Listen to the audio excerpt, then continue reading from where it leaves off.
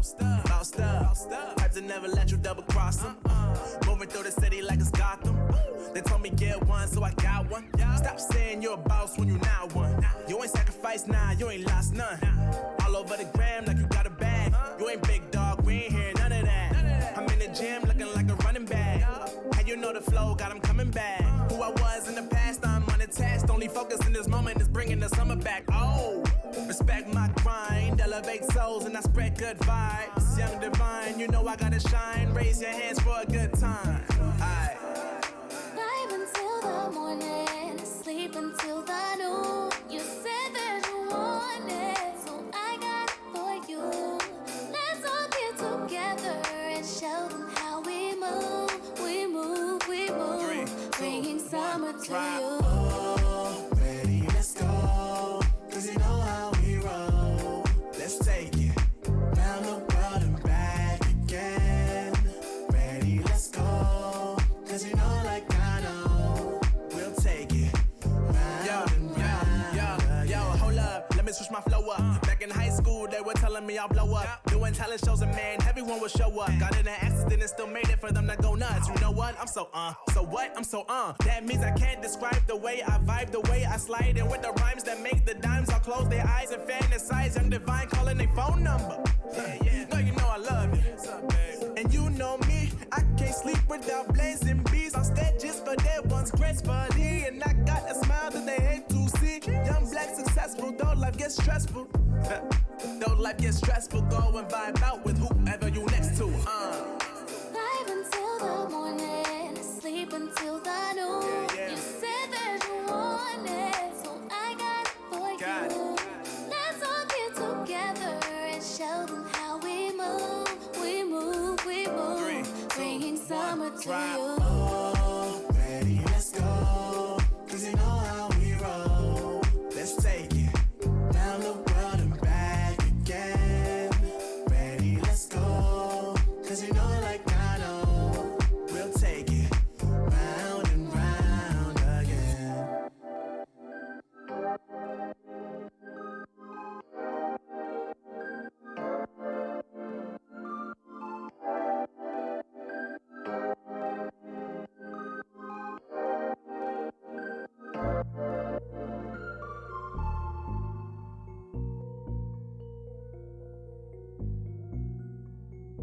Elohim, you're home. Can't you come over? Ayy, I know my way to the paper. All of my women look tailored. It costs a few thousand, it's tailored. Can't drop a dime in the sidewalk. I'm in the room with the bosses. All of our pockets look gorgeous, ayy. You'll see the boys in the Forbes, ayy. Constantly plotting, we want this, ayy. I need my bag and clips extended, ayy. Blast you haters to fragments, ayy. Got no time for the cameras, cause I might just pull the extension, ayy. Young, back to the basics. Get in that bag on occasion. She top it until she get brainless, hey. Damn it, I love to be famous, ayy. I'm in my bag, I don't have to brag, no, ayy. She's watching me stack it, so what am I capping for? Ayy, if I spend it all, it's just cause I'm racking more. Ayy, you so 10 in a back, you know I'm not capping, bro. Whoa, moving too fast, you probably thought it's a ghost. Whoa, stack it up, been doing the most. Whoa, moving too fast, yeah, I just hopped in a ghost. Whoa, stack it up, I've been doing the most. Ayy, I got nothing to lose. I ain't got nothing else to prove. I see they all tryna shoot. Ashamed though, cause I'm bulletproof. Can't touch me, I'm up on the roof. I'm catching bodies, hiding all the proof. I make them disappear like poof.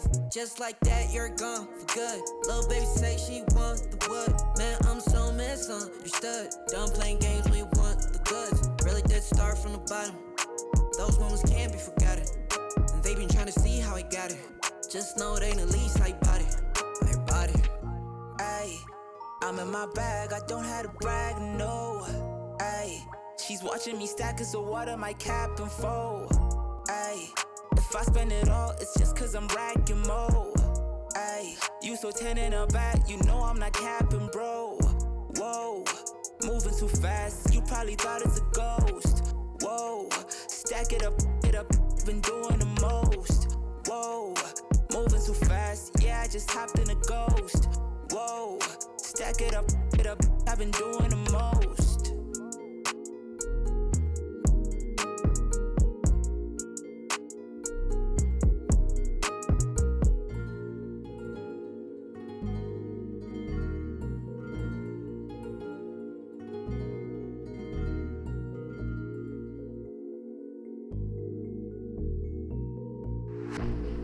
I was born like a fire in the eye of a hurricane. Always told, stay in line, be alright, better play it safe. I walk a different path, nothing can hold me back. I've passed the point of no return, something is calling me, it's in the air that I breathe. Bring me back to life again.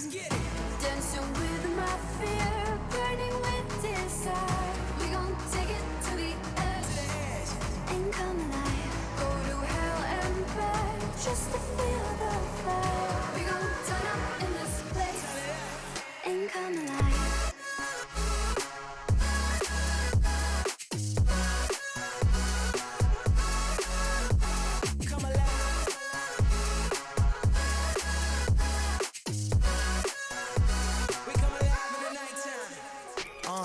Fly so high they can't touch us. So top notch, none above us. We done came so far, now we up now. Had a vision, stuck to it, never back down. Never had much, now we own the whole thing. Spread it all around the world, watch it all change. Came alive, now they all see the greatness. Light shine so hard they can't take it. Dancing with my fear, burning with desire. We gon' take it to the edge and come alive. Go to hell and back just to feel the fire. We gon' turn up in this place and come alive.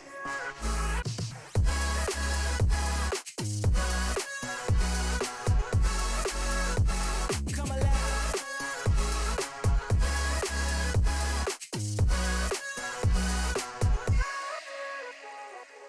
I walk a different path, nothing can hold me back.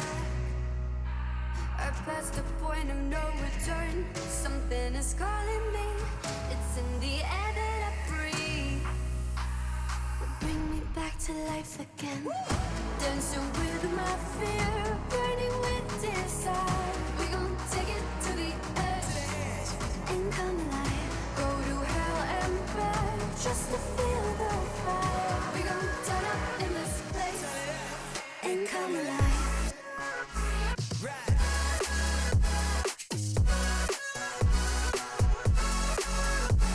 Come alive. Come alive. Come alive.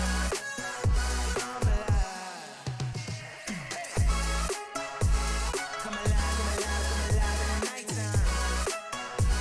Come alive, come alive, come alive in the nighttime.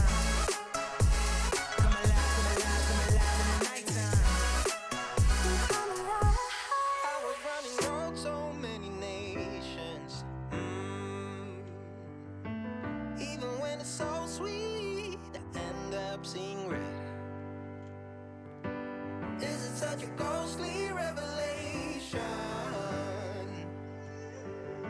I may have fucked up all my chances. Yeah. And we ain't sleeping on the floor again. We never sleeping on the floor again. For the ones who didn't make it out, for the ones that didn't see the life, for the ones that never cared, never gave a thought, found no happiness in that brand new car or the house you bought. I see you talking about the love you lost, and it was gone like way before you ever thought it was. Yeah, I took my time, no quick ones, quick run, quick gas to get back there. Hot roads, I didn't think I'd come back fierce, cause I was running round so many nations. Even when it's so sweet, I end up seeing red.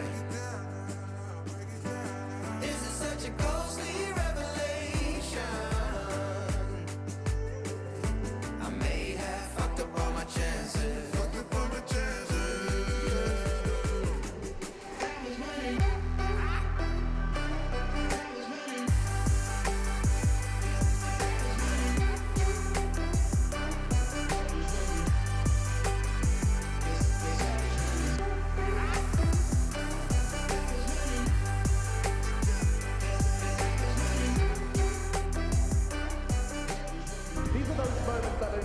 anybody else going to forget?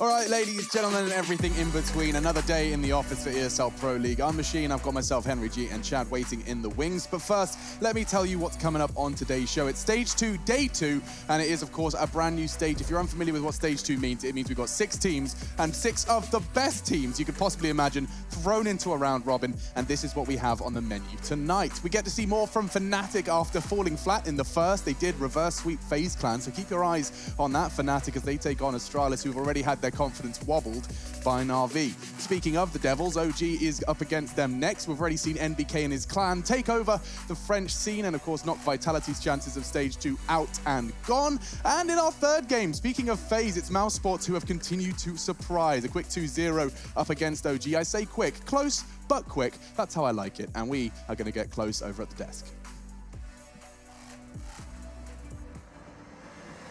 We are ready.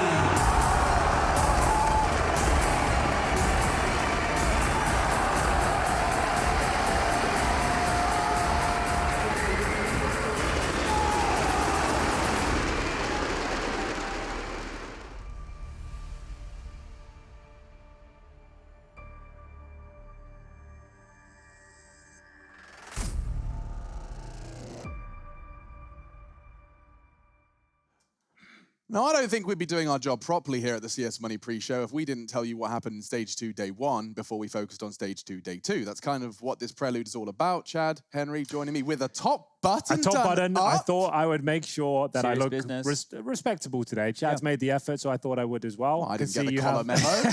I didn't get the memo today. I think you look rather dapper regardless. Thank you, handsome. I didn't bring any shirts that I can actually button up without being open like this. Like, I physically can. They just don't look any good. Okay. So we'll just be this casual kind of open shirt. It's like a Friday night in Australia vibe going out situation. Right. So that's what I'm going for. Stay indoors. Yeah. Make sure you do They that. won't. I'm not actually going. Friday night on your balcony. Yes, exactly. That's the one. That's what I'm talking about. Yeah, We had a balcony moment last night, Chad. We did. It felt like, you know, the world is actually still flourishing, despite us not being able to experience it. Was there like a romantic evening on the balcony? We were sipping cold beers. The sun was still up. The blossom was blooming. That sounds lovely. There was birds in the trees. They were Birds chirping. were chasing each other. It was great. It was nice. Yeah. The real world was fun. But in the virtual reality that we spend most of our time in, Stage 2, Day 1 did continue. And I want to start by just bringing up this. This is your current state of affairs for Stage 2. Is anything leaping off the page? Ooh, I think the main one for me is the fact that Na'Vi toppled Astralis again. Right. That would be the big ticket item, but maybe not the initial focus. No, I think Mouse versus OG was the game that put that first win in the mousesports column. And it was a close 2-0 for Mouse. OG gave it the best shot. It was. It was kicking things off on Nuke as well. And, well, for now we are going to be...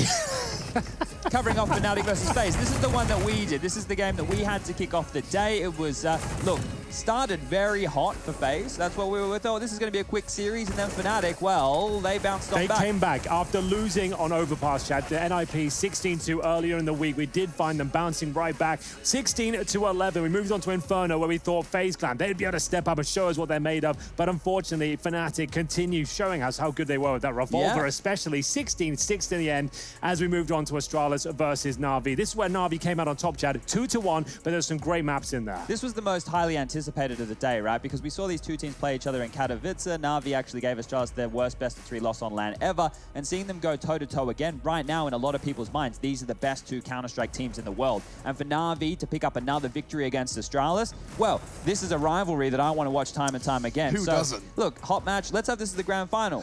I wouldn't mind to see more from that. Of course, that would require Astralis to start picking up wins versus the other 4 teams in this 6-team group. And mousesports, we were talking about them earlier. It was a game up against against OG. We got to see mousesports' nuke return to form, but to their credit, OG were not dissuaded by an early disadvantage. They closed that gap right. I mean, here's a perfect example. Jumps to 13-12. Couldn't close it out. And on Train, we got to see a little more life in the mousesports Train. It's been a question mark just after one wobble, but afterwards they've strung together two very consistent Trains. They have found that international supremacy we're looking for here, Alex. mousesports did close things out 16-11 on Train. It was Robs and Frozen, the power team, managing to close things out. Their skill level just seems to be getting better and better. Every game we're seeing them in EPL. Their numbers speak for themselves at this point. A dangerous team in Stage 2 so far. Yeah, no, truly. mousesports have proved to be the cat's pajamas so far here in Pro League, but now it's time for Chad to tuck in to some stats, it looks like. And in my pajamas as well, Alex. So let's just take a look. I've only looked at the stats from the start of Stage 2. So everything that happened in Stage 1 with all these teams, we're throwing that out the window.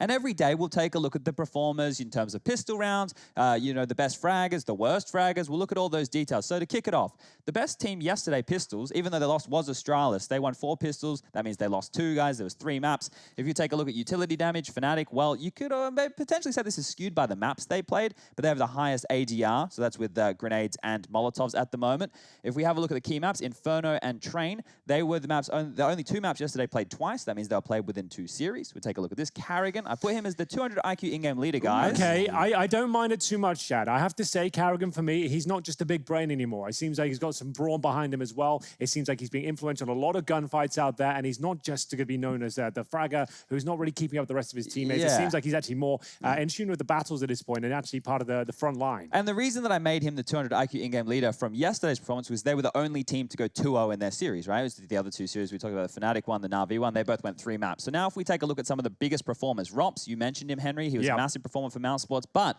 just under him, these are the top 3 performers, was JW and Flusher, or the other way around right there with the names, but for Fnatic, they were instrumental, rocking an old school yesterday. Absolutely, yeah. Revolver action. They look great with the Revolver. We did have a 2-1 victory over FaZe, and we had the old boys actually giving them hell the entire time. That was great to see. And the fact they're still using the Revolver and still equipping it every single time. Big fan of it, Chad. I know. Is that not going to make the weapon of the day, perhaps? We don't have a weapon of the day board yet. I know Vlad's getting fed up of having to make all these graphics that I keep asking, but we do have the Playmaker column here, and that's to do with clutches, and we've got Zipex there. He actually won the most clutches, so the clutch minister is here in business. I want to take a look at the column next to that, which is the worst 5 performers. This is in order. So Perfecto is 5th last, and then you've got Chris J, Glaive, Issa, and Olaf. The 2 that we really should be focusing on is Issa and Olaf, as they lost their matches there. So did Glaive, but he's the in-game leader. We kind of give him a little bit more. Perfecto and Chris J, they won. So even though they're in the bottom performance, they still get the victory. Yeah, I feel like Issa is the one that leaps off the page the most for me, considering the success OG found, the 3-0 start with Issa looking very influential throughout those victories. The fact he dropped off yesterday, I think that's a good shout. I see Simple's name next to Orpa. Was he actually picking up AWP frags as well as dominating? The most yesterday. Mr. Simple right here, the big man over Device. Obviously, that series right there, those 2 individuals, big names going head-to-head. Simple, he's the 4th highest rated, but I wanted to give him his own category. So we put him as the best AWP yesterday because he was. Yeah, and I mean, Simple was doing ridiculous things. I'm sure you've seen it on the subreddit if you've at any moment cast your eyes over it, because it certainly did turn the Counter-Strike community haywire. It was a 2 versus 4. Simple Electronic demonstrating exactly what they're capable of with just the 2 of them. Now, I think the clip we have is actually Simple explaining it. So why don't we go ahead and throw over to something you may have missed if you weren't watching the game live. Very fast, there's always guy backlines on the left with op, so I expect him. I go on top of 6, I expect guy middle of side hold me, because he can see my head.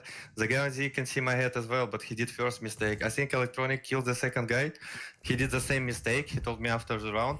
And after all, we knew the guy behind 6, we just Molo. I thought he can go up, actually, because the Molo hit him, but Electronic was on top of side, so we just trade immediately.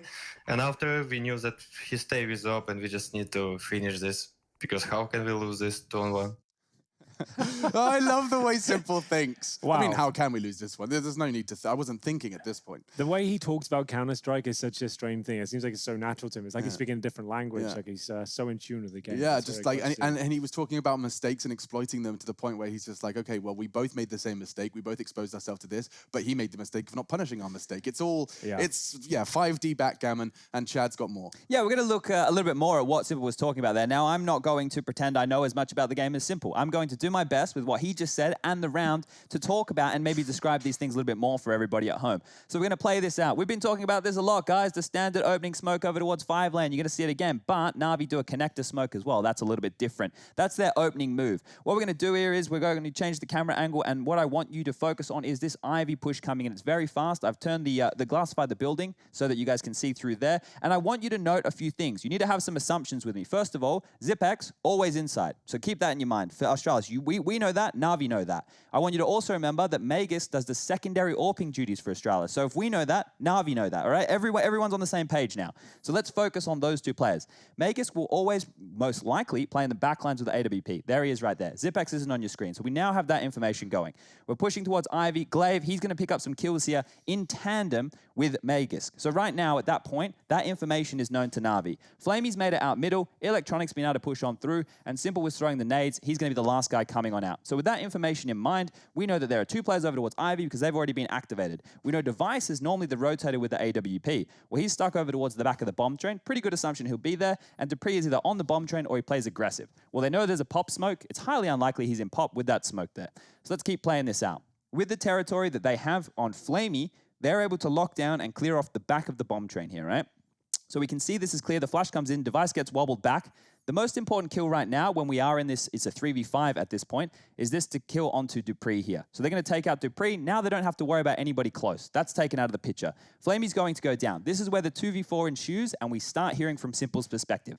The first mistake he was talking about was this one right here. I'm going to change the camera angle. As you see Simple get on top of the blue train, he's going to go up the ladder. The camera angle is about to change.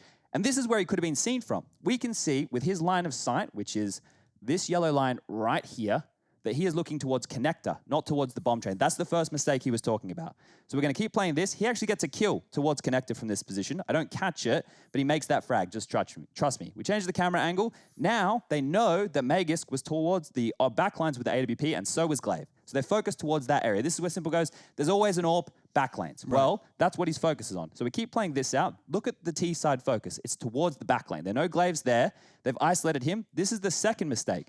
Right here, Electronic is actually open from this bomb site position. He's not looking towards this spot. He could go down very, very easily.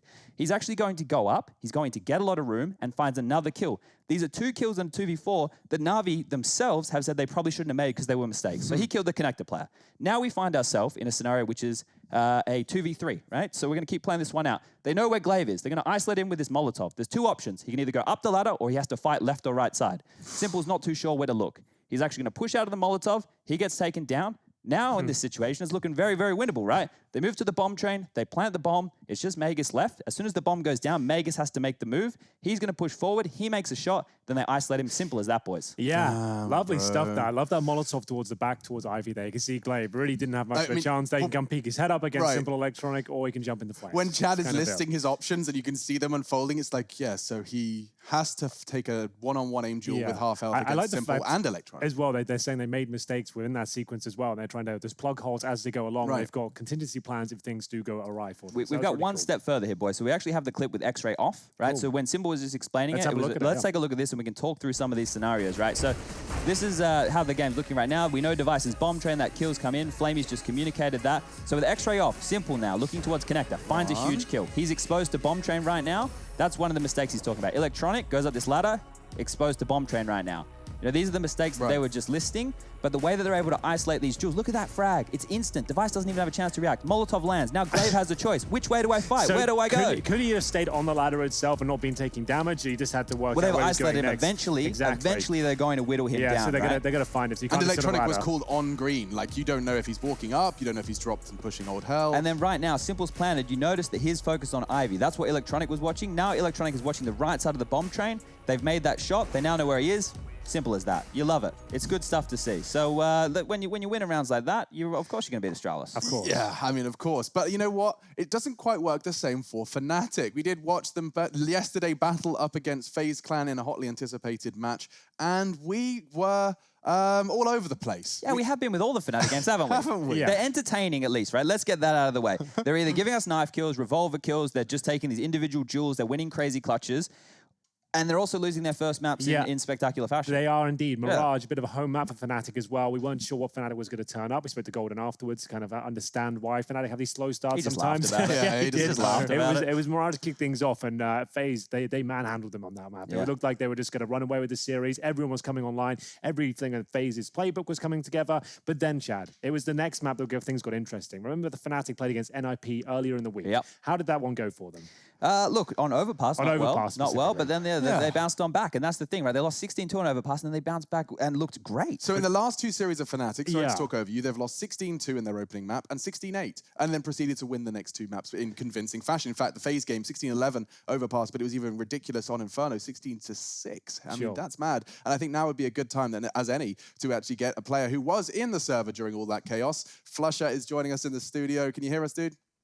I can hear you. Yes, fantastic. Okay, well, first things first. That game yesterday, when we're watching you guys, we don't really know what to say other than, well, this is Fnatic, so it looks shit now, but watch them win the series, and you do. Is that the same kind of conversation you're having? Like, I mean, is it as ridiculous as it's just in the heads? You know, you're all just saying, it's okay, guys, it's the first map, or is this genuinely you giving it your all and it just not working repeatedly?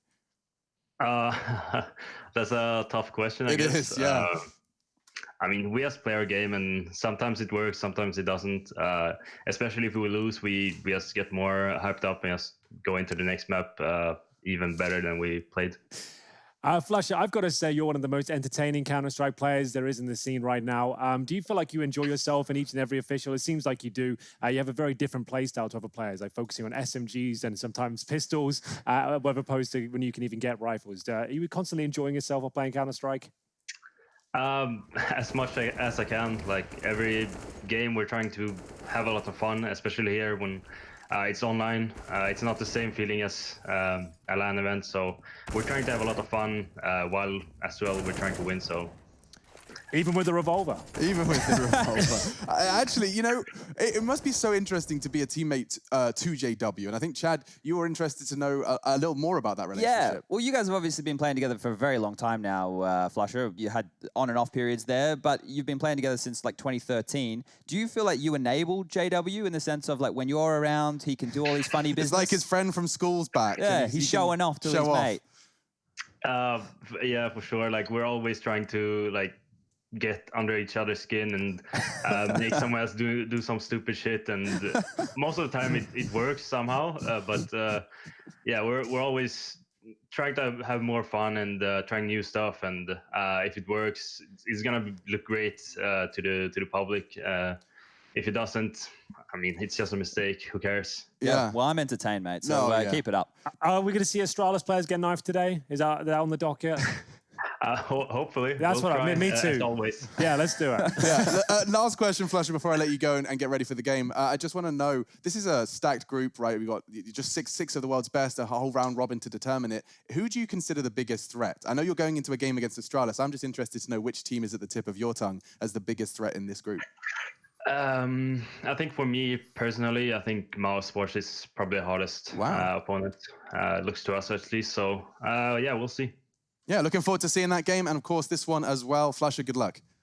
Thank you. Awesome. So we're going to get to see Fnatic take on Astralis as our first game. This stage 2 is already getting me excited just because when I start saying the games we're about to be bringing you. We are taking a break, but yes, Astralis, Fnatic, it looms. Tell your friends, tell your pets, it's coming up soon.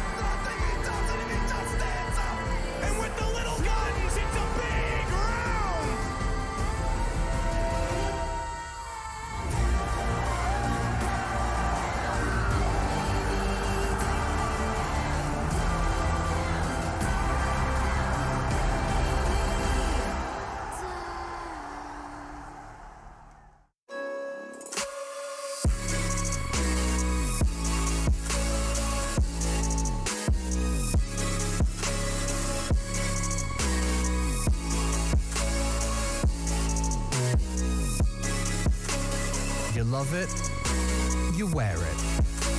What's your style? Get your merch at shop.eslgaming.com.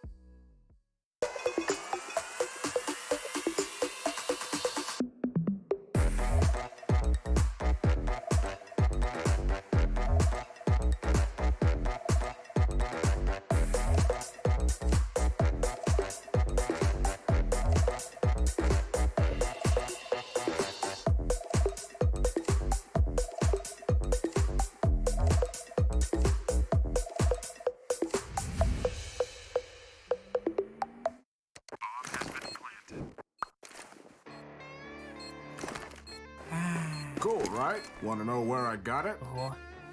Well, look, go to cs.money. It's a trade platform and a marketplace at the same time. Just choose, click, and get. Good luck, bro.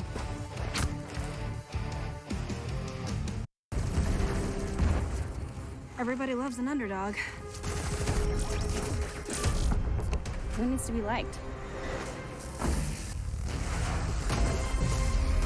Mountain Dew Amp Game Fuel. Victory in a can. Charge up your game with excitement. Highest odds on the market. Take what's rightfully yours with GG.bet. My name is Jordan Gilbert, aka Nothing. Hi, my name is Sue Lee. My handle is Smix. I think it's important for these initiatives to happen. Empathy really, really goes a long way, and it always means so much to us, and I think that's where initiatives like this really help. I encourage everyone in the community, anytime they see bullying, anytime they see someone getting called names, I encourage you to step up and say something. Good luck, have fun. Good luck, have fun.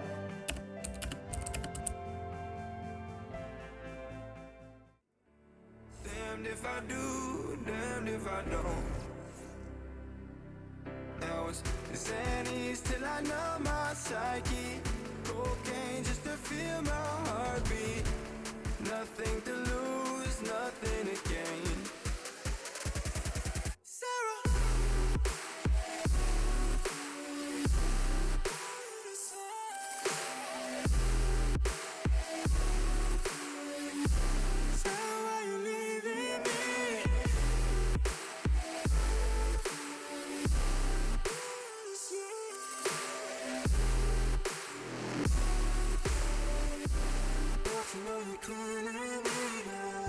Sarah, I lost myself today trying to find ways to make you stay.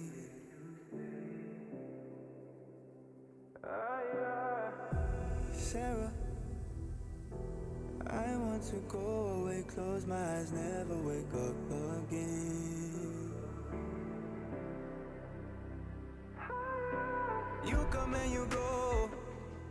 You take me high, you take me low. But I don't know how to do this on my own anymore. Oh no, now it's Molly for the melancholy. Cody, fill a hole inside me. Damned if I do, damned if I don't. Now it's Xannies till I know my psyche. Cocaine just to feel my heartbeat. Nothing to lose, nothing to gain. Sarah.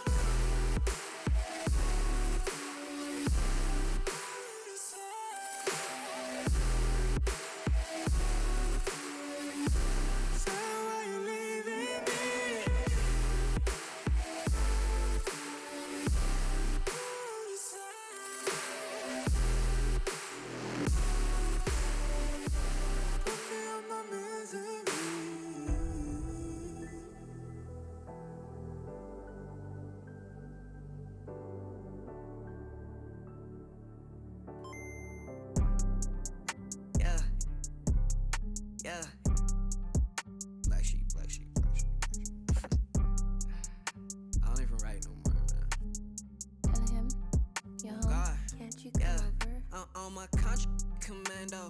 Pulling up with clips extendo. That's no game Nintendo. I don't ever run out of ammo. I'm gon' need me a benzo. No fake friends, no pretend. No, think I might have found my 10. Oh, posted up in my tent. Watch your man go dumb, go stupid. If you're the best, then prove it. Got no words, be quiet, stay moving. I got a bag, won't lose it. Watch your man go dumb, go stupid. If you're the best, then prove it. Got no words, be quiet, stay moving. I got a bag, won't lose it. Lose it. Get substituted. You're not recruited. You're too damn scared to use it. The truth is, you're useless. ESL Pro League is brought to you in part by Intel, Gaming Malta, Mountain Dew Amp Game Fuel, CS Money, MSI, Air Force, GG Bet, and ESEA.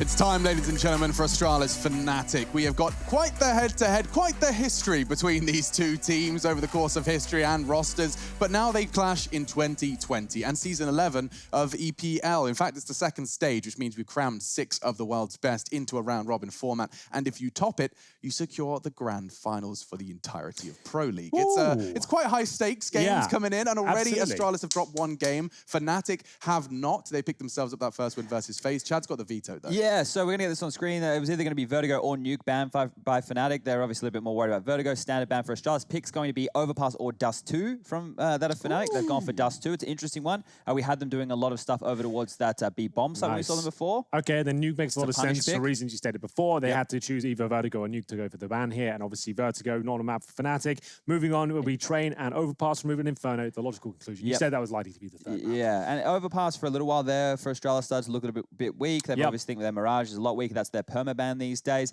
I just think that for the Dust 2 one, that is if you allow an Astralis with that double AWP setup that we've seen of Dupree and Device to get going early. Yeah, if they can't punish that, if they can't restrict the economy, could be some troubles there. But this one does have 3 maps written all over it, I think. If Fnatic pick up Dust 2, it's almost a given that Astralis is going to take Nuke. It's still one of their home maps, right? They have 2 home maps, one's Inferno, one's Nuke, and you're always going to be considering that. I think maybe you throw Vertigo in that mix now as well. Yeah, an interesting kind of Inferno comparison as well is that, you know, Astralis were the front runners in CT utility damage, and we just had the stat up actually yesterday in their FaZe game that Fnatic are the leaders in T-sided utility damage. Yeah. So let's go ahead and just throw those in a server for the third map. That would be fun. It's mainly Flusher as well. He's always providing those big numbers on the T side towards Banana, always finding the grenade damage. Such a nuisance on that side of the map. Certainly going to be influential. As you can see, Astralis and Fnatic coming up next. And this is going to be quite the game, I have to say. Like, Astralis not on their best form right now. Fnatic just taking down FaZe. They're on the up and up, and hopefully this will go to 3 maps. I feel like I haven't seen Astralis play in a while. It has been a long time, right? They were in that first group, Group A, all those many eons ago. So they have had that extra time to be looking and kind of coming up with their new approach to the game, if they have one. But we obviously know that we've got that 6-man situation going on. I don't think Azatag's probably... I don't think it's not relevant today, I suppose. No, it's not going to come into the mix right now. But look, with them going into this series right here, if they want to qualify now, they almost need to go flawless and hope that Na'Vi lose to other teams, because we pointed out what happens if you come first in your group. That's great. You get straight into that grand final. But coming second and third is equally as important, right? Because then you have that playoff match to face the winner in the grand final. So wins are important. Just get the victories. I mean, Good advice, we always actually. find ourselves explaining the theory crafting. The answer is always, if you win your games, you succeed. Simple as that. That's pretty much where we just draw the line. And winning their game is only possible for, of course, one of the 2 teams that step into the ring tonight. It's coming up. And Dust 2's our first. Now, this is known for being somewhat of a brawl. We'll get to see Fnatic up to their usual tricks, I have no doubt about it. And something that Golden got up to last time we saw them in their first group stage, Henry, was all of these ridiculous Golden's relentless B pushes. He hit them like 6 times in a row. He does like to be aggressive in this map. He likes to explore the territory and see what's available to him. And we'll see if Fnatic can find yet another victory here at EPL as we move deeper into stage 2 now. Astralis looking to find their first victory. They'll start on the CT side here, and we'll get into the action momentarily. No upgraded pistols on either side, and we will see a B lean from Fnatic here. They do like to trickle in towards that B bomb side as Flusher, just showing some tendencies towards long, but it will be a full commitment here. Dupree already fired off most most of his bullets, but still gets the first kill. Golden answers back, and Glaive and Mage is still ready and waiting on the B side. Yeah, Glaive's just jiggling so the Magis can take the fight. Now he's actually hitting the shots he needs to. Crim's down to 2. Should be finished by Magis. JW, however, not interested in losing this round, has got access back to the B site. Rotates come in, bomb will be retrieved, and suppressing shots from Flusher enable the retrieval of the bomb. Crossing could be deadly. He does get across. Device and Glaive, they might want to contest. The smoke has bloomed by the doors, means the window is the most likely avenue of assault, and straight through the smoke, Flusher has struck, often the word I would have used, and Zipex trying to strike again. Oh, it's such a fanatic round, this one. The way they're winning it as well, just by the skin of their team. JW has knocked out the doors here. The bomb is getting to a very difficult position for Astralis to actually retake this one. They have no kick currently. They're trying to find him. They have no idea where he is. This is a horrible round of CS. No one really connecting. JW, though, he's done enough, as they will close it out. It's the scrappiest round you're ever likely to see, but Fnatic somehow pull it out of the hat. Astralis had all the advantages in the world, but a lot of whiffs there, Chad. Yeah, well, I'm glad it's that duo of JW and Flusher to close it out. We pointed them out on the board to start of today. Yesterday, they were influential in picking up that victory against FaZe. They are the second and third highest rated players just from stage 2. So we're only looking at yesterday's games. It's great if they can continue this form. Device on the scout, who's been known to cause quite a lot of strife for Tees, who feel like a fight middle early into the second round. He is on the force, of course. You can see there's going to be 2 scouts in play. And who is that cheeky beaver? That was actually Golden in almost faking the presence on the B side of the map. He did cross back, and now Molotov forcing Device into a more passive line. Well then, Fnatic up against the force buy here of Astralis. The 2 scouts, it's Glaive and Device, not Device and Dupree. That double AWP setup will come out though eventually. Dupree has been trying to mold himself into a secondary sniper now for the last year or so. Finally coming to fruition, we're starting to see him having some very impressive results, especially on Dust 2. As the A-take will be coming through, you can see the reposition from the CTs. They're going to be boosting up one of the scouts with the bomb side, but that has led them to their first and second death here. Golden, fantastic shots from him, but an even better one from Zipex towards short. Significant damage there on the cross as well. It is going to be a 4-on-3 in favor of Fnatic, but still a chance here for Astralis. Yeah, and I think Flusher is the make or break moment, because Dupree... he's actually still heading back to B. Not sure what his plans and intentions were with that. He now will return to Flusher's domain, and chances are his back's going to be exposed, as will Zipex. Flusher, Flusher. He squandered his shots and now tapping away. He needs to find the shot. He can't. On to JW, looking for the 1 versus 3. He's under a lot of scrutiny, but he does cross the line. 2 back-to-back 3K clutches. JW pulls home the second. The fact that he is keeping his form is probably the most unique thing about JW, because his playstyle is very erratic. Yeah, and we never know what he's going to do. I don't think he does half the time. It's difficult to see him have 2 good days back-to-back. That was a problem we had during stage 1, Henry. Absolutely. Performances against Big where they actually fell flat. JW wouldn't turn up at all, but right now he's firing on all cylinders and looking incredibly hot as he does win out yet another round here and find the 2-0 for Fnatic. This is a tactic we've been trying recently, boys. You go for the full CT stack at the beginning of the round. You assume that no one's going to be in this B side, then you put 1 flashbang in, all the CTs try and enter the B bomb, so the USPs, and hopefully you get a few kills. But unfortunately, Fnatic have got right up to the doors before they've even had a chance to kind of squander their chances here. JW not going to check the right, but he does in the end. It's going to be Dupree and Zipex dropped here, and it looks like our logical conclusion of this round is coming in very quickly, with all 5 players surviving, barely taking any damage there. A nice idea from Astralis, but way too fast from Fnatic. Will we see back-to-back 3Ks 4 rounds in a row from JW? I mean, already he's on this set. This time it's against the full buy. A little more of a tough ask. Let's see if the fragging is going to be more evenly distributed this round. Brolin's back on his signature weapon. We'll get to see more Krieg action into the 4th. Yeah, he is an absolute demon with the Krieg. Well up there with one of the world's best.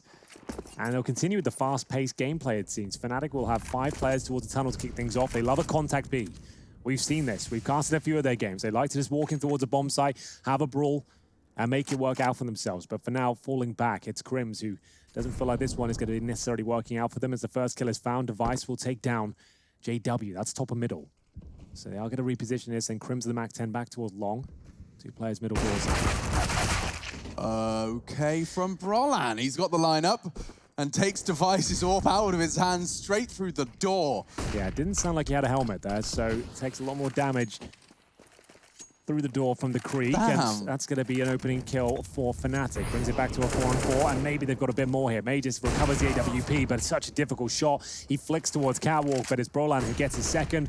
Bomb to go down. Fnatic are high-flying right now. This looks fantastic. They almost convinced all of us that it was a B, and Yeah, then eventually right. changed their mind after the early frag. They send Crims on a long mission. He hasn't yet to find too much of an impact on this round, but the round has been won, and Glaive shooting corpses. That is no fun. You can see the shake of shame. We will see 4 on the board for the boys of Fnatic. So we always talk about conditioning in the server with strategies and different pressure points and maybe players that you want to abuse, so you're going to force a lean from the CT side. Well, Fnatic have actually been doing conditioning outside of the server. So they've been making sure that, you know, they lose those first maps, and then teams just expect the first map to be a breeze. They come in, it's only like 30% they need to give, because Fnatic aren't going to be able to win anyway. But here, they're winning 4-0. So they've waited. They've really waited. These guys are very strategic. I didn't know that it went this deep, Henry. Yeah, it's true. Yesterday, losing to FaZe 16-8 on Mirage to open things up, and the day before, they lost 16-2 to NIP on Overpass. It feels like it's a common trend for Fnatic, but right now, they've had enough of it. They thought, you know what? In Stage 2, we're going to play some proper solid Counter-Strike. We're going to start winning 2-0 instead of 2-1. That's absurd. Yeah, Man, we're going to step things up a little You're bit here. crazy. And we'll do it against one of the world's best here, Astralis. 4-0 for Fnatic so far as we get into round number 5. No AWPs available. Again with Golden's B calls. Here we gets go. them in the halls early. This time they're just going to try and condition with some early utility. Flusher is going to stick around as well for a fight. Oh, no. It's not even a fight. No, that's a rather one-sided affair. That's bullying, if you ask me. Straight up bullying. This looks like a strat out of a casual server, right? You have your AWPer stay in T-spawn and everybody else just goes tunnels. There's no focus on the rest of the map. They haven't even needed to give Astralis anything to worry about, but Magus gone to Crims has given Fnatic something to worry about. Okay. 4v4. All right then. Mages through the smoke. Does pull one back here. Trying to drop a decent grenade for those doors as well. Going to land towards the Xbox. You can see if anyone was there, that would have done a ton of damage, but unable to connect. And maybe receiving a bit of damage himself. Mages still happy to challenge though. 72 HP. Already got 1 kill to his name, being very combative towards middle. But the focus will be towards long now. Flusher has snuck out those mid doors. His teammates getting ready to attack the A bomb site. Flashbang to come over momentarily, and I'm sure they'll make their way in. There's the flash. And long is clear for now. Zipex to patrol with just a flash himself and an M4 from Carr. This frag onto Zipex is going to be everything. Look how much damage. Yeah, that's insane. That's really unlucky. And Flush out, he's been in middle this entire time. So they get the aggro. The rotation from B comes through. The timing's off. And now it all falls apart. Even though Zipex did about 100 damage there on the corner. Flusher just being a nuisance, playing it perfectly, of course. And now it's just one player remaining. Dupree scrambles up towards Shaw. Looks like he kind of fancies this one. He'll be actually challenging with the AK-47. Not sure why he wants to give the weapon up, but he does want to give it a go. Now locked in with the flames behind him. He's got 13 HP, and he continues his assault towards A. Yeah, spots another one towards long. It's Brolan with low HP, and a flash and across towards the bomb site would apply a whole lot of pressure to force him to stay on the site. That adjustment from Brolan guarantees the round now. Like, Dupree could have won this, I guess, with a few crispy one-taps. So the fact he's that close now, there's no chance of him touching the bomb. So Brolan will confirm the 5-0, and 3 players will survive. Yeah, so within these first 5 rounds, Fnatic have found opening kills in 4 of them. Here's an example right there. A Flusher taking down Device without a chance. The only round they didn't find the opening kill was on the pistol round. It was Dupree who found the opening on that B bomb site, and he was immediately traded. So right now, things are looking very good for Fnatic in that regard. And as they go up against pistols and a scout and a few grenades, Flusher got the long spawn. Yeah, I wonder if he's just going to go dart out the doors here. He is. Straight out the blue bin, straight away demanding respect of the long position. There is some good utility damage considering the half buy here. A couple of 5.7s worth noting, not opting for the full $700 pistol, just going for the charity shop version. Probably a bit more spammy around those smokes with the 5.7, but the problem is Brolan and Flusher taking damage at long to those nades and the scout in play within the hands of Dupree. If he hits a scout bullet into the chest of either Flusher or Brolan, they will both immediately fall, and that's weapons loose. Well, we'll see whether he can actually connect any of these dots here. In terms of the setup from Fnatic so far, very default. They've just smoked towards the mid doors, bombs down in the long area as Crims investigates the short position. There is a player there. That's going to be Device as he Molotovs off the corner. He's got Glaive directly beneath him. It all comes down to the timings here. Smoke dropped and Device going for a nutmeg here, and actually works out for him. Sitting in that smoke, Crims will push through, and he's actually picked up the rifle as well. Not a big fan of the play from Crims, I'll be honest. Pushing the smoke didn't seem necessary by himself, and it could lead to their demise. Lots of danger here right now. The time is starting to tick on down. Fnatic don't know where they want to go. JW Misses a shot. Device, well, he had a chance to strike with the AK, but now he's evened it up. Yeah. Well, they're not thinking about the AK, though, at all, are they? That could be recovered. Now they are jumping up towards shore. They need to make sure that weapon isn't picked up by an Astralis player here. It's still a 4-on-3 in favor of the CT side, and they have 20 seconds on the clock. Glaive's going to get a kill here towards middle. He's spotted the gun barrel, and it might get a little bit messier now, considering the AK spray preemptively firing around the corner. The scout going to struggle here. So is the AK. Who comes out on top here? I'm not really 10 sure. seconds. Golden. Where It's is going the to be bomb? 10 seconds. They have got enough time to plant. That will be okay. It'll be on the nose, but it's absolutely fine. You'll see the bomb go down with no problem. It has to read 4 on the clock for it to be successful. And you can see Made is just hiding in the corner. They're hoping they didn't have time, but ultimately they did. Yeah, wow. That's another one of for the Fnatic playbook. We've seen them do this a lot, actually. The 20-second chaos, it seems to be where they are at their calmest. He was running from the brick box at, what, 12 seconds into the site? So you can tell that's a very last-minute decision there from Fnatic, but it paid off because the CTs with the lower pistols eventually had to hedge. And now if Niggas can pick up Golden, that would have been a nice little weapon to carry on forward, but not necessary right now. Max loss bonus on the side there for Astralis. They will be able to get the full buy with everything that they need. We're going to see the AWP come out in the hands of Device here. Will Dupree continue with that secondary AWPing setup we've been talking about? We'll find out after these highlights. Golden. He had 6 bullets and went for the taps. I like that. He was up against the scout. Felt like he could take some advantages, but you could see he did get that bomb down in time. That was the crucial moment. JW has cooled off after his opening 9 kills in 3 rounds, but regardless, a 10-1 scoreline certainly reads positively for him. He's got a KD of 10. Yeah, he's doing very well out there. We're going to have quite the showing here on Dust 2, and we do move into our double AWP setup for the first time here for Astralis. We talked about it, and Chad, Dupree's never been known as a secondary AWPer throughout his entire career. In the last year or so, it's kind of been brought into the Astralis machine.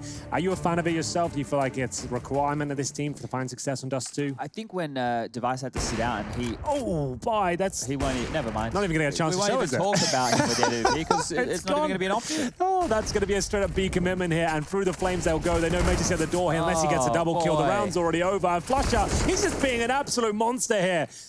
They've already lost 2 players. Let them survive. Let them save something for the next round. Oh, God, it's going to get worse, I think. Yeah, Glaive's going to cower after that one. He's just happy to have got the info. So they knows where one is, and it's just going to be retreating from that hot spot. So Dust 2 really does lend itself to all of the traits of Fnatic if they show up. Yeah. If this team actually comes in playing the Fnatic game, they are going to win, hands down. The spawn-based, loose play style of Dust 2 really lends itself to the characteristics of the Fnatic players. They're hunting right now. I just want to recap this because a few players probably will go down. But so far, besides those first 2 situations where JW had to win back-to-back clutches in rounds 1 and 2, the rounds have been very clean. Round 3, all 5 alive. Round 4, 4 players lived. Let's see how many go down here. Device clutch 1. Glaive's going to get... Well, he gets 1. Glaive got 1 from that exchange right there. But it does do a little bit of damage. They save double AWPs on the T side to note. But what I was trying to point out there for everybody is the majority of the rounds, Fnatic is surviving with 3 or more players. That one right there was only 2, but they were trying to chase and take away those weapons. They're getting this done with ease. The rounds aren't messy. They're not having to play too many of these 3v3 mid-rounds like we've been seeing from Fnatic. Well, is Golden taking the secondary here? It looks like he might be. Maybe just for the doors at the start? Spawn, maybe? No, he doesn't have a gun at all. Where did it go? There was 2 of them, and now there's 1 of them. I don't know. Anyway, I'll look at that in a second, because for now, Rollins charging straight up long, straight into the smoke. Glaive has no issues collecting. That's an express delivery of a Krieg. Well, there's the secondary AWP now. That's been recovered. A bit of confusion here. You can see they are playing quite a loose game plan. It seems that they don't even realize they've got a double AWP set up. So there you go. Golden is proficient with the weapon. We have seen him pick it up a few times.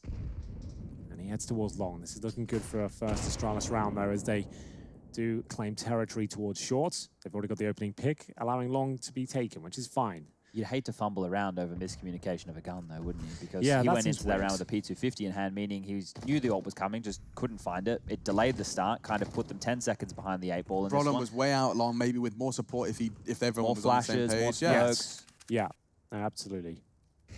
Certainly not the round you're looking for if you're Fnatic, but they are 7-0 up. Haven't lost this one just yet. The Device, he nails these ones, but yes, you're right, dead on. The fact that JW's hit that shot actually gives him a good chance, trying to use the flames to cross and successfully doing so. Glaive now knows new 2 players are on towards the side. The bomb will be planted here, and he does decide to push the flames somewhat here, taking damage but applying pressure, and it should be an Astralis pickup here, no problem.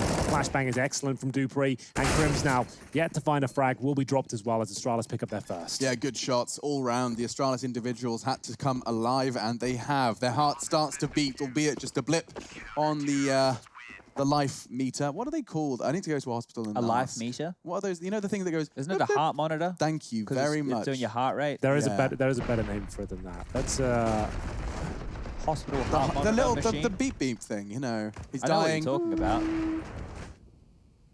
As you can tell, ladies and gentlemen, I haven't been to a hospital since I was 8. Yeah, and I'm not a doctor. No. So I'll keep the dissecting Counter-Strike for now. Let's do the dissection in a virtual plane.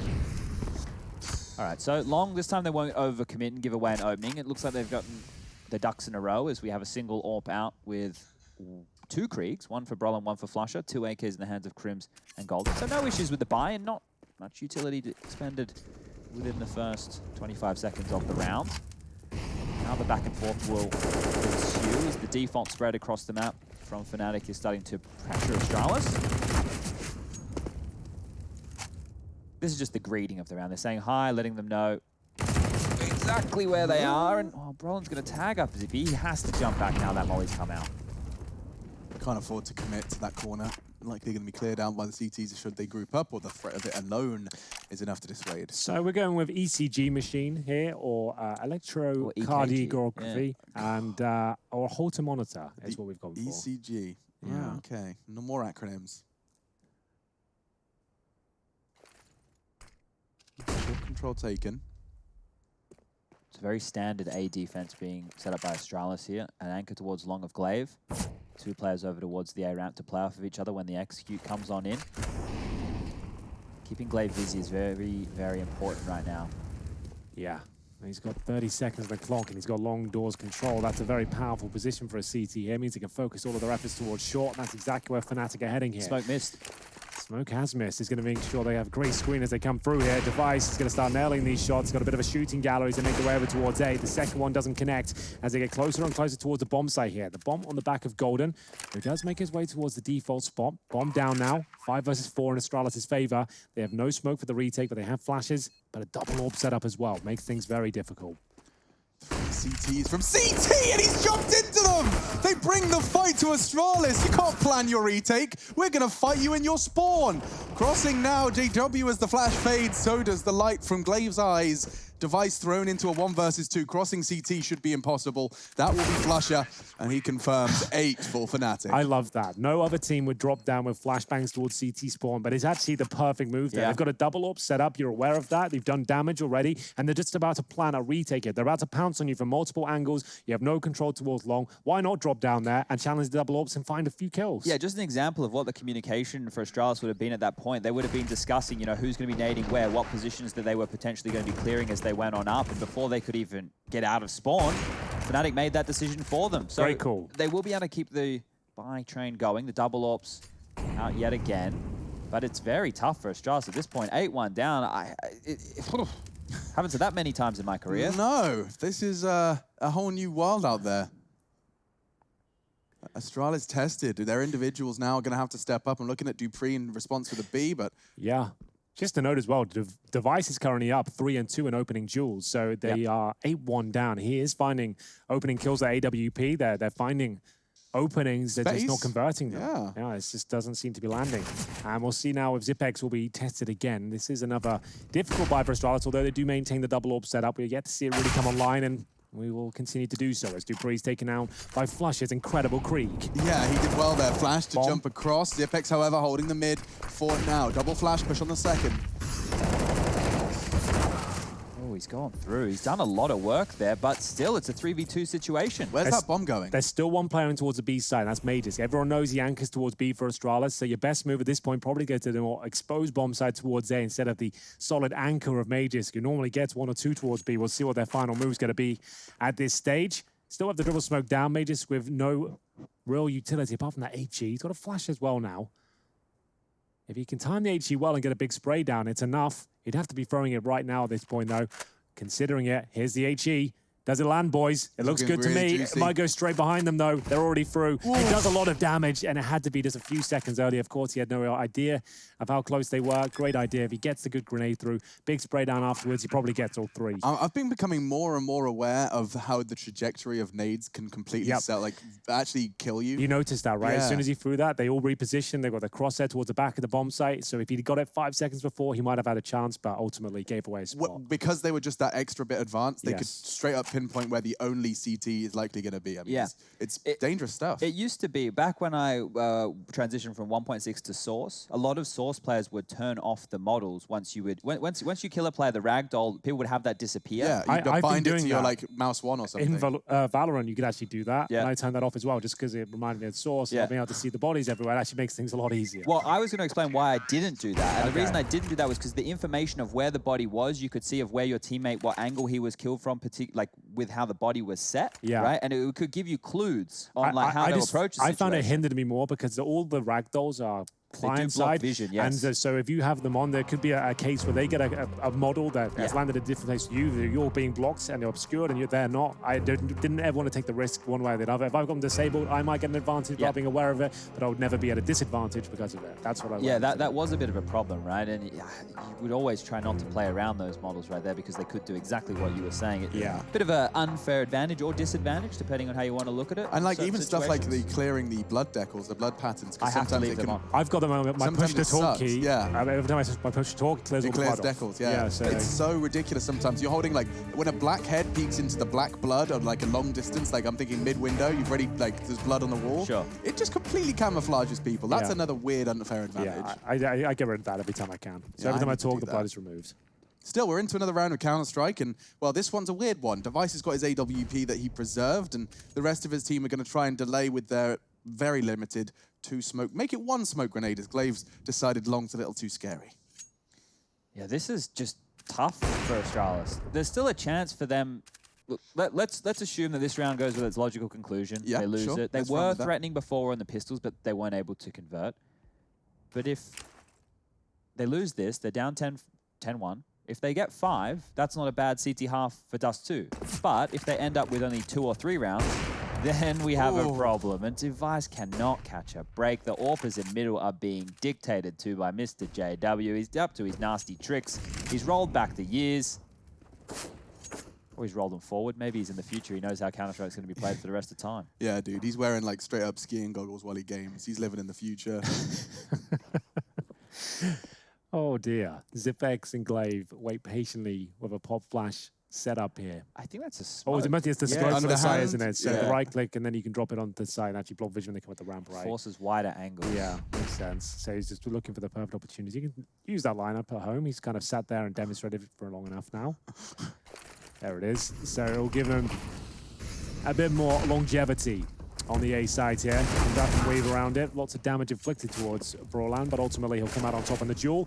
Crims now gets his way towards A. We'll see how effective that smoke is for ZipX. Doesn't seem to be buying him a whole lot. He does find a single kill, but I think that's all they find here. Double digits for Fnatic on the T side of Dust 2 here. They are running away with this one, chaps. They are looking incredibly strong. Remember, Fnatic did pick Dust 2. His nuke coming up next, which is more than likely going to be going in favor of Astralis, just from what we could gather now. It should. But remember when this team came together for DreamHack Masters Malmo, right? They actually played Astralis there, and Nuke was one of the maps. I believe it went to triple or quad overtime, something ridiculous. But yeah, I do Fnatic won that game. Yeah. Now, that probably shouldn't have happened then. It seems unlikely that it would happen again, but at least there's a precedent for it. All I can really go on is the EPL curse right now, because we keep having these big blowouts in opening games, the best of 3s, and then it just doesn't continue. The trend won't occur in the second map, and we'll see the next team just come online and take us to a third. Well, let me follow that up, because when they played each other at ECS Season 8 Finals, Nuke was a map in the pool then as well, and Fnatic lost 16-6. So they went from the honeymoon at Malmo, where they had beaten Astralis on one of their best maps. Flusher was back, everyone was like just bonding and feeling fantastic. Happening. We're in Sweden, we're in LAN. And then two tournaments later, they're losing 16-6 on that same map. So it's going to be interesting to see what they've changed and developed in that time, because we know the honeymoon phase, they've had time to settle in now. They had 78 days between the end of last year's tournaments and Katowice this year. So Fnatic have a lot of prac under their belt. We're finally starting to see those rewards of it here, as their free Counter-Strike is actually working very well. Well, we saw it. He did actually spot him. JW looking for the opportunity now. There is going to be one. Zipex edges towards the pit here, and he does rattle off a shot, but may just ultimately get two. This is looking much better now for Astralis, trying to lick their wounds after this disappointing first half, but it might get worse. Golden does pull one back. Remember, they played Dust 2 yesterday against Na'Vi and lost 16-10 as well. Things not looking a whole lot better. This is a big call from Golden. By getting the frag CT, he's expecting Glaive to have fallen off A. Now advancing with smokes and fast movements, he's going to be caught out of position. He's barely got the AWP and got back to long. He's trying to fill the gap of Device, but now he's catching flashes. This disadvantage that Fnatic are working with doesn't feel like one. Now the site is theirs, and so's the man advantage, stolen back by Magisk. Bomb still yet to be planted. Glaive has just popped the head of Crims. A tiny fraction of his balaclava showing. Now it will be Golden thrust into a 1v2. Faking it out, not ready for short. Magisk will pull home the second. Oh, it didn't feel comfortable towards the end there. Golden, if you think he had a few more bullets in the clip, he might even get that kill towards long. And if I'm going to be completely honest here, JW overstaying his welcome after it's highly likely that Magus saw him just as much as, you know, he was able to get the vision into the site. Hanging around with that stack after you've potentially been noticed, most people wouldn't do that. Most people would back on off. JW stayed. Magus gets 2 free kills through the smoke, and then Fnatic still make the round costly, still make it exciting. Continue. I wince every time. It just feels like it's going to hit. Crims legged out long, but that nade does not take him down. He doesn't hide by the blue bin. He has a little more initiative than that. Knows the expected nade follow-up was coming. And so Crims fights to live another day. This is a big note here. Device is on the rifle and Glaive's on the AWP. So Device must be feeling very helpless with the big green at the moment if they're making this mix-up.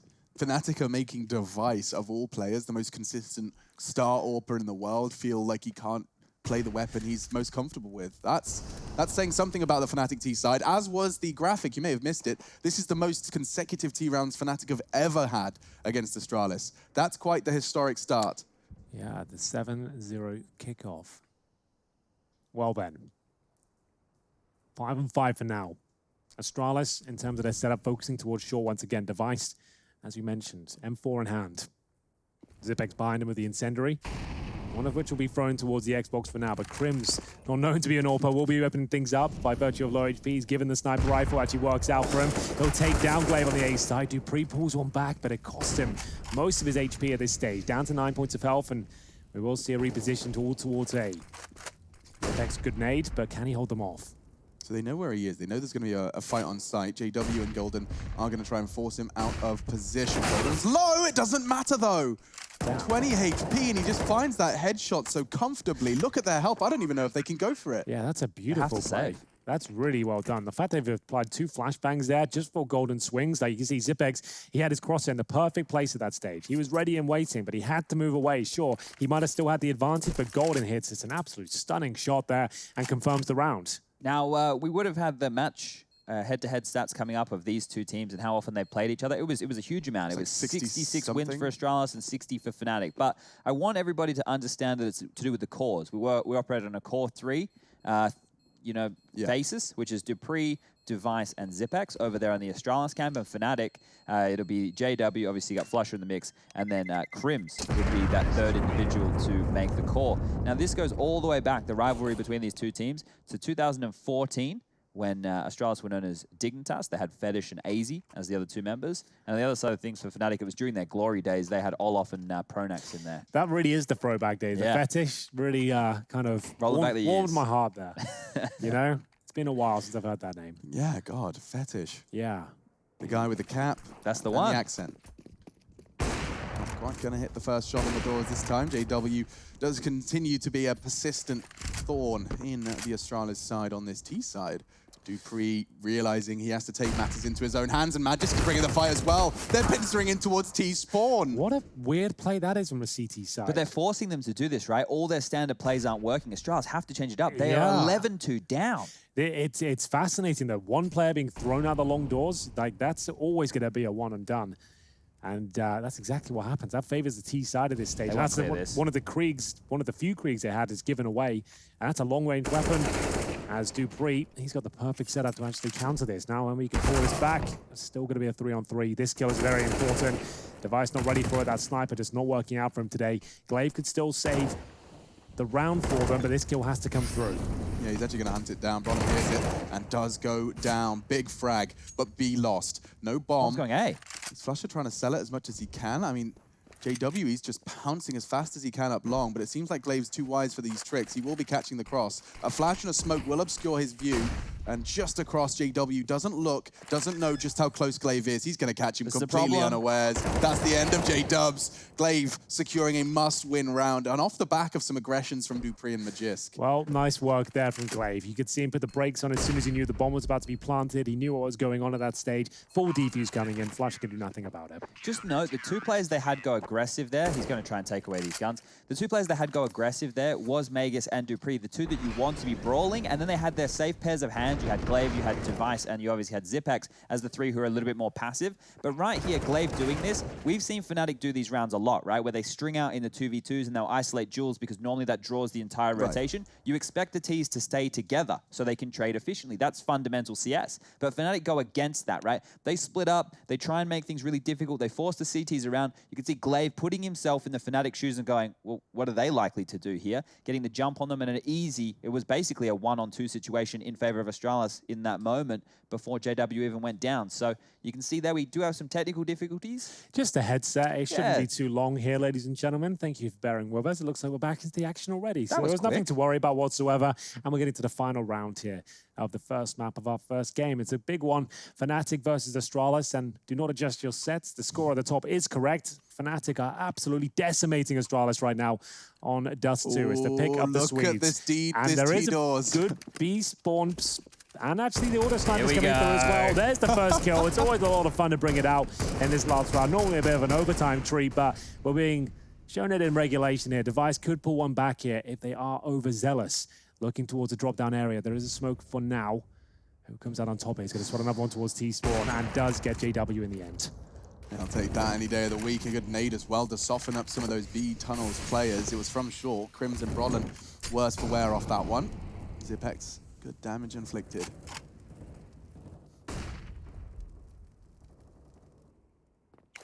Flusher continuing to try and keep these B defenders there. And I mean, he's working wonders. Glaive and Device are pulled back into the B site. Chopping and changing. It will be Glaive's responsibility to hold the middle. And Brolin's just staring at this peak. Glaive needs information. And that's more than he bargained for. No scope necessary. He's holding that like an AWP line. That's a sliver gap, you know? I know the doors are spammable, but he's using that like an AWP. Like, yeah, it's the tightest of lines. Glaive, he just wanted a tiny fraction of information, and he gets so much more than he bargained for. Same could be said for Golden's exchange here. Likely anticipating someone on that close corner. You can always Molotov it off. But now Device, oh no, he's just walking out. This is big. Dupree will relieve the long prong. And now it's a question of A or B.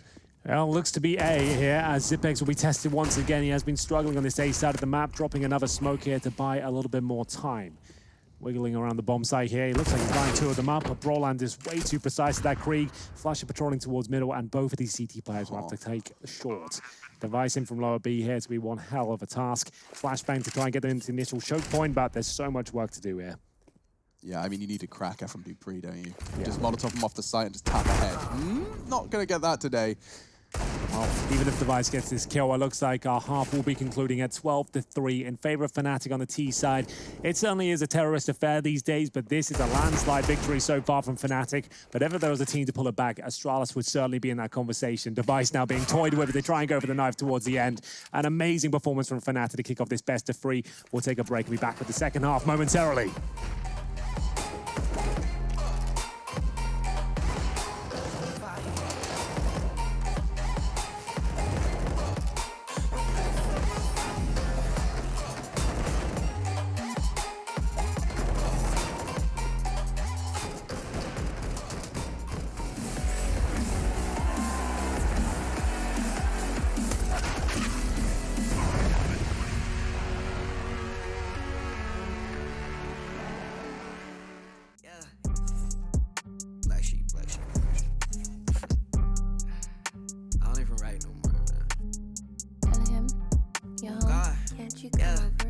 On my contract commando, pulling up with clips extendo. That's no game Nintendo. I don't ever run out of ammo. I'm gon' need me a benzo. No fake friends, no pretend. No, think I might have found my 10. Oh, posted up in my tent. Watch your man go dumb, go stupid. If you're the best, then prove it. Got no words, be quiet, stay moving. I got a bag, won't lose it. Watch your man go dumb, go stupid. If you're the best, then prove it. Got no words, be quiet, stay moving. I got a bag, won't lose it. Lose it. Get substituted. You're not recruited. Cause you're too damn scared to use it. The truth is, you're useless. What? I'm ruthless. Yeah, I've proved this. Keep capping, I'ma leave you toothless. What? You're so dumb to choose this. Yeah, ain't going outside. I make it work. I'm in my bag. That's every purse on my back. Is that your girl? She got it. She make it twerk. And why you mad? I got her first. You say you rap. You got a verse. I say the swag. You probably hurt. Back to the lab. You gotta search. On my contract commando. Pulling up with clips extendo. That's no game Nintendo. I don't ever run out of ammo. I'm gon' need me a benzo. No fake friends, no pretend. No, think I might have found my 10. Posted up in my tent. Watch your man go dumb, go stupid. If you're the best, then prove it. Got no words, be quiet, stay moving. I got a bag, won't lose it. Watch your man go dumb, go stupid. If you're the best, then prove it. Got no words, be quiet, stay moving. I got a bag, won't lose it. Why are these boys so stupid? Counting me up now, I'm counting my money. I'm probably gon' cop me a new wrist. Y'all gon' think I'm a nuisance. New style, new me, who this? Yep, I made some improvements. Me and the gang been bowling. Your shawty gon' think we're the coolest. Alizé say we got clips. We bout to make it a movie. I make a hit I can't miss.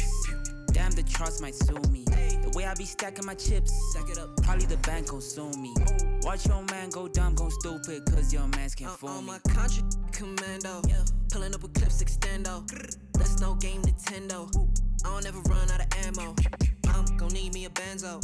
No fake friends, no pretend. No, think I might have found my 10. Posted up in my tent. Watch your man go dumb, go stupid. If you're the best, then prove it. Got no words, be quiet, stay moving.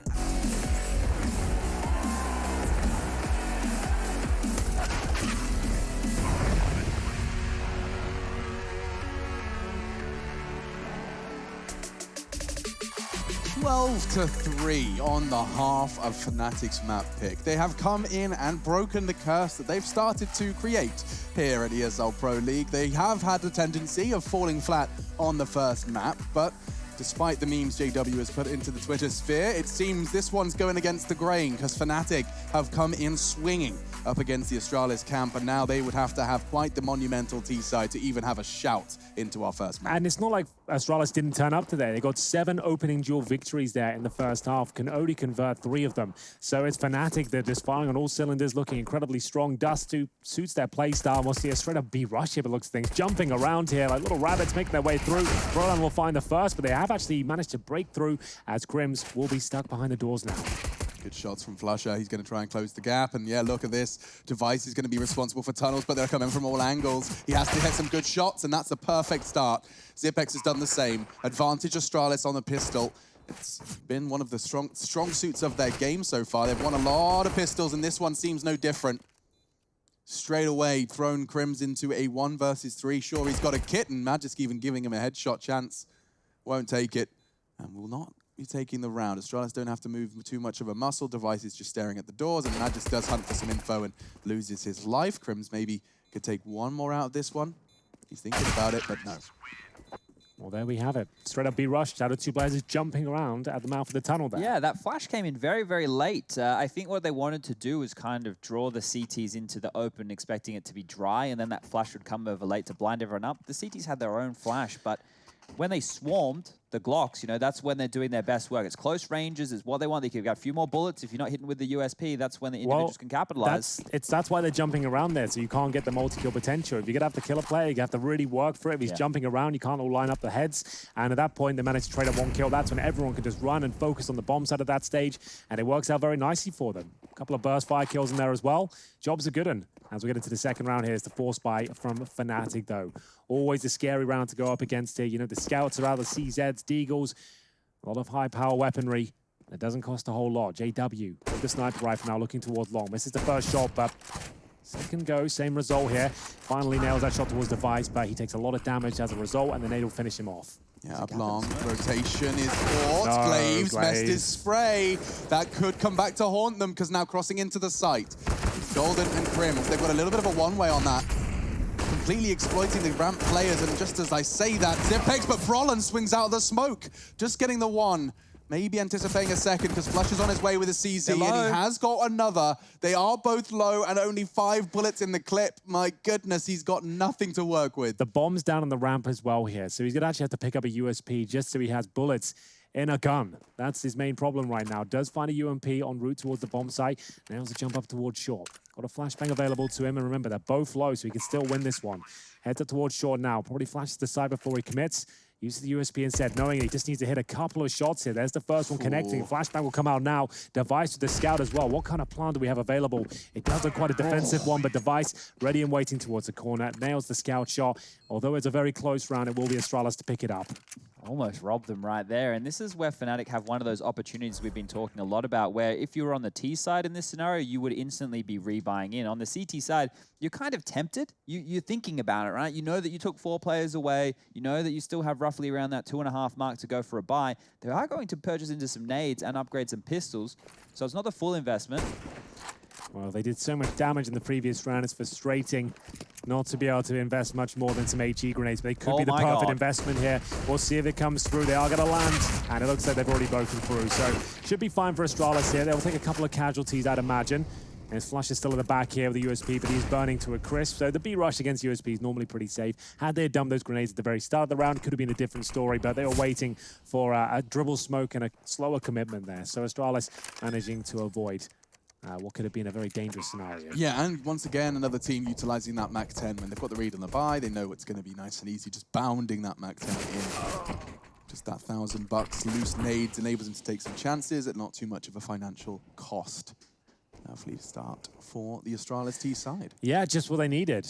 Clean 3-0 conversion. The orbs will be coming out of the next round, though, although JW has invested a little bit more than he'd like to. Brollan has got 3K, so he might be the one dropping the sniper. Well, time will tell as Golden hunts for any opportunities here. Trying to keep them in towards the bomb side if possible, but it doesn't matter regardless. They'll take him down and survive before the bomb even goes off here, so no problem as Astralis find the 3-0, and here comes that first gun round. Will Brollan have to drop the orb, though? That's the question. He's got 5,900, the only player that could do so, and actually have some Kevlar to talk about. Like. And he's gone for the org instead, so yeah, rifles across the board here. Focusing on the utility game. Fnatic now starting to feel the pressure somewhat. If ever there was a team that could crawl their way back into a series, Astralis probably the first one that comes to mind. Yeah, certainly. Golden to hold this catwalk cross. It's going to Scout versus M4, and the Scout wins out. Golden tagged up, retreating, but Magisk is ahead of the Flames. Lots of pressure being applied. How sick is that, using their own CT smoke against them to get control towards B? It hasn't worked out this round, though, as Golden is actually got the bomb. That's a nightmare from Magisk. Fully commits to it, and now Golden sits in the smoke, going for a big play here. Gets some more damage off, but it might not be enough here. Brollan, though, mowing them down. It is looking very good for Fnatic. Yes, and Brollan's not done. Brollan collects all 4. They flood into his sight, but he is the dam that keeps them at bay. 13 now for Fnatic. The bomb running up towards the B site. Like I said, it was a cool maneuver there. You've gone so quickly through middle. You've actually got the CT smoke to guise you up towards the B bomb so they can't spot your movements there. But Golden was ready and waiting outside the bomb site. It was a position that wasn't accounted for there. And the C4 goes down. It means Astralis have to fully commit. There's no choice at that point. They can't fall back and re-coordinate. They're going to have to see what they can do. And it was very chaotic with Brollan nailing them with the AUG. And speaking about getting nailed, it's Golden this time through the doors at 47 HP. Okay, JW is going to be tested here on long. He does have some support. The long smoke coming in. Oh no! Oh no! Not quite what he wanted, and now already 2 players falling on long. A third as well through the smoke. Astralis, they haven't seen any of the players they've killed just yet. Straight through. JW perhaps the exception to what I just said, because he squandered those headshots. He had 2 backs turned. Yeah, I don't think he was expecting it to be that easy for him. The smoke not ideal for the crossover here. This could lead to their inevitable doom. The spray down from Golden is absolutely spot on here. And now leads us to a 2-on-2 situation. Zipex nades towards spawn and actually lands right in the pocket there of Golden. That should enable that cross at this stage. Brollan, though, AUG towards shore. Vaults up towards the bomb site. Spots one at the ramp. Gives himself an opportunity here. If he can make this a 1 versus 1, he's got a solid chance. Has he been spotted, though? It doesn't look like they had identified his position. Definitely with the flash. Roland's going around the world, though. Device on car. So they've got one car, one bomb site. This is defensive position towards car, so they'll hear him at this point. Zipex the first to challenge at the corner. He's been heard. Yeah, definitely been hurt. Does he check car? They've got a perfect crossfire to take this down. He shouldn't get more than one. Doesn't even check Device's position. They'll confirm around. And it will be Astralis to pick it up there. So it was scrappy, but they managed to break their way through with Zipex getting 3 there. All down towards long, and JW had that perfect lineup there. The Molotov from his teammate thrown from the corner. All of Astralis saw it. They had their crosshairs focused towards the long corner. JW, though, overwhelmed, only manages to get 1. If he gets both those kills, trust me, they're winning that round. So he'll be gutted with that one as Astralis claw another one back. Gonna be 4-1 in the second half. 13-7 overall, and Device makes his way down middle, knowing they've got no money on the CT side. Is a revolver out? Of course it is, boys. I would hope Maybe nothing it works less. well on this map. Though we learned a little tidbit on the way home yesterday, right? You guys told me I was Yes, the car. someone on Twitter, I can't remember their name, did tell me that the R8 does actually have a 60 to 80% accuracy ratio on the ladder. So one of the only weapons that have that sort of trait, so maybe your maps like Trainer could have something to say, but JW does buy it. And just a note, it replaces the Desert Eagle in your loadout. So you can't buy the Deagle on the CT side if you have the R8 equipped. We're yet to see much more than 2 kills for the entire EPL season from it, but we're still enjoying it. Yeah, and a lot of damage. I mean, they may not be converting into kills, but again, we saw JW using it like a scout through the smoke, much more effective, much higher rate of fire without the scope. And yeah, he tagged up 2 down to 12 and 36 respectively. You can see the amount of damage it did. They've got the revolver now. Zipex has found it. Happy to give it a go.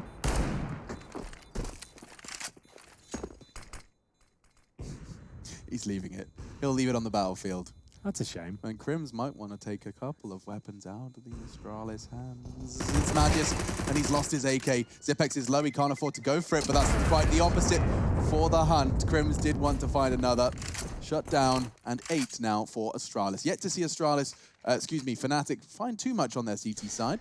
Just the 1 round. It was number 4 after losing the pistol and the 0-3 conversion. They did manage to bring one together, but ultimately been shut down ever since. The first time the AWP brought out in this second half is in the hands of JW, and a secondary for Golden as well. We said he's been kind of flirting with the weapon recently, and he's going to give it another go here on Dust 2. We've seen him use it on Mirage as well.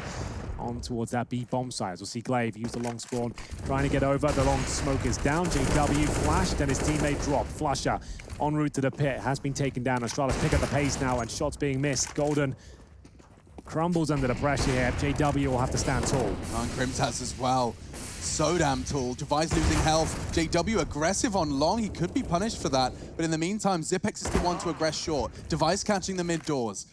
Numbers favoring Astralis. Where is that bomb? It's on Zipex, and he's going to be planting it. Golden, that's nonsense. Okay, well, it's a full long plan here, meaning they can have a player in towards the pit. That's going to have to be Glaive at this point, but up against 2 AWPs, could be a little bit more problematic, and they can smoke the bomb as well. Problem is they have to get close towards the side first, and how do they do that with 2 sniper rifles at this point? Their avenue of approach is going to be walking up with the scopes towards the side itself. I don't think they can do much of this. The incendiary actually blocks them out. Golden's having a bit of a nightmare here. Throws the smoke on the corner now. Needs to go for a jump shot, really. Spots one towards Goose. The bomb's too far gone. They should have saved these weapons. There's no way of them winning the round now. JW knows it, and he'll be falling back as they extend their lead here. It's going to be 39 overall, but 6-1 in this second half to Astralis. 6-1. Maybe, just maybe, the Fnatic first map falter is still on the cards. Astralis, they've been doing solid work across the second half start. And look at the kill distribution as well. It's like 3 kills separating top from bottom. This was Glaive turning it on with his opening frag on long, and the rest just came naturally. This was ridiculous from Golden. Just sees the nade being thrown and adjusts through the doors. Well, they're right back in this game now, looking for double digits. 1 round away from doing so, and the CT buy is not going to be amazing. They save 1 AWP as we get into a US Air Force tactical timeout here. Device dominates. Device is the 3rd performance against Fnatic, holding a 1.35 rating and 1.45 kill to death against him in the past 6 months. He is Mr. Consistent. He always turns up. Had a quiet first half, Chad, but we are starting to see that AWP starting to do some serious damage now on the T side. Yeah, they were really getting dictated to on their CT side. They couldn't really just stop the aggression of Fnatic. Whenever they wanted to go fast, it felt like they could get away with it. Whenever they were stringing out the duels, we had Flusher getting kills over the top of Molotovs to platform, with JW winning back-to-back clutches. Yeah. now Australia's starting to get something moving. Zippy, he's continuing the good form from yesterday, up at 18 frags, leading the way for his team right now. And, well, Fnatic, they've got these upgraded pistols. They have that UMP and the AWP for JW, but they need to find some frags with it, because the rest of them with those pistols, we know how deadly they can be, but it's not the easiest of rounds up against the Astralis, who are slowly picking up momentum here. 3 smokes left for the T side. We see one deployed by the CTs to keep them at bay. That will be their second to last. Now this HE combo, this could do a lot of damage. It's just a little too short again. And into the side with a double. We will see Crims, he didn't check in, and he commits to the spray. Couldn't quite find the necessary UMP bullets. And this one will go its predictive way. Zipex to get the bomb down. Well, I think you might be onto something there, Alex, as it is going to be the 4-on-2 Golden JW. That orb from this previous round will have to be saved at this point. And in terms of lost bonus, maximum, of course, coming into the next round. Astralis have got double digits. Golden will be taken out of the equation. And Astralis now right back in the conversation to take this first map. Remember, it was a 12-3 half against them on Fnatic's map pick. And this is where it could all come crumbling down. Remember, it's Nuke up next, Chad, as well, which is a very powerful map for Astralis. One that they actually banned yesterday against Na'Vi, just to note. So that's quite a Well, it has been a very good map for Na'Vi as of late, right? Like a map I never really associated much with them until I saw Katowice, of course, and we saw how powerful they could possibly be on that map individually. Boomich, one of the best new players in the world, it seems. Flamey holding ramp like there's no tomorrow. It was a wonderful performance there. I think when you have Electronic and Simple as your two link players, and Yard and Secret, the ones to deal with the most problem area and the hardest to do with rotations, you're onto something there. You've got two very, very strong individuals who synergize really well. The same can be said for Astralis right now as they continue to mount this comeback. What are we at now? 7-1? We are at 7-1. Double digits for Astralis, where doubt starts to creep into the minds of Fnatic players here as they enter another double orb setup. Golden has hit him with some impressive shots, but JW will have to start chiming in as well. He's holding towards short. He is alone and very aggressive here, looking towards Xbox and lower. Device on the other side. It's been a key battle. In terms of the bomb, that's outside long for now. First jump up comes through, and JW will be frustrated he didn't nail that one. Very close, but no cigar. Yeah, he's going to be kicking himself. An opening kill, everything to the CTs. Really stops the numbers game from feeling overwhelming against the T side. Being pre-aimed now. This is such a risk from JW, but this is exactly why we love his play style. Out he steps, he gets the leg. It's a massive risk. There wasn't even a flash, it was just dry. Yeah, I guess he was counting on Device's crosshair to be where it was. It was only going to be a leg shot at the maximum. Glaive trying to sell the B, looking good. Dribble, smoke, and a nade onto Golden's feet. This could be the mid to B even. Now the smoke for CT. JW will not be able to contribute from A now. Second smoke, that usually means the commitment, as we talk about. Device already catching Golden. It's all onto Brolin on B. He needs more than one. He doesn't get any of them. Dupree's found another. Astralis are fragging all over the map. This is getting scary now for the Swedes. Yeah, they are running away with the second half and taking no prisoners. Fnatic have dropped 3 players and have no choice to save their Zipex is on the hunt. JW will at least thwart his efforts here.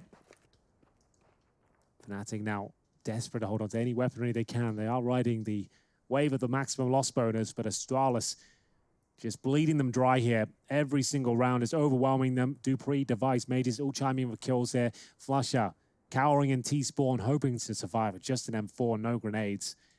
Things starting to get rough out there. This massive lead they built up, a 12-3 half, it's crumbling around them.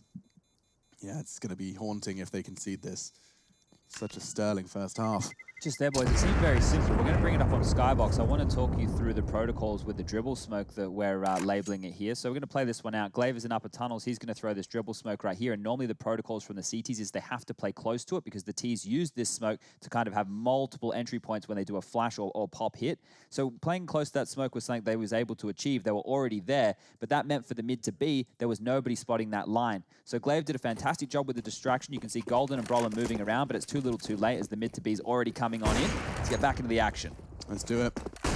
towards long. So many flashes. Jesus Christ! 6 flashes, 1 frag. It converts nicely. JW's gone. His screen as white and as bright as my future. My goodness, that's ridiculous. Let's see what we've got here. Flush is going to try and contest. He has only got the M4, the only real viable avenue into the round. Well, that AWP is MIA now. Flasher with the M4, Brolan with the upper B push, and 4 players from Astralis making their way towards the A side. A double smoke towards the crossover should be enough. A nice Xbox smoke just to suggest it could be the A split. Actually might be as well, considering Claver made his position now. Brolan is the only player that can really save the day. A couple of 1-digs would be fantastic. He's got the perfect crosshair placement to do so many moves just as Magus walks into his screen. That is unfortunate. And now with the incendiary down, does Flusher avert his gaze? Apparently not. It doesn't matter. Wow. Magus still nails the kill, removes the rifle, and leaves the 5-7 isolated. And Crims is fighting his way out. He's digging himself out of this hole. Don't know how he's even done this. He got another one with his 5-7. Now Golden's Deagle's connected. Oh, the Fnatic round. It's happened again. I haven't seen one of these in a while. Just with the pistols, some Kevlar vests, and the saved rifles. But it's all the pistols. It's all Crims. He's upgraded himself to the AK now. Yeah, 3 kills with that 5-7, but up against Glaive. One of the smartest players in Counter-Strike. It's not enough, though. Crims will find in their second round of the half so far, and it goes 14-11. Let's talk through these 2 rounds. Crims with the Miracle 5-7 and the fluff from Astralis, running out mid to B with the bomb, literally delivering it to the B doors for the CTs to hold, and then Brolan mopping them up as they had no option other than running out mid to B. That's where these 2 CT-sided rounds have come from. Glaring mistakes from Astralis. Otherwise, this half has looked fantastic. Yeah, I mean, that's a really good point to keep in mind, that the only rounds Fnatic have ever translated here on the CT side have been through unforced errors. Well, if they can find a couple more of those, Alex, it'll be enough to get them over the finish line. So their great shift in the first half. If all it takes is a few scrappy rounds in the second, they'll take it. I think I would be remiss to not say that, actually, to be fair, Crims' 5-7 play was definitely a forced error. Yeah, indeed. They had to really work hard for that one. Isolated on the side. His teammates had dropped the rifle and the AWP going down. It's the 5-7 alone on the A side to find 3 headshots. That's pretty remarkable. Yeah, don't get to see those. He earned that one through blood, sweat, and 5-7 frags. Okay, well, the mid split's coming in. JW's ready for it. Yeah, it looks like he's got his first kill. He does nail the shot. The HE should be able to pick it up. It's going to be Crims convert. And another opening advantage now for Fnatic. Starting to wake up at the tail end of this game now. Device, AWP up towards short, trying to catch transitioning players from the long position, but there's only one there for now. JW makes his way towards crossover, hit in the arse, and it will be taken down to just 4 HP. Crims, that was ballsy. Great screen for him, not for Glaive. Does bring it back to a 4 versus 4, more of a 4 versus 3.1. JW's working with such a scrap of health. And Glaive's positioning, oh, it's so prime. Brolan did not expect that one at all. Glaive switched on, and he could very well be in the market for a third there, a clean kill onto Golden. Yeah, he hasn't been happy with his individual level as of late, and we're really starting to see him turn it on in this really difficult Dust 2 game for them. 3 kills in this particular round, very important ones as well, just patrolling those flanks and looking very assertive of every shot. They know a CT player's towards the pit. They're going to do everything they can to hunt him down, and they've managed to take him to 41 HP. But is that enough to find the kill? Apparently so, and JW towards the blue bin. He won't be surviving to the next round, as they will be hunting him at this point. He probably gets 1 kill, not even that. Dupree will find him, and it's Astralis destroying Fnatic there, along with their finances. Well, one of the positives I was about to note with Fnatic is because they continue to lose so many strings of rounds, they're always going to have the max loss bonus, right? The 3,400, it's not going to be shy for them. It's something they're quite familiar with at this stage of the game. So see those pistol rounds where Crims had the 5-7? We can have a few more of those still come in before this game's on over. Yeah. And this is the tactical timeout now, brought to you by the US Air Force, as things start to get a little bit more tense. Fnatic with a 12-3 lead now find themselves with a 14-12 situation. Astralis have come fully online here. This has looked impressive. The only rounds that Fnatic have picked up have been scrappy, as where Astralis made a few mistakes, or when Fnatic have just had the pistols here. Their money is not in an amazing position, but there is a buy there. It'd be a mixture of rifles and SMGs. You can see a scout purchased already. It looks like they might go in for the partial buy as Astralis close the gap round by round, is putting their foot on the throat of Fnatic here. It's their map pick. If they were to pick this up, 2-0 would be very likely, considering the nuke is coming up next. Astralis have chosen 4 AK-47s. Remember, they do not use the Krieg anymore on the T side, focusing on the original OG rifle here. And with Device's AWP, it seems to be a potent combination as we get into round number 27. First shot doesn't connect, and Fnatic hold on to the majority of their cash. going to come down to some nades and some ratty plays around smokes. There's 3 of them here towards long. If they don't go down through these smokes, they're going to hold Astralis at bay for the other 20 seconds while that corner smoke is still bloomed. JW not going for the revolver, opting for the scout, so that's a positive note right there. Same thing, really. Well, depends on who you talk to. Plenty of info being gained by this B crew, though. They're about to call it clear. They're going to perhaps process of elimination their way to the long stack, but it's not necessarily, as Na'Vi taught us, it's only half the battle. Knowing that it's a long stack does not translate into beating the long stack. I don't even think you need to worry about holding them in place at this point. If you put the lion's share of your numbers over towards the site, you know what they're going to do. It's progressional. They'll smoke the cross, they'll get a ramp control, they'll wait for you to boost and try and take the fight from Gandalf or site boxes there. Once they win that fight, they'll move into the site, they'll smoke off towards Catwalk, and they'll plant that bomb. Yeah, starting their progress now through the side. Through the smoke, admittedly, some bullets are connecting, but no one has gone down. No lethality for Astralis to worry about. Instead, it's all good in the hood for them. More frags. Finally, Brolin's MP9 fills the feed, but only for 1. Flush's USP not going to get him too far. And we have ourselves this gap almost entirely closed now. Ladies and gentlemen, this was a 12-3 half. Astralis had just given Fnatic the same treatment right back. Yeah, 7-0 start for Fnatic as well. They were running away with this one. And now just 1 round separates them, 14-13. That was the eco, though, from Fnatic. A double orb setup could be on the cards once again, but Golden buys the M4, so perhaps not. It's just going to be having the Org of Brolan, which has been very successful on the CT side. Pretty much the only success they've been finding, to be honest with you, apart from the 5-7 kills from Crims. JW on 17 and 16 hasn't done a whole lot in the second half as of yet. Only finding 2 rounds, and we'll see if Device can continue applying the pressure towards middle. Just completely running down from T-spawn straight towards middle. Looking for any gaps in the smoke. Confirms it's clear as Glaive makes his way up towards short. Change the way they have to default as well. There's no going through lower. There's no need to waste flashes. They're able to hold on to a bit of extra utility just here. Is this the B doors? Yeah, okay, so this is pretty complex. going for it as well. This is a full all-in towards B. So Glaive can line this up, and he'll have to do a running throw. So it's not as telegraphed as throwing it from the B tunnels itself. It's a running jump throw from here, and it will land in front of the B doors itself. It's actually missed completely, this one. So that's not ideal. And they'll think B is actually smoked off at this point. That's what Brolan is. So that's a bit of a shame. As they were going for the B split, it's one mistake that actually enables them to find a few frags here. JW can still go down and have a chance in the round, but they need to find this kill right now. He's playing it very well, surviving, taking them down, and it looks like Zipex is done for here. It's going to be Fnatic finding map point unless he does something absolutely ridiculous. Flashed off in towards the corner. It's the miss smoke, the cost in the round there, and 15-13 is found, and it's just due to mistakes, Chad, again, where Fnatic have been picking these rounds up. Yeah, when they go back and they recount how they lost some of these rounds, Astralis are going to look and feel pretty hard done by, but Fnatic, they have to be in the right places to capitalize on these, and they've been doing exactly that. Reflect back to the start of the game, oh so long ago, the 1v2 clutches from JW. We could have had a whole different pacing to this. Absolutely. Yeah, and I mean, if after all of that, the unforced errors or these chaotic rounds that Fnatic have converted in their second half, it's enough to pull them across the line thanks to the hard craft they presented in the first. Contesting long, or at least considering it, the smokes, molotovs, flashes, and all of the bullets have been engaged very early, and that does leave Astralis with control of the T side of long. This is very Na'Vi-esque though, right? We've become accustomed with this. They did it on the Antico. It looks like they wanted to go for the similar play on the gun round here. Have Fnatic learned a thing or two? Do they have a counter in mind now that there's full utility out on the board? Time will tell. Strong real estate found for Astralis here. Full long take with the bomb. Bit of a reply here from Fnatic as they smoke off short, confirming that area is clear, and there's no one actually ready to pounce towards the A site. Molotov towards Car, trying to flush these CT players out. Pushing towards the bomb site. No one at that Car position as they transition back towards the B area now. So the bomb's going to be on the back of Major's gear. They still have smokes available. We've talked about the open skyboxes towards the B tunnels now. So you can smoke the doors and the window from this area, but it's very obvious when you do so. So most teams are still opting for the dribble smoke in front of tunnels, and it does negate the AWP most of the time. We'll see if that comes through as Device will be faking towards A. They've got crossover smokes enabled for Dupree and Device. They might even commit off these and try and get a couple of kills as their teammates get ready and waiting for dribble smoke and B, but they need to wait for a bit of action towards A response from the CT side first. Yeah, and I'm intrigued and more interested into Golden and his responsibility on B. He's falling off. There it and is. Now here it comes. Core off in the transition. Mollies, but he has done well to find one. Not a second. He makes sure of that. Glaive. Flush, however, catching the mid player.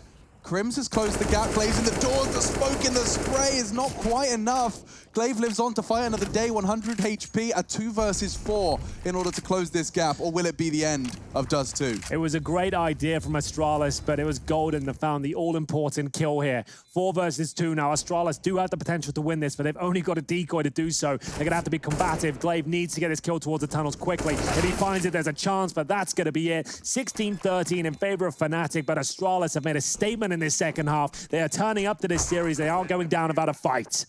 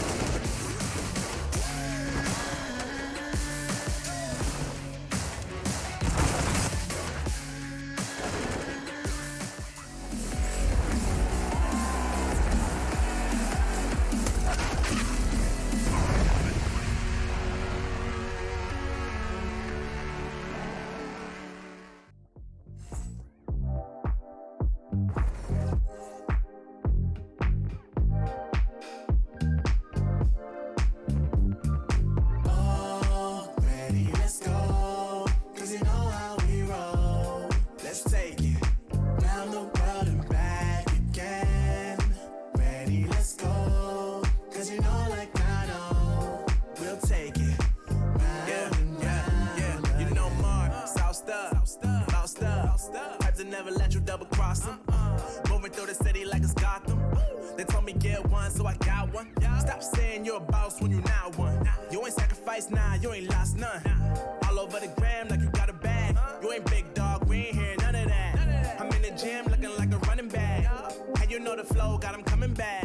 Who I was in the past, I'm unattached. Only focus in this moment is bringing the summer back. Oh, respect my grind, elevate souls and I spread good vibes. Young divine, you know I gotta shine. Raise your hands for a good time. Aye. Vibe until the morning, sleep until the noon. You said that you want it, so I got it for you. Let's all get together and show them how we move. We move, we move. 3, 2, bringing summer to you. Oh, ready, let's go. 'Cause you know how we roll. Let's take it round the world and back again. Ready, let's go. 'Cause you know, like I know, we'll take it round and round. Yo, hold up, let me switch my flow up. Back in high school, they were telling me I'll blow up. Doing talent shows and man, everyone will show up. Got in an accident and still made it for them to go nuts. You know what? I'm so what? I'm so That means I can't describe the way I vibe, the way I slide in with the rhymes that make the dimes. I'll close their eyes and fantasize. Young divine calling their phone number. No, you know I love it. And you know me, I can't sleep without blazing beats on stages for their ones gracefully. And I got a smile that they hate to see. Young black successful, though life gets stressful. Though life gets stressful, go and vibe out with whoever you next to. Vibe until the morning, sleep until the noon. You said that you want it, so I got it for you. Let's all get together and show them how we move. We move, we move.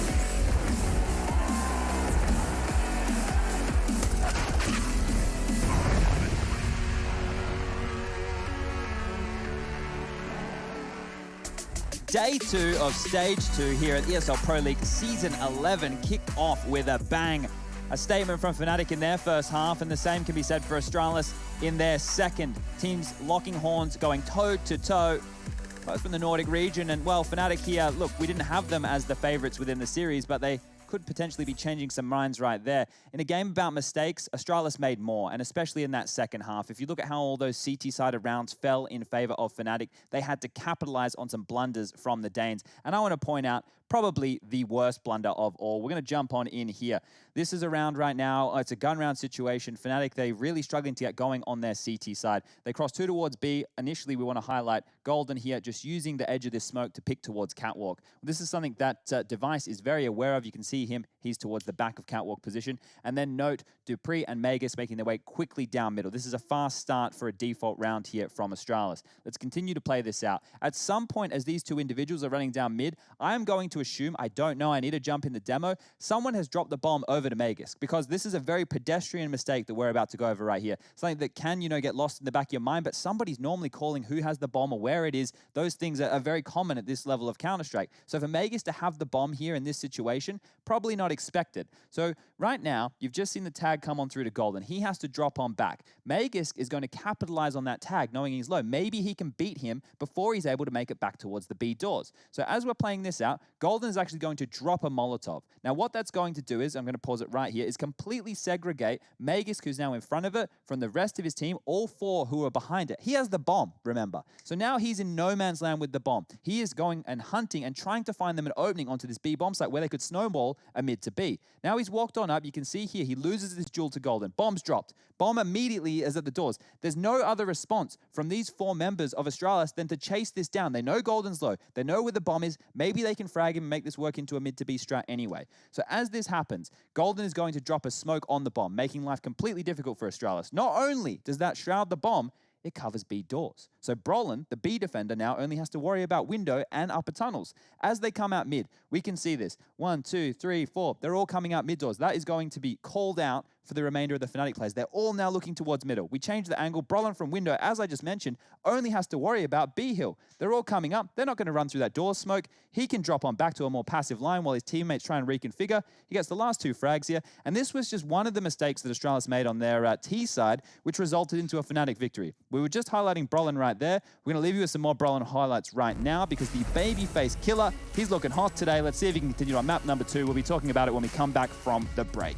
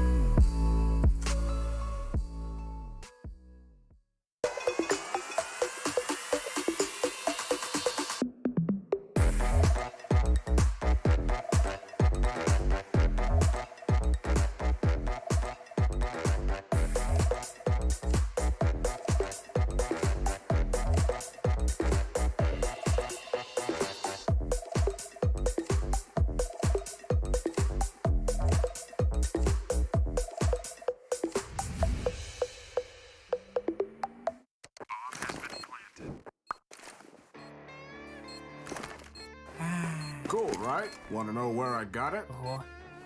Well, look, go to CS.money. It's a trade platform and a marketplace at the same time. Just choose, click, and get. Good luck, bro.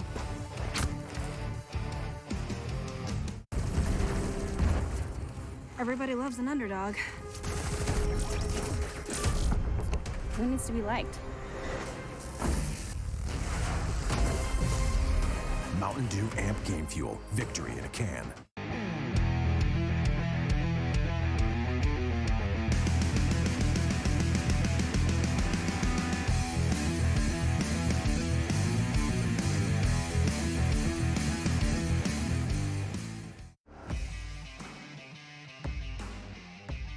Charge up your game with excitement. Highest odds on the market. Take what's rightfully yours with GG.bet. The future waits for no one, so we refuse to wait for it. Today, battles are waged in nanoseconds, and planes are piloted from the other side of the world.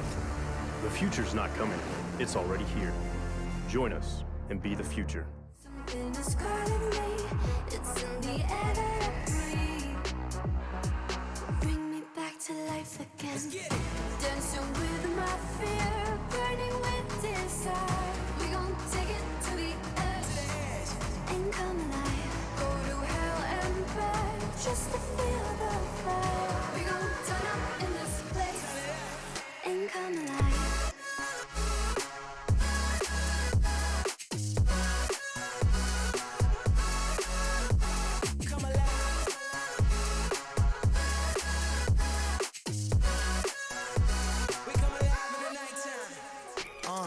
Fly so high they can't touch us. So top notch, none above us. We done came so far, now we up now. Had a vision, stuck to it, never back down. Never had much, now we own the whole thing. Spread it all around the world, watch it all change. Came alive, now they all see the greatness. Light shine so hard they can't take it. Dancing with my fear, burning with desire. We gon' take it to the edge and come alive. Go to hell and back just to feel the fire. We gon' turn up in this place and come alive.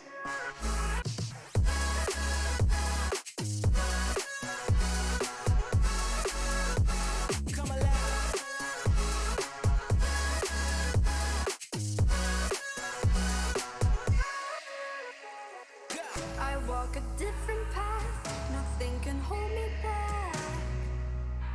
I passed the point of no return, something is calling me. It's in the air that I breathe. Bring me back to life again. Dancing with my fear, burning with desire. We gon' take it to the edge and come alive. Go to hell and back just to feel the fire. We gon' turn up in this place and come alive.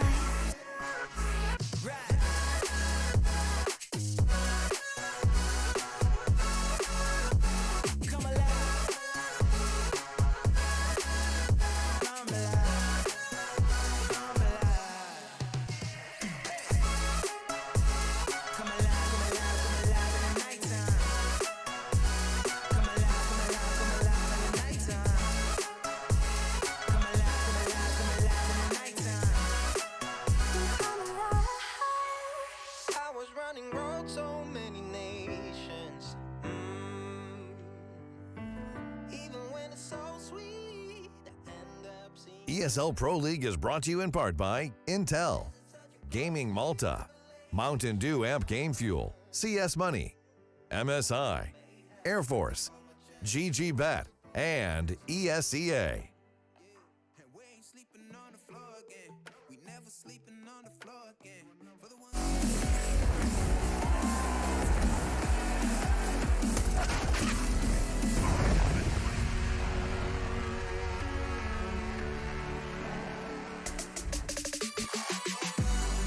First map of our first game of today. It's day 2, stage 2 of EPL, and my goodness, is there a lot to discuss. Fnatic, they take Dust 2 on, and we also learn that T-side Dust 2 works for both Fnatic and Astralis. Yeah, who would have thought? It was a crazy situation there, but it did look like Fnatic were going to drop the ball towards the end there. Yeah. We had everyone turn up. It wasn't necessarily Astralis playing a bad game of CS, just a few mistakes in the kind of key moments that let them down. In terms of the fragging department, though, they weren't necessarily off the pace. They managed to keep it up in the second half. Yeah, that's one thing we were noticing, right? Even though Fnatic were snowballing those rounds in the first half, it wasn't like the game felt like it was going in that direction. And then those mistakes, they're amplified in the second half. I'm sure there were a lot of mistakes made in the first half too. Sure. But just because it was only so few rounds that Fnatic needed, and it was glaring when some of these problems went down, with the one we highlighted is a perfect example. Taking the bomb out on your own mid to B, that's just has to be a brain fade, a miscommunication, or somebody's dropped the bomb on your back as you're exiting out the doors. One of those. One of them. Well, Fnatic did manage to win their map pick, but it moves on to Nuke now, which is going to be a different kettle of fish altogether. A very different map, a lot more tactical, much different pacing on Nuke.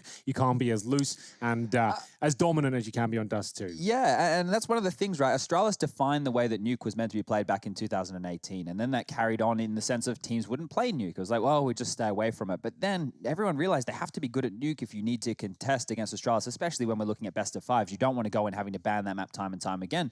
Then you can see teams in modern Counter-Strike, the FaZe clans of the world, even MIBR started to try and play that map, Fnatic playing it, everybody having to pick up Nuke out of a necessity. Yes. But then they had the option of, do we follow the regimented style of Astralis, who are already leaps and bounds ahead of us in the understanding, or do we change it? And they've changed it with new smoke walls, with ways to turn the outer yard into an aim map, with more focus around to ladder where it gets more chaotic, because teams like Fnatic need those gaps. They can't play the structured, we put our chess pieces here, we move you here, you do this. That's the way Astralis play, and people know that now. So Fnatic, hopefully they have a few tricks up their sleeve here to find some gaps, to find the nutmegs we're talking about, to get under Astralis' skin. And we saw, there are no players I can think better equipped with their own individual skill set to find those gaps and to exploit them than the Fnatic members. We've seen them do it on maps where it's less common, but on Nuke, it's all about suggestion, deception, and that's what now I'm calling Flusher a liar.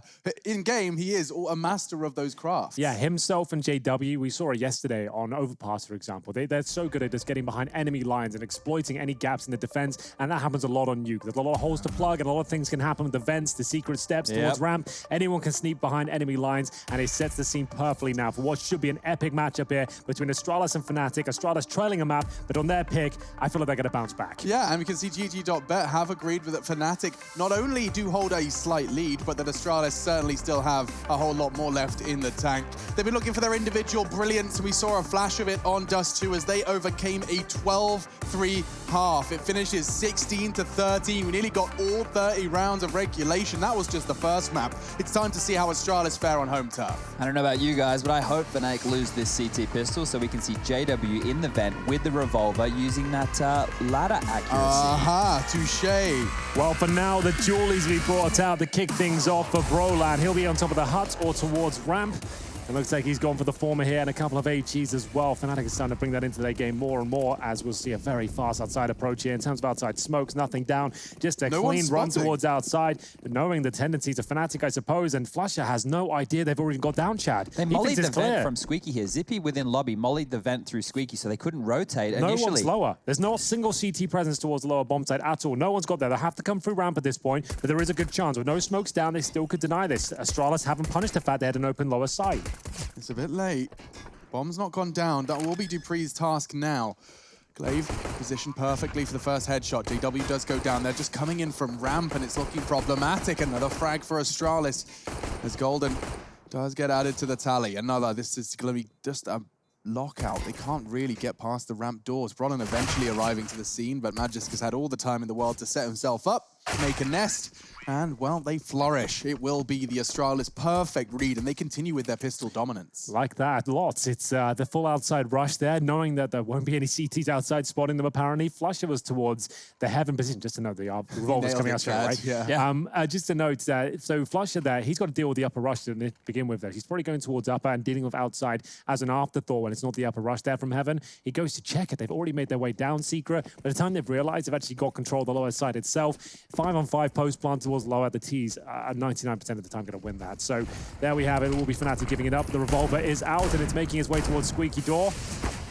Hasn't done a whole lot just yet. Takes a bullet in the face instead, and it will be the outside cross from Astralis here. 2 players successfully down towards Secret, and it will be Zipex in tow, coming behind him now. This is the ladder situation. This is the ladder we talked about, yeah. So yeah, apparently it has like 80% ladder accuracy. 60 to 80%, okay. compared to a usual weapon in terms of accuracy. So meaning you can sit on that ladder and spam the right click, presumably have some pretty decent damage with it. Whether that's going to be a game changer, I'm not so sure. I still think the Desert Eagle is going to be the better weapon, but we'll see what he can do with it as time goes on. So just went back in Skybox to rewatch that pistol round, and that was definitely the play coming on in, as they should get mopped on up here. Magus finds one. The rest of them will do their very best to save. So, yeah, Zippy went lobby, naded open Squeaky, which normally, oh, it's a top rush, they're coming out, Squeaky, and drop the molly straight down the vent intentionally. Normally you see the molly land towards main to stop them coming in, but they wanted to deny any rotation through the vents, which was the first port of call that they were going to have to deal with. So it's a little detail, but it's a big detail in the context of how they got to that lower bomb site without anybody aggressing them. And it makes so much more sense as well when you see the investment of a molly on the T-side pistol. You're going to be a little baffled, going to be a little confused. So 2-0, we are back off and running. JW did lose his investment, may have to go a little lighter, I was thinking, but maybe, yes, he could go down to the 1900 with the revolver. Do it. Come on, JW, you're an entertainer. You're one map up. He's not getting it again. There's no way. Not the AWPer. That's true. Yeah, you've got to play the game as well. So we like to have fun here, but that's maybe too much fun. Hey, Green, are you there? Yes, hello. I saw someone asked you why we call you Green. Oh, yes, that is the matchmaking servers. I like to go by Green in that area. You like this third-person stuff I'm doing? That's pretty good. We just watched him like miss a guy. That's kind of cool. This is like revolutionary. So when Henry and I played in the CGS rush, this is how it was observed. They did. This was CGS rounds for this one. It's third person only. There you go. This is how CGS was spectated. The entire thing. The world's first kind of showing of Counter-Strike on national TV was explored in this manner. So you never really got to see the aim. It was everyone running around with the jerseys on, to be fair. One good thing they did was put everyone in the player jerseys on the server. No one could be killed either. So instead of dying, they would surrender. They'd go on their hands and knees with their hands above their head when you got the frag, and they would stay there in the surrender position for the rest of the rounds. Just so it was TV friendly. And just so everybody's aware, that that product only lasted 2 seasons. It didn't work out. And then the global financial crisis. So you can see you can't really appreciate the true skill and caliber of these players when you're in third person. You don't really get the full effect. You don't the really models get look much. nice though, don't they? Yeah. They're walking around, they're enjoying themselves. It was a weird decision they made all those years ago, but just to know, this was in 2007, many moons ago. They didn't know any better. I think it's interesting that the T's bothered to get white Kevlar vests to go with their outfit. Well, you want to look your best, Alex. Yeah, I guess he's gone to the Kevlar store and he's like, I'd like one that matches my shirt, please. It's about what you're putting forward. Right. And, dress for the job you want. Exactly. Not the job you have. Well, the buy Henry dresses like a clown every day. Oh dear. All right. No AWP on the first gun round for Fnatic. It's going to be 5 rifles, but basically full kits of utility. A couple of flashes are missing there. A diffuse kit on the back of Brolin. And there'll be some leftover SMG. So maybe a hard top coming out from Astralis here. Well, Magus, what have you got for us this time? Flashbang towards outside to enable him to get towards our main roof. Molotov, same position, just to stop anyone spotting from the CT boxes itself. You can see how overwhelming this approach is. CTs are being isolated here. Astralis starting to run away with this first half. 4-0 looking very likely as Dupree will find the first opener. That's towards Flusher. And Magus just dissecting the map here with the MAC-10. JW, sneaky little spot here for a couple of kills potentially. He needs to connect this one. Glaive will beat him to the punch. But there's Brolan to pick up the pieces and we'll go back to a 3 versus 3 now. Golden to reposition in lower. In terms of his utility, he's got nothing and half health. So he'll do well to defend the lower side with just this. Oh no, squanders his lines again. He's fluffed it. Only against the MAC-10, so he does have a chance to stabilize, and he has found the head of Zipex eventually. Magisk is under scrutiny from Brolin, which should very well translate into the first 4. Fnatic, yep, back exposed, and only an MP7 and 12 HP does not the recipe for a clutch. Device could try and make it costly, though. The CTs aren't rich beyond their wildest dreams. He's got 30 seconds, so he could take his time. I think he'll have to break the glass here for the sound cue, so he's going to hope that that translates directly into a frag. Golden hasn't moved too far. There he is. Ooh. And he gets the kill. Lovely work from Device, just to at least force the rebuy onto Golden. And that's the magic number, right? We talk about this a lot with the CT side. If you can limit them to 2 players being alive at the end of every single round, dropping these guns across becomes difficult. You can see Brolin can drop one. Crims can probably drop one. But then where does the third gun come from? You know, that's where the compromise That's where the MP9 comes from. Yeah, so have to take liberties with the lower buys.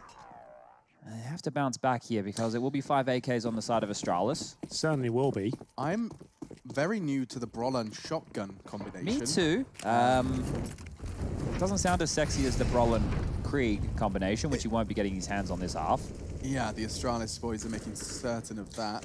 Yeah, just to reiterate that point of his journey over the second map, Astralis have confirmed in interviews now that they no longer buy the Krieg on the T side, just knowing how powerful it is, and it's too much of a risk to hand it over towards the CT defense, meaning they can just swell if they take a couple of rounds from you, so they'll buy it towards the end, 14th and 15th round perhaps, and over time you'll see it come out, but generally speaking, they'll buy the cheaper of the 2 guns, 2700 AK-47 over the 3K Krieg. Just to make sure they deny the advantage for their opponents. For now, though, creeping towards outside, the deepest smoke's deployed at this point. You can see them actually making their way towards Garage, no problem whatsoever. But will it be enough? Flash up on the other side, always so good in these sort of scenarios, but yet to find a frag here on Nuke. JW's going to get the warehouse spot.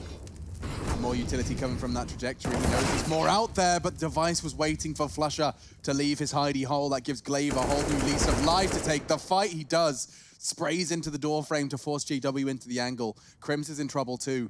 Jeopardy in the yard position. Glaive, Device slowly encroaching upon the off angle of Crims. Golden to try and draw them in. He's done well to find the frag. And again from Crims, they seize the advantage. He will be looking for Glaive, but shoe is on the other foot now. 25 seconds here, and in terms of resources, Astralis don't have a whole lot. They've got a Molotov and a flashbang, and they're not together right now with less than 20 seconds on the clock. A Molotov towards the main entrance.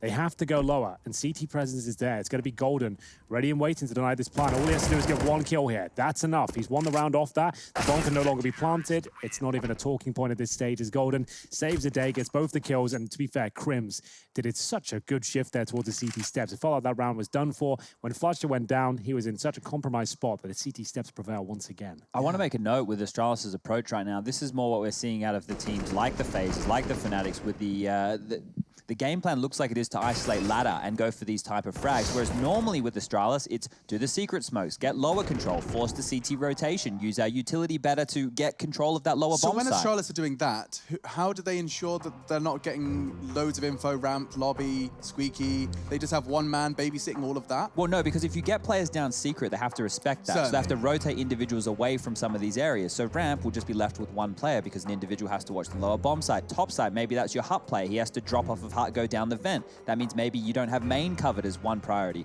So your priorities have to shift depending on your CT-sided rotations. And that's one thing as the T side on Nuke you want to be looking for. Who rotates where in case of these scenarios? How do we deal with them? What are their tendencies? On Nuke, that's something quite easy to look for with the CT sides here, even identified with the pistol round, making sure the CTs couldn't get down that vent to rotate to lower bomb site. Yeah. That could be something that they know with Fnatic. They normally like to rotate lower, but it's a top rush. Yeah, and Brolin's shotgun could do a lot of work here. It's not so much the top as it is the vent dive straight down. Golden's going to have to save the day again. There's a gap in that smoke, and they've only got SMGs. Golden trying to connect the bullets. Zipex swinging in to save the bomb plant. Glaive only had 1 HP after that exchange.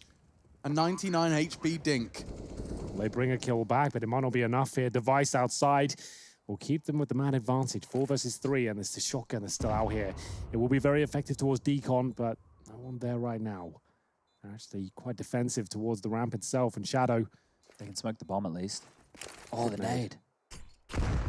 Oh, come 1 on. HP? Come on now. Zipex and Glaive working with 2 HP combined. And from behind, Dupree, it's so perfect. They do miss it though, and there's still one on the smoke. It's Brolan. He's holding it. He will get caught. The bullets from Device connect eventually, but my God, was that close. There was a second that defuse felt like it was coming in. If a reload had to occur at that point, it could have fallen apart. But Astralis with the SMGs in their vent dive, they are known for those sort of tricks. They're very good at getting down towards lower, either through secret or the vents himself. It's normally Glaive that will get right down there first, which it was this time as well.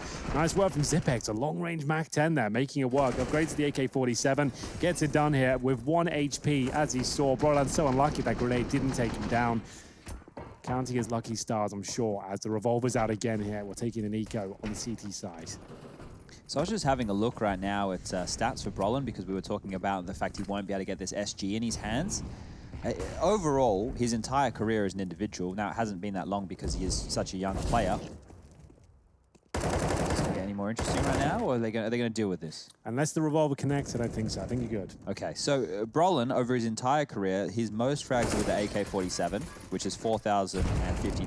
Woo! Okay, it's going to get interesting. It's very interesting now. They have the man advantage. Mad just catches a bullet down to 30. They're both within the one shot of JW's revolver. And Golden's in somewhat of a surprise position. He's chipping away at Dupree's health even more. 20 HP, No. He does it. Body shots in the USP. A spray from Magisk on the Revolver descent. clutch. A revolver clutch required, and he is tagged up. Tumbleweeds.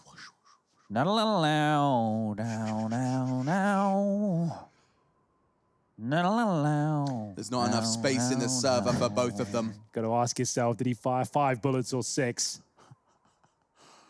Magisk has opted for secret, so they aren't going to meet until the bomb's planted lower. And JW with no kit, his chances do diminish as soon as this occurs. So, retrieved rifle, that does bode well. Yeah, that's kind of... The crowd doesn't like that one. Kind of taking the hype out of the round somewhat. Come on, yappa. Well, Magus will get a bomb down towards lower. There's no problem there. The molly is great in JW, though, if he identifies his position. So if Magus doesn't just hide straight away and JW gets to catch like a forward or they have a little skirmish, he can isolate him with this Molotov. Ooh, if he goes behind the bomb side especially, but Magus nails the shot. Well played. Big round there for Astralis to pick up at that point. It's going to be 5-2. Money, still going to be strong for Fnatic. Bear in mind, that was just a revolver round from them. So USPs, revolvers, the standard sort of stuff. And managed to bring it right down to the 1 versus 1. So we will see the AWP for JW. M4's coming out as well, and no Kriegs still to be spotted. So Astralis more than happy to operate under the AK-47. This was the kill with the revolver on the side of the head. Maybe just to close things out though. Managed to pick up all the last 3 kills. This one especially, very nice shot. Yeah, important round there for Astralis not to lose, because if Golden's USP was... Oh, this is the fast yard smokes where they isolated ladder. We saw that on their first gun round.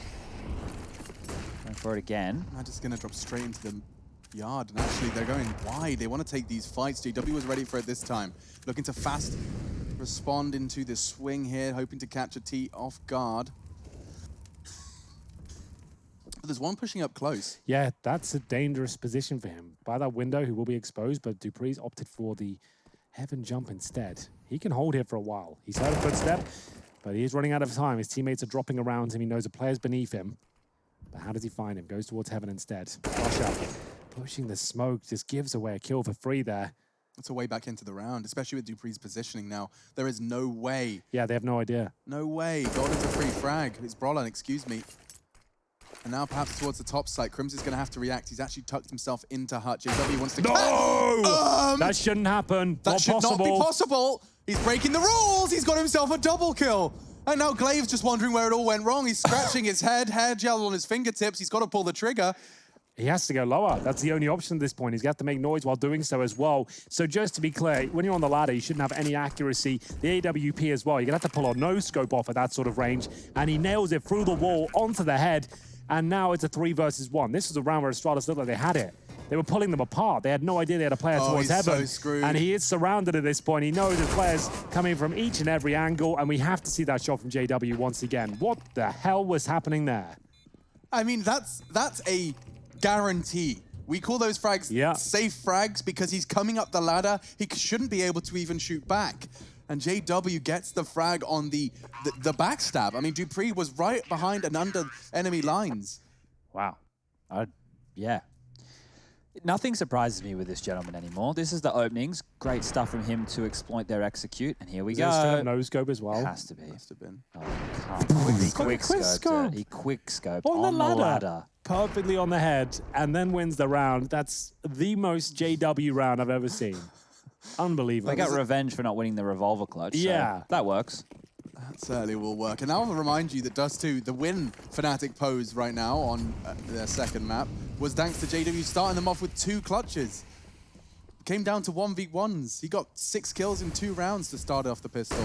And the following now, though, seems like Glaive's got up to his usual tricks. Access to main, and we'll Looking straight into the crosshairs now of J-Dubs. He's having a mad one. Now Flusher eliminating another threat. 3 members of the Danish unit remain, and they continue to take fight. This time, both of them favor the boys from Astralis. Well, it's looking very good in terms of the trade kills coming through, but they don't have many resources left. This kill might decide the fate of the round. It's a scrappy one from Golden, but he does get the bomb towards lower. No Astralis players to back it up, and that might turn the tide of battle here. 3 versus 2. That kill really did decide everything. It was the difference maker between the bomb going down early and having no CT rotations to now the bomb being segregated and the T's being so far away from it with less than a minute on the clock here. Zipex and Dupree are going to have to find something out of nothing.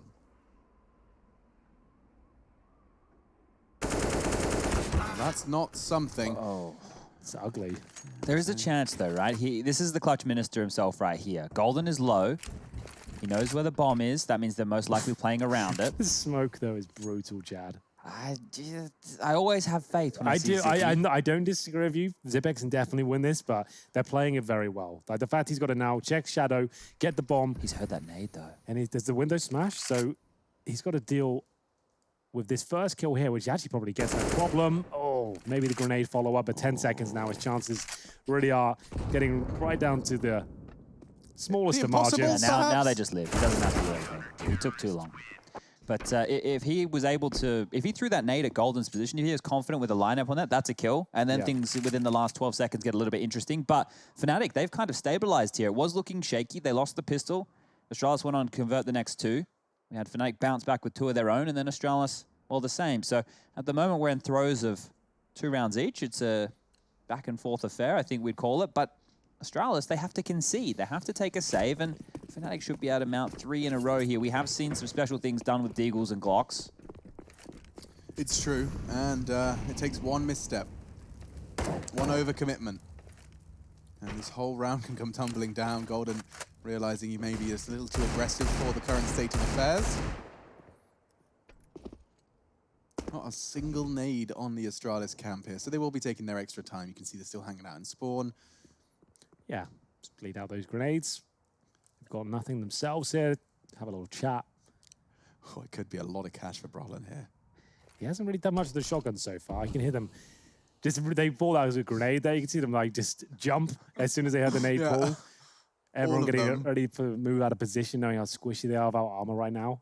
First shotgun kill will come through. $900 in the bag. Could be another one as well. JW, Crims, making light work here of Astralis. Just Glaive remaining, just trying to steal away one cheeky frag if he can. It's up to Fnatic whether he gets it or not. They don't need to push him. They don't need to upgrade anything. No one needs this kill. Maybe Brolan could justify it, knowing he can get $800 or $900 with shotgun. But there we go. Crim to close things out. That's about it. And it's 5-5. This was spiraling out of control. Remember, they were, what, 5-2 down on the CT side? And they've stabilized here. 5-5. Broken the money down to the point they can't even bring the AWP out. So Device will be forced to stay on the rifle for this point. I expect to see Astralis go back to just the secret control like I was talking about, or more ramp heavy, where they do the secret smokes and then they send 3 or 4 of them over to ramp to deal with Golden. It could be the change-up they need. The aggressive stuff towards ladder, it was nice. It was taking the fight to Fnatic. It was kind of getting the game going, and it was outside of their traditional wheelhouse. So I enjoy the mix-up early. It's meant Fnatic's game plan coming in has probably been rocked. Right, like all of the stuff you prepared to be handling, you haven't met, you haven't seen yet. But I think it'll start to come into play now. So are Fnatic ready for that mix-up? Are Astralis going to make that call? Those are the 2 questions we have on our lips right now as the US Air Force tactical timeout will be coming to its close. Fnatic illustrate the worst CT side pistol rounds of all Stage 2 teams. Yeah, pistol rounds has not been Fnatic's strong suit, and quite the contrary, of course, to their opponent, which we've seen translate into the pistols of this series as well. Force buys are just a bit more fun, I think. You know, like the scouts, the Fnatic shotguns, thrive in revolvers. in the second round. That's their pistol round. Getting a little highlight reel of Magisk. He's been one of the top contributors so far, and this quad kill was one of the most important kills he got. JW, though, this was probably the most impressive kill we've seen all day.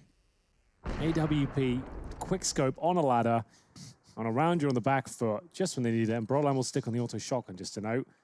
Got one of the best aims in CSGO in the world right now, and it's going to be using the spread shotgun. Well, I think if he can't get the Krieg, Henry, that's his next preferred weapon. I guess so. They're not going to give him a Krieg, so he has to use a shotgun. Those are his 2 options. So here's the secret smokes, the traditional approach. Magus leading the way. Oh, the smoke wall has been They might be thwarted. Ready just to right-click one. There we go. Yeah, just to make, like, knowing that there's a lot of buggery right now with the incendiaries and the timings on them, maybe just a right-click is the better solution in general. Ahead of the molly and into the crosshair. Crims gets 1.5. He didn't necessarily get the kill credit. That was Glaive putting a bullet into his teammate's back, and the shotgun not going to work at that range. Astralis, they have a huge advantage here. Golden and Flusher in a position to squander it. They are in the right place, or at least Golden is. Where's Flusher? He's coming in towards ramp room, and he's already eliminated the threat. I don't mind this at all from Fnatic. I think they win this round, to be honest with you. Golden's been so solid towards lower, but they're going upper. Good call. Knowing that they was transitioning towards ramp, it probably suggested upper will be clear. Device has confirmed that, and the race is on now. Can he get there before they even get the bomb down? Apparently not, but maybe he can actually get out of this one. Smokes off towards heaven, and he's going elsewhere. So trying to avert all the attention towards that side while his teammate potentially gets at the vent here. It looks like they might be potentially saving, but we'll see what Flush has got in mind. They have got a bit of utility as he goes towards lobby now. They really need to get their skates on. Golden's going to have to make the entry kill, trying to make a bit of noise here. Good incendiary. It actually works out, but he locks himself in somewhat. Has to get a kill on the ladder. He's pretty much done for. Can Flush do anything about this? The auto shotgun could work. Oh, it looked like it was the weapon for the job, but still Device is holding supremacy in this battle between the two of them. Flush is going to catch one on the exit. He may even get a second on the exit. That's not too shabby. Just Glaive with 10 HP. Golden could even find him. This round's not quite done. But looks like Golden's going to just about miss out. Look at Astralis' money right now. Yeah, their money is screwed. Flusher did a lot then. Yeah, so much damage right there has been done. The T's, they can't actually get a buy going. Glaive's going to have to drop across an AK. They're going to have some Mac 10s probably in the mix here. Which might be fine. All things considered on a map like Nuke, considering they get down the vents so easily on this particular map, it adds an extra string to their bow, a bit of pacing behind it. So they've actually gone for, what, 4 AK-47s and a CZ? Yeah, Zippy went for no head armor. Okay then, so that's gonna mean the M4s have one-tap potential against him now, but generally speaking, it's not the worst buy. It's certainly possible they can pick this one up. Device not having a rifle is a concern, but Dupree, he'll be leading the charge towards outside. Good smokes down towards main entrance on top of CT boxes as well. He cannot be spotted. They'll see if they can... They know it's a fake. They have 2 at ramp ready for this. Oh, they have. They're prepared. Golden, big spray down opportunity, doesn't nail it, has to go for the nade instead, and Brolan's been set up, no shotgun this time. M4A1 bullets, making their way forward, and he lines them up. Good for 2, but that's not good enough. A 3-on-3 situation now as Astralis make their way towards lower. JW catch him. Dupree's waiting around main to find that frag. But JW slowed all down. Bomb's loose now. He has it on ramp. You can see the decision making. This mid-round's about to get real interesting. So Glaive took 2 kills in ramp room. He's tucked himself in far back to catch any CTs, trying to use that as a route through. 50 seconds. Eventually the time will become the enemy of Astralis. Fnatic, they welcome the passing seconds. Glaive, however, they're being let or allowed to pick up the bomb. Should encourage a push. Now look at the time Flush has taken before he returns to ramp room. Now Glaive has left, and now Glaive is gone, knocked out of the server. Dupree, where are you, and what can you possibly do? He walks through secret, knife out with 20 seconds and a loose bomb ramp. This is another Fnatic round unless Dupree's feeling something rather ridiculous. Well, considering their money situation coming into this round, he needs to pull off a miracle here. It's not going to happen. JW, the hero yet again, will finish things off. It's that Flusher JW combo. We've seen it for years. It's still delivering here today. It's been going for a long time at this point, boys. Over 5 years they've been going at it and still going strong. Do you think we'll still be going in 5 years' time? I hope so. Yeah? Fingers crossed. I hope so too. It's the first time we've ever tried this little tri-cast setup. I think it's going pretty well. Yes, we've got the old classic squeals and screams and hype, a bit of Chad strategic breakdowns as well. Seems all coming together quite nicely. It's got its own charms. It definitely feels like something different, and different is good. Change is as good as a holiday, my mum would always say. Change is as good as a holiday. But she would go on a holiday every 6 months, so I'm not quite sure. You make it sound like she's living a life of luxury. That's quite unusual to go on holiday once every 6 months. Well, it's not being unreasonable. They worked very hard when they had us, and now that we're gone, my sister and I, they have money and time, and they still work. So detach the financial leeches. I hope she finds the happiness she deserves. Yeah, me too. For now, into round 13 of our second map, and it's our second stage, second day. Should just be... Go on. I was going to say, JW finding the opening, but he's missed his shot.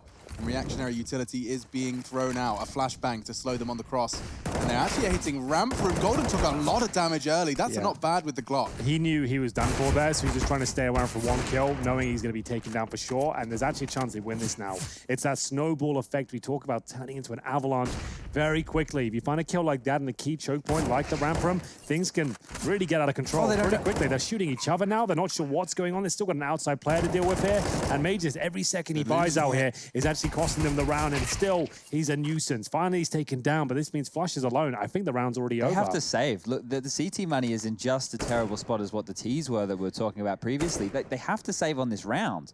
This right here could be the turning point of this game. They just got full E-code. He's going to get the last one.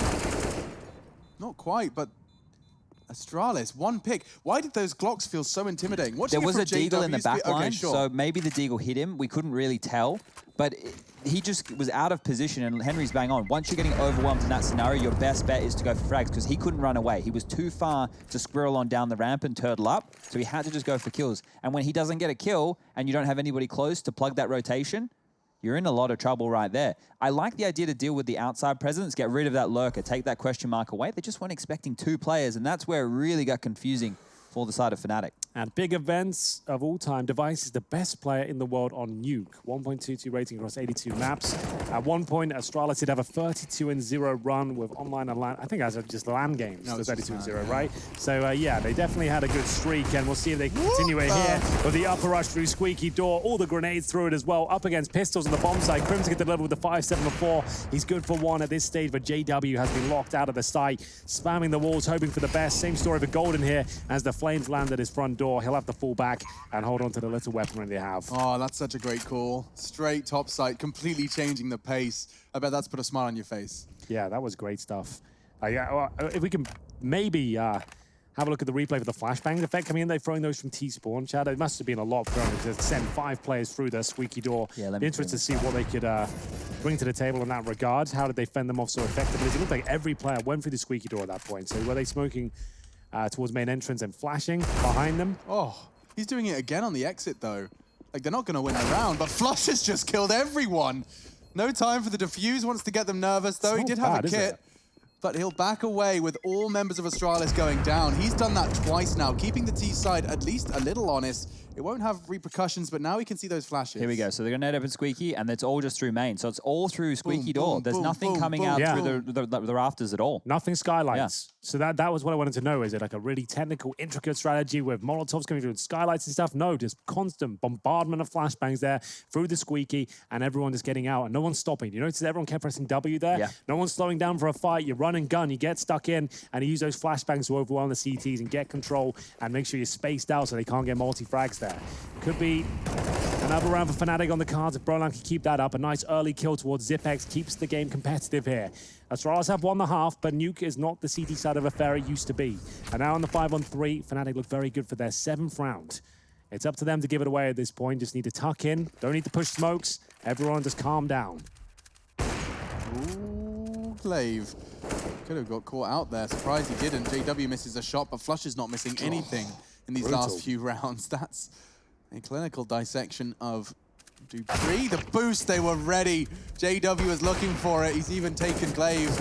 And just Magis stopping it from being a perfect round to finish the half, but it's there. Feels pretty perfect to me. A triple kill from JW seals the 8-7 half. Astralis, a minor lead coming into their defense on their map. A must win. We'll see how they fare after a moment.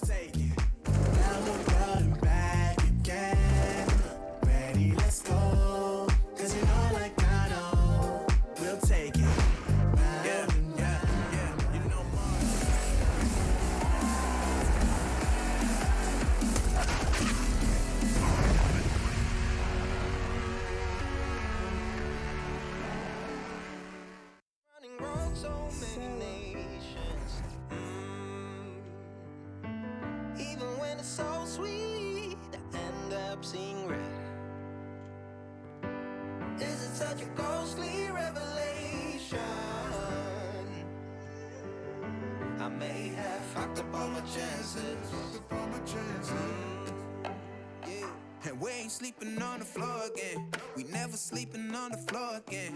For the ones who didn't make it out, for the ones that didn't see the life, for the ones that never cared, never gave a thought, found no happiness in that brand new car, or the house you bought. I see you talking about the love you lost, and it was gone like way before you ever thought it was. Yeah, I took my time, no quick ones, quick run, quick gas to get back there. Hot roads, I didn't think I'd come back fast, cause I was running roads so many nations. Even when it's so sweet, I end up seeing red. Is it such a ghostly revelation? I may have fucked up all my chances. Fucked up all my chances.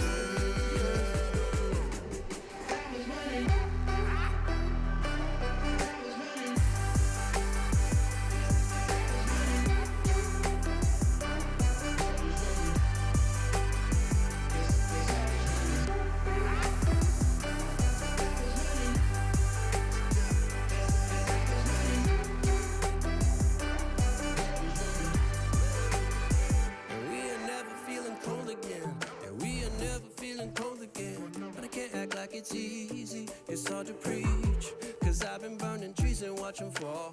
If we cannot breathe out, we go forward. Sure, I was searching for cure, fishing a little wildlife, and when I'm low on fuel, I'll still be running till my back broke. Halfway, lost hope and I checked it. Hard roads, I didn't think I'd come back fast, cause I was running roads so many nations. Even when it's so sweet, I end up seeing red. Ghostly revelation. I may have fucked up all my chances. Fucked up all my chances. Been around the globe with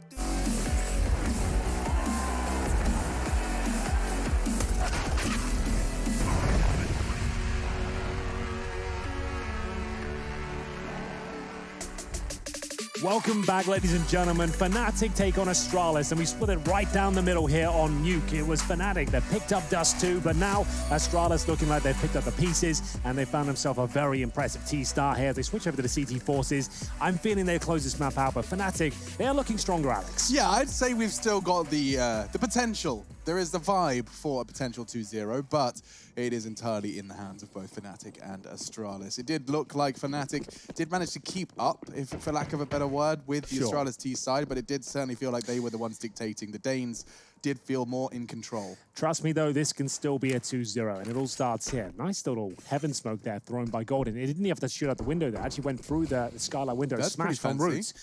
So we could grab that one potentially after team. That would be great. Yeah. Either way, it's going to be an upper push. You can see that heaven smoke down. This is a really cool strat. GT used to run this back in the day. This is an old school strat. Dupree is ready for it. He'll get the first headshot. Looks like Astralis are handling it well. The 5-7 should have made light work of Golden here. So a nice strat. Like I said, this is the old G2 approach. You go through ramp of smoking heaven and go straight up towards ladder, knowing they can't see you, but it is very telegraphed. You're aware of the strat. You can reposition, and it seems like Astralis were well aware of it. Yeah, but you can see that there's clear evidence of Fnatic trying to improve their pistol round stats. They are a little measly, but it seems that Astralis just continue to rack them up. Glaive opting for the 5-7 and actually managing to find 2 in the absence of his Kevlar and that $500 pistol. We're going to be seeing a lot of SMGs, 3 to be precise, up against the full eco from Fnatic. No bomb plant, no force buy. Well then, here we go. Full eco. Fnatic not investing a single dollar here, not even a flashbang. There they go, and they've actually got the first kill. They put down the vent here. A ding comes in. There's actually a chance they get the bomb planted. I don't think they win the round off this, but we'll see if Zipex can deny the plant. Good job so far. The bomb's going towards upper. Oh my god, this is next level. How have they pulled this one off? They still think it's going to be lower, surely. The absolute ninjas. I think Dupree saved the day, but what a play from Fnatic on the full eco to sell it enough to get a bomb plant. That's not easy to do. Yeah, it's not often I get too excited on these sort of rounds. Nothing invested from Fnatic, but they sold that so well. The vent dive, suggesting they're just trying to get the bomb down towards lower. Scraper plant down there. Zipex took a hook-landed sinker. He's calling. They're coming down towards lower. They're flooding the site. Everyone get down. Crossing decon. And of course, Golden's waiting towards upper. Sneaks the bomb through. If you're not aware, getting the the bomb down in those sort of rounds grants an extra $800, not just for the plant there, but an extra $800 for every player on the team going to the next round. So if your money's a little bit buggered, that's a great way to just inject a nice amount of cash going forward. So yeah, that replay worth its weight in gold, if you don't mind me saying, as he does get the extra cash coming through. So, with the extra cash, they can have everything they want. And finally, Brollan will get his Krieg. He has to get on his own T-sides for that to happen. Let's see how that's going to incite his fragging. 11 to 12 coming into this half, and the pistol. Going to be seeing quite a lackadaisical hold of outside. It will just be Glaive looking for more reactionary info. And for now, nobody's home on Silo. Not at all. Setting up their outside smokes. A lot of teams will opt to do this in the mid stages of the round to avoid the incendiary battles that occur towards outside. Molotov at secret, just to fend off any players like Device waiting there the AWP. He has brought that out for this first big gun round now. Glaive just trying to get some damage from the smoke here. One bullet connects, that's towards Brollan. And he's got the Krieg now, so we'll see a lot more from him. Device usually hits those, but here we have got a couple of kills coming through. It's a flash assist from Device to yield 2 kills for Glaive. Yeah, that's going to put them in very good stead. I'm just trying to force Device out, but he has repositioned to a more passive line. This is a very common angle. You can use the glass to just keep you extra obscured. Zipek's got info on his cross back. He sees one ramp, so for now they'll just dig their heels in.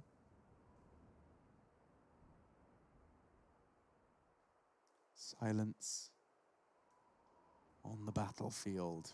One on each vent from Astralis. Top side's going to be brutal. Paranoid about hurt. You walk into the crosshairs. And he's going to win that duel. Magisk will win his. And Astralis, they've only got one more player to battle, one more to topple, but it's Golden. And he seems to have a bit of a mission ahead of him. Planting, faking, and all drawing out the more fights. 5 seconds as he tries to get this one down. Device likely to try and stop it. Doesn't want any extra cash being injected into the ecosystem, at least not for his opponents. And it's quite a simple procedure there for Astralis towards the end, managing to hold on to their AWP and M4s respectively. Fnatic now will be 3-0 down. Their first gun round doesn't lead them to a bomb plant. They're going to have to be down to the partial buy once again. More of the same, I'm afraid. CZs, PD50s, no revolvers on the T side for JW. Grims will have his Deagle. You'll probably see an outside execution with smokes here. Try and get the bomb down towards lower by the vent, something like that. And Brolan's going to attempt that right now. Flashbangs come through. You can see effectively pushing towards upper. Mate just burns one to a crisp and make it a couple. It's the bullets to do most of the damage, and Dupree will continue to find that. And it looks like we will have ourselves a confirmed round here, as Flush's kill is influential in any sort of way. I mean, Crims could try and get top site. Flush is trying to help him up. They smoked off main, maybe a bomb plant as they can piece this one together. Heaven's the threat. They'll plant and cover from main. Nade won't land. Oh, it will. Oh, bomb does go down. He'll take that one with pride, but maybe there's more pride to be found because Flusher smoked off, and a fresh magazine does make things a little more difficult. And you know, the defuse will come in just a moment's time. Faking it out for now. Flusher's just holding down his mouse one. Trying to play the game, and he's actually done well enough to at least evade the push. Glaive forced to his sidearm too. But there we have it, 12. It was very nice movement there from Flush to say the least. That was cool. I thought he gets that kill with the CZ at that point. I think that would be a round victory in its own right.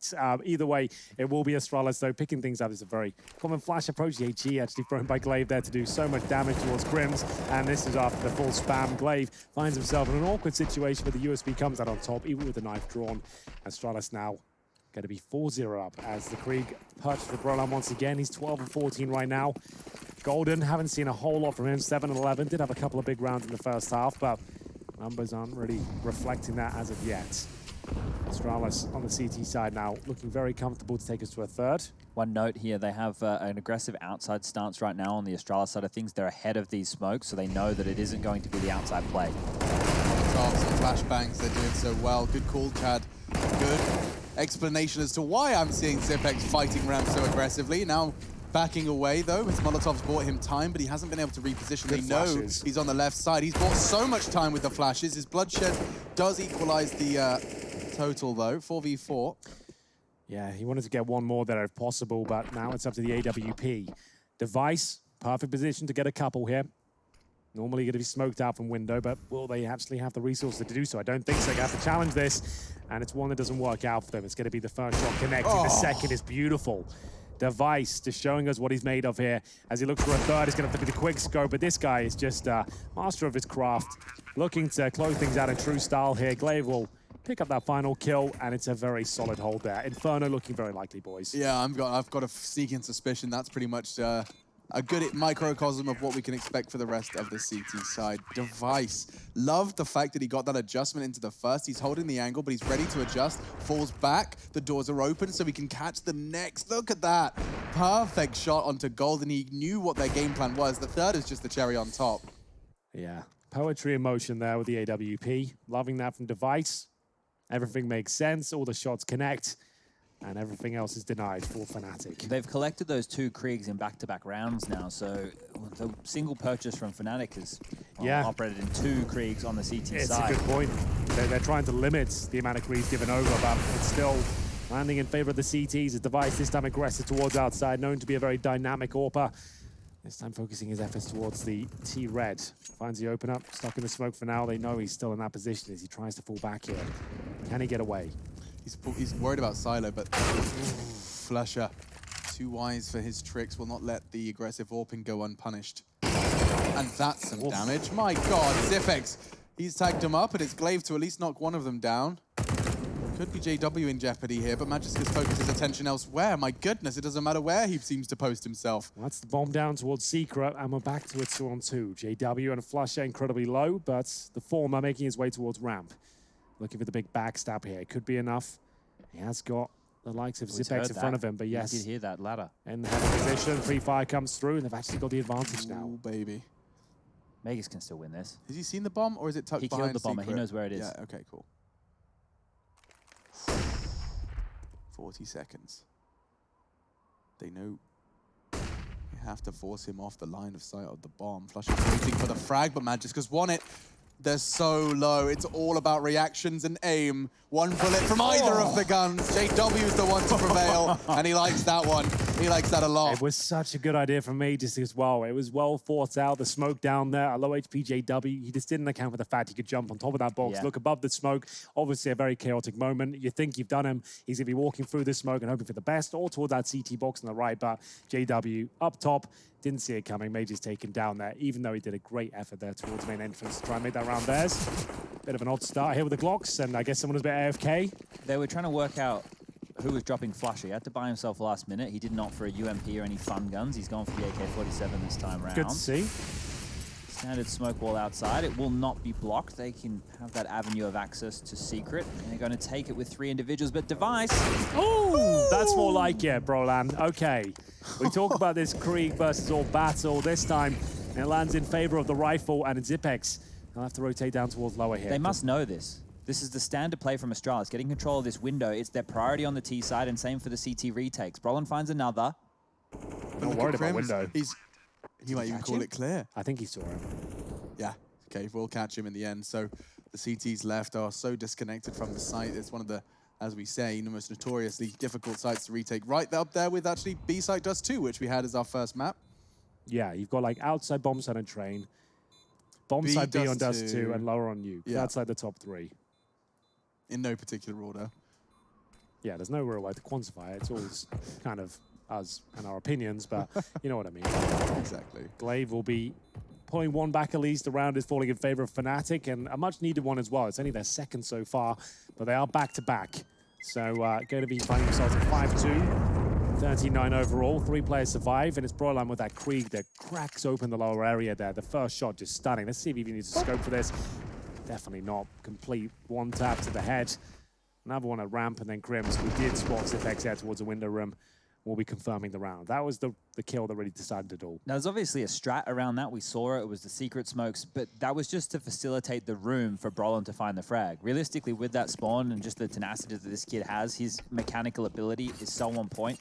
That is as simple as, hey, Brolan, we're going to throw some smokes for you. Go kill them lower for us. Right. And when that happens, it just shows you how easy the round can be. That opening, and they had full access. Device, the AWP yet again. This time will not find himself in secret. Wants to stand and fight. He's been aggressive with the AWP. We've seen him move around a bit already within this second half. it is. He gets revenge jump rolling this time round. Lightning fast. Golden's also kept on notice, so they don't want to deal with Device anymore. I don't think anyone does at this stage. Hitting a lot of impressive shots. Looking to close things out here on Nuke. It's their pick. Came very close to a huge resurgence on Dust 2 after losing 12-3 in the first half. Incredibly close finish on that first map. Actually ended up 16-13. Still 5-on-4 in favor of the CTs for now, but they have a bit of damage. And JW's towards lower. They have no idea. Zipex, you're done for, my friend. Towards ramp we go. Glaive needs at least one here. He'll get that, but I think that's all he'll find. AK-47 does get a second go here. Desperately tries to hold onto his mouse pad. Yeah, I think his wireless mouse was giving him a bit of jip there, but no, jokes aside, Crims is gonna get another one on the ramp. He's even falling away. He's still alive. Not for much longer. We'll have to take the fight, but the utility arrives just in the meantime. So Flush has got himself decon. He's going to be playing around with the door to keep their attention drawn. I like this from JW. Yeah, very nice. Tucking himself in, hidden behind the door. Flush is with him as well. It's looking great. In terms of the kit situation, there is one available, but no smoke. I felt like Fnatic had done enough at this point. It would have to take a straight-up wallbang towards JW to even enable a defuse at this point. Why would you think he's there in such a strong position? And he's found the bomb is clear. I don't know whether that was the time he wanted to swing out necessarily, but he does go down. That should be Magisk as well, being dropped. That's a little bit crazy. Come on, Gabe. He's down there with the bomb next to it. It's an open, it's an area. Open site. Nothing to stop the explosion. If you did like an Indiana Jones, you got inside the fridge, for example, maybe that would be fine. But you didn't. You're in the open. And in a nuclear power plant. You would think that would be enough to kind of take you out. At least put you on your knees, get you coughing. But give us something, Gabe. Don't worry about the Kree. Keep that overpowered as anything. Just fix the bomb situation for me, all right? I don't want players to be surviving in the bomb site. It doesn't make any sense. Yeah, there is a whole punishment mechanic that's definitely taken a bit of a back seat, but into the round that they're just going. Little scared for the Zeus. Close quarters AWPing. Device might actually win it. He's got 2 opening frags. Close quarters. Madness has got another. Crims has no health, has no hope. He's got 3 more to find. The Zeus actually finds a kill here as well. Device with a close range AWPing picks up 3 in total. It's the Zeus that connects as well. Fnatic go for the upper rush, and it's the worst call they could have made there. Device ready and waiting with the shotgun. AWP does land them. Round number 14 here. Fnatic, sure, they got double digits, but they're running out of funds. They will take a US Air Force tactical timeout at this point and sit on around $2,000. It is pick your poison time. Do you fully invest now and try and deny map point for Astralis, or do you bide your time and try and scrape together 5 with the rifles? I think you pretty much have to buy here. Here's the replay from Device, just negating the flashbangs and hitting all these close range shots. You can see his teammates here jumping in front of him, making sure they can take some of the aggro. As it comes through, the screams there of the Fnatic players as the Zeus connects, 1,000 volts surging through their body. It's the buy, it's the all-in. They pushed all their chips to the center of the nuke table. The top rush didn't work for them just then, and now with pistols on board and some MAC-10s, it's curious as to what approach they could possibly go for here. The secret wall smokes are standard. They've been given access to that a couple of times. You can snowball lower with this close-range weaponry there. Top rush could be on the cards again, but they just got absolutely destroyed by Device. It looks like they're slowing it down. This isn't the approach that you necessarily want with these pistols, but they do have the utility to back it up. There's the smoke wall.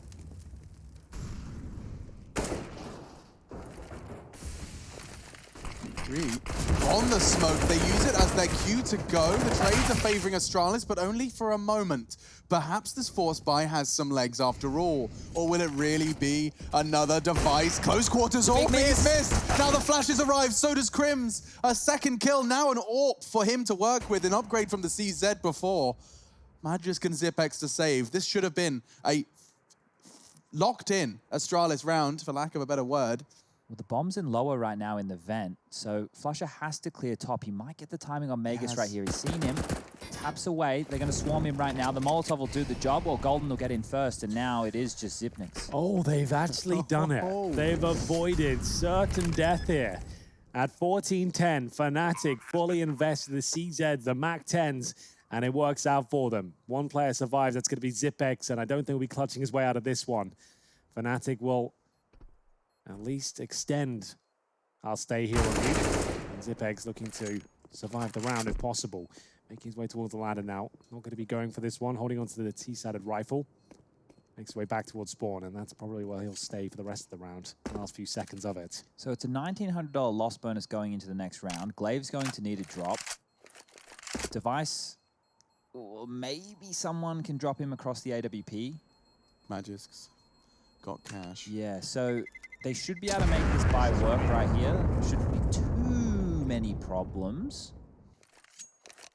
And Fnatic, they still have compromises. Even with that round win, even with the saved AWP, they still will have a couple of compromises with their buy here. This was phenomenal stuff, but Device with an uncharacteristic miss right there, and you see him trying to push on out and make up for that miss. Well, the flashes that were being thrown, he didn't see them and actually got completely blind as he swung to make up for that missed AWP shot. So it's all falling apart right there. Match is paused right now. Have to talk through these buy situations. There is a lot to discuss. Yeah, focusing on the rounds to come, not the ones that have already been, I would imagine. Astralis, Inferno is just 2 rounds away for them. It's just outside of reach. And Fnatic have just now put the thought back into the Danish brain that this could very well be a 2-0 series. It felt like just after conceding that, after the top site fail from Fnatic, they throw their bodies into the brick wall, Devices close quarters AWPing. It did look like Inferno was a guarantee. And now, just 1 round later, Fnatic give us a second guess. Well, it's going to be a difficult few rounds to break Astralis once again, but there certainly is a chance a 2-0 could occur. Astralis now with the AWP device. Glaive on 22 kills, Mage is 23. It all sounds great. We are missing Zipex, but he is the brand player. Not many frags available on that side of the map, to be fair. Outside smokes coming in quickly from Fnatic. Do they send big numbers behind it, though? Boosting the player on towards the first box. Allows the AWP to get a advantageous angle towards any aggressive players. And Glaive's known for that. But this time, yes, indeed, a big gap. And he's watching it like a hawk. Does Brolan have a smoke for underhand? Brolan's dead. Oh, the timing there. He still goes down. Fair play. Nice work for Glaive there. Could be enough to find map point. Yeah, it's looking very promising, just like that. So did they deny that smoke I heard with the an incendiaries? I'll have to have a look. Let's have a look, because it really is the biggest back. talking point of the nuke right now. Is it worth even doing the outside smokes from T-spawn if they can be denied and gaps can occur? Or was it simply a misthrown smoke, which is unlikely considering the lineups and how often they throw them. Glaive will get his second of the round here. That's going to be a 5-on-3. I don't see a world of Fnatic even get back into this one unless Crims gets a Dillick timing towards ramp, which apparently he's gifted. Okay. Maybe there's a few more chapters to the round 26 book. The lack of utility is very worrying for Fnatic right now. They haven't established enough map control to find these normal gaps that they can get away with, so they need to trade efficiently. And that right there is a huge shot from Golden. That's like a sniper. His M4 just laser beams Glaive out of the server. Wow. So then 3-3, Dupree could be a little vulnerable. He's on top site. He's now going to be paranoid for main after Golden did find that frag all the way back at CT spawn. This is the perfect position for it as well. They can clear up behind the bomb box and plant safe. It's just time now. 10 seconds. They have to go. Oh, the perfect lineup. Magisk is going to get both of them. Crimson Flush at the second he peeks. It's a tiny pixel, but it's both bodies on top of each other. Puts 15 on the board for Astralis. Here we go. Here's the smoke wall situation that's going on. Deep, aggressive by the CTs. They've dropped a molly here. There you go. And thus the gap that we found. Brolin went down and Golden took all that damage. So it was a gap caused by Astralis. An early incendiary from the CT side creates a slight gap. It gives Glaive 2 frags. So sure, they do no damage to that incendiary, but it's used in a different way to enable them to find kills with it. So it's very, very impressive, and we'll see Astralis find map points indeed as they rush towards up as the pistols only. A UMP thrown into the mix, but it looks like we're all done here. Dupree making light work of them here as he sprays them down one by one. He's on for the ace. He won't pick it up, but Astralis with an undeniable victory there on Nuke. They look fantastic throughout it. A good resurgence from Fnatic, to be fair, but it will be tied up at 1-1 now as we move on to Inferno next. We'll take a break and be back to talk about this map.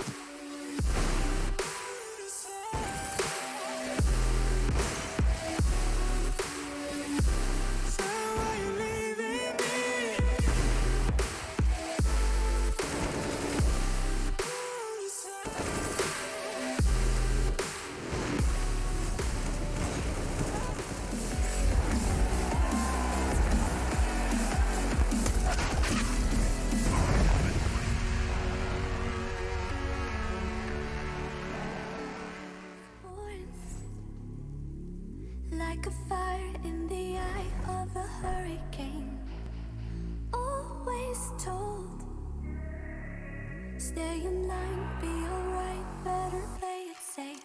I walk a different path, nothing can hold me back. I've passed the point of no return, something is calling me, it's in the air that I breathe. Bring me back to life again, dancing with my fear, burning with desire. We gon' take it to the edge, and come alive, go to hell and back, just to feel the fire. We gon' turn up in this place, and come alive.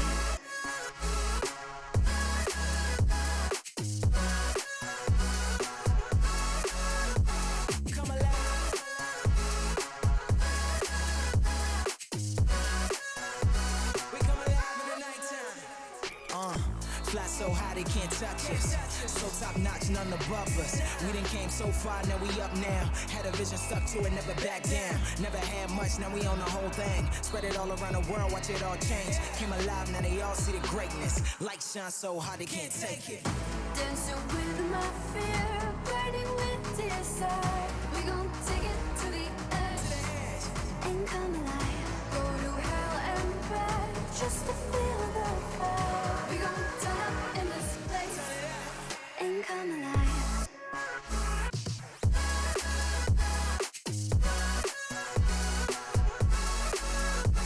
Come alive.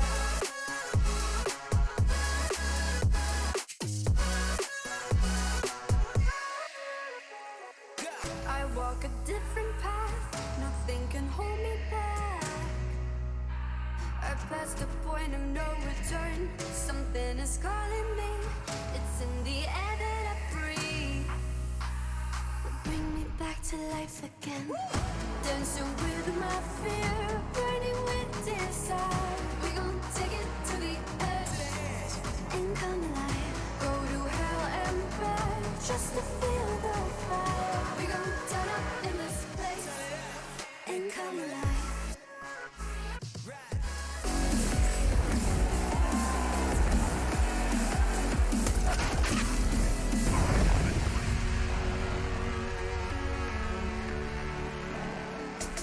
Denmark's finest bounce back on map number 2, their choice and one of their home maps of Nuke. They take us all the way to 3 right here, but Fnatic, they put up a bit of a fight right there on Nuke. They made it interesting. They kept it with their special flavor. And that map had almost everything you could have wanted. It had the strats, we had the eco victories, we had some clutches in there. But Astralis do walk away with the win. They started strong on their T half, flipping on over to the CT side. They had another blistering start over there.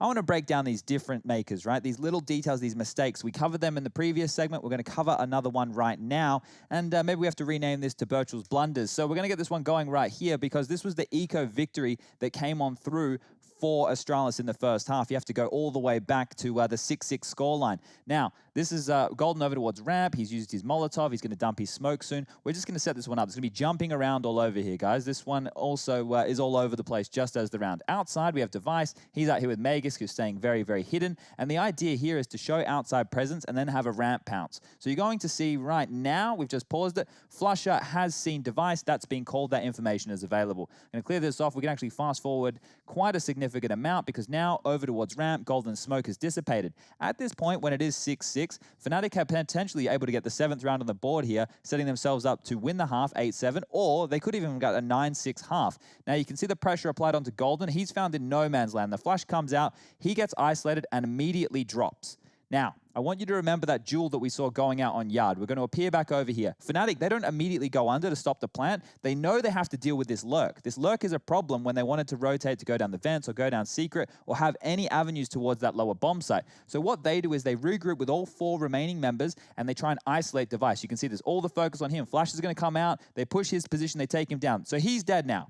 But check this out. At this point, they aren't too aware that Magus is still alive. Look at this. Brolin was actually facing the wrong way. He turns around now, and this is taking more time off the clock. The bomb's getting planted. Lower's being controlled right now. Eventually, they deal with him, but he gets another kill. This has put them in a 2-on-3 situation as soon as Magus goes down, and time has been eaten off the clock.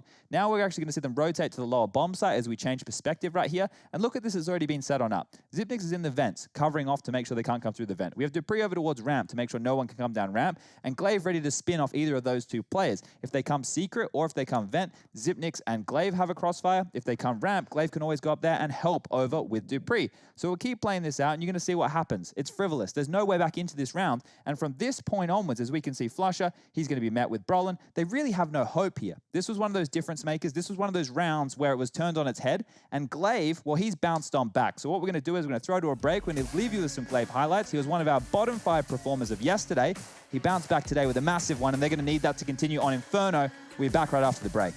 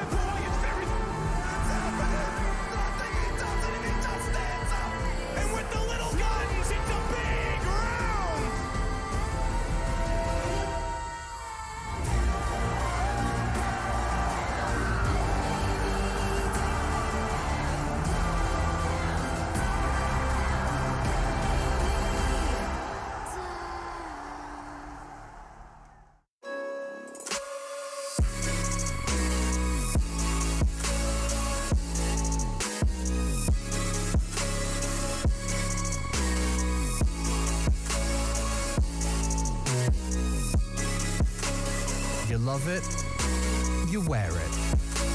What's your style? Get your merch at shop.eslgaming.com.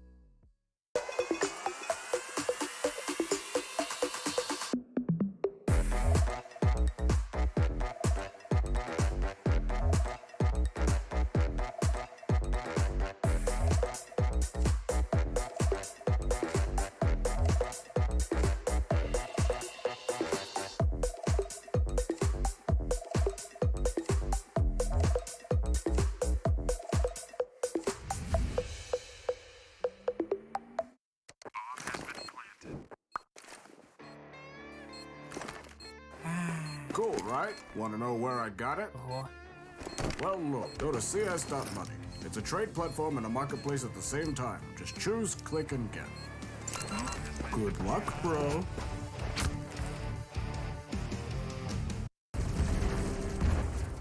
Everybody loves an underdog.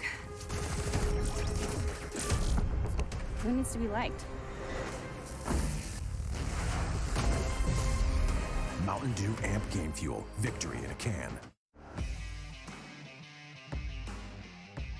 Charge up your game with excitement. Highest odds on the market. Take what's rightfully yours with GG.bet. My name is Jordan Gilbert, aka Nothing. Hi, my name is Sue Lee. My handle is Snix. I think it's important for these initiatives to happen. Empathy really, really goes a long way, and it always, always means so much to us, and I think that's where initiatives like this really help. I encourage everyone in the community, anytime they see bullying, anytime they see someone getting called names, or I encourage you to step up and say something. Good luck, have fun. Good luck, have fun.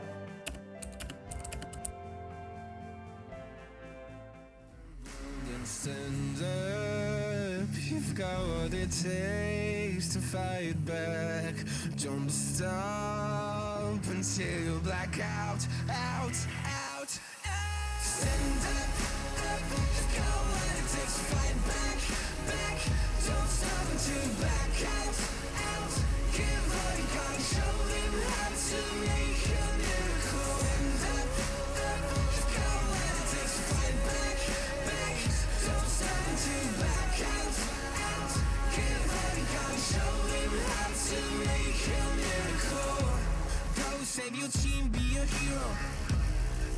with your cup, be your star. They waiting for you, take aim, shoot your arrow. It's your time to shine, show them who you are. Stronger, gotta go faster, gotta get better, gotta work harder. It's fight or flight now, get up now. Go with the move, go for the goal, lead up the stadium, you know how it's done. Stand up, go when it takes to fight back, don't stop until you back out, give all you got, show them how to make a miracle. Stand up, go when it takes to fight back, don't stop until you back out, give all you got, show them how to make a miracle.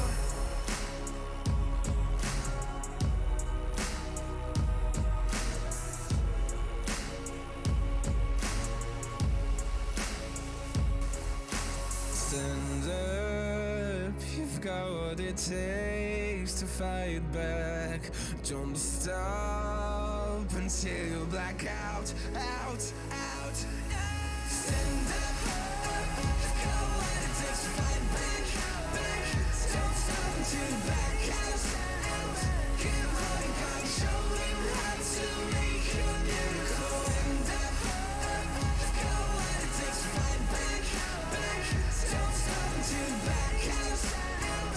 Give all you got, show them how to make a miracle.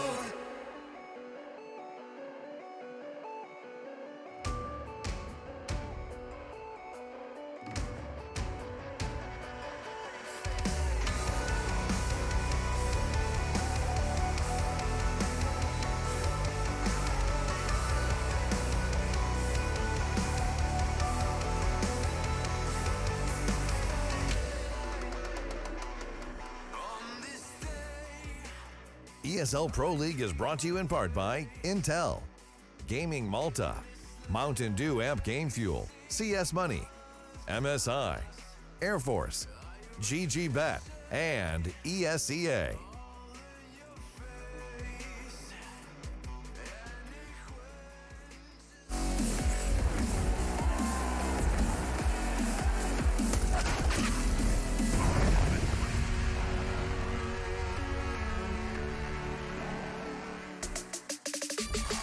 What better arena for a third map between these two names on your screen? Astralis, the Danish Kings, and none other than the Swedish Same. It is going to be this Scandinavian showdown on Inferno. It's our third map of our second day of our second stage. Both teams have already found themselves their first game played. We saw Astralis, of course, falter at the starting line, and Fnatic did manage to convert versus FaZe Clan. So that's the current state of affairs. Inferno, though, is where it finishes. And that was the great decider yesterday against FaZe Clan for Fnatic, when they actually won 16-6 there. We had JW lighting it up. He had the most kills on the server with 24, got 5 opening kills as well. The AWP was looking electric. That was one of the good performances from JW and Inferno, but we know that can actually fall apart with him being too aggressive. And if Device is hitting the shots he was on Nuke, that could be a different story altogether. Yeah, both teams are a bit of Inferno specialists. Obviously, Astralis for the streak that they put on their map, and then Fnatic back in the day, and it's still a proficient map for them these days, and one where we could see them yesterday taking a lot of space. But we need to work out who's starting on which side, boys. So I believe we have the knife round that we can bring on up here. Yeah, so this right here, we make it to the third map. For those people who aren't familiar, we knife for sides to determine who's going to be playing on which side. Yeah, it makes sense. Now, normally on this one, you want to be selecting the CT side, and this is one to help us with this so we can direct our conversation. Do we need to be starting with talking with Astralis on the CT or Fnatic? So let's wait and find out. You want to cast this for us? The knife round? Yeah, give it to us. It's been okay, slashing, gashing, and already we're seeing, it looks like, oh my god, yeah, Device has gone down after one. So he's doing his best in Boiler, and Fnatic will be starting on the CT side. So Fnatic, I can leave all the flusher banana control stuff until we're actually in game. What we need to kick it off with is the fact that Fnatic on their CT side yesterday, we saw them do a four-man banana retake, I believe it was, quite quickly coming on in there. Also, look out for their moves to retake control. We see the half-wall smoke with the Molotov to flush people in the barrel position out to the line of sight. And Brolin likes throwing that pit smoke that lands top mid when they want to take back mid-wall. Yeah, also look out for Flush's utility damage on Inferno. He is the absolute master on this particular map. He'll be posting big numbers. We'll try and follow it as the game continues, but his T-side and CT-side utility usage is exceptional. Yeah, which reminds me, of course, of how Fnatic's T-Pistol pistol looked actually initially. We may not see it, of course, initially, but they actually did a double stack nade towards the boost spot That's on right. B as their T pistol. It killed Nico and they just flooded into B. So keep your eyes. There is a lot of tricks and little quirks to both of these teams on Inferno. Yeah, we've been lucky we get to watch almost every single game. So we're watching the meta of these teams evolve within the microcosm of one tournament, and you can see the tendencies and things that they either work for them or didn't work for them, they aren't going back to. But right here, right now, this one should deliver. The first two, they definitely went the distance, but this one right here should be everything we want and more. Who have you got winning, Chad? Oh, I'm going to go with Fnatic. All right. Against the grain. I wanted to say the same as well. I feel like Fnatic could do this now. After their impressive performance against FaZe yesterday, remember 16-6 against one of the world's best. Astralis looking in good form after Nuke, but I feel like Fnatic have got enough what it takes. Starting the CT side, they're going to need a bit of that JW magic. Remember, 24 kills yesterday on his performance in a 16-6 game was magnificent. It was marvelous, but he's up against the best now. Astralis looking to buy back an Inferno. And so it's time for the pistol round. Prepare yourselves, prepare your friends, and prepare your poggers. We're getting into our third map.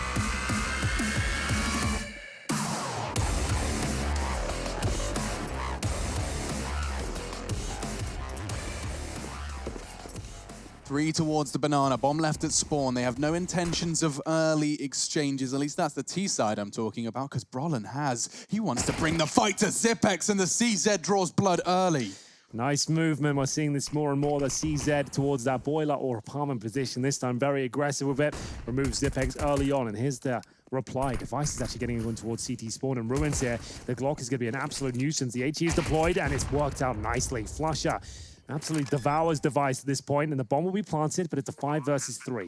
So they've got the money for the next round, and it's up to Dupree now to fend off 3 players pushing that banana position.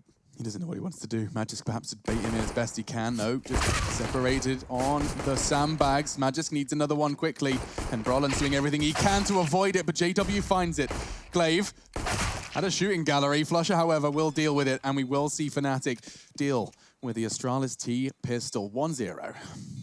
Well, it got quite exciting there for a second. It certainly did. I thought that B hold, that banana hold was going to work. Yeah, it looked like Glaive had the potential for a couple of kills there, to be honest with you. Mages gets 2, but unfortunately for them, Fnatic had already done the damage there. It was a nice hold after getting the initial kill with the CZ. It forces Astralis in towards B. They had to try and make a quick reaction there, knowing there was aggressive players towards the apartment position.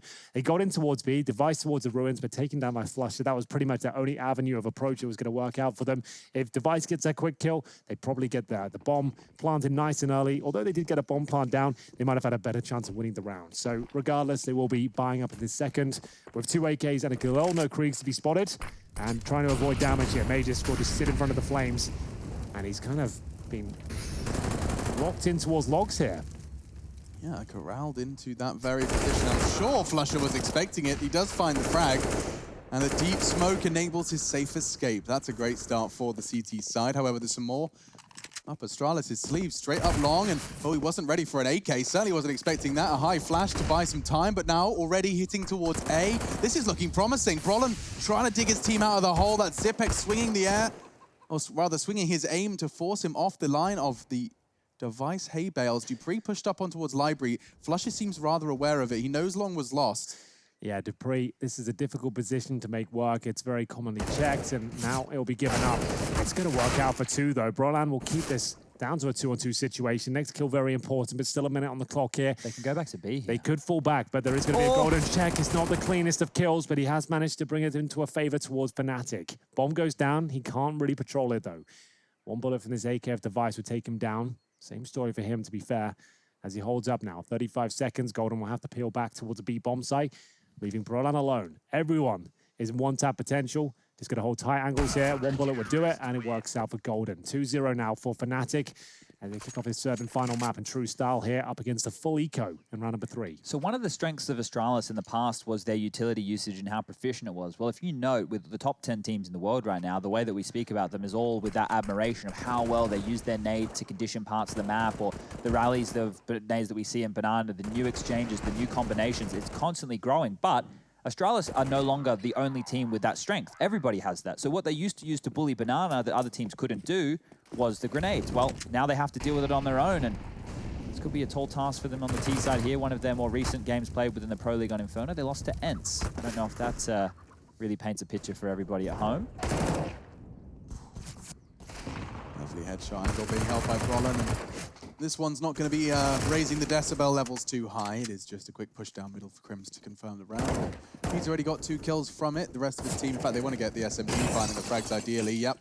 Setting the MP9 up nicely to find good 3 frags into that one. That's going to be an extra 800. Let me try again. 1,800. 3-0 for Fnatic. I'll take 800 or 1,800, Alex. Whatever you have going, Yeah. send it to my PayPal. Okay, sweet. Or my my bank account, either or. That's the OG fan club at gmail.com. Yes, yes. I am the commissioner of the OG fan club. Well, you'll see the neat and tidy frags from the MP9. No real squeals justified just yet, but we are into the full rifles. And again, take note, no Kriegs. Astralis will not be buying the Krieg, so as it does not fall into the CT hands. But bloodshed early in middle. JW's done well to at least take a 1-for-1, but that does favor the T side. This is meant to be fast mid control from Astralis to deal with 3 banana play, but JW up close has completely stifled this. They have to respect that Molotov. There's a different look, and whoa, Flusher through the smoke.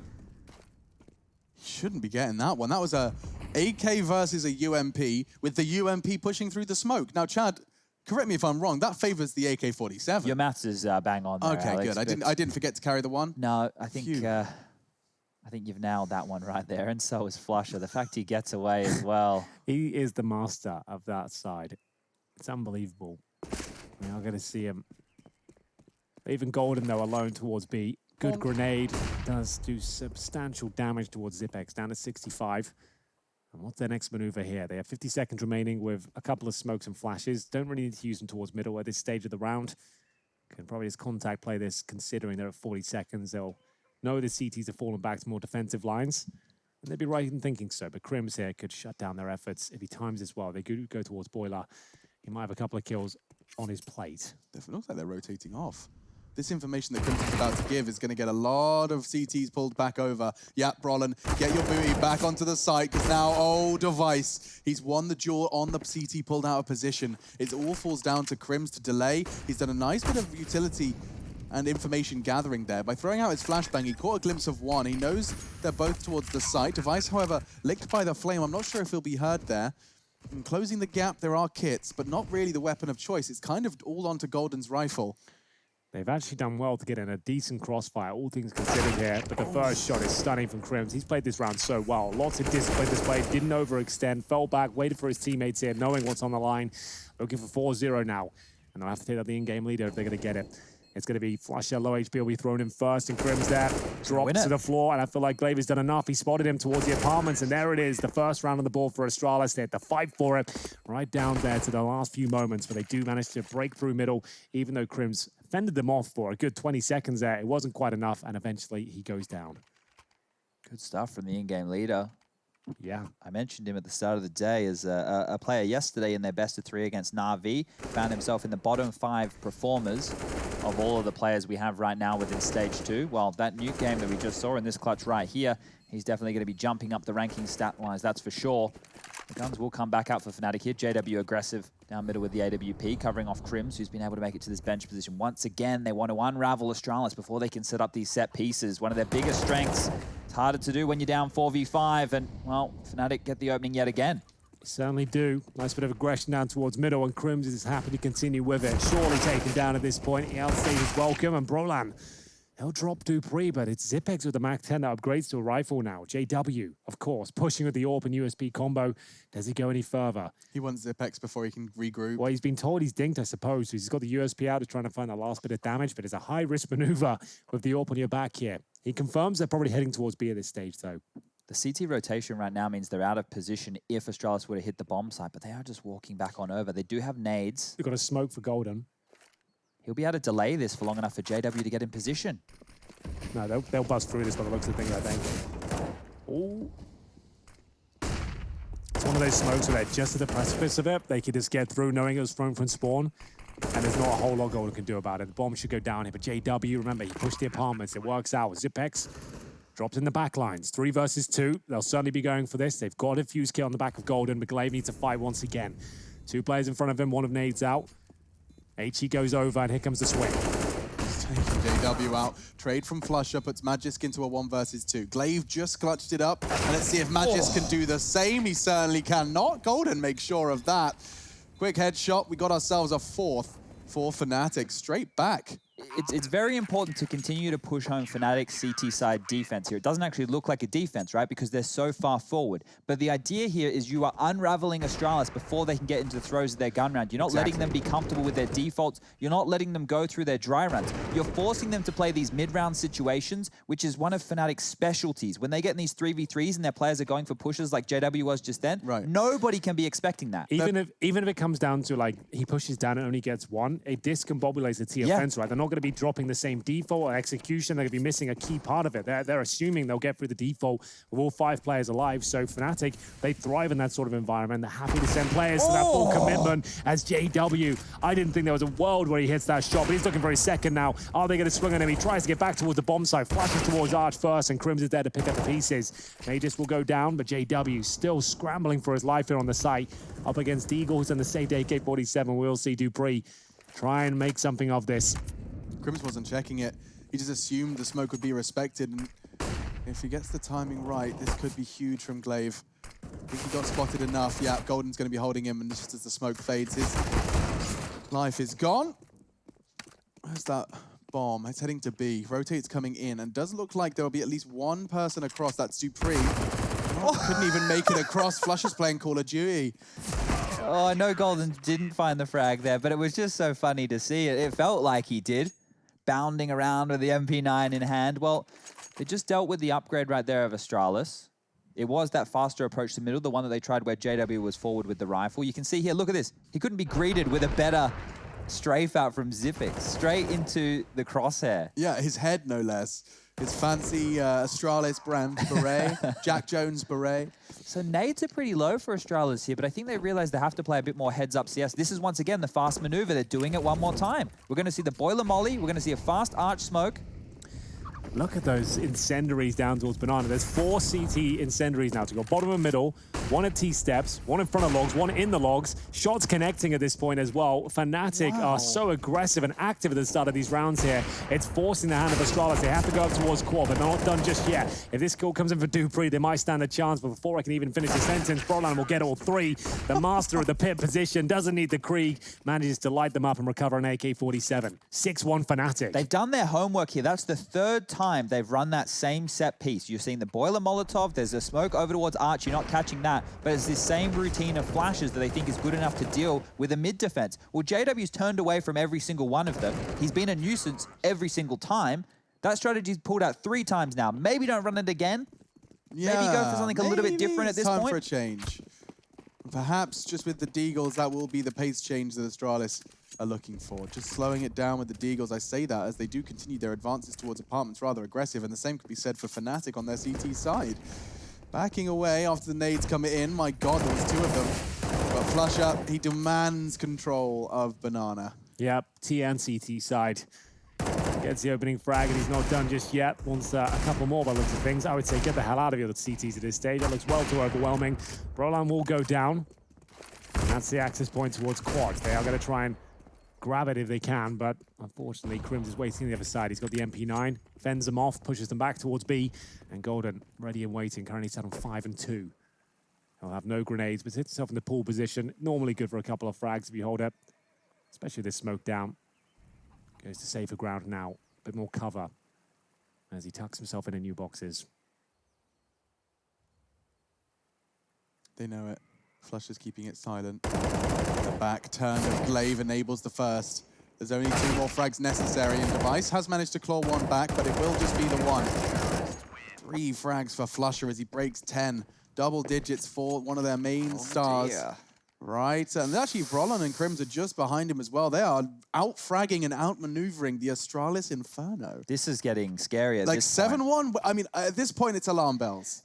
Once Fnatic have hit 8 or 9 rounds, at that point, they can throw caution to the wind even more so, right? They are playing a style of Counter-Strike right now just to completely unravel Astralis. It's working. I don't know what the response is, because Astralis' fast play has been stopped.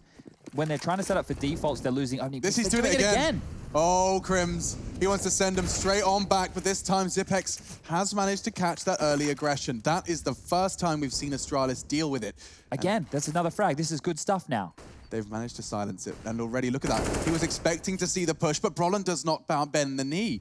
He continues his aggressions, at least converts the first frag out of the apartments. He does manage to... Ooh, he was going to go for the aggressive fight on Balk. I thought he'd just drop safe. Could have been enough there, but unfortunately that's the A side completely ran over now. It's going to be an A finish and another Astralis round on the ball, but only the second. Golden and Flush out better off to saving their M4s at this stage. They're both over towards the B side of the map, and Dupree's not happy with that. He's going to make sure he takes them down with him if possible. Bomb to be planted now. That's courtesy of Device. His counterpart, though, Dupree hunting for Golden. Spots him. Not the cleanest shot, but certainly a tidy conversion. We are going to have Flush up just trying to survive at this point. I don't think it's happening. Any second now, they'll get him. He's going to get taken down. Dos, and the Descos.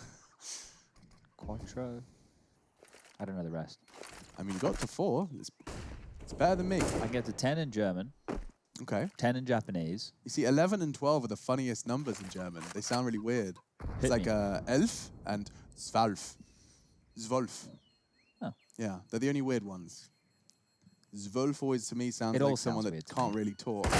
Well, Flusher won't be talking much more in that round, that's for sure. His mouth sealed by lead. Dupree with his Kalashnikov. JW can either buy the AWP or he can drop a teammate. So let's find out how generous he's feeling today. JW's a giver. This is Dupree giving out headshots. This was on towards Golden. He's trying to make sure they didn't survive with any weapons towards the end. The chicken even went down with them, as we'll see round 10 come through. 7-2, but it is a CT-sided map, so no alarm bells for Astralis just yet. But they're looking to break the economy of Fnatic, starting to string some rounds together. Having to extinguish the initial smoke. Lots of utility thrown towards Banana once again. HE to follow it up, doesn't connect. Finally, Astralis have earned Fnatic's respect. This is a default round. 2 towards top Banana, 3 over towards A. No aggressive pushes. Just the standard CT protocols that we've come to expect. It only took 9 rounds. Yeah. Good observations, Chad. I love it. The default took this many rounds just to be forced out of them. But let's see what Flush has got in store for us. He's just going to be playing CT. Interesting. So that's going to be the early banana control given to Astralis, and they'll be happy to take that for free.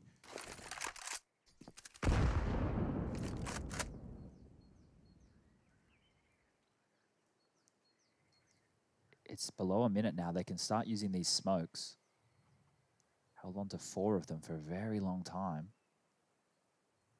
Device really going to be the contact entry point for this B assault?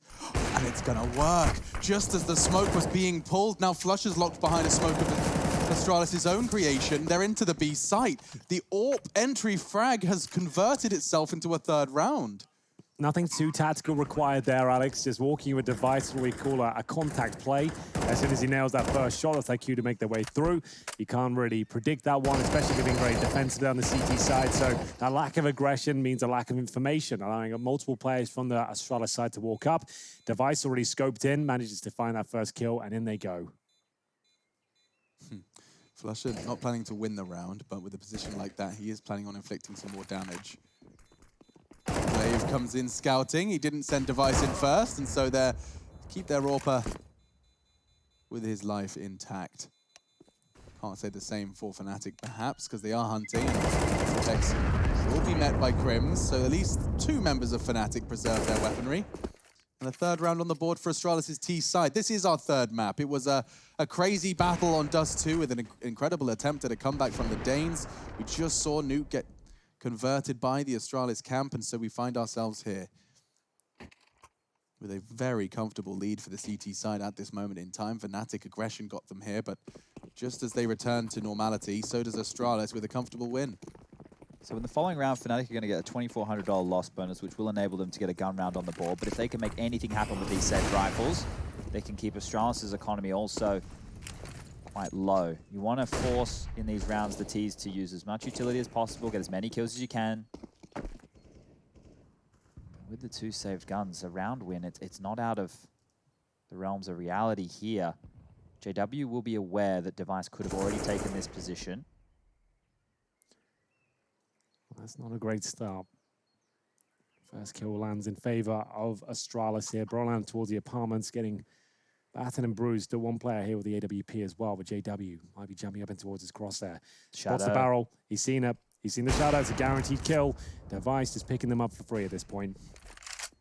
That was one of the freest duels you're ever going to see. Device and JW duking it out, but this time not too much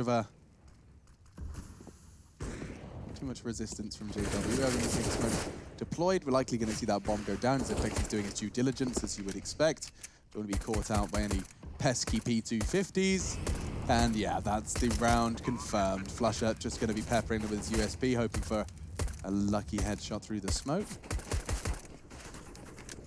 This is where Inferno can get a little bit blah, right? There's been 2 kills in the last 2 rounds that have guaranteed the round, right? Yeah, I know what you mean. It's difficult for the CT side without full utility to fight back into these. We were talking about difficult bomb sites to retake before. B on Dust 2 sticks out like a sore thumb. But here, if you lose an opening kill within the early stages of the round while your defense is being set up on the other side of things, the rotation time is quite long. And if the Ts are able to get on in a number advantageous situation, the post-plant scenarios they can set up are way too deadly.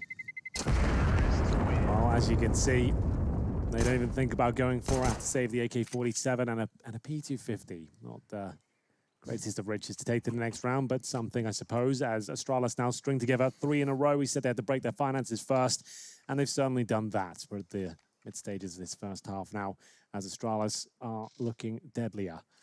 It's Zipex is on 2 and 10. Hasn't been the best series for him. Majors with 4, but it's Dupree and Device providing the bigger numbers as we head into round number 12 here.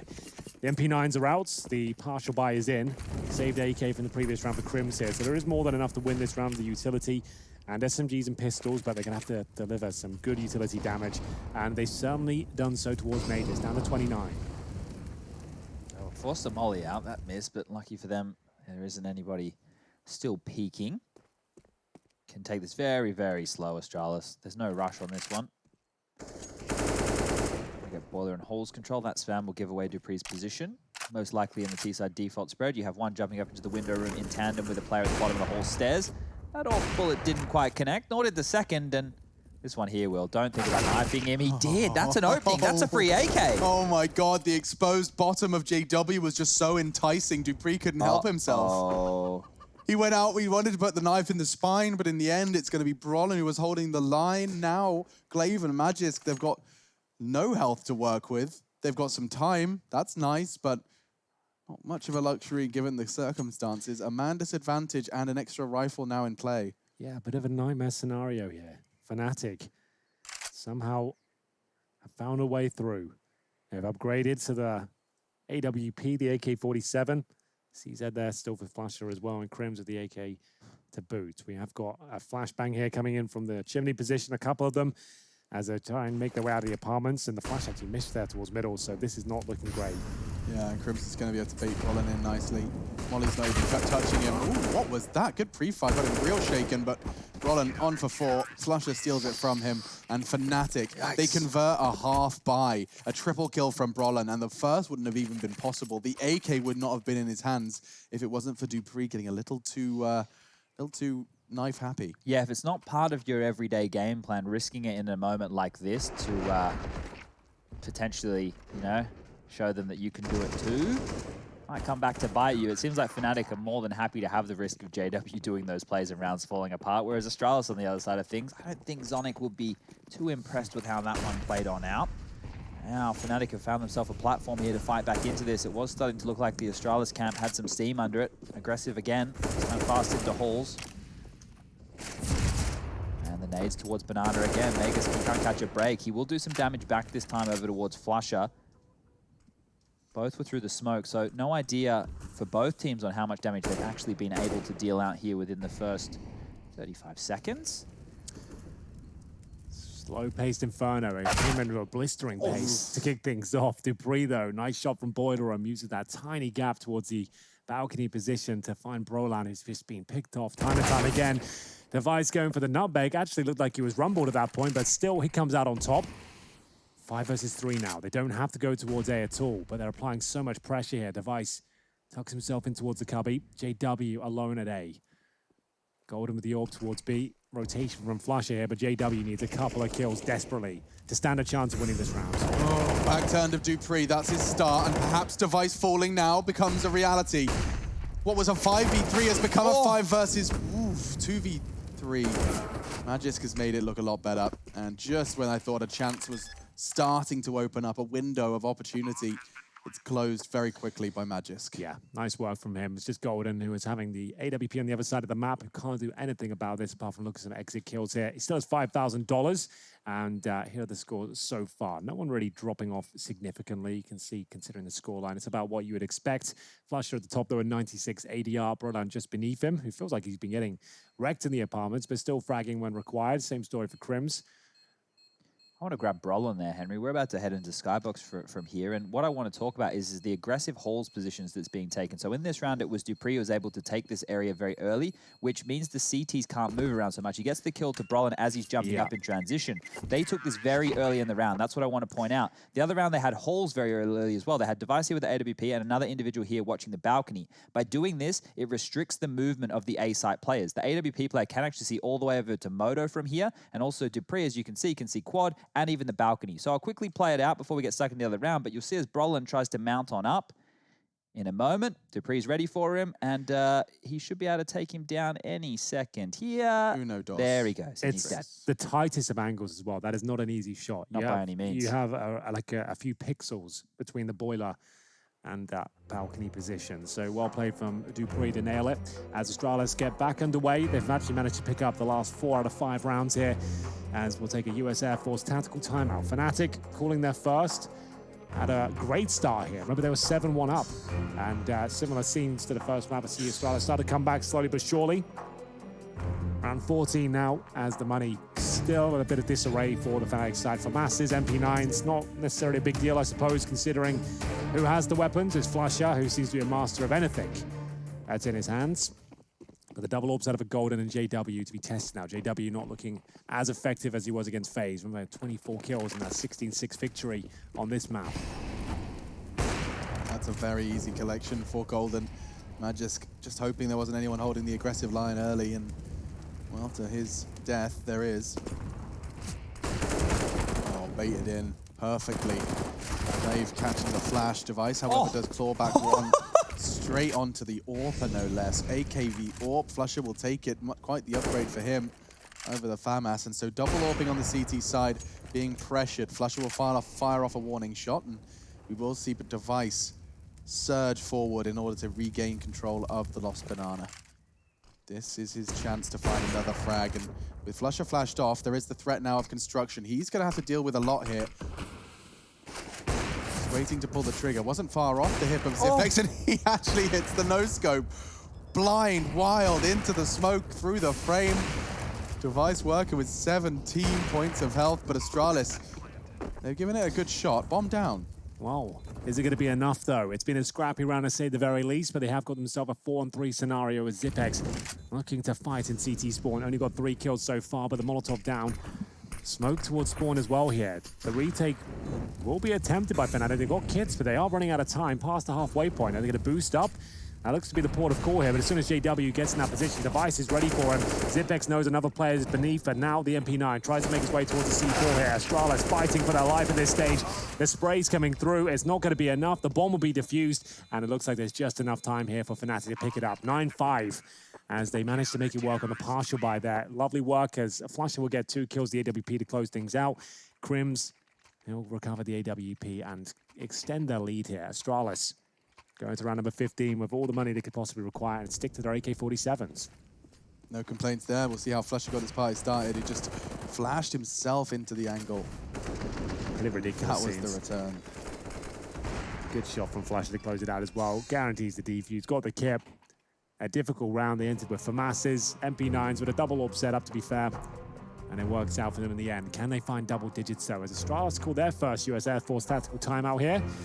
This current Fnatic roster have now played 116 games, of which they've won 74 maps. That's 64%, if you like numbers. I mean, you can see how that contrasts with, you know, teams that were in the first stage of EPL. I remember we brought up Virtus Pro as an example, which was something much less enticing.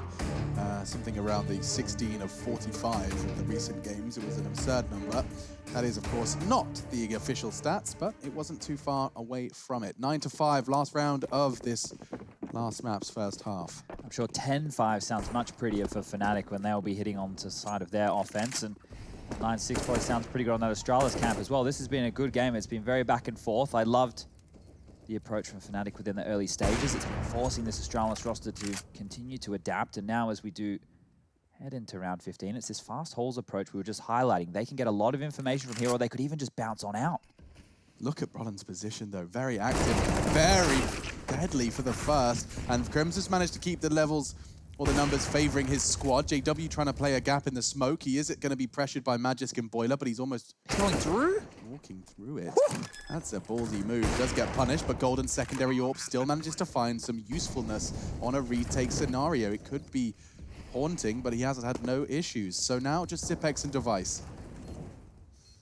Yeah, that's all that remains. It's the final round. No saving here, that's for sure. Fnatic adjust themselves now. Get together. They're all towards Arch. They have been smoked out, but I think there's a gap in that smoke. It doesn't look ideal.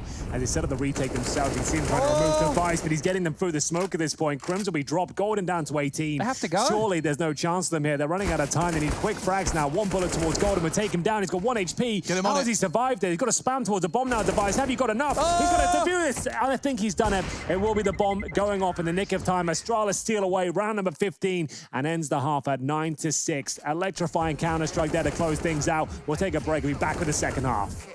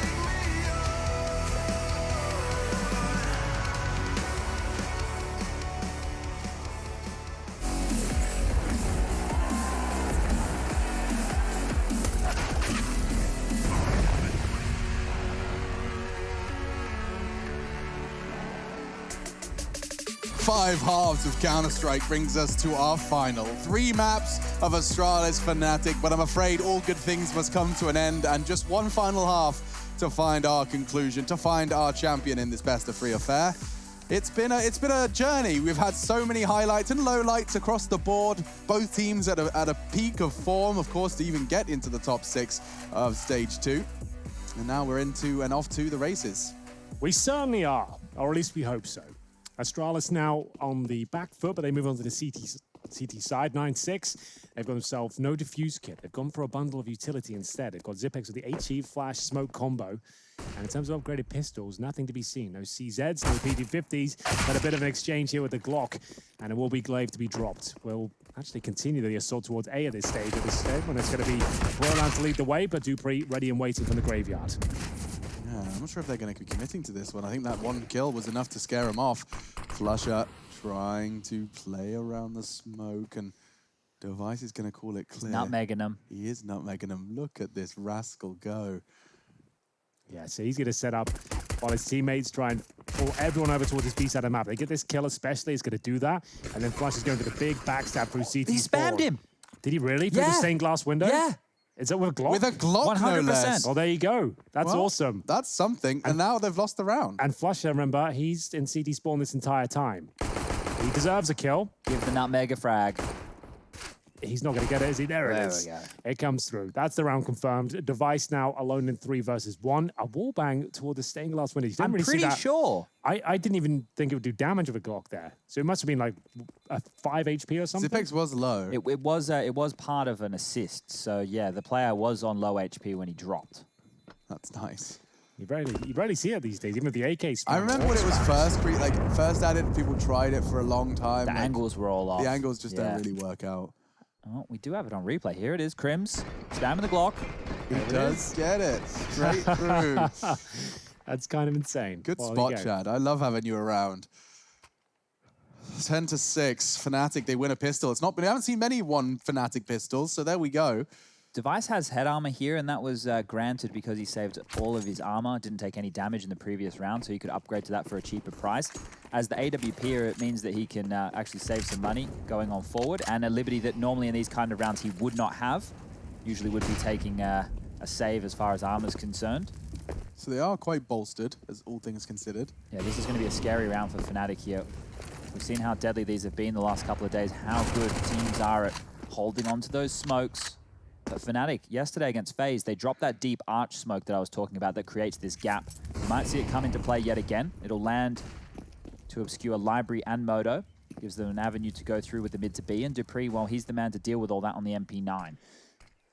A lot to deal with. Ah, they've used their own smoke. This means they can't go through that arch side at all. So this is from Astralis. They put that smoke down to stop Fnatic from going to the arch side of the map, which means for their anti-eco approach, they now need to go with a different idea. Or they could wait it out, right? Well, there's just more smokes on the board. That wasn't even thrown by Dupree. That was thrown by somebody over from A, which landed arch side. Brutal. There's more where that comes from. But still the smokes start to bloom. One's going to be separating them off from the Library side. And here comes the commitment. Up short, at least one of them. It's going to be Golden's Mac 10. He's looking for heads, and he does find Device. Oh. And even a second onto Magisk. That's ridiculous. That's more than he was worth. Yeah, huge plays here. Nice Moto smoke in the Mac 10 committing round.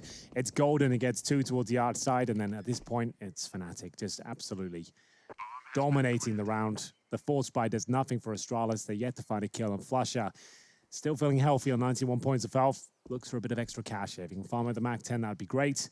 Remove any deadly weapons for the next round. It's going to be 5-7s for both Glaive and Zipex. You saw Glaive get a real nice little 3K before. They're actually going to be smoking off coffins like they're almost executing for the hunt. Yeah, they're Molotoving first oranges, smoking coffins here. It's like a B take, but they're just hunting for the remaining players. Well, they've given themselves up now. They know they're stuck in towards Ruins, and JW going for the spam here. I feel like they get one of these players, probably not both. Do they want to commit to it? JW, he's having a go, and there it is. Might even get both. That's huge. $1,200 towards the end. Gets them just after the bomb explodes as well as Golden and Quad. That second kill was beautiful, and Crims pretty standard by his levels, but the last two from JW, that's where it all came together. Yeah, Golden jumping over the smoke, just enough elevation to place his crosshair on the opponent on the other side of the guys. That's lovely. And it puts it 11 for Fnatic. They are getting dangerously close right out of the gates of this second half. Yeah, but they've been close rounds, so that's 2-0, but now the full eco comes in from Astralis. They invest in a little bit of utility there. The HE's towards middle. That's so nice to take top banana control. For people who missed that routine of mollies, that is perfection.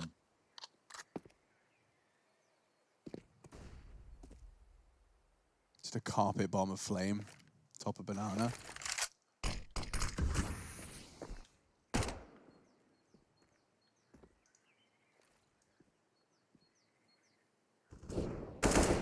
So just a matter of time, I would say, before Fnatic find the victory here. But the Zeus is out and about. Holds towards Boiler right now for any inquisitive T's walking up towards middle. But a B finish looking likely. Remember, they've only got USPs here. They've already taken about 150 damage at this point. Molotov over towards first oranges, and that's where Zipex is positioned, but it doesn't seem to be landing at his feet. And here's JW somehow, of course, some way on the A side towards Library, as his teammates getting ready to go. Here we go. B. Hold up, this is our chance. I don't think he in gets sync. This.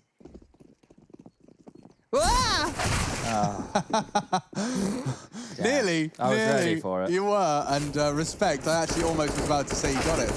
I want to show the viewers at home, guys, those Molotovs and why they were so potent. Yeah, So yes. I'm going to see if we can bring this up on Skybox. I've slowed it down to 0.75 speed. So check this out. First molly denies the aggression. Second molly denies the top banana aggression. Third molly locks anybody in at sandbags. You dead. That is just great. The whole top of banana, the CTs have no ownership of that part of the map. It's really good stuff to see. Yeah, and you can't give anything away, even when you know they've got USPs in this round. How many rounds have we seen either just Glocks across the board or USPs win? You have to treat them like gun rounds. Like we used to just say that about partial buys, now down to the full eco round. It's crazy. That's how good everyone's got. It's a rough world out there sometimes, and indeed, it's just down to that fact. Everyone knows how to get the most out of very little. As we'll see 12-6 come through. Fnatic now with the Mac 10s up against 3 players of our helmets. That's going to be Glaive, Magus, and Zipex, so watch out for them going down to the SMGs. Ooh. JW lines up the dribble smoke for the apartment position here. Lands on top of the hay bales and gives you a nice avenue. Oh, he's actually kind of fluffed it. It hasn't really gone where he wants it to at all. It's kind of useless, Alex, I'm afraid. Okay, so a little bit of an issue means that Magisk is no longer alone holding balcony. He's fallen into the most passive line he could, and through the flames, he leaps straight to his demise. He has managed to get 4 CTs actively defending the wrong bomb site, though. And Zipex, he doesn't need teammates, at least not for the first 2. Fnatic, they're shaken, but they may not surrender just yet. Golden's having a mad one. A 3rd kill, perhaps an ace clutch. He is going to have time to get the bomb down. Now it's a question of where he chooses to position for the fight. Reloads the gun, HE available. If this first kill lands in his favor, he could be onto something magical, but dupreeh will shut down his efforts. Very good efforts, I have to say there. The fact he managed to get 3 kills in that scenario was just magical, but it's going to be Magus and dupreeh saving the Krieg now, and the AK-47 taking that T-sided weaponry. This is where they start to come online as they find their first round in the second half. That's 3-1, but it could be the start of many more. See the JW strafe, So you see can how see fast he moved. The idea is dupreeh shouldn't have vision there with the smoke towards the hay bales, so he can actually just focus on the pit player, but he did not land the smoke. If it does actually go off by even a couple of inches, it lands in between the hay bales and goes inside it. And that's exactly what happened there, and it enables dupreeh to get a few kills in the round, but I don't think that was a difference maker regardless, even if he nailed the smoke. It did work in the sense of holding it back. The fake worked wonderfully, but I don't think Fnatic accounted for a Zipex double kill as the solo defender of the site. Gets the 2, and despite what Golden did contribute, too many bodies dropped before that came in. 12-7, a second tactical timeout called by Astralis, the US Air Force bringing you this.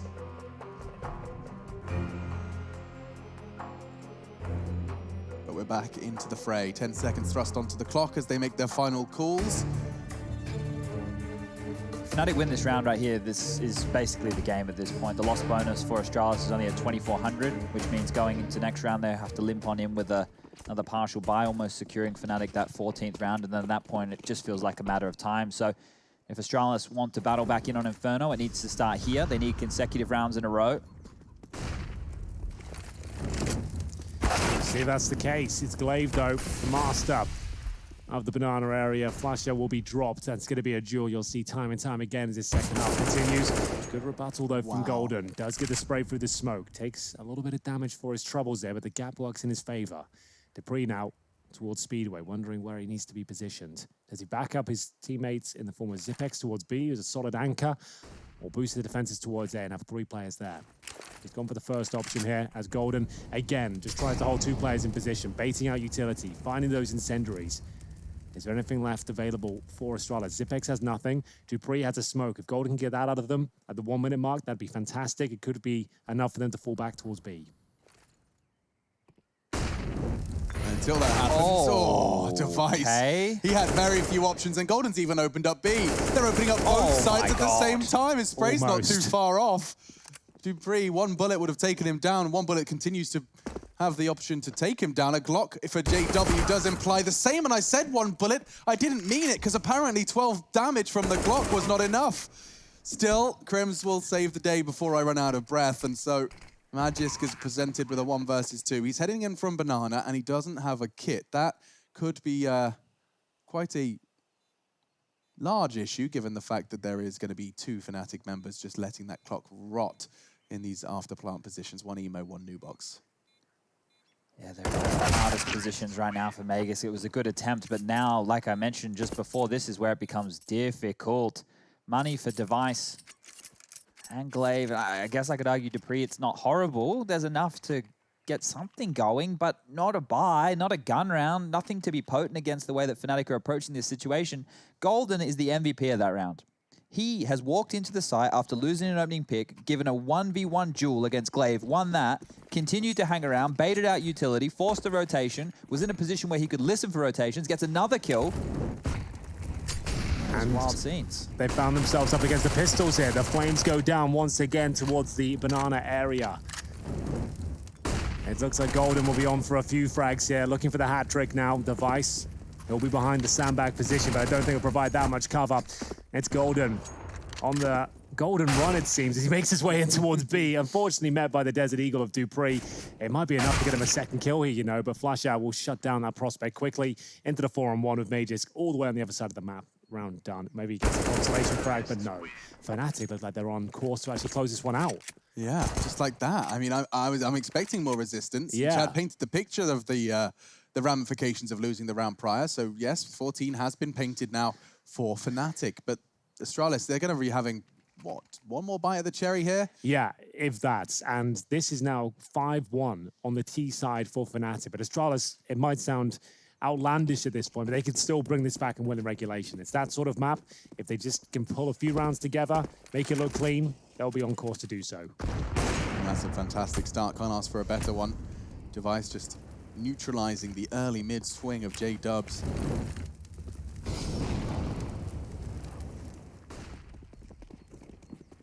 Swapping their pieces around.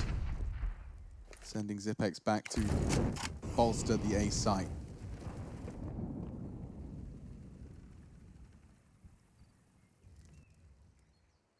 Roland, he is in such a tight line that... oh my God. Could have worked. He was actually trying for the reaction as well on such a tight line. The guy's got some faith in his aim. I respect it. 5-on-4. Device gets a bit of an opening kill for 3.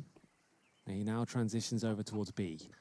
He'll be joined by Glaive as Golden trying to jump on towards the sandbags here, bait out the shot. He knows what's waiting on the other side. Device doesn't take the bait and sends him packing. And we are going to have Zipex holding an arch. 2 players towards quad.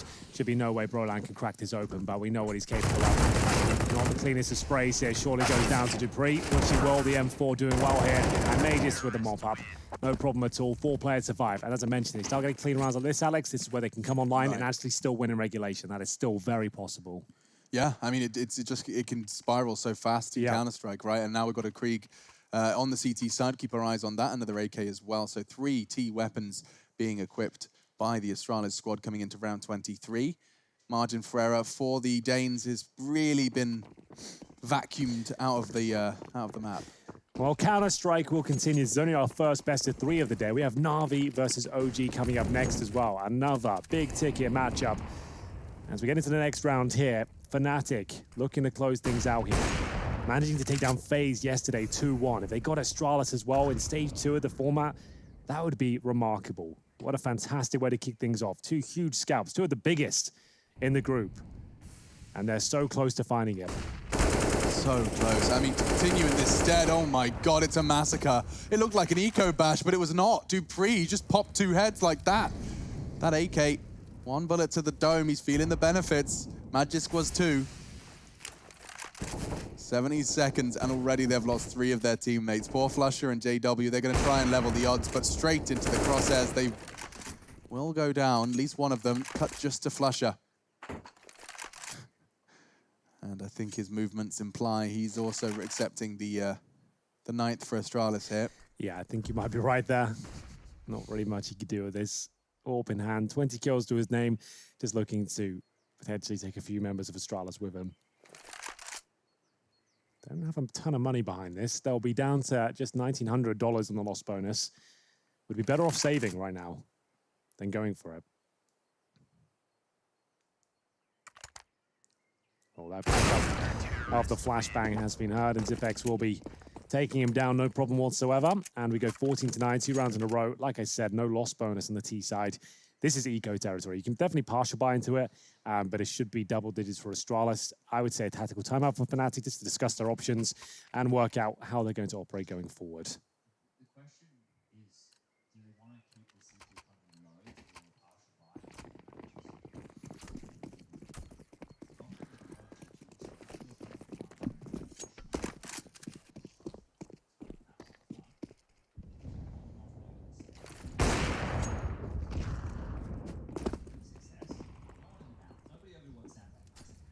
Astralis here. They're ready for this approach, but that means they have given up banana control. So this execute with the smoke and Molotov could come on through here very, very quickly from Fnatic. There we go, they've read the play. Third man on B, this should be quite simple to deal with. Unless they have other ideas. Unless that was enough of a cue to get the smoke deployed and 3 CTs set up to receive. And now it depends on the pace of Fnatic. They could catch the 2 unawares. It's Device as well. He's going for some close quarters AWPing. That is powerful, yes, but capable of being overwhelmed if the T's move fast enough. Very tight line by Device, but he still manages to connect the shot. He can fall back immediately. He is going to be vulnerable to apartments where they've all just burst out. Suddenly there's a lot of unknowns, but Magisk, he's solving all of the mysteries at this one. All 3 of them, as he's looking for a 4th. Good damage from the nade, not really. Device, however, loses his AWP, and the Deagle from Crims has got a couple more players to find. Already, 2 kills with the Desert Eagle. It shouldn't really be much more. Yeah, he only had 1 bullet left in the magazine there, but he does go for the reload. A chance for 1 more kill, I would say. There would have to be one hell of a shot towards the graveyard. Zipex now challenging from Arch. Doesn't have to make this one. Can just hold the bomb. Don't risk to lose any more, and that's going to be it. It will be a good effort there from Crims, but double digits. Like I said, once they get to this mark and the money starts to run thin for Fnatic, they could actually come back in 16-14 this. That's 3 rounds in a row for Fnatic. A lot more where that came from, but this is the prerequisites to actually get them in contention for the victory here. As Mage is spraying them down 1 by 1. Very iconic position of his. Crimzo, good job. Good shot. Something so satisfying about just stopping a CT dead in their tracks. Boosting up. You don't get to see this all too often. Once or twice a half. Dupree trying to nade the balcony position. Yeah, no one there to receive it, unfortunately. 1 round for series points. Fnatic. You can see their play style not as loose right now. A bit more structure behind it. Playing together. Trying to get that control. And this is a boost towards the new boxes here. Eventually. See them get up. It's going to be Glaive. Just holding allows you to avoid the flashbangs if you stand up like that. Potentially the flames as well if you're lucky. Smoke from Mage is now towards Boiler, so he can just focus his efforts there. From that angle, you can actually look towards top of middle still from those window sills. Smoking towards coffins, but looks to be a bit of a bait smoke, just to force out some utility. They still have residual smoke grenades available, and 5 players coming in towards B, but the man at the hour, Device, has missed many in this second half. Ready and waiting in CT spawn. Is that a missed smoke above him? Could Not it be sure. the Sounded a CT bit smoke? weird. Yeah. No, it's just in front of the site, so there we go. We've got a Fnatic one. Appropriately named, and at the moment, appropriately gamed by Zipex. Double kill. No one was checking that position. He could even find a third, but JW and Crimson to the site. They will not surrender. God, they've got no health. 36 points of health between the two of them. Device is going for some crazy wall bangs in the same way Crims had previously found, and not to be just yet. Really shouldn't be a chance for a 15th here from Fnatic, despite the bomb being planted. Well, if they can focus their efforts towards Device, that would be the best way to get the next kill. Nade? Watch this. Ooh, okay. Not quite gonna dunk him, and good spray from Crim softens him up. JW has to go crazy here. Needs the high health player to go down first. He's being hunted by the low, and Dupree will convert in the end. There was a world where one player gets in the bomb and the low HP player rushes him down, but there it is. The defuse comes through, and in terms of loss bonus, there'll be a maximum next round. So with the bomb planted, they still have a serviceable buy available to them, but they are running out of time at this point. Around $4,000, you can see Zipex not even a flash at this point. They're all focusing towards CT spawn. He gets himself a couple of easy frags there with the Krieg, no problem whatsoever. Round 26 coming through. We have gone the full distance here in this series as we take yet another US Air Force tactical timeout, called by Fnatic this time. They're second so far in this series. Remember, they were 7-1 up at one point. Both Astralis and Fnatic have won 4 of their 5 past series matchups. So yes, indeed, looking like they're in great form. We'll see now if this is where Fnatic want to buy into it. We've got $4,000 per player, remember. That's enough for an AK, armor, and smoke. You might just want to go for another partial buy at this stage, which seems to be their approach. Crims can maybe go for one hero rifle if he really wants to, opt for the Deagle armor instead.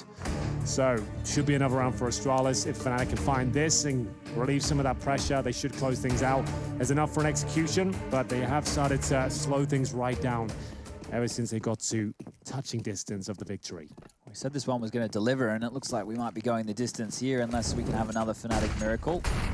They've had their fair share, haven't they? Yeah, they've had quite a few. I think even Astralis has had 1 or 2 this game. So, ooh, Dupree, Molotov into the smoke. He's going to get punished for it. This is what we're talking about, the speed. Oh, the speed and the agility. Look at Brolin go. He's already trying to challenge CT, but Glaive was so ready for it. He will cut them down to size very quickly, but the wrap onto A could overwhelm Device. Look at that, one dink and he's gone. Magisk trying to stand his ground, and that's a phenomenal spray. He's even going to find a third here. Golden's not ready for it. Magisk single-handedly defends the A site. Valiantly as well. That was getting out of control. Chad's absolutely right there. The CZ, if you get that initial quick kill, you just keep holding W. Smoke off towards Arch. Swarm the bombs, have a couple of flashes. You got to catch everyone with the grenades out, and it's very difficult to contain the T's at that point. Some way, though, Major steps up, manages to get 3 in total as that third kill towards the All-Pro JW. That should secure the round here, but Flusher remains. And he's in a 2 versus 1. He's going to win this round. I don't know why, I just have that feeling. If he had the bomb on his back, I would agree with you. The fact he doesn't, I don't know how he would even be given a kill. Like, both of the CTs know where the bomb is and where he typically plays. They're working with the same information we have. But the one thing Flusher has going for him is the idea that they could both be playing around the bomb, which they are. When you have these situations and you play the bomb, it means that he doesn't have to worry about as many corridors. But with 20 seconds left on the clock, now it's time, the biggest issue. So they can dump their smoke on him, their flash at this point. So He's even got a scope on that Krieg. That fight really favors him, and yeah, Magisk will find himself the quad kill at the end. Just to add extra insult to injury, a single hold of the site up against the half buy of Fnatic, but it will be the full now. We get to see that again from his POV. This second frag onto JW was everything. Just taking that corner of the box duel enabled him to separate into 3 1v1s. Otherwise, JW and Golden both swinging in together. That's not going to be much more for Magisk. Yeah, Magisk actually getting 4 kills in total there. Big ones as well. Against partially bought Fnatic, they aren't easy frags to get. Especially at close range, they were swarming him. They have got a full buy now, though. The Kriegs, the AKs, and the AWP of JW have no helmet, just to note things. Starting to slow down for them. They've lost 5 rounds in a row now. Astralis still can do this in regulation. They've got all the money in the world. They've got Kriegs available to them. Each side is looking strong for now. Zipex throws over grenades towards the barrels. No one there to receive it. Flash down to 56, though. Zipex now just waits with the smoke in hand. He has got backup from Glaive. Holding towards coffins, dodging flashes. It's a mid-approach here. As Fnatic do push them back, Astralis are deep in the bomb site, and Broland's taken another one from Boiler. Wow. That's shutting down a very strong prong of the defense of Astralis. Now, what do you build off of that? So you've got the early man advantage for the first time in a while, pulls more utility out of the CTs. They're running out just a single incendiary and smoke. They might even want to run boost over this. It's like Golden's talking about something of that ilk. This could be a Fnatic classic, just running this clock down and stringing out the rotation. Astralis have made a huge gamble. They've rotated everybody over towards A. B's completely open. Oh my goodness, a straight gamble stack. It's such a crucial round of the game. It could be a bloodbath. Golden's already caught Glaive. And now they turn it around and they're going to the open site. This is ridiculous counter-strike. Zipex could cut them off. He has just the one prong. Golden's gone, 3v3. Is it enough though? Zipex with the Krieg. He'll have to bide his time. His teammates know where to be seen. He'll concede the plant. Incendiary's a little bit late, but it does make things uncomfortable. JW, this shot very important. He somehow doesn't hit it. Of all the shots he's landed today, that's the one he misses. Unbelievable. And now a chance for Astralis where they have the advantage here. No utility on the T side. flusha and Brolan essentially playing solo Counter-Strike at this point. They can't work off each other. And Brolan gets two through the smoke. What just happened there? He jumped over the smoke and saw them both. He got the info by jumping off of the sandbags. He has to do it all now.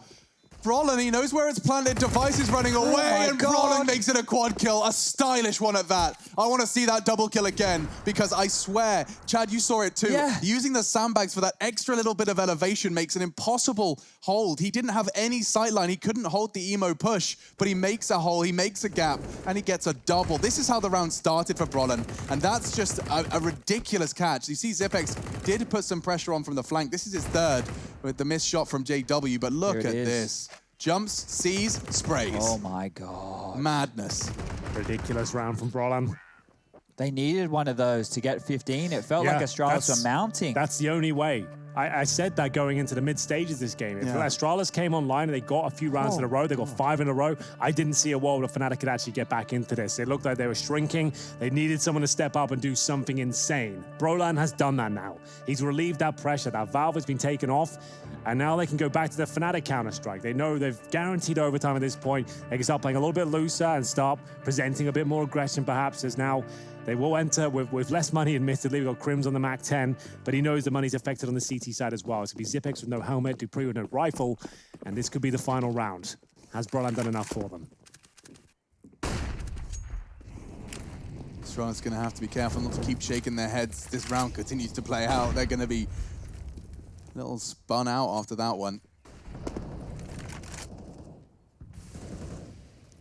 Not a high utility damage round. I spoke too soon. flusha will catch a late one from the CTs, but overall, pretty much a full healthy squad of 10 duking it out on the server in round 28. I say that Golden has been sent to the grave. Device's AWP on CT Arch does eliminate the initial mid threat, but there's more where that came from. JW and Brolan congregating up towards the mid side, and now JW want to deploy that smoke. This is the powerful smoke you were talking about, Chad. Yeah, especially for players playing back in Library, exactly where Device is and Moto. He has to rotate around now and play over towards the Arch side, which leaves the two A defenders very vulnerable.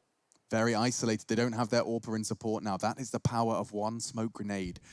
But it does still require some one duels, and I have a sneaking suspicion that Brolan could get caught out here. He's so separate from the pack. Magic's jumping for info. He knows there's one pit as well. He can just wait this out. And now the duel comes in. He's not ready for the swing, and Magic has caught them. Astralis, 2 frags. Already Fnatic starting to crumble. flusha has to adjust. He's not ready. Damn. Damn, that's a clean round from the CT side. Device will put the cherry on top. 5 players' hearts still beating to secure 13. I think that secures overtime as well. Fnatic now with just around $3,000 per player. Might be another tactical timeout, and do they throw caution to the wind and invest fully into this round and go for a rush and try and shut down Device, catch him off guard, or they go for the more conservative approach and have another partial bite and try and close it out at round number 30. Either way, a very convincing round here from the Danes. Didn't break a sweat here, and they have gone for the partial. Just CZs and Deagles, we know what they can do with these sort of weapons. Could still end here, but it's unlikely. Device has been finding openings left, right, and center. We'll see if he can continue to do so now as we get into the last few rounds. Didn't lift the grenade over the wall, actually threw it deeper into everybody, and Glaive, he's going to follow up with the spam onto Golden, going down the first member in consecutive rounds back-to-back now. Still 4 angry Fnatic players on the other side of that smoke, waiting to make their move. Looks like they're discussing who's throwing what and how this one's going to unfold as they're all just staring at each other with grenades out in banana. Yeah, this is just going to be one of those smoke spawn, smoke coffins, flash over, hope for the best. We've all been there. Yeah. It doesn't normally work out. But that's what it will be. It's what it has to be given the current circumstances. 2 smokes, maybe 1 CT. One definitely going coffins. Yep, there they bloom, and here comes their doom. Glaive just tap into their heads. Candy Crush Saga. Popping the candies. If this stalls out with the bomb down, it's going to be very difficult for them to find any more kills to do economical damage going into the last. This should just be a very quick mop up. Flashes come in, and there it is. Yeah, not really much to report here. We do go to round number 30. Astralis have convinced me they're going to overtime here. After being 7-1 down, they have had to fight their way back into this, and their second half has been nothing short of superb. After being at a massive disadvantage, they have managed to pull it all the way back, picking up 4 out of the last 5 rounds. 1 more would do it to get the great reset here. They would remain on the CT side, 16k start money as well. Everything would be fully reset, and Fnatic, their morale would be low. So Astralis are opening this 30th round with a 3-man B setup. They send the AWPer there. And that's going to be Device just responsible for the early banana hold. We'll get flashed off and make sure that they hear the shot. It wasn't like he was actually aiming for anyone in particular so much as it was just to make sure that the AWP presence is seen should he rotate back around. This could be a Fnatic classic here. One of these rounds where they just milk the clock down to the final 20, 25 seconds and do the last-minute fakes, which just keeps their opponent on their toes and guessing. I remember back in Malmo, the one that Flusher called on Inferno with the faked footsteps and then the banana presence. That one was mental. Oh, yeah. He jumped over half wall with the bomb on his back and then ran A. Could it be replicated, though? They're going to have to find some sort of opening here. It feels like Astralis have just taken the opening frag in the last few rounds. By virtue of that sniper rifle, Device, one of the masters, the defensive AWPing. 50 seconds remain. Chad might be onto something here. They're going to smoke motor, but looks at things as they start to reposition. Goes towards Library. See if that's enough to take the vision away from Blaze. Smoke blooms, he jumps for info. A lot of players are really starting to refuse to bow down to the gaps in these smokes. He's actually pushed ahead of it. Roland can sneak through. Yeah, that is a number. That is a straight up. So he's a smoke down, you've gone through the gap, and there's no real indication as to where he came from. A 5 versus 4. Can they close it out now? Fnatic have the advantage. They know where Magus is, and Roland somehow survives. Between these multiple frags here, Magus will find 1 and a 3 versus 2 now. As the rotating players are stuck towards Library and the top of middle. Bomb to be planted. Device left with Zipex here. Flashbang is perfect to hold him off. JW's duel onto Magisk, that was so important. By shutting down that pit player after only just 1, it looked like he was set for a multi-kill. So quick AWPing from him, and now he's gone down. He gets hunting, gets a bit horny, and now Roland and Crims to stop it from happening. And now 1 more. Zipex the clutch to take us to overtime. It's on Crims. Crims has done it, and so have Fnatic. They remain unbeaten. 2 for 0. 2 of the biggest scalps in the 6 of Stage 2. They've taken down Astralis. Fly so high they can't touch us. So top notch, none above us. We done came so far, now we up now. Had a vision, stuck to it, never back down. Never had much, now we own the whole thing. Spread it all around the world, watch it all change. Came alive, now they all see the greatness. Light shine so high they can't take it. Dancing with my fear, burning with desire. We gon' take it to the edge and come alive. Go to hell and back just to feel the fire. We gon' turn up in this place and come alive. Fly so high they can't touch us.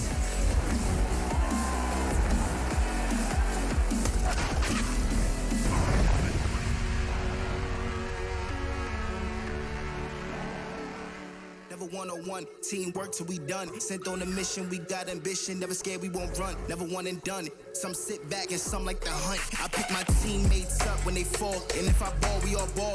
Crashing balls, crossovers and all. Just call us the balls. Don't fear nothing, call us galore. Serving them all. We outside, we barely indoors. Because we gave it everything when we had nothing. Gave it everything when we had nothing. Holding on by a thread, couldn't grab nothing. Seems we moved on to a better place. Shine, shine away from the shade. But now that we're here, ain't no going back.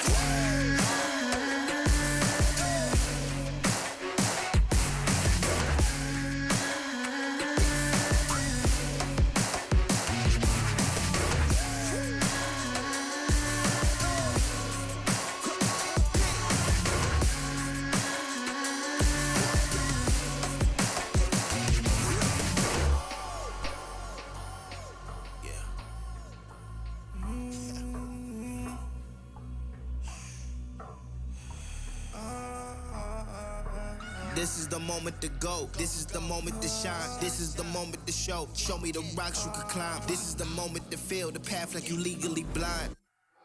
I can promise this is ours cause we built for this, kill for this. Pushing buttons, do it quick, push it off and do assist. Oh, y'all think we new to this? Pound for pound, break it down. Watch what we gon' do with this. Teamwork got us fluent with. Make y'all look like sewages. Gave it everything when we had nothing. Gave it everything when we had nothing. Holding on by a thread, couldn't grab nothing. Seems we moved on to a better place. Shine, shine away from the shade. But now that we're here, ain't no going back.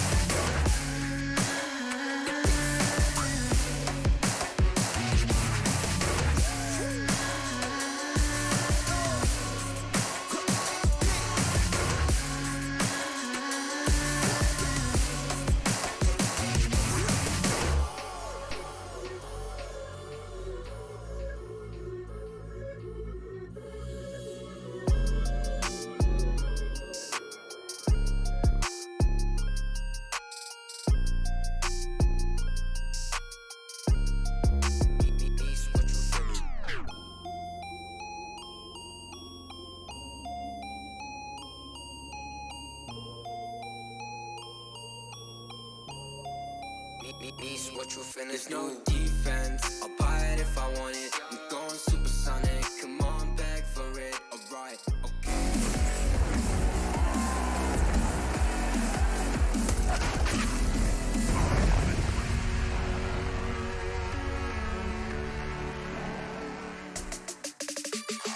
Your Mountain Dew Amp Game Fuel power plays from Astralis First Fnatic have been put through the lab. We have come up with 4 options for you. If you're unfamiliar with how this works, we highlight some of the most influential, if not impressive, frags from the series, and we throw them at you one after another. You then cast your votes over at ESLCS. The poll is live now, so whilst you're watching, why don't you load up the Twitter sphere and have a little dive. Let's start with number 1, though, because it starts with none other than Brollan. It's all the way back to Dust 2. Throw your mind back there, if you will, and it was a very influential quad kill from Brollan with the oopsie from Astralis. Lots of big moments in this series so far. A lot from Fnatic, I'm going to guess, as well. We had some very flashy moments. Yep. Brollan responsible for most of them with scoped weaponry, to say the least. Don't see too many of the Org, though, so it's nice to see him kind of changing things up. No, we saw some with pistols, though, as we head over to Crims, who had our second highlight here. Another big play on Dust 2, and this was necessary for Fnatic to take the victory. He's getting a lot of work with this 5-7 in that A bomb site, picks up the AK and finishes off Glaive right there for our second play. Yes, but we're saving the most impressive and maybe the most exciting for right now. This is going to be one of the most historic orb shots you're ever likely to see. AWP now up the ladder, quick scope, straight to the face of Dupree. There was nothing he could do, and he ends up winning the round as well. That got me hyped up. I'm still kind of shook from that one. Yeah, I don't blame you. But in terms of influence, yes, JW won the round off the back of that one, but you may remember this a little more fondly. It was Brollan with a game-saving multi-kill, jumping over the smoke. So many elements of Counter-Strike.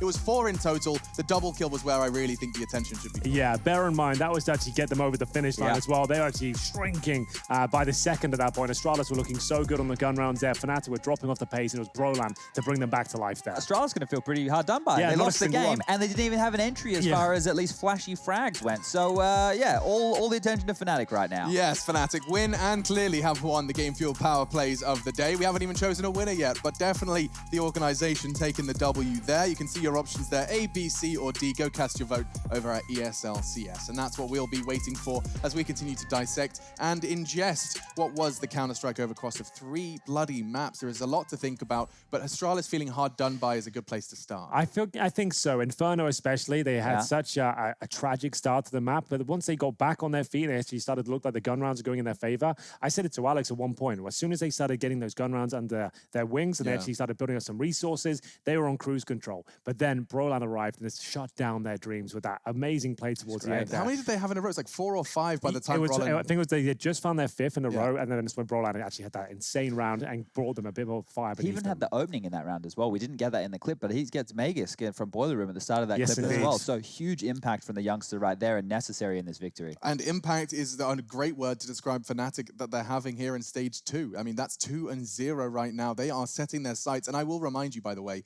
you top stage 2, you get a bye straight to the grand finals. Yeah, so you just straight to the final. Yeah, that's quite the bye, quite the stakes. And JW is now joining us from his gaming mansion. Can you hear us, J-Dubs?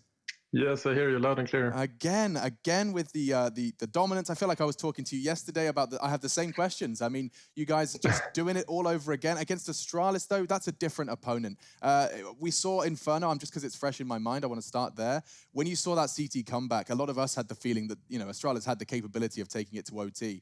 Was Brolan's hero play the one that got the mindset back, or did you kind of have no worries throughout? Of course, you started to be a little bit worried there when they start to climb back. I think we kind of felt there at like 14-7 or something that we actually have this game. It's ours to lose, right? And then when they start to pick round after round, you tend to get a little bit frustrated, and maybe we lost a few rounds that we felt we shouldn't have lost. So yeah, we were a bit worried, I guess. But then when Brolan did that round, it felt like this was our time to get the round that we shouldn't have had, maybe. And yeah, it pumped everyone up, I think, and it was probably like one of the most hyped games we have ever played online, I think. So it feels great.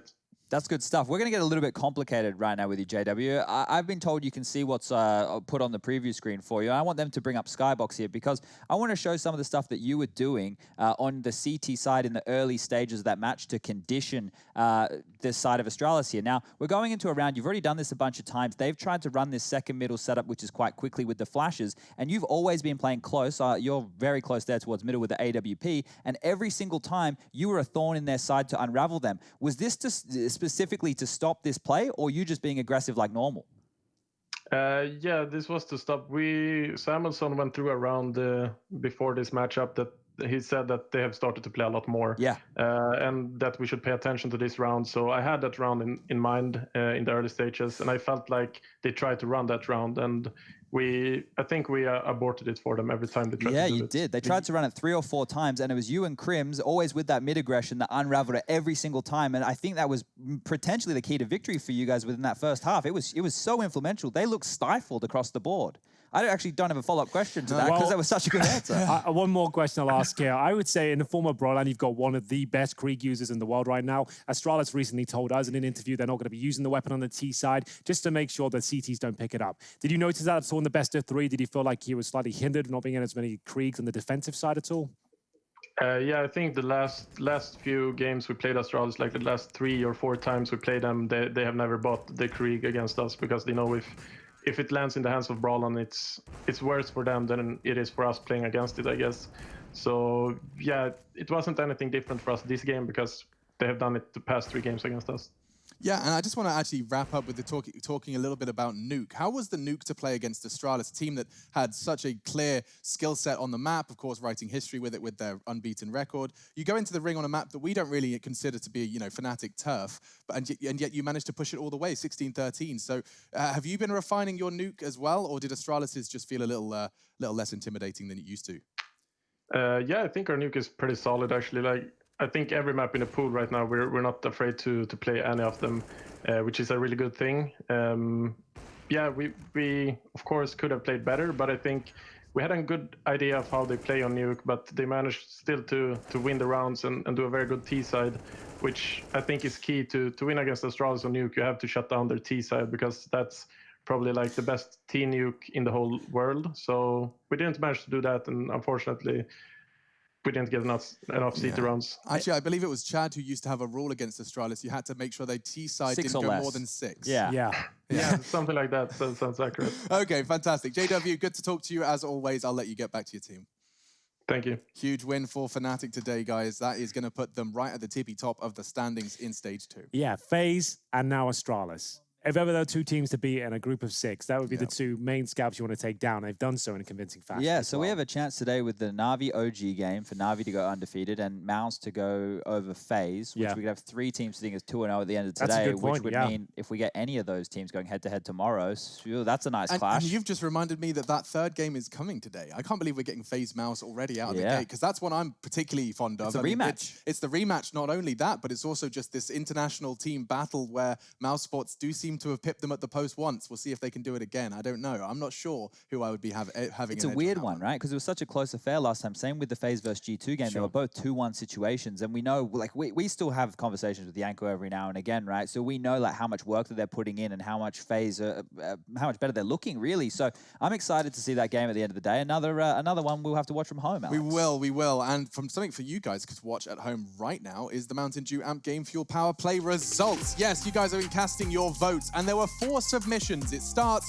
with none other than Brolan. It was a Magisk oopsie, though. It was over on Dust 2, and we saw him accidentally bring the bomb to B. It forced an overcommitment of Astralis, and this was how the young Swede dealt with it. Yeah, the org in hand. He's pretty good at the scoped weaponry, as JW just pointed out there. But we move on to Crimson now 5-7. This was a huge play here. Managing to get 4 kills in total. It was the AK-47 to close things out and keep Fnatic in contention there for Dust 2. This is where things got a little bit crazy, Chad. Why don't you take us away? Yeah, well, when you're going up a ladder with an AWP, you're not meant to be able to hit shots like that. But JW has been doing some very naughty things recently, but not as naughty as this. This Brolan, oh my God. Disgusting. You shouldn't be able to do that, but it was enough to get them round 15 on the board and ultimately their victory there. It felt like Astralis had done enough to actually get themselves a regulation victory, but there it was, Fnatic managing to do it in true Fnatic style. That should be the winner. I know the votes are already tallied, right? So that's already in it, submitted. That should be the winner, Alex. Can you present it to us? Let's take a look at your results then and see exactly who has taken it. Does There look we like... go. Okay.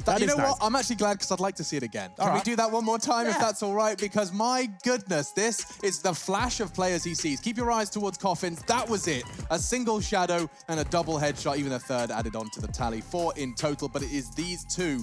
Look at that, in slow-mo, catches a glimpse, a little bit of tracer fire, and the fact he gets both kills is nonsense. So you guys agree with us, that's definitely your Mountain Dew Amp Game Fuel power play of the first game. There are 2 more best of 3s coming, though. There is so much more just around the corner. Na'Vi OG is on the way, and I think we should just go ahead and take a break right now because we have to catch our breath. We do have 2 more best of 3s. Of course, Trace, Harry, Hugo will be back in action for the 3rd, but we will stick with you and stand by you for Na'Vi OG. See you then.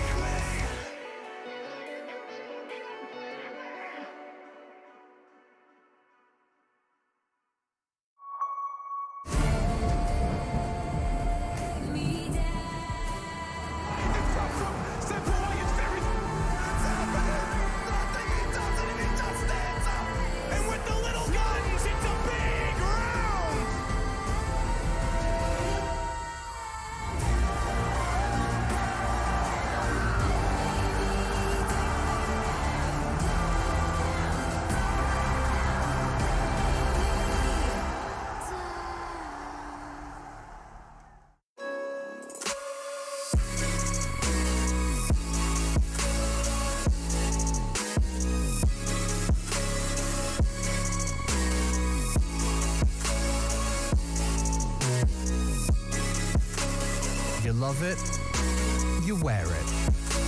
What's your style? Get your merch at shop.eslgaming.com.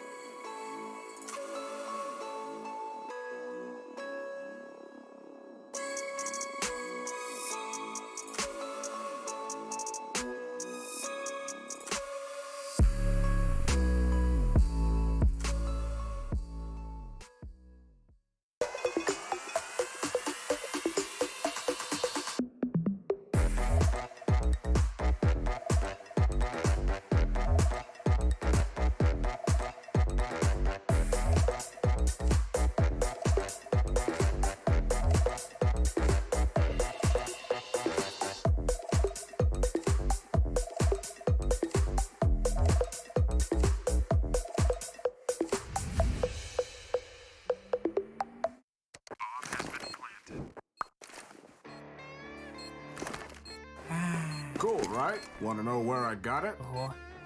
Well, look, go to cs.money. It's a trade platform and a marketplace at the same time. Just choose, click, and get. Good luck, bro.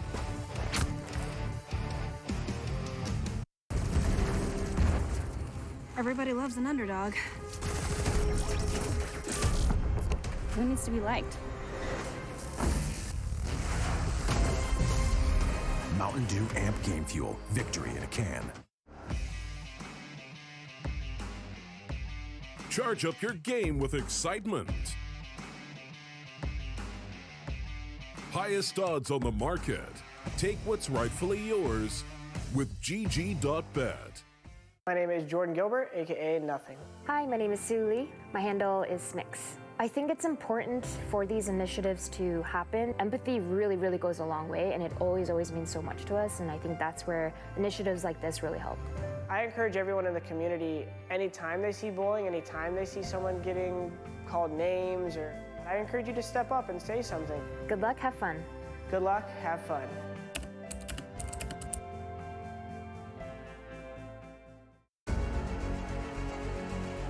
Two boxes to get by Nico. Diamond's a god! Go to hit this. On the ramp though. He knows he's there.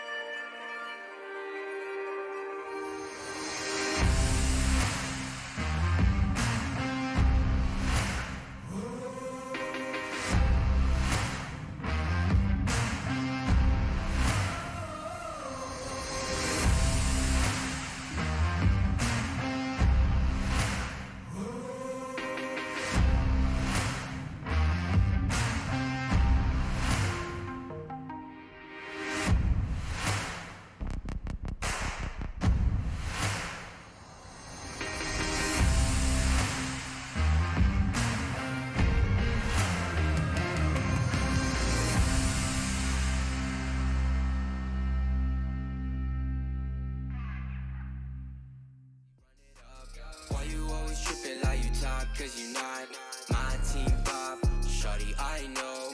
Why you always tripping like you top? Cause you not my team Bob. My team Bob.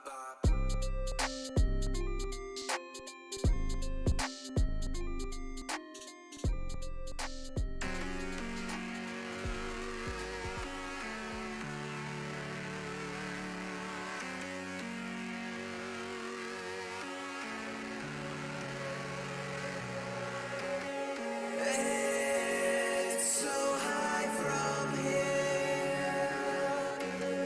You can see the world. Aren't we all insistent to be small?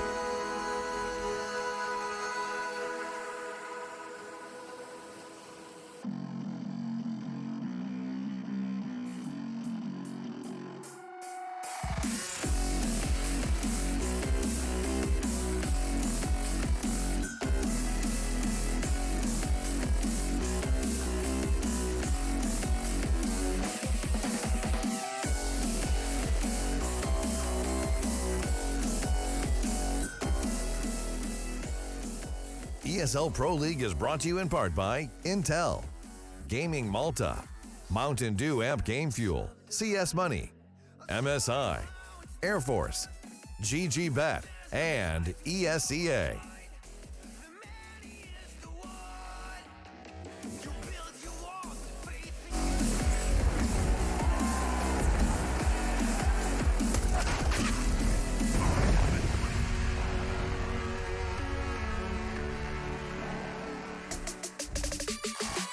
It's our second game of the day on the second day of the second stage. My goodness, it's a lot of seconds, and nobody here on the screen wants to come second in this head-to-head. It's Na'Vi and OG. We get to see two different ends of the Counter-Strike top-tier spectrum right now. They're clashing, and with very different stories, of course, of the two different squads, the two groups of 5 that are going to be clashing in the server today. Henry, I mean, we've got Na'Vi coming into this one as, you know, the Katowice champions, number 1 in the world. Just took down Astralis as well. Just took down Astralis. Then you've got OG, this wild card. I mean, we have probably 5 established names, and then this wild card that is beyond a lot of people's understanding and comprehension right now. Yeah, there's a lot of moving parts in EPL at this point. This is another interesting matchup here. It didn't make a lot of sense in the group stages as to why OG looked so fantastic out of the gate, then kind of dropped off towards the end. They did get through to stage 2, but now up against Na'Vi, taking down Astralis yesterday 2-1. It was actually a deficit of 16-5 to kick things off against Inferno. They did bounce back on Dust 2 though and looked much stronger. Na'Vi,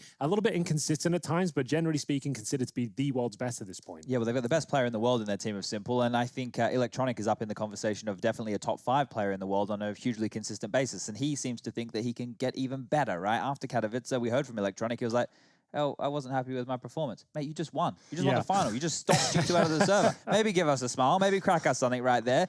But, you know, Na'Vi coming into this are such a deadly prospect. And over there in Katowice, when they won, when they took down Astralis, you know, I made it was a bold statement for the time because they haven't played enough Counter-Strike, really. I said it was a new world order, right? Because I'm seeing a transition away from Astralis being dominant now. They are bleeding. The gods that once were are now being taken down time and time again. So everybody's caught up. We have a new generation of Counter-Strike right now that's being played, and Na'Vi, they're looking poised with Blade behind them as the coach to be one scary prospect. That's a good point of Blade behind them as well. It's the old guard of Counter-Strike that is slowly being kind of forced out. And we're seeing them kind of actually drop off slightly as well. Yeah, so some of the younger boys that are sticking up, and they're the ones that are actually turning heads left and right now, especially the new in-game leader of Na'Vi, Boomich. He seems to be getting better and better. Remember, they had Zeus before. They struggled with him. Sure, the tactics were there, and he was a good, strong leader, but he didn't have the fragging power to go along with it. Now it seems like they got the full package here, and everyone's kind of on the same page, as it were. They seem like they're a good unit. They seem like a proper team. There's no massive egos or issues of arguments or anything going on like that, and they're lifting trophies and actually getting good results here at EPL as well. Yeah, I'm sure there's probably no complaints from the Na'Vi camp. They have, of course, had their fair share of woes just to get here. There was the first stage, but enough said. They're in stage 2 and eventually topping their group to get that bye. We didn't see them at the play-ins. We did, however, see OG. They managed to take the scalp of Vitality, which was quite the heavy blow. MBK getting revenge. I think that's probably the best way to have framed that matchup right there. But as you can see OG on your screen, notice the numbers next to the name at the top there. 24th, as per the ESL World Ranking, they're 24th in the world, and Na'Vi are number 1. So there's a bit of a disparity. We tried to point that out on the telestrator for everybody yesterday, just how out of their depth they could be. But with this team, you need to note a few names. Mantu is the top fragger. He's the top man that they've got going on right there. It's the supporting cast, which is a little bit inconsistent. MBK's been playing at a decent level or above his level in recent times compared to his normal stats for the team.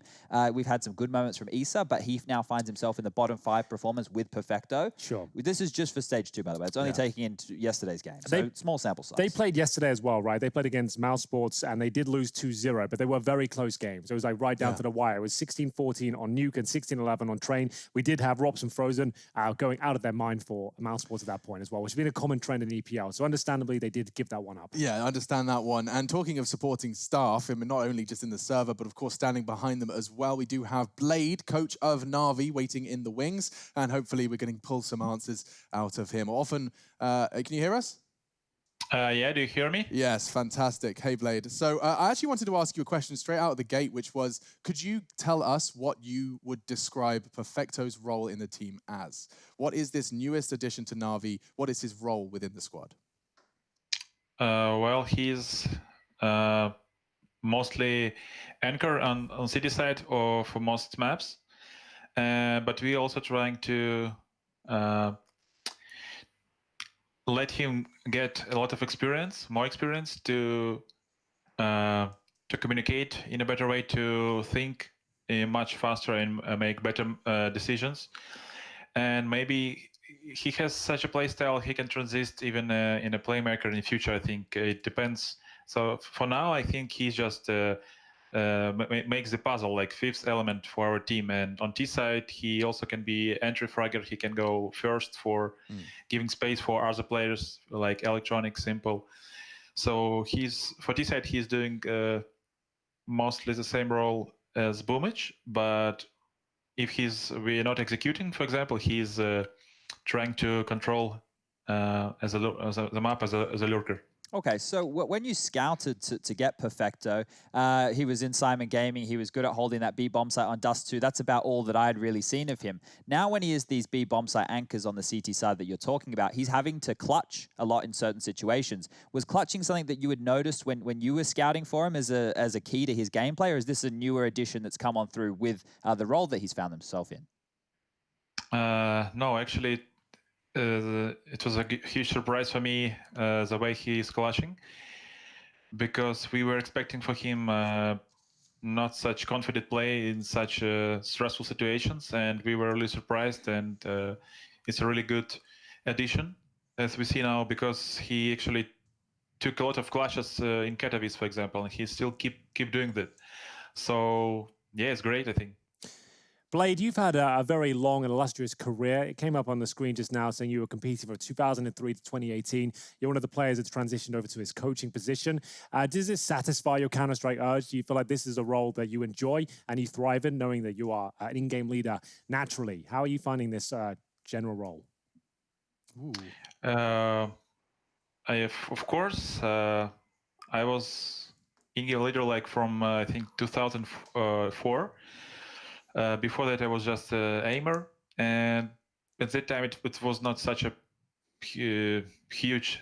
The scene wasn't such huge, and it was not so professional.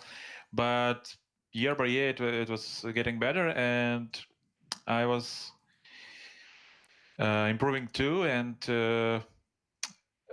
at the moment, I think the coach role is the best for me, because as we see at this age, not a lot of players are in like top teams. For example, Forest, maybe some.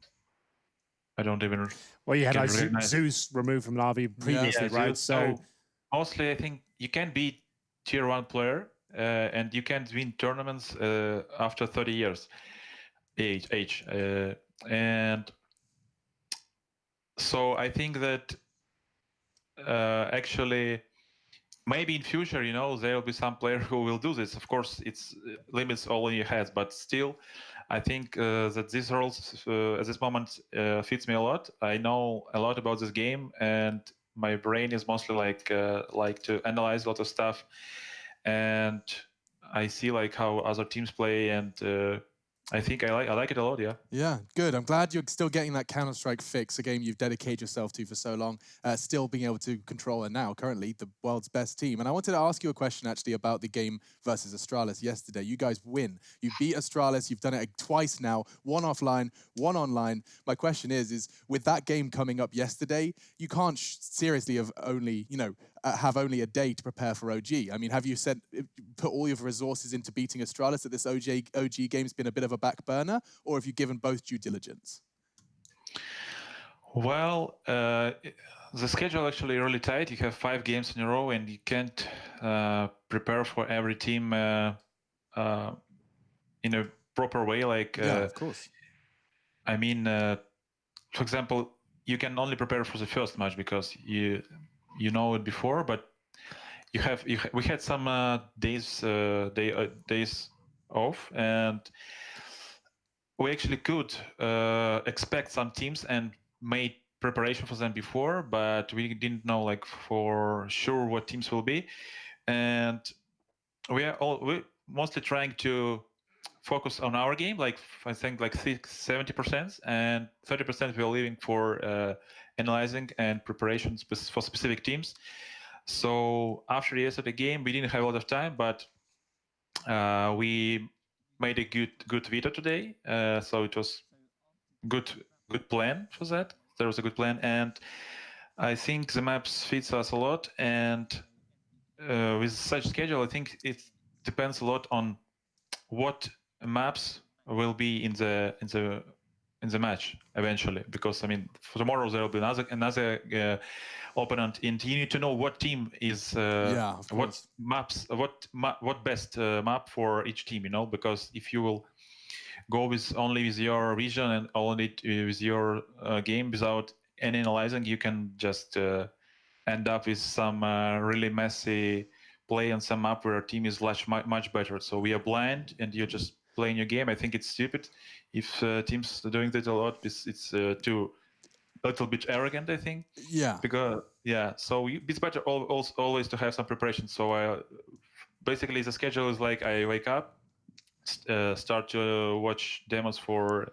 our opponent and see what is the weaker map we can pick, what is the stronger map we want to avoid, and we're doing some game plan. But yeah, it's really uncomfortable that we have so much less time, but it's still it is what it is. Everyone is the same conditions. Thank you very much, Blade. Thank you very much. I'm looking forward to seeing you play. Good luck, have fun. Thank you. It's going to be a big one. Na'Vi OG is going to be coming up next. And I want to set sights on their opponent just because that interview did eat up a lot of time, and we've got a lot to talk about with their opponent as well. Now, OG, they aren't going to be giving us a live interview, but they did sit down and give us something to talk about all the same. Let's hear what MBK had to say ahead of this big day. There was no specific goal. I personally want to be around the top 10 rank by summer of 2020. It changed a little bit because of obviously the fact that we have to play everything online, and that's a bit different than playing on LAN.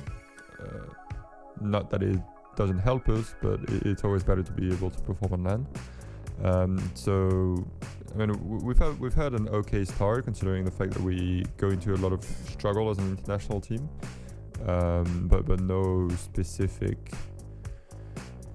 number was set when we formed the team. It was just like, let's play and fix the mistakes along the way.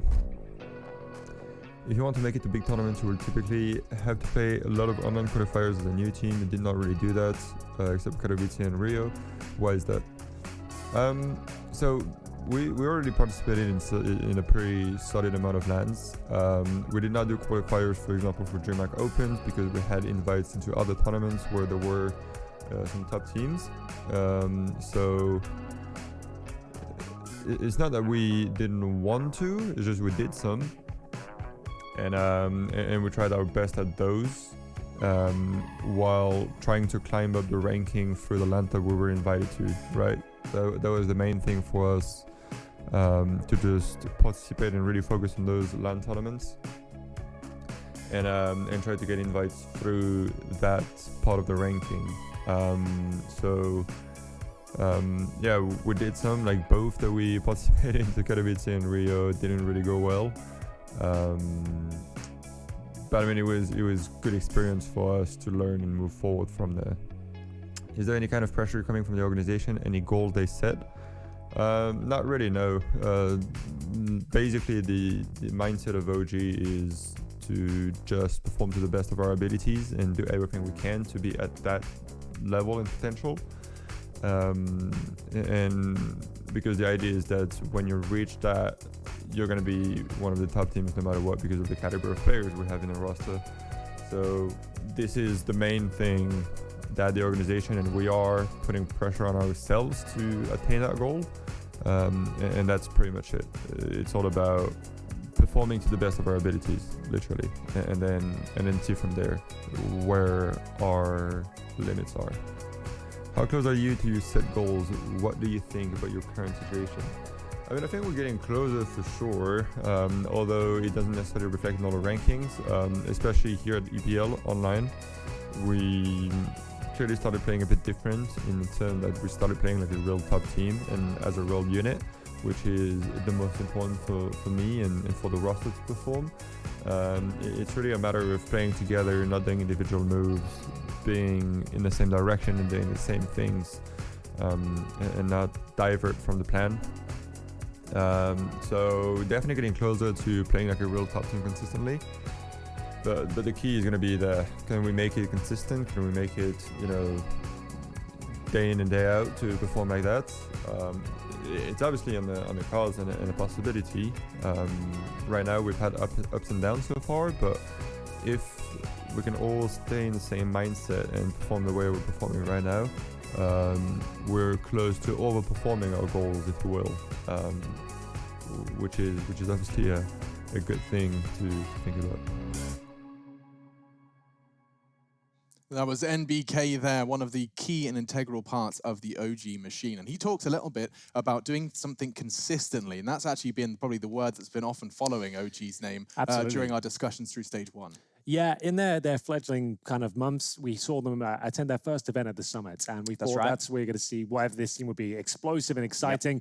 A little bit flat, to be honest with you, but they have been getting better and better. This EPL season for them has been a bit of a swan song. We've seen what they're truly made of and how much tenacity and how much star power is within their ranks. Sure, not as consistent as we'd like. They definitely have a lot of errors they need to sort out and some players that need to step up. But generally speaking, the project's looking pretty successful, I would say. Yeah, when things are working, it looks good, but you can tell when there is the breakdown of the things that we've highlighted, right? It's an international roster. It's the first for quite a few of the names in there. We're also talking about the fact that star fraggers are kind of lacking. The name value is there, but in terms of statistics, it's not. If Mantu, a player that a lot of us hadn't heard of, is your highest rated player over the, 50 maps that you've played, you have a couple of issues right there. We've got the stats on screen for you, and what I want you to notice is MBK's name towards the top there of the fragging chart. He, throughout this Pro League season, has been playing above his traditional level and rating for OG since being in the roster.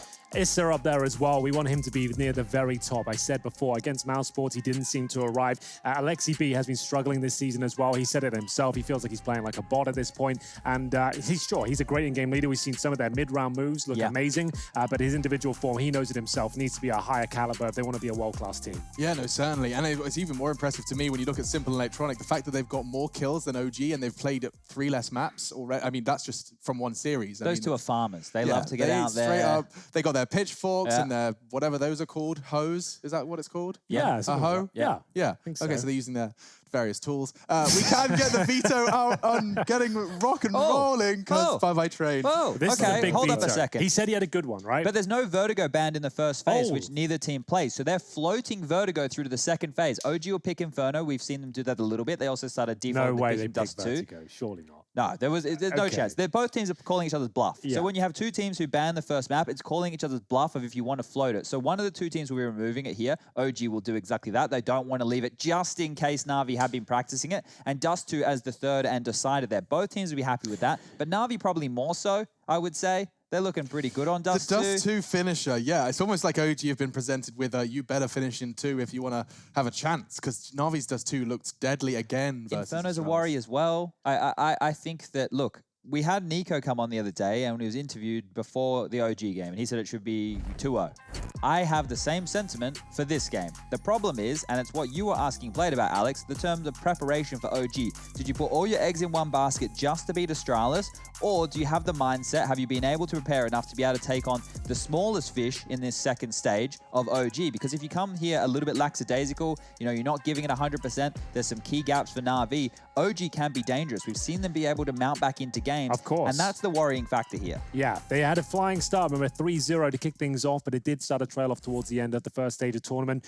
Winning against Vitality and it's a big win. The play-ins, it was cool just to get us here. They did drop the mousesports. It's Na'Vi beating Astralis. They certainly are in great form right now, but as we mentioned, it could be down to preparation at this point. Yeah, and something that I think is easily forgotten once we start taking a look at just the head-to-head or the final result was that actually the first map of that series, OG were playing versus Vitality, they lost like 16. Wait, I had it in front of me, 16-4? Yeah, 16-4. Yeah. So the fact that they managed to not only reset their mindset, but get stomped and then reverse sweep Vitality, it is impressive. And they are certainly statistically and from the eye test performing much higher than than expected. And I think above expectations is kind of the motto that we heard NBK reciting, is saying if we can maintain that, we're actually going to exceed our expectations. Yeah, the problem is, and it once again, first of all, time is needed for all of these teams when they come together. Then we've heard it from the team, and they have obviously the Dota 2 team there who have been able to help them with bringing an international squad together. But you also have a bunch of guys who all look at the world differently. They're from different cultural backgrounds, and you bring them together. You have to get over that barrier, then the communication barrier. Then how do you want to approach the game? Then we had in-game leader issues. Volda and MBK talking too much, not letting Alexi be called. Okay, now we've covered that. Where's the fragging power coming from? Issa with some good games. MBK with some good games. Mantu looking consistent. Volda dropping off. Volda good in a game. There's no consistency. There's no baseline. Let me tell you what the baseline is for Na'Vi. Simple and Electronic are coming to wreck you. That is it. That's what we're expecting every time we go into a Na'Vi game. We're expecting 4 spies, deagle rounds, AWP highlights, everything. From OG, there's just not enough to know what to expect just yet, and that's why I can't be convinced. If they come in, they push Na'Vi today, maybe I'll be converted. Give me that jersey over there. I might put it on. If they get a map, sure. But if it gets to Dust 2, I feel like it's a foregone conclusion. Yeah. I feel like Na'Vi just could be too strong. Electronic, especially on Dust 2, his T-side play, he's got records on that map. His short catwalk positional play, it's insane. There's not much you can do to fend them off. Even though they play a very traditional style game, they focus a lot towards the long area. It's very difficult to shut them down, even if you know they're coming after you. And something that can easily be swept under the rug as well is Boomic's fragging capacity. Yeah. This in-game leader has, in the same vein as perhaps G2 with Nexa, he can just pop off and drop 30 at times. Well, expect him now on Inferno, CT side for Na'Vi, just running down Banana like a man possessed. You're going to have Flamey backing him up, and then you're going to have Electronic anchoring that pit position, making it look perfect. Yes, perfecto. Just like you, Chad. Oh, thank you very much. Well, there we have it. It's all laid out there. There is going to be some fireworks here on Inferno, that's for sure, as Na'Vi and OG clash on the cobbled streets of Inferno here. It's going to be the first map of the best of 3, the second for each of these teams in Stage 2. It's OG 0-1, Na'Vi 1-0, and it'll be Na'Vi to start on the CT side of the pick of OG here. The CZ comes out once again on the CT pistol. Normally goes towards the boiler room position, but for now it heads towards Banana with 4 other players, and we're going to see Simple patrolling down towards T steps. So many players stacked up early on Banana, and it's actually going to be Boomic. He said he'd be pushing down Banana. Well, OG could count on it too. His aggressive move with the CZ has left a powerful weapon lying down Banana. And now the aggression continues, jumping for info. Perfecto confirms there's a lot of them there. He'll go down, but not in vain. I say that, Alexi's insane. Electronic, he couldn't handle the moves of Alexi. He was wiggling left and right on the reload, converts a second, and already into the site with all 5 hearts still beating. OG, they have managed to find a flawless pistol round. I say flawless, Simple could have something to say about that, but he's squandered his shots as well. And oh my God, could somebody finish the job? Please, good grief, there it is. Issa will confirm it. I don't like that. Whoever just jumped at Simple with the knife, you don't know who you're playing. You're angering the beast. You should not be doing that. It's not like JW running at you. You're expecting it. If that's not in your game plan, you're doing that to Simple. You should probably be reconsidering your action. This is the pistol round. You're starting the best of 3 off to a particular note that Simple does not take too kindly. Well, crisis averted.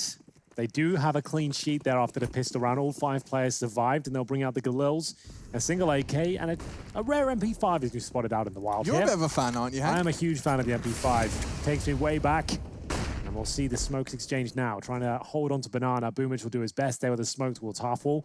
He's always combative with this area. Got a flashbang set up from his teammate as well. Flamey ready and waiting to deploy it. Boomich will call for the flashbang once the smoke dissipates. I assume he swings. Does it come through? Waiting for his moment. Waiting for any sort of pin being pulled, a step. That's it. That's the cue. Flash comes over and nobody's home. Whoop! But then he jumps again and gets more than he bargained for. Does pull some utility out of OG. That's nice. Now they will take that control. All that space Boomich has foregone. Now under the OG control. A second flashbang has been utilized to force them back off the line. This is very well done. Normally we'd just see teams turtle up in the bomb site and use the smokes within the choke point. By doing that, they've actually made them expend more utility to get sandbag control, and now they've had to second guess. The B bomb site smoke has just been dropped by Flamey, so that's brought them until roughly 35, 30-ish seconds. And there's 3 players waiting on A right now. They have smokes of their own. They certainly do. Smokes towards Arch and Lively from the T side. Molotov towards the pit, but Simple, this is the sort of position he'll thrive in. Misses the first Eagle shot, and they'll swing on him with multiple players. That's what you have to do these days against him. But here we go, towards the pit. It's Electronic with the 5-7. Strikes first, Perfecto. Can't find the kill with the CZ, but he has inflicted serious damage. Could be enough for Electronic to close this one off. That kill comes through towards Graveyard, and the bomb has been planted. It's Valda now with the Galil. 2 versus 1. They know he's isolated on the bomb site. So one pit, one short. He knows where they're both coming from, and already Electronic gets the info. Flamey swings in, and Na'Vi collect. Electronic, their star of the second round show.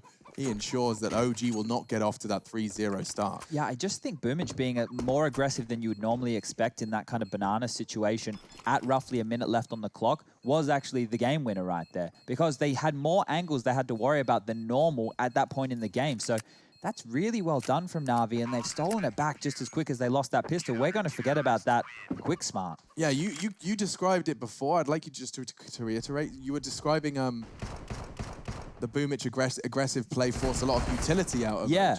So normally what would happen is the B defenders would have to be passive because they're scared of all the nades. So they'd be on site, on boxes, waiting. Na'Vi played more transitional, right? They didn't just commit at the start of the round. They waited for some contact, then they dropped the half-wall smoke, then he pushed out, then he flashed. On the flash, they expend extra utility, then they have to clear more corners, then they drop flamey smoke. At that point, like we saw, it was roughly 45 seconds on the clock, and the AWP's already out.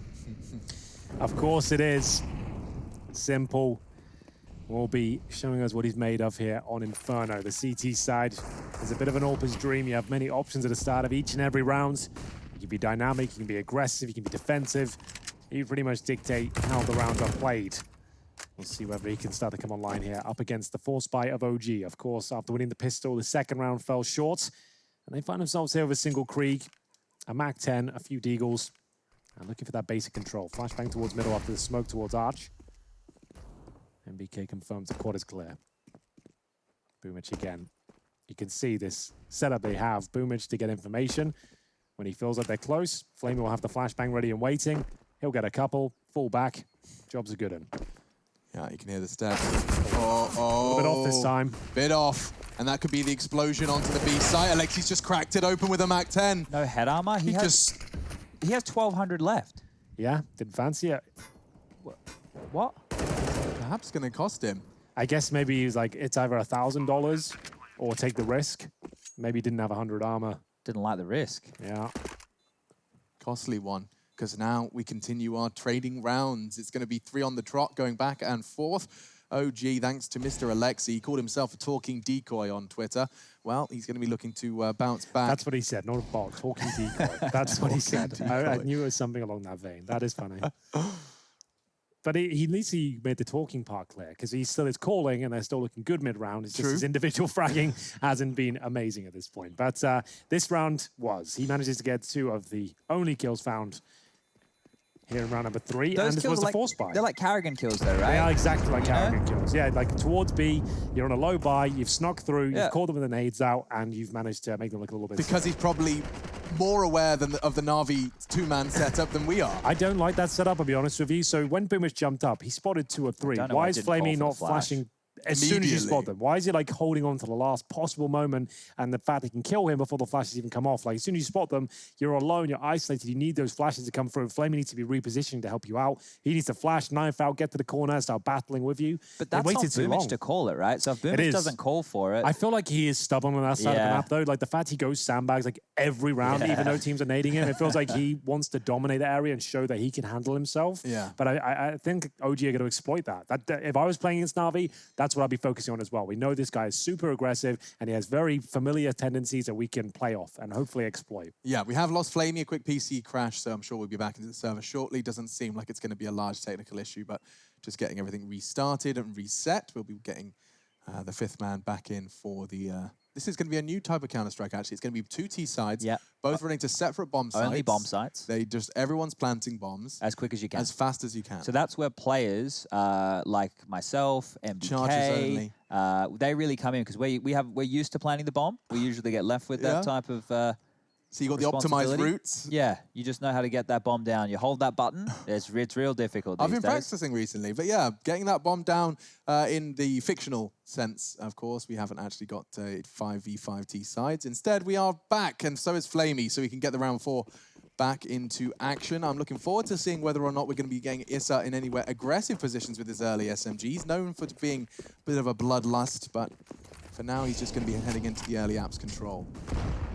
So Simple's over here with the AWP early to deal with any aggression. He won't find anything and will be very quickly pushed on back by this utility. The deep Molotov now holding him at bay. They want to try and trap Boomich in, as Henry was talking about. He loves that sandbag position, so expect a lot of HEs to be thrown over there.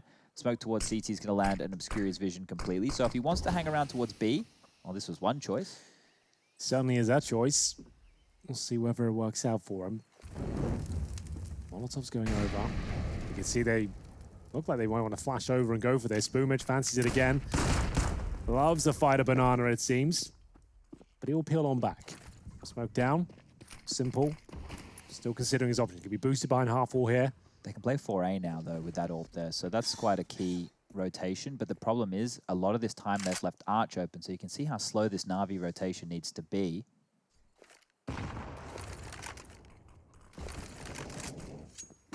Simple whiffing on the pistol round. I don't know about you guys, but that's not something we see too often. I was expecting him to get a couple of kills. I was actually thinking on that pistol round, when it was 1v5, Simple was going to have a real crack at it.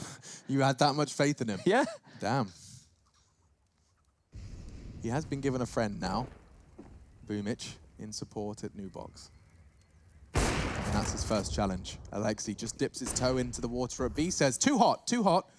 And now going to be joining the rest of his bears over on the A site. Perfecto is playing close in the very passive hold. Look how much room NBK's got. And oh, they're so flash. He still gets the shot, but if Perfecto could just stop the plant 5-4 as the bomb goes in, just enough. Yeah, they've got it. Wow. You don't see rounds like that every day. There's still a chance they could give it up. Issa and MBK are low. A frag from Flamey might open up the door opportunity here. They are still towards Boiler and bottom of middle here. It doesn't look like there'll be much of a chance to winning this round, but they have got a kit. Boomich with the 5-7 will at least have a little look towards quad, but the retake's been called off. They're just going to hold on to the sniper almost certainly here. The thing is, with how risky that was by OG, if Electronic gets a kill from the pit or Perfecto gets a kill from the site, and either of those two individuals kills the bomb planter and it's loose and they scramble and they can't find it, well, they lose the rounds. And then it wouldn't even feel like they gave themselves a chance because they didn't allow enough time. But very lucky to get away with that one right there, OG. Good poise under pressure. Continuously learning more about this.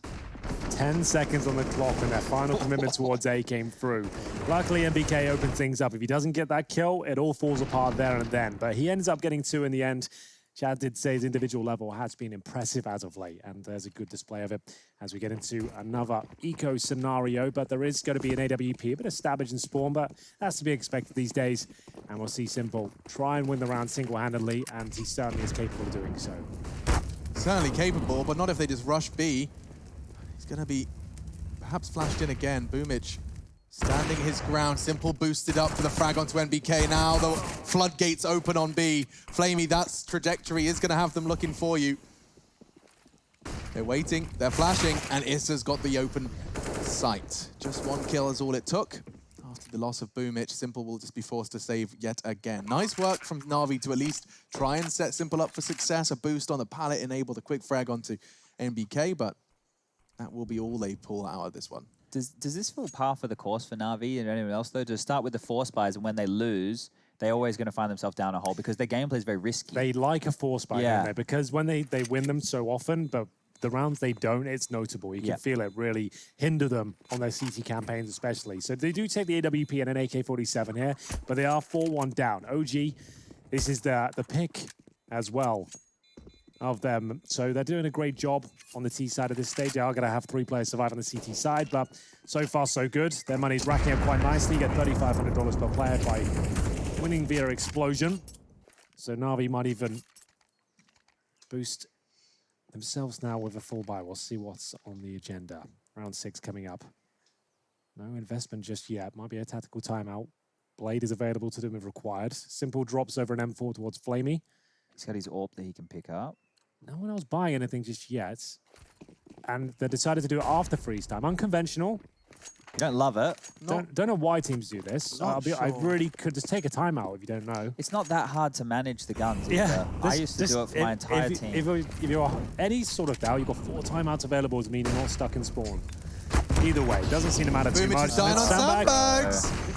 My line is lessened now, surely. No, this happened to them in their opening games as well. Do you remember when we were kicking this off? We were watching them, and the same thing happened to Boomich in that opening game. It's not even like there's any rhyme or reason behind it, Chad, because there's no one with him. He's got 2 players on the site, and everyone knows Boomich goes sandbag. Now OG have got a firm read on it. They're killing him consistently. Why is he still doing it? They even double-checked the sandbags in case it was all... Like, I just don't understand it, why you would go there again. It doesn't compute. If you had players behind you, or kind of get, if you've got Simple, the orb kind of challenging the corner and protecting you, sure. But when there's just 2 grenade kills and a Molotov, 2 grenade thrown, that's all takes you down, and they don't even see you, that's a problem for me. Yeah, understandable. They're going to see a quad and a smoke for the quad. That's going to completely flush out any CT presence that was there. Nobody's home, though. So what's the Lexi got in store for us here? They managed to get the opening pick on B, and he cops some bullets from Valda in the head. Just slapped his in-game leader down to 39. Yeah. There's been a bit of a... Oh, no, now Simple's missing shots. What game is this? Who are these people? This is a Na'Vi OG. Maybe it is, because Perfecto's holding pit. Mantu's relieved the pressure. Flamey's on B. Another round for OG. Simple's missed some shots that he would normally be hitting so far. So this is a very, very slow start from Na'Vi. OG have come to play today. This is what we want to see. This team is still in its fledgling state. They've only come together, well, it was last year, but as far as Counter-Strike is concerned, it's a brand new core, it's a brand new team, a brand new direction.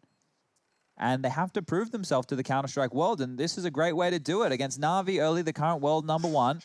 Looking good. 5-1 scoreline. Shots not hitting for Na'Vi right now. Yeah, you don't say that too often, do you? But they do need to tighten things up.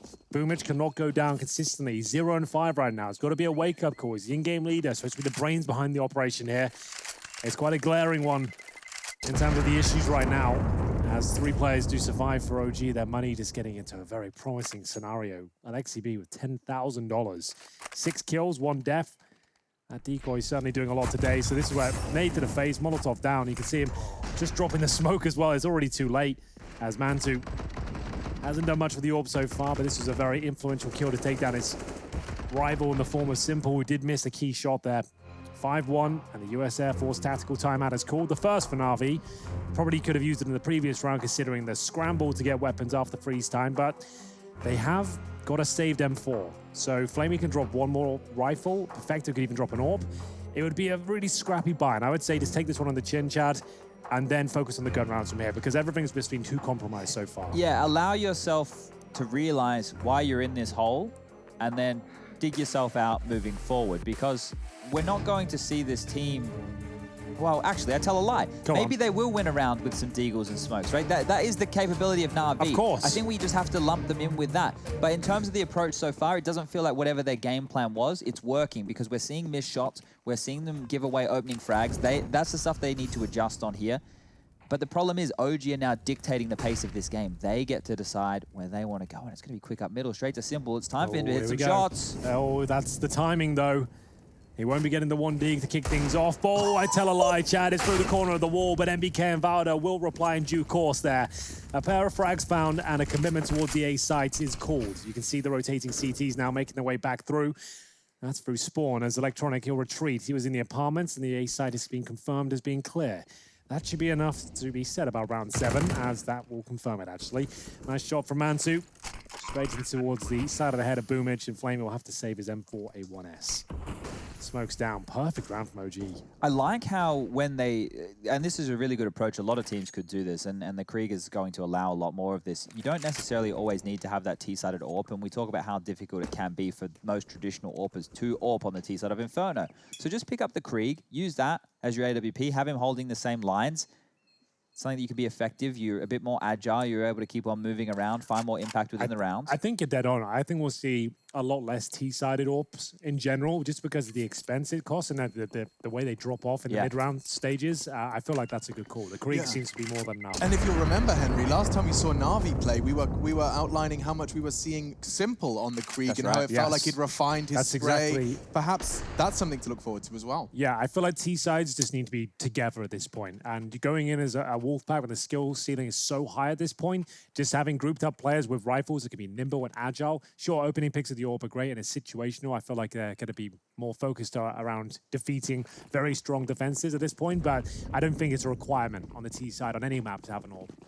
But can certainly be beneficial when you've got the likes of Simple on your team. We'll see how this one transpires. Flashes towards B, another potential rush.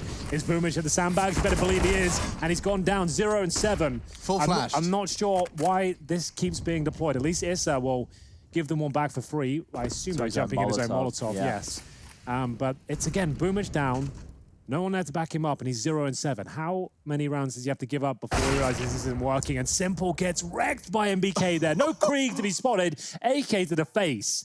That's a very difficult angle to hold on the CT side. You can only hold there for about 10 seconds or so, because you can only watch the steps. And if you can't see the right-hand side, they can actually see you on the wide swing and get the advantage. So 10, 15 seconds, and then you're quite vulnerable to the bedroom side. OG are looking great. They're hitting every shot. They're decisive in where they want to go. They're finding the openings. Their game plan right now is pure perfection. And they still want to hit this B bomb site right here. Just posturing. They've got Valda tucked into that corner. To note, if any players were running Speedway, he would be able to hear those rotating footsteps. MBK going to do his best to try and draw any rotations over towards the A site, but nobody's home.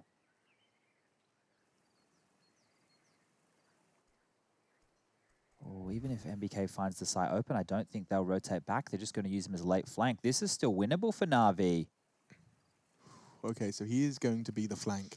A gamble stack of the 3 remaining pieces. A boost onto Perfecto to avoid any mollies towards New Box. There are mollies being thrown in now, and a quick fight for Electronic. The spray connects to both. But as I say that... This is enough. 10 seconds, Alex.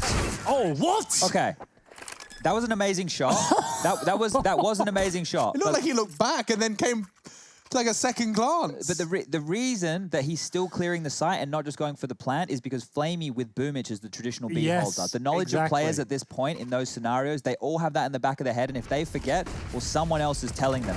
So Mantu to run in there, he's just not going to lackadaisically try and plant the bomb. There's always a worry. Flamey's always the B anchor, right? Like, if anyone's going to rotate, it's Boomich first. He'll normally die at the start of the round and leaving Flamey alone. Where's Flamey? Where's Flamey? Where's Flamey? This there shot, he is. though, that was huge. With 10 seconds, he had the bomb on his back. If Flamey gets that kill, round's over. Simple's been tagged again. But he found at the start of the round, but he has got the kill. That's Valda taken out of the equation with a 7-1 down here. This is the pick of OG, and you can see them really focusing on some of the weaknesses. Boomich, again, aggressive towards me. If he goes down now. There's no way. He's going to be forced to smoke out early, though. If you think about the grand scheme of this round, round 9, he's already been forced to utilize his smoke simply to retrieve from his aggressive position.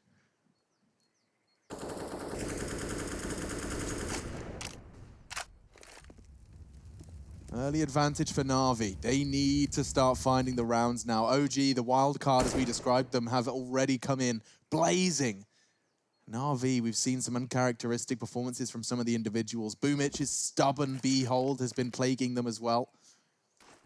And speaking of B, we are going to be seeing some utility thrown that way. Doesn't look like it's necessarily the full commitment. Flamey has to pull out his smoke immediately in response. And for the finish, there are 2 more smokes. You can see NBK is holding on to his. Alexi's already thrown his off. And a pop flash for the corner on the contact. Here comes Flamey, full white. Perfect from OG. Ooh. Oh my goodness, Mantu's a rifler as well. Yeah, he was never supposed to be an AWPer in his career. He's told us in many different interviews now. He was just a secondary AWPer in alternate attacks. He just dabbled in it. He was born as a rifler, and you can see now the power he can harness given the opportunity. Fantastic work in 2 back-to-back rounds there from Mantu, managing to recover a 5-on-4 deficit. They didn't drop a single player upon entry there when they made their way towards B. That pop flash from MBK, Perfect. Remember that one. I mean, like, straight up, if any of you are ever struggling with your B takes, that one flashbang will solve a lot of your woes. How many kills have they even gotten on the B bomb site trying to defend? Flamey has 2 kills. Boomich has 0 kills. Here's a stat for you. In opening duels, Simple is currently 4-0. Everyone else in his team is like 0-1, 0-4, 0-3. So he's the only one who's actually found any openings whatsoever. Boomich especially, he's 0-4 right now. So he's died first 4 times and not found any success on that B side with the aggressive swings. Now this in the past, I have been critical of the B hold, right? Because of how disjointed it is. But then in Katowice, they made it work. He just barreled down Banana. He seemed to just own everybody. Everything was cool. I'm like, oh, they've worked it out. There's that flash for you if you want to be able to throw that one. And here's the entry frags again. I feel like that was when he was sussed out, though. That's when people realized that's what he does. That's when we all noticed he plays towards sandbags. That's when you have to change and adapt. And he's not doing that. Well, the old setup with Zeus and Edward in the... Oh, it's fast B again. I don't know if I can watch. He is committed to this, boys. He really is unrelenting at this point. If he goes down first again, Bush got no backup. He got to smoke He there. put out a nade in his hand. This is a night. He's 0-9. Like, I know people probably think I bang on about mistakes and everything too much, but you're 0-9, you're the in-game leader, and you're dying first. You're now 0-5 and opening duels in the CD side of Inferno, and you're constantly pushing, and they're hitting all those shots. Why is there no adjustment? Why is there no one with you? And why are you so stubborn in taking that pick time and time again? You're 0-9 now. You've died every single round. You're not even letting your A defenders have a chance, right? Because now they get left in a it's going to be a 2v5 on the A bomb site if it's an A execute, because they have to rotate one over towards B with the amount they've been abusing it, which means there's now a whole extra choke point to deal with. So you're stuck between multiple different areas on the map. In transition on the CT side is horrible. This is baffling. I just can't work out. It's such a glaring issue. And it's still, they're allowing him to push alone. I would be stopping. I'd just be running down there with him. He kept doing it. I'd just join him and say, right, if you can do it, at least I'll back you up. If this is what we're doing, at least I'll go down with you, I suppose. Give us a fighting chance. But there it is, another 5-on-4. Not to say Na'Vi can't win this round, of course, with Simple hitting the shots he is. There's always a chance. With Valda trying to sneak his way in towards B. Not sure there's a boost set up, but they are watching towards CT spawn right now. That's Flamey. As the commitment comes in, Valda hits this in a lot of trouble. Which he does, he can even get out as well, so they have no idea what the finish is coming in. Yeah, certainly going to keep Flamey stationary for a while. Now the flashes are being deployed. Electronic claws one back. This is his power position. Simple Electronic. We've seen them do it multiple times. And he's kept it honest. 2v2 as the bomb goes down. Electronic cannot contest. He waits for the come of Flamey through the smoke, aggressively challenging and winning the duel. Valda's a clutch, but he can't. And Electronic and Simple, without their contributions, the round would never have had a look in for Na'Vi. Well, that's been a very common trend. If they start stepping up, Na'Vi will win rounds. And Electronic and Simple working in perfect harmony there on the A side from the pit and the bomb site. They had to dig deep. They had to find absolutely everything that was left in the fuel tank at that point, but it's enough. It comes down to a 1-versus-1 against Valda, but remember, he was taking another 20 HP after his interaction towards Banana. So still, a very impressive round from OG to find his opening picks, and the money is so thin on the Na'Vi side. If they lose this, Chad, you can pretty much call the map down, I would say. They'll have nothing going forward. They do have the Simple AWP here, but MP lines for masses. It's going to be such a difficult round. He knows he has to step up here. Doesn't fully commit towards the T steps, looking for the cross. Throws the incendiary to allow him to focus on second middle, and Boomish to sandbags again. Be careful those nades, my friend. He takes damage again. He's currently 0-9. Oh, he's burning again. Oh, how is he in the same position? It's so wild. Watch him get a 3K right now. They're going to lock him in with a molly, forcing them to fight. So flashed, shooting bullets into the sky. He's running into teammates. He has retreated. Let me talk you through why it's not horrible if he lives. It's not horrible if he lives because they just burnt 3 grenades, a bunch of Molotovs, some flashbangs, when and a it smoke. works, it's fine. When it's not working, they're down 8-2. I'm with you, Henry. It has been pretty abysmal to this point.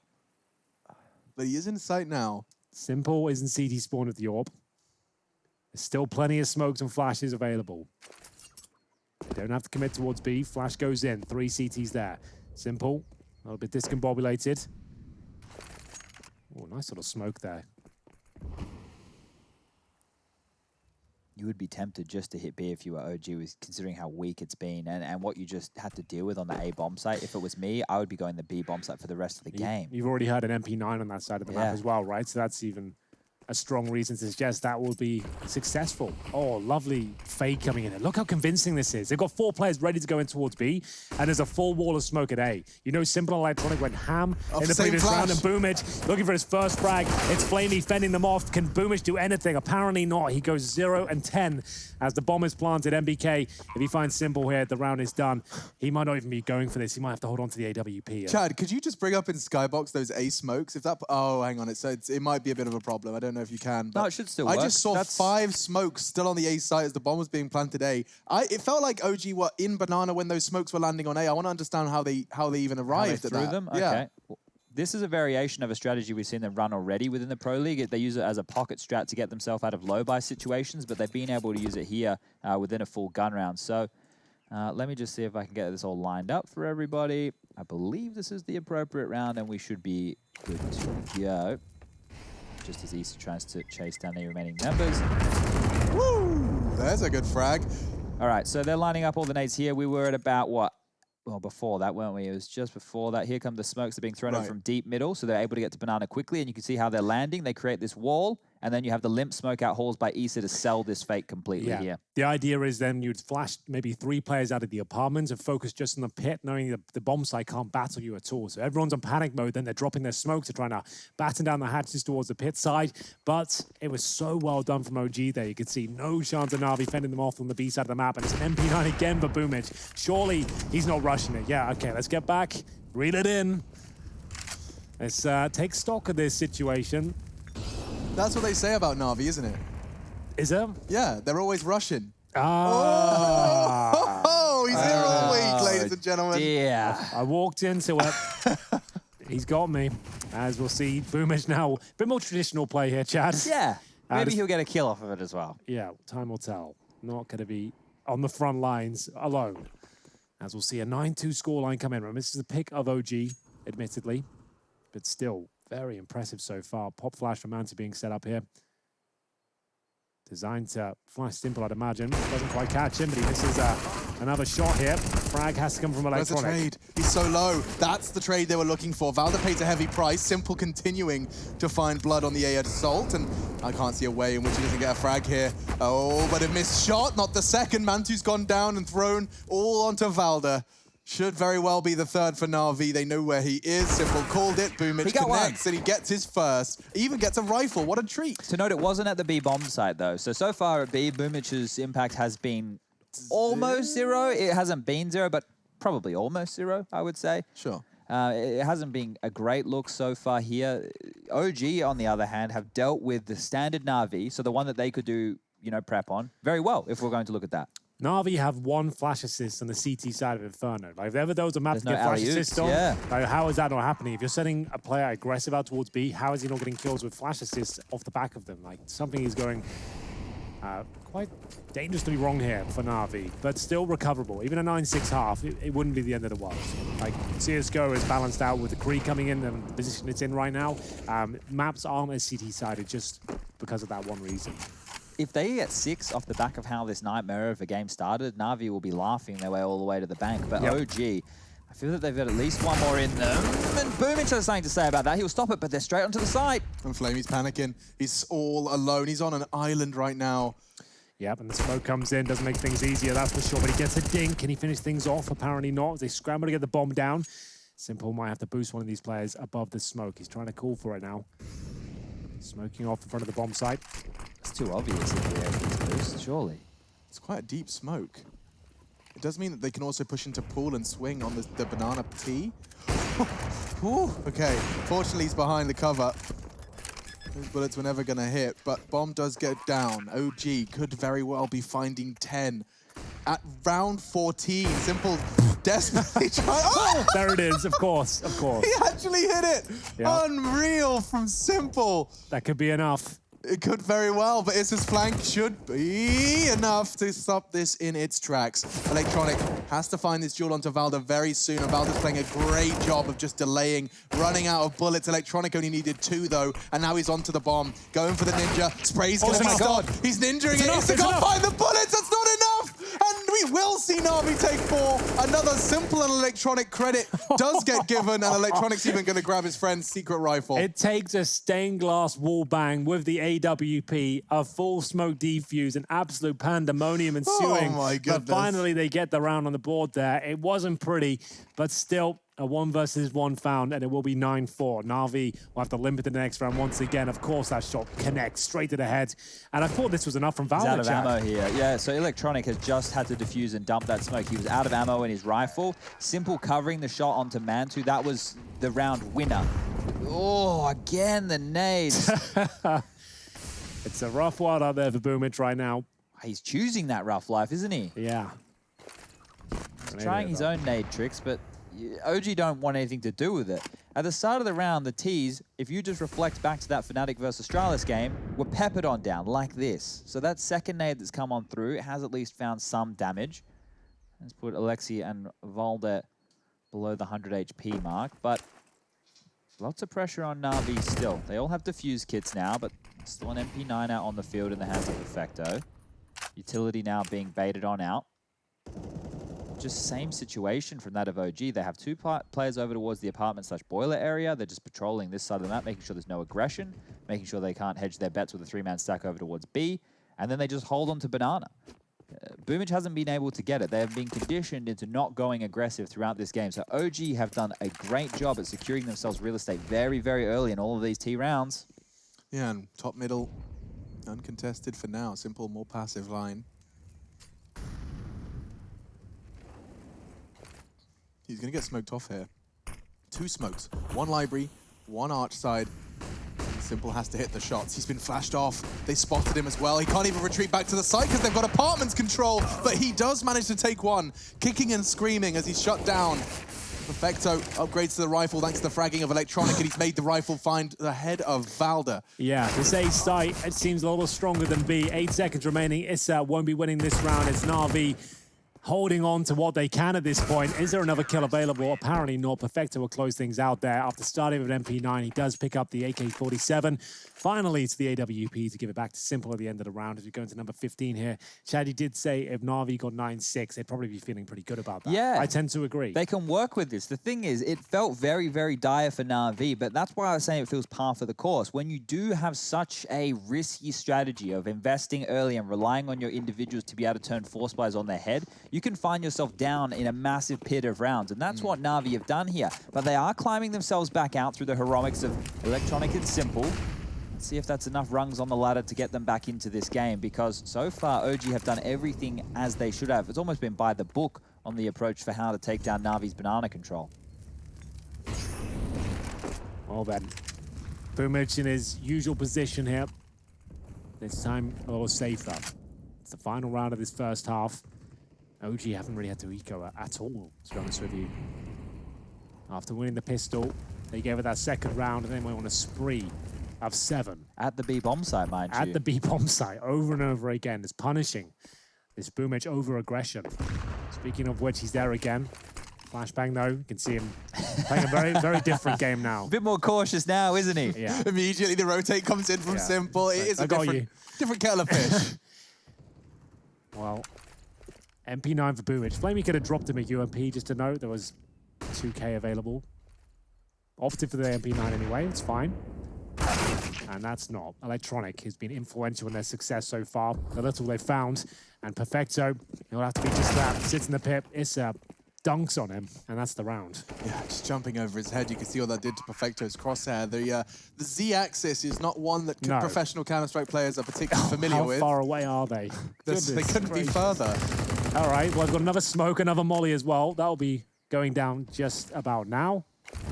Just making sure the side's clear, just in case. You never know. There's no way you lose this round. No, I couldn't even write it down how it would happen. I would sell my house if they lost this round. I don't have a house to sell. The house you rent it. Exactly. You're going to sell that on unofficially on the market? Exactly. That's how unlikely it is that they win. Well, there it is, 10-5. A fantastic first half from OG on their map pick. Na'Vi, though, with enough to convince me they can bring this one back. We'll take a break. We'll be back with the second half very shortly. With a bit more singing and dancing, perhaps.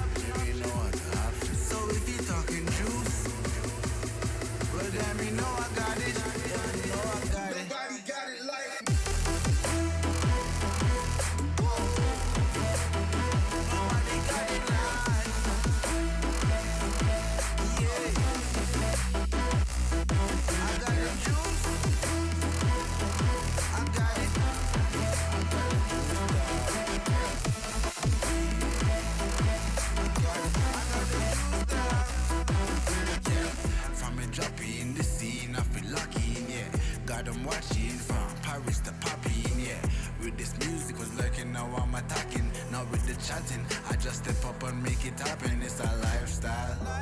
Living young and restless, yeah, we quite wild. If I want it, I'ma get it talking right now. And I ain't got no regrets, it's my time now. Lights out when you see us talking moves. You don't know that's the topic. And if you talking juice, well then you know I got it. Then you know I got it. Nobody got it like.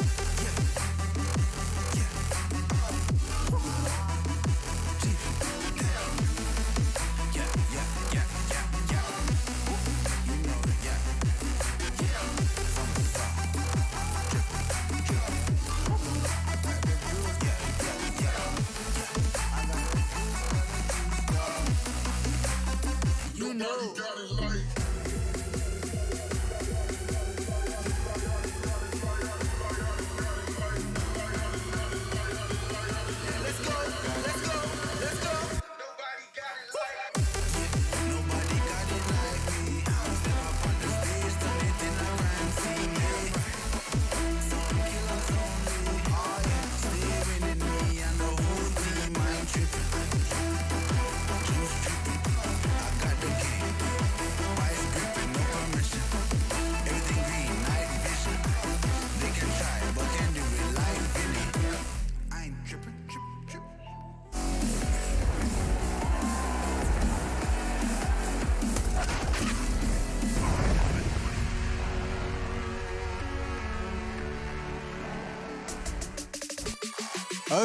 OG. Don't forget the name, don't forget the letters. It has been quite the phenomenal start for them as they have broken into ESL Pro League, not only through the first stage, but sailing through the second, at least in their first half of their first game. What's fascinating there, Chad, is Boomich actually had more ADR than Flamey.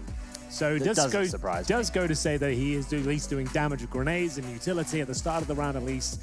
Apart from that, not looking too great for Na'Vi as we go double digits on the T side for OG here. If they win the pistol, pretty much can call it done, but we know Na'Vi are a tenacious team. And so did GG Bet. And so did GG Bet. They certainly agree, it seems, that Na'Vi can still pull this one back. You're right. I would say that's a great little bet if you want to get stuck in. Either way, it's going to be the second half here, and we will see 2 smokes, 2 flashbangs, an HE on the T side, and an upgraded pistol for Simple with armor behind it as well. Quite the setup. I do love this setup here. Voldo will spot the gap, and Alexi B off the angle of the wall will dump the grenade directly on the Jiggle Peak head. So you're going to see the damage now. There it is. Didn't land as much as I had thought. Well, that's because he did it from the furthest possible line he could. Evade the nade, set up your own. Electronics got a whole set. So bomb's still down at T-spawn, just know that. Oh, this is the nade for the boost. Hey, we were talking about this. I'm going to see that go down to Alexi's The only player that didn't have armor as well. He lands at his front door.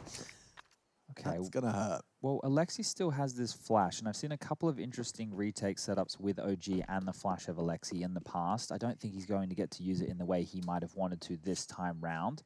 After they've pushed that CT defender back from spotting the line, it means that they know that the CTs are less likely to watch that creep up. They more than likely have to watch it from the coffin's position. And now it looks like it's about to be the A pounce out the halls. It's a classic. We've seen it. We love it. It can work out, but Mantu's in a prime position to set up his teammate here on the balcony position. The comms are going to be frantic. The bomb goes down in the pit. Reloads are coming through. Shots are not landing. Simple with that P250 can start to devour them here. And here he comes. Second frag found. And it looks like Na'Vi have done enough to win this. They are going to get the bomb planted. Valda and MBK now on the retake. They couldn't be more separated if they tried. One towards the apartments. That's going to be MBK and Valda. Ready and waiting. That Glock shot looks pretty perfect to me, but Electronic can't connect it just yet. MBK's giving him a way back in. Some players low. They're going to have to pick up the pace. Gets good info with his jiggle. Knows there's Boomich towards the graveyard. Boomich doesn't need to move a muscle yet. Valda's closing in on the site. Does continue to separate the fight. 2v2. NBK's giving it a good go. Into the site. Another shot connects. Just Simple. He's got low HP, and he does go down. I'm not sure if they've got it. He didn't get the kit. It's going to be close. Oh, wait. Does he have the kit? No. It's really close. Really, really, really close. I think Na'Vi got it. Na'Vi's pistol, baby. 6 on the board, but NBK continues where he left off. Oh, so close there. Great effort from OG. but Simple getting the job done with the P250 there. The flash burst from the apartments, it wasn't the cleanest entry. They actually lost a couple of the jewels there, but they ran out of bullets on these USPs, and that's when it all starts to fall apart here. Valda did enough. He gets the final kill. He jumps on the bomb, but it comes down to just a few milliseconds here. Half a second, maybe? Yeah, if that. Let me put it this way for you right now. Simple and Electronic have bought Na'Vi a lifeline in this map. There are 3 individuals who are not showing up. That's the fact of the matter. There's no arguing that right now. This is a 2-man show to get them through these rounds. We can go back and we can look at the impact on the rounds that have been put on the board right now from Na'Vi, and I'm confident that it's come through those 2 individuals. Now, the rest of this team has been given a lifeline against this force buy. If they convert this, they get an eco. They get some room to breathe. They need to wake up now. This isn't looking like the #1 team in the world. Let's see if that lifeline is even a possibility. Boosting Simple over to try and peek the coffins, and Valda, he is going to get more than he bargained for in terms of information. They'll be forced off the boost, but far from a commitment. They did have the bomb there, likely if they wanted to accelerate off the back of a pick, but instead, chopping and changing. Is going to be sent back to the B site because he still has a smoke grenade. You can see he's going to be deploying that now, or at least upon contact. But the main body of the Na'Vi assault is heading straight towards NBK and an SMG on short. That is the only real enticing fact for the OG short hold. It makes me uncomfortable with so many MAC-10s, though. We know they're a powerful weapon, but 4 of them does beg the question as to whether OG could do this to the Desert Eagles. Currently a 5-on-5 with 30 seconds remaining. A telegraph play towards B. The smokes are coming through. MBK does steal a kill away, but it's a B finish coming up. And Issa needs to rail them with the Deagle here. First one connects. Can he get a second? He needs damage, and he did manage to inflict a whole lot to Electronic. That's the man that's going to be trying to get the bomb down. Can't prioritize. Valda needs to fight all of them! Valda, that's ridiculous!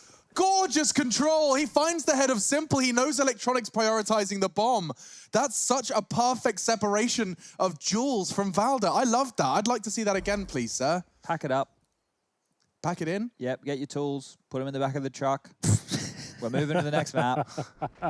There will be a force fire in response, but the bomb does not get planted. Valda, I think they assumed he'd fallen back into the smoke, but of course, he'd fully committed to this. It was Electronic hoping his teammates could take down one single Deagle player, but apparently it all falls apart, and they have not force board into this one. It's just Simple, who expends all of his money on Deagle armor. Just Kevlar, no helmet, just to note.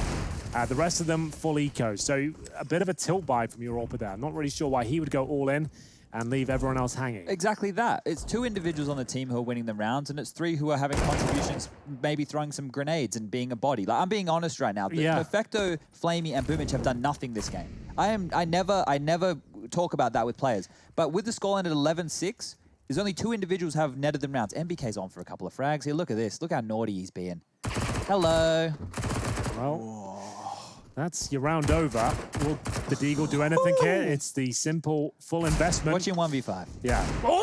He's so angry. He's so mad. I'm mad. I'm mad for him. Yeah, imagine you can being feel it. that good. Imagine being that good and you still can't win. Imagine. It's just another day in the office for him. Oh, he's got 2,600 and now the team is eco. They are buggered either way. So MBK sends him packing with the MP9, but Simple with a statement performance there with the Desert Eagle. This is beautiful. This second kill, I didn't even think this was possible. MBK gets destroyed, and we'll see ourselves get into another eco situation. Another Simple Deagle down to 1,900. Electronic this time getting armor as well. That's nuts. Absolutely nutty. Simple's trying to do it all again. We talk a little bit about this frame of mind he gets into where he feels like he has to do it all. And now you're starting to see the foundations of where those bricks were laid. Why Simple has this bad habit, you know, as all players will have, as all humans will have, but sometimes it can feel like, you know, he plays with this mindset of, I have to do it all. It's certainly gone down since the young days of being humbled with his time in Team Liquid, etc., etc. You can find his story online, but yeah, I think this is definitely going to be a case where Simple's going to be having another brick laid in that foundation. Yeah, and the conversation around honeymoon periods has kind of dipped off a lot with the stabilization of rosters, but it's one that you could start an argument around here. You know, Perfecto comes in, Blade just started as the coach. There's a whole new playstyle. Boomich getting away with a lot of his moves. They were all working for Na'Vi. Now, they're getting minced by OG, ranked number 24 by the ESL World Rankings to the world number 1.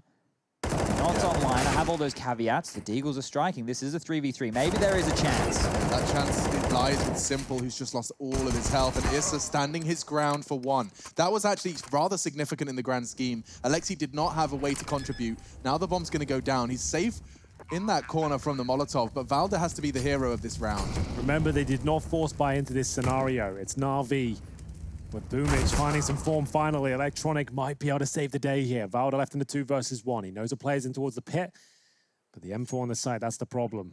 He's taken a very slow approach towards quad. Suggests he might not be going for this one. He hasn't got a kit either. Just holding onto the CT Krieg. They've got a nice buffer of rounds. They might as well just have that weapon. They can buy into the next one, but they'll only be getting $1,400 per player. So him saving that weapon means he's fine. He can get his own grenades. His teammates, there will be compromises, but the Krieg alone, I think they'll at least be partially buying around him. Valda is definitely a safe pair of hands, right? I look at this as someone who plays fundamentally Counter-Strike very well. Boomich will go down there. The bomb will take him on out. Valda gets a Deagle for his troubles. So if one player's super low here, give him a Deagle instead. You go Deagle armor. Yep, that actually works out quite nicely. There he is again. Do what he can. Did damage to that second player as well. Brought it to the 2-on-2. Money right back in Na'Vi's favor. They're back into this game now after that round victory. That was a huge one. So yes, it does have that Deagle you were talking about there, Henry. So it's a big pickup. It was enough to buy, and Valda might want to be a little bit more aggressive than usual. We'll see what happens. Alexi B on the AWP. Just to note that, not Mansu. Oh, that is an interesting little mix-up. Oh, I do this play myself. I get so scared every time I do it. You miss this shot, you look so stupid. Like that. It doesn't feel good. Doesn't feel good when you go for that pick. Never really works out for me. I try it a lot. It's just done very well to upgrade his Deagle to an AWP. That's 2 different ends of the Counter-Strike economy right there, and he's managed to at least continue to see the aggressive AWP from Alexi B not fall into the foul hands. I find holding the top of the stairs is a lot more beneficial because you're not going into a left eye peak where they could just be holding for a push, which is a very common play on the CT side. So I hold the steps. I hate that push he did for that reason. Like against this sort of opposition as well, I'd be scared to take that challenge. Yeah, no, certainly. I'm hoping, though, we do see a few more risks come out of OG with the scoreline the way it is right now. They might need a couple to get a few more rounds on the board, especially in rounds like this. So just to note, Valda did give his Krieg over to Mantu, who's been left to solo B. This is a lot of responsibility on the youngster. He has stepped up with the rifles, though. Yeah. We haven't seen, like, this is weird. On the T side, he didn't AWP at all. We said, wow, his rifle's actually super sick. And now on these first few CT rounds, Alexi B with the AWP, as they come in, he will be tested on the new box. He's got the Krieg in hand as well. He'll need at least 2 kills. First one is his, for sure. Bomb goes down. Needs a flashbang from his teammates here, but he has done enough. They're all looking at him. Now the swing from Valda is perfect. A double for him. The round should be OG's. He's only got 15 seconds. Flamey's been thrown into an impossible task. He has to accept this one is all loss. I have to say, the spacing was terrible there from Na'Vi. The fact that bomb's going in first, and you're, what, 10 meters behind you? That's where the second player coming through. I understand they're probably deploying utility and helping him out, but the fact that bomb goes down, he's got that much of a chance to reset, drop down, get a second kill. A convincing one of that without any pressure really being applied to him. It wasn't quite good enough in terms of a final finish there from Na'Vi, and their money is going to be in a very dire position going forward here. 13-7 down. Perfecto's already called the all-in with the Galil and armor purchase. He's got no grenades to go with it.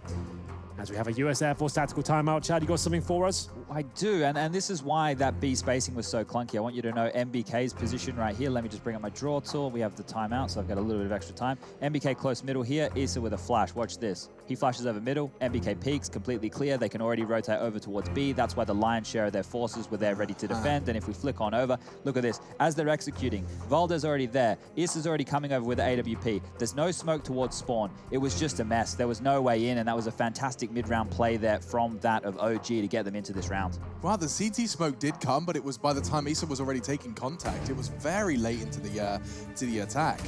This is the Mantu frag that you were expecting to see a little bit more pressure immediately. Look how long there is. What, 5-6 seconds before they can go in, and the fact that the CT player can come through the smoke and they're all focused towards new boxes. There's 10 seconds remaining. You just haven't given yourself a fighting chance, and that might be a similar sort of storyline here because they've come in with Galils and PT50s. They've fully invested. They've shot for the moon. Electronic stuck behind smoke. He used the flash to at least see if he could find an early frag, but not too much of an aggressive stance going to be posted up by OG. I can't believe the OG are continuing any degree of form. Admittedly, you guys have been very, very clear in communicating some of the gaps that we've seen in Na'Vi's gameplay from the the team that beat Astralis yesterday and the team that are currently losing to OG. But credit absolutely to be directed once again towards the OG camp. They don't quite understand it. We don't understand it, but it is a joy to watch as they continue to evolve.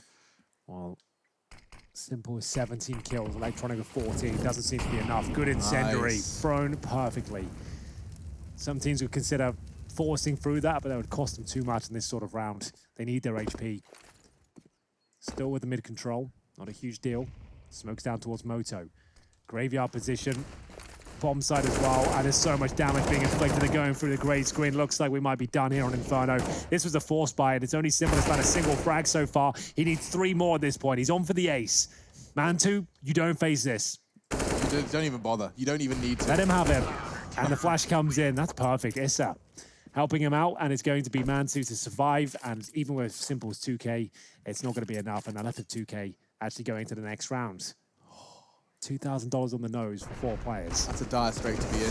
Oh, they keep leaving it to this, like, 20 seconds to commit, and then it's just so telegraphed. It's smoke down towards apartments. You've got to go through it. Like, it's a death sentence. There's no way you're going to survive that, unfortunately. Yeah, Simple has... Eco for last, so Simple's not. He's like, I'll force into this. You guys take the full eco, and I guess we'll wait till the next map. I guess we'll just start talking about map 2. Yeah, there is... what was it again? Dust 2 third, Overpass second, from my memory. So... Overpass was the pick of Na'Vi, hoping to exploit OG, who obviously are going to have a bit of a shaky map pool, considering 7 maps in the pool. And how many games together, Chad? Like, it was over 50 now? It's at 50 at this point, yeah, just around that. So not a huge amount of games played for them. So where does this go? Yeah, I'm trying to think about that too. So maybe on the corner, half wall? I'm very intrigued. Let's see if it does get deployed here. Let's have a look at the lineup. So, it's high above the corner. He's trying. I think he's using his hands like I was moving as well. I'm not trying this one. Jeez. Okay, so that's the half wall smoke. Believe me, that's not going to be an easy one to throw. But I think it's thrown in such a way so you can actually run through the left-hand side of it and still not be grey screened. I think that's the idea. We'll have a look. Yeah, just so it's a little tunnel. Yeah. So that's why it's thrown like that. So it looks like they're blocked off, but they can actually get through with clear vision. It didn't make sense to be such a nitpicky smoke exactly. Otherwise. That kind of explains it, though. Yeah. So remember, they are full eco here for map point. And this actually didn't work out for them. It's overwhelming, but they are killing each other. That doesn't help out too much. Deagle, remember, the investment from Simple has been made, but and you can hear these shots being fired off. Everyone just tucks in. Who is Give it him again? nothing. Oh, yeah, Run down the clock. Don't let him have anything to say about this one because he will find your head every single time. This guy is insane. It's too much. Okay. Okay. Calm down, Simple. My God. He's a man possessed. 21 frags. He is at the top of the scoreboard in the server right alongside 2 members of OG. And he's had nothing to go with. He has had no substantial round contributions from any teammates other than Electronic. You can see it on the scoreboard right there. Perfecto doesn't have a kill this half. Boomage came into this half with 2 kills, which means he's picked up 3 in this half. Flamey came into this half with 4 frags. He got 3 kills 1 in this half. on the 1 round they won. I think Electronic had 11 kills in the first half, so he's had 4. So when you think about this, like, of course OG are winning. They're playing fantastic right now. Everybody's hitting their shots. I want to sing their praises for a bit. Yeah. This has been abysmal from Na'Vi. That's the more traditional shot of the AWP, and you can see it might not work out for Perfecto as he'll be coming round. I don't know how he doesn't get both their faults. So good for him. So Man2 did like Flamey, manages to tie things up at a 4-on-4 as well. 15-7. Looks like OG have managed to do enough here. It's Overpass coming up next, so bear in mind. Alexi B spots 2. Drops the incendiary. He is alone for now. Wants to buy time for Man2 to rotate in, or probably go towards coffins or boost Alexi B up in CT spawn. Yeah, not a single smoke for the CT side at the 60-second mark. That's kind of intimidating. Does mean that Na'Vi will get a lot more ground than they normally would. So Flamey already low. Flashbang, very effective, but not going to do too much for them in terms of finding a kill. Baits out an incendiary, I suppose, but they're finishing up towards B. Flamey will try and limp his way towards A with just 9 points of health. Man2 spots the first, and Flamey goes down. So they've lost the lurk. Yeah. They're locked the boost in. should finish this off. And Alexi's gone unchecked. He can finish this one off perfectly, as you said, Henry. drops down, brings Boomich down to 1, Mansu's AWP shots over the kill, and that is our first map of our second series. My God! OG take Inferno, Overpass is up next, and Na'Vi, I don't know what this team talk's gotta be, but it's gotta be a good one.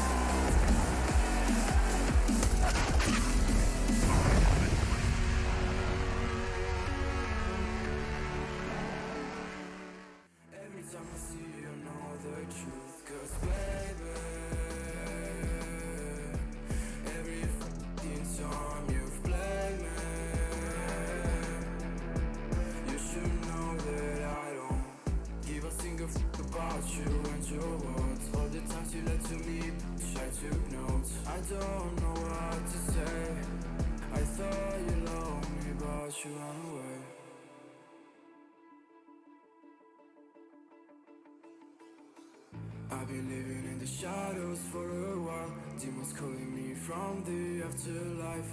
Dark doesn't faze me anymore. I can see my tears into gold. Yeah, yeah. I don't care, no, I don't care. Yeah, yeah. I don't care, I said, 'cause baby, every fucking time you've played me, you should know that I don't give a single fuck about you and your words. All the times you lied to me, I took notes. I don't know what to say.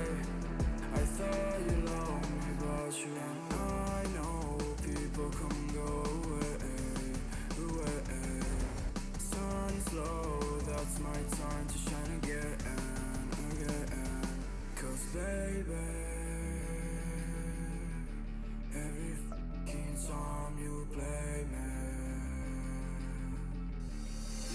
You call my bluff for the last time. This ain't a song, it's a battle cry. No life, I see the clue between the strobe lights. I'm haunted, black face, hey, follow me around, okay, black face, hey, follow me around, okay, used to want it bad, used to want it bad, but I can't taste it, I can't help you now, okay, follow me around, okay, black face, hey, follow me around, okay, follow me around, okay, black face, hey, follow me around, okay.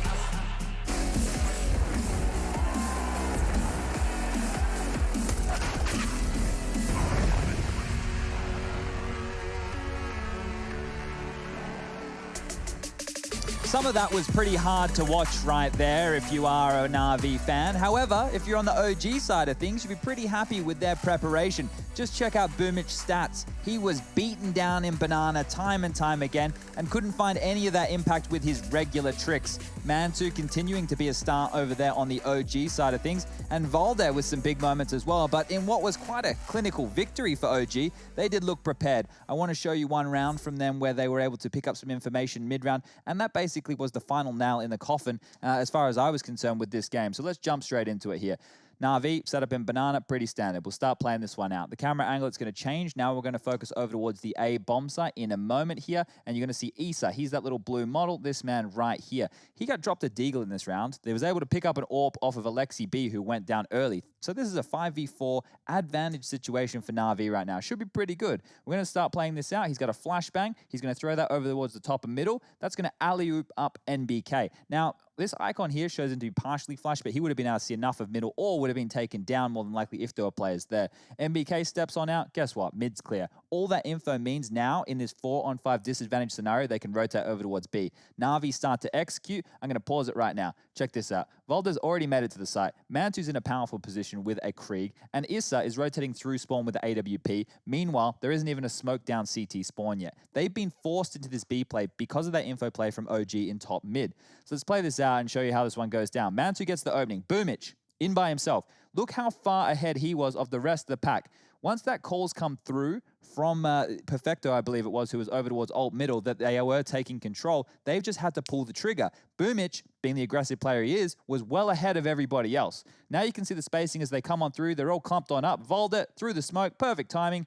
Easy as you like. And that's the round done and dusted. This was fantastic stuff from OG. I've been critical of them in the past, but today they're looking good. Let's see if they can continue as we move into the next map. But before we do, Mantu, the big man Ting, let's leave you with some of his highlights.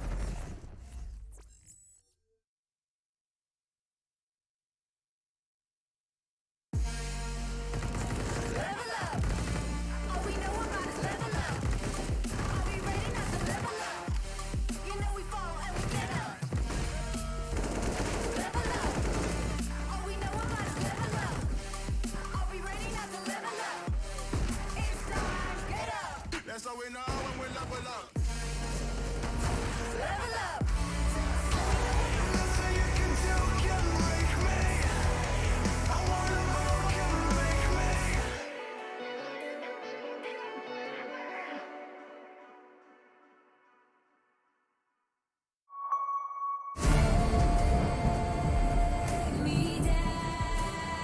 It's awesome. Simple way, it's very. It's happening. Nothing he does, and he just stands up. And with the little guns, it's a big round.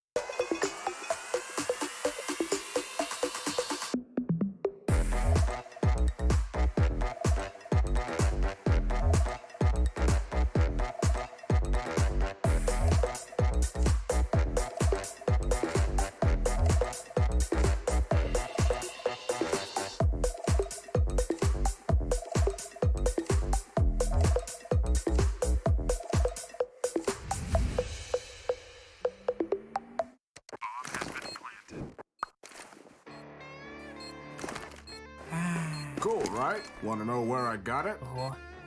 Well, look, go to cs.money. It's a trade platform and a marketplace at the same time. Just choose, click, and get. Good luck, bro.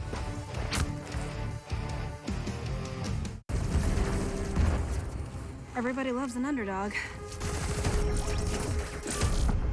Who needs to be liked? Mountain Dew Amp Game Fuel. Victory in a can.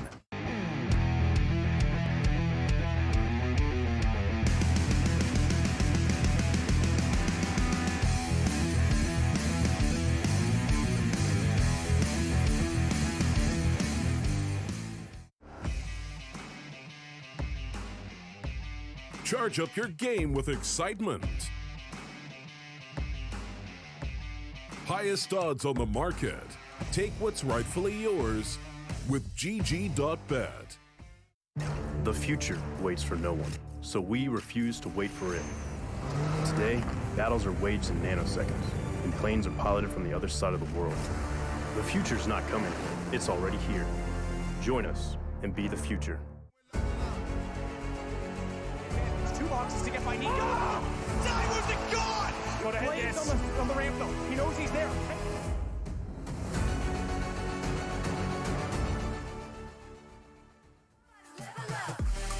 Are we ready now to level up? It's time, get up! I found out I'm not alone, 'cause I'm just like you. We are fearless when we fight, and not afraid to level up! All we know about is level up. Are we ready not to level up?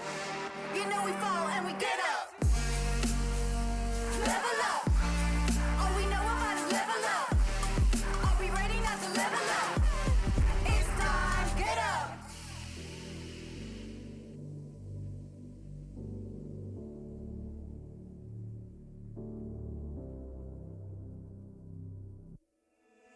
Sarah, I hurt myself today trying to make the pain go away.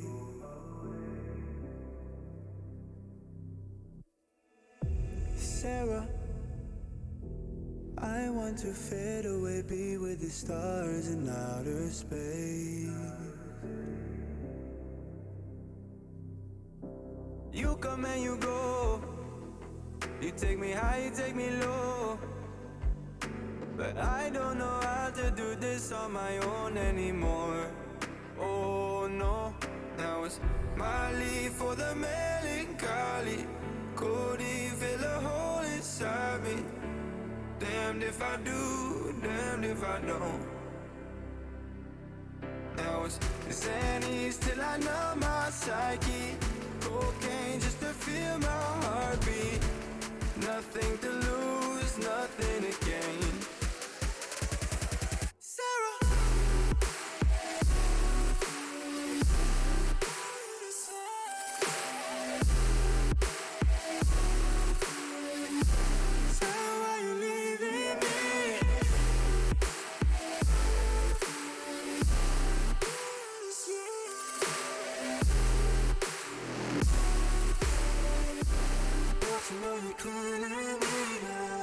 Sarah, I lost myself today trying to find ways to make ESL Pro League is brought to you in part by Intel, Gaming Malta, Mountain Dew Amp Game Fuel, CS Money, MSI, Air Force, GG Bet, and ESEA.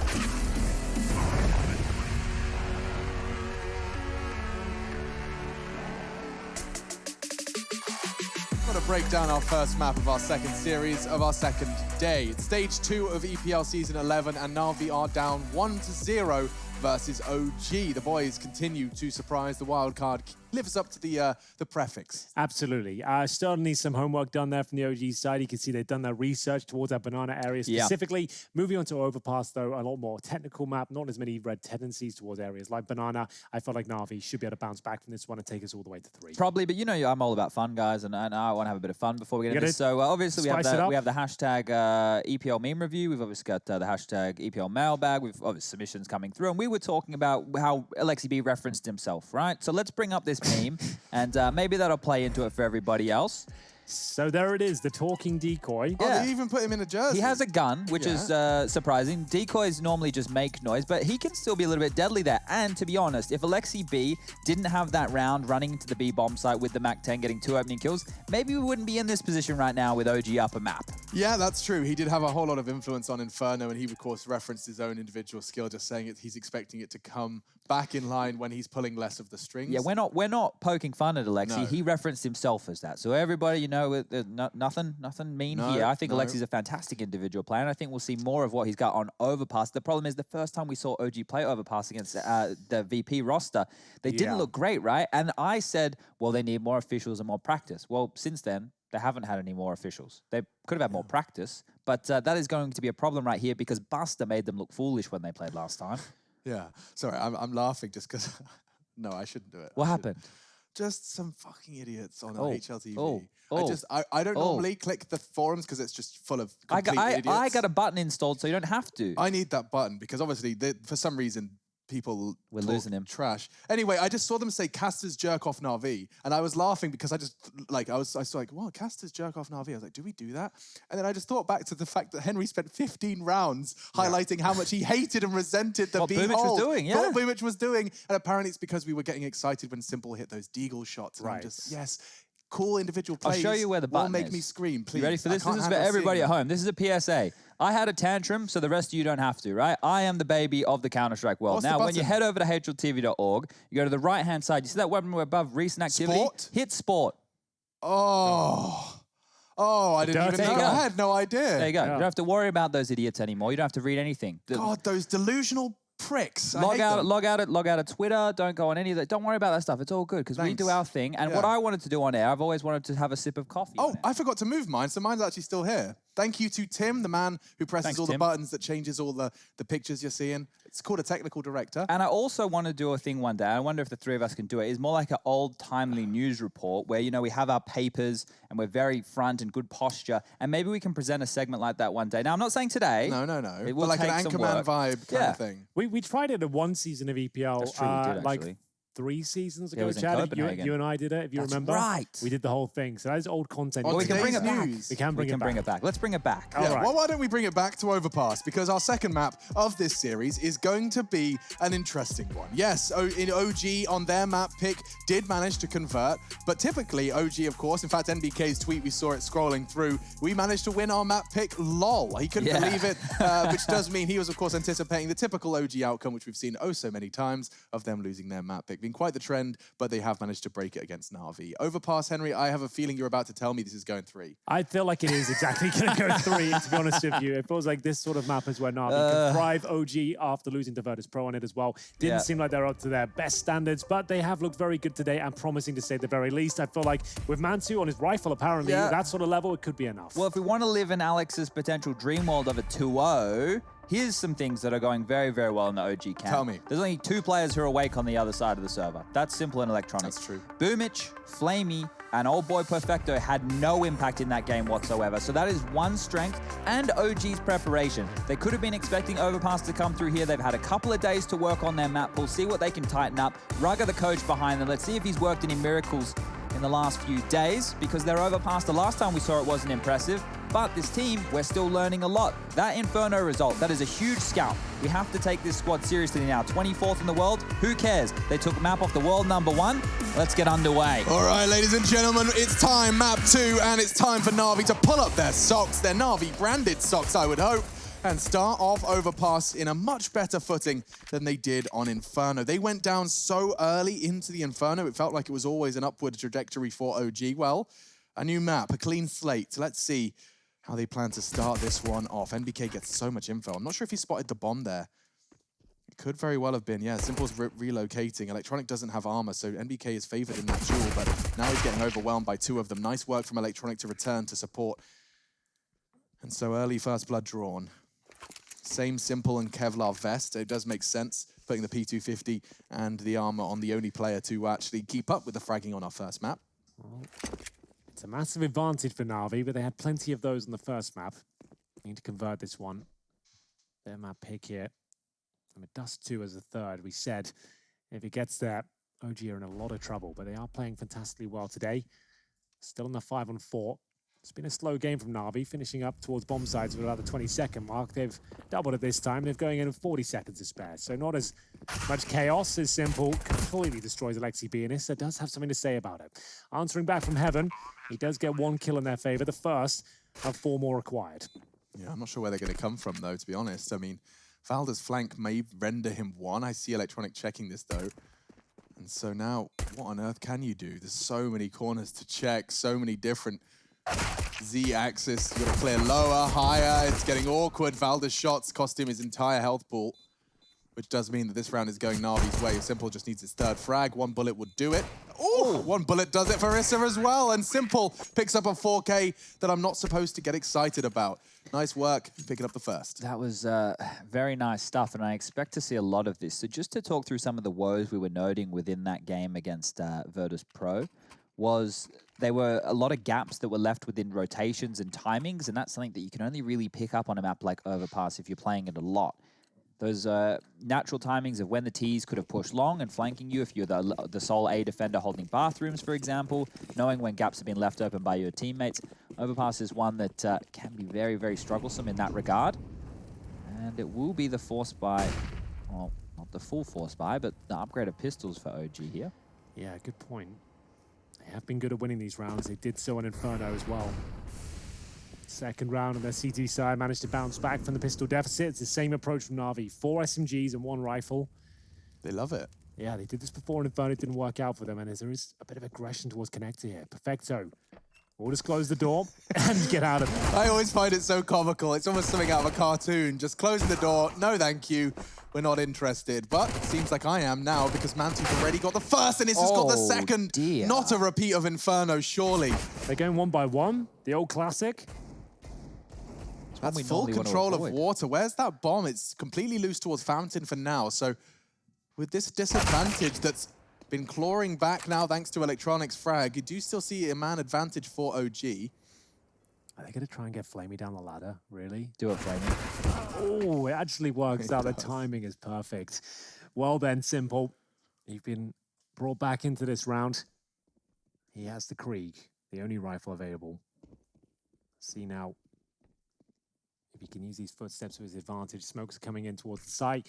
MBK, you're in trouble, my friend. Simple knows exactly where you are, and here come the Molotovs. Oh, I kind of loved the smoke to reposition to Optimus, but it's not going to get him what he wanted. Instead, it's going to be a site plant, and Na'Vi digging their heels in. This is a 3v5. These 3 surviving members of Na'Vi have managed to manufacture up against the Deagle and the Kevlar vests. Of course, no helmet for Valdo, as you can see his health pool just disappear after the MAC-10 does connect. He'll just have to accept and cut his losses back away, preserve the weapon. We will see 2-0 for Na'Vi, getting off to a good start. Needs to convert the third as well. Will be coming up next and should be expected to do so. After losing the first 2 frags as well, good bounce back there. I'm not sure if that was OG being too aggressive or Na'Vi just playing it very well. Either way, managing to claw back those 2 kills they lost in surprising fashion there towards the connector and end up with 3 surviving. So no harm, no foul. We are going to have Electronics with 2 kills on that MP7, taking us straight up to $5,000 here. MP7 not as popular these days, but this is it, make a rare appearance. This is a shot right up there towards the connector, through the door, straight to the head of Boomich. And Electronic was very quick to adjust to make that MP7 work. He's got his SMG of choice, trying to be a bit of a hipster. Throws it over to Boomich as he gets himself a Krieg. Makes a lot of sense. Simple, Flamey, and Electronic. The 3 names I'd be listing as their god-tier riflers. This is a still kind of scary round, right? Because this has saved the MAC-10 with the Deagle, so they've been able to drop that other Deagle across to Alexi B. Valda hit some bangers of Deagle shots over there on Inferno. I'm not letting Na'Vi off the hook just yet. I need to see some very convincing rounds coming out of them to know if we're stabilizing back to the team that we've all come to know and love, or if OG are here to play today and Inferno was just a masterclass from them. Yeah, the answers are coming. Towards long, how does Electronic check this one out? Oh, wow, that's a very clean first 2 kills. He actually connects into Issa as well on the rock. Will eventually fall to the Mantu USP. Nice stack towards long to at least take one of those rifles away, but unfortunately nowhere near a CT that could actually have made good use of it. It's been picked up already. Alexi B, the only player that can do something with this round now. Does manage to recover the MAC-10. Loses half of his life to pick up that MAC-10. There could be more to follow. Yep, nade down to 20. Nice work to suppress this, but Na'Vi, they have to be cautious. They're treading lightly because they know that, yes, it's a 3v3, and yes, all the weapons are favoring them. There is still just one mistake away from an advantage to OG, and they've got 35 seconds to get this bomb down. Smoke towards the end of long here from Simple. Allow them to get close towards the bomb site here, but the Deagles, the CZs, they can thrive in this sort of environment. 25 seconds. This is Alexi B going for the old nutmeg. Chad, he's going to sit inside the smoke. Low HP, why not? He might With get this away time with it remaining, too. they might even just walk past him. Oh, this could be perfect. On 20 HP. Not quite. They're aware of all the tricks. I think everyone is at this point, and it will be Flamey to confirm the round here. Even with 5 seconds remaining, there's no chance they lose this. MBK is nowhere to be seen, and it will be bomb planted, round over, maybe a Mac 10 to recover at the top end. But a nice try from Lexi B. I like the idea.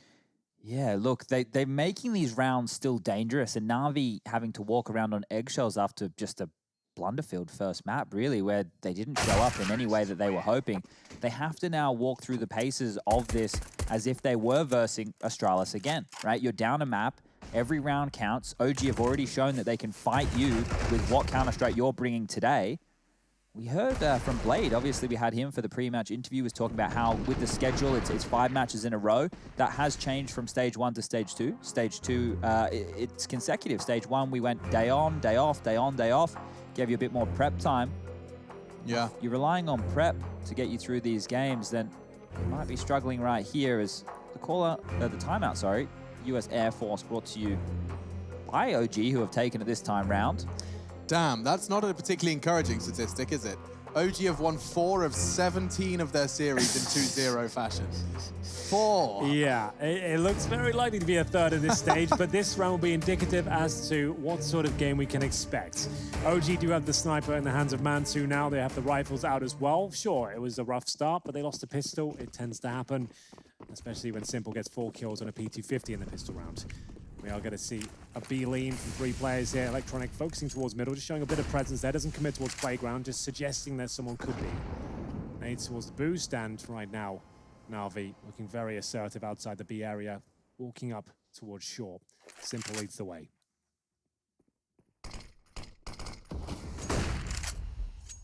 They just smoked Monster at the same time. So, if Electronic got away with that territory for free, a late B could have been on the cards. Now it might have to be a quicker B because the flank could come in. That's a nasty way for Valda to go. Over the smoke, on the sandbags. Just a perfect, tight line into the dome of the Dane. Puts us back into a 4v4 game. 60 seconds on the clock. Alexi's got something in store for us. Is that a monster smoke? That looked too easy. What a lovely monster smoke that is. You can throw that so comfortably. No faffing around with lineups and pixels. That looked very nice from the Finn. Simple set of the flashbang here. It's Perfecto to lead the way.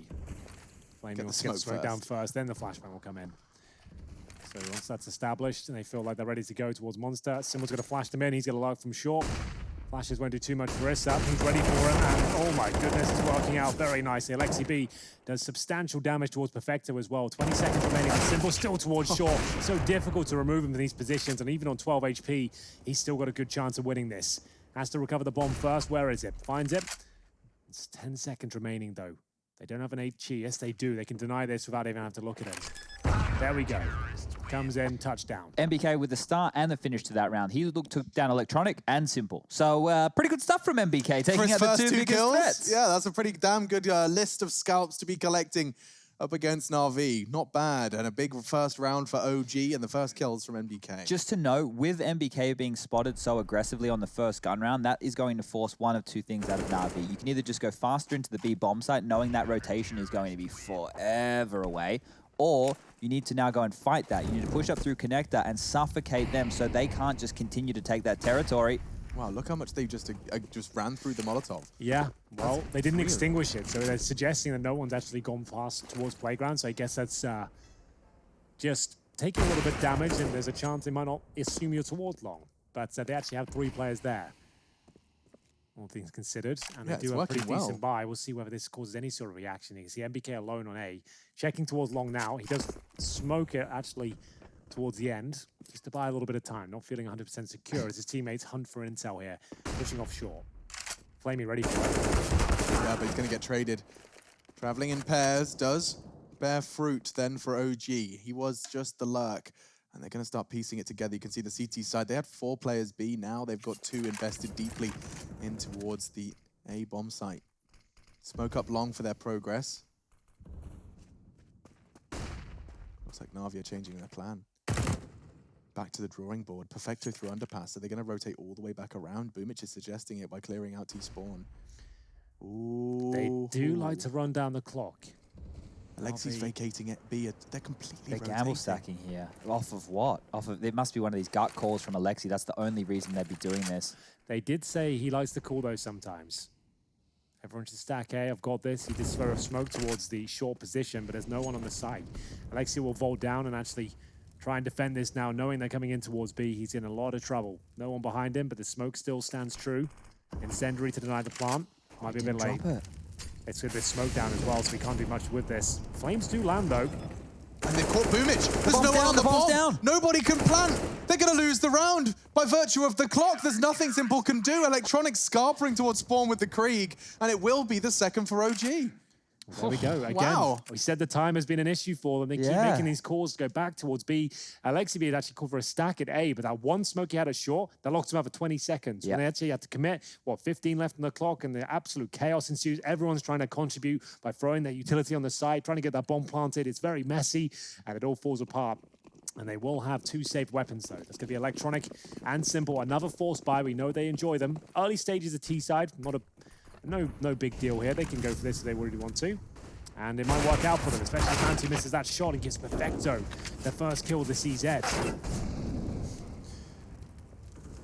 That's going to work out wonderfully. He's going to be putting in out the AWP. Not known to be an Orber, but certainly going to be happy to contribute with more than just the CZ75 for the rest of this round. And now Electronic is taking a whole lot of space for free very quickly into the piece. He's calling long clear, walked up all the way beyond the normal CT control, so he can call this entirely his domain. It's important that he's hidden on that right-hand side for the CTs, or for him it would be the left-hand side, I suppose, of that position, is because when you're jump picking like Issa is right now, you're not expecting players to have already crossed. You can see his crosshair placement is not going with the rifle to that side of the screen. He's still holding a very, very wide angle.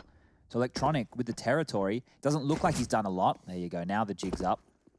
Yeah, Issa gets a lot off that one, but admittedly it's quickly paired by more utility. Would have the attention drawn anyway. I think Alexi fancies something a bit naughty here. They're going for the boost. Oh, they're going to wreck this. They're going to ruin the boost. They're stacking up. Both of them are trying to boost. It's getting real awkward in the battlefield. Na'Vi have got a frag. Issa's gone down. MBK looking to claw one back. 30 seconds. They have to find a site at some point. Simple's got the bomb and MBK's got a double. Simple with only 17 health. They may not make it to a site again. Boomich is exposed. Oh my God. MBK's on for a mad one. He could even find 4. Simple goes down. NBK with the quad kill to win the third. There's nothing Electronic can do. That's wild from MBK. It happens again. They get the opening kills, all the map control, the timer runs low, and MBK strikes. It's the Krieg that's on for the ace at this point. Electronic, $0, 0 teammates, and now 0 time. He will have to wait until the next round to have any sort of impact, as it's completely shut down by MBK. They recover all the T-sided weapons as well, and we go 3-3. Money is wrecked. Electronic gets no extra income after surviving the previous round with no bomb planted, and his teammates only getting $2,400 loss bonus as well. They are pretty much full eco here. MBK, just as they were down a man, looked like it was going to fall apart. He manages to find a bit of wiggle room here and absolutely dunk on them with his final kill towards Simple. He had the bomb as well. Round confirmed. This is the same trap Na'Vi found themselves in with the CT side of their Inferno game. The constant buying and force buy scenarios and the saved guns. It keeps tricking you into thinking that you can make these rounds happen, and normally Na'Vi can pull them off, but OG, they're actually standing tall. And on a map that they're much less versed with than Inferno.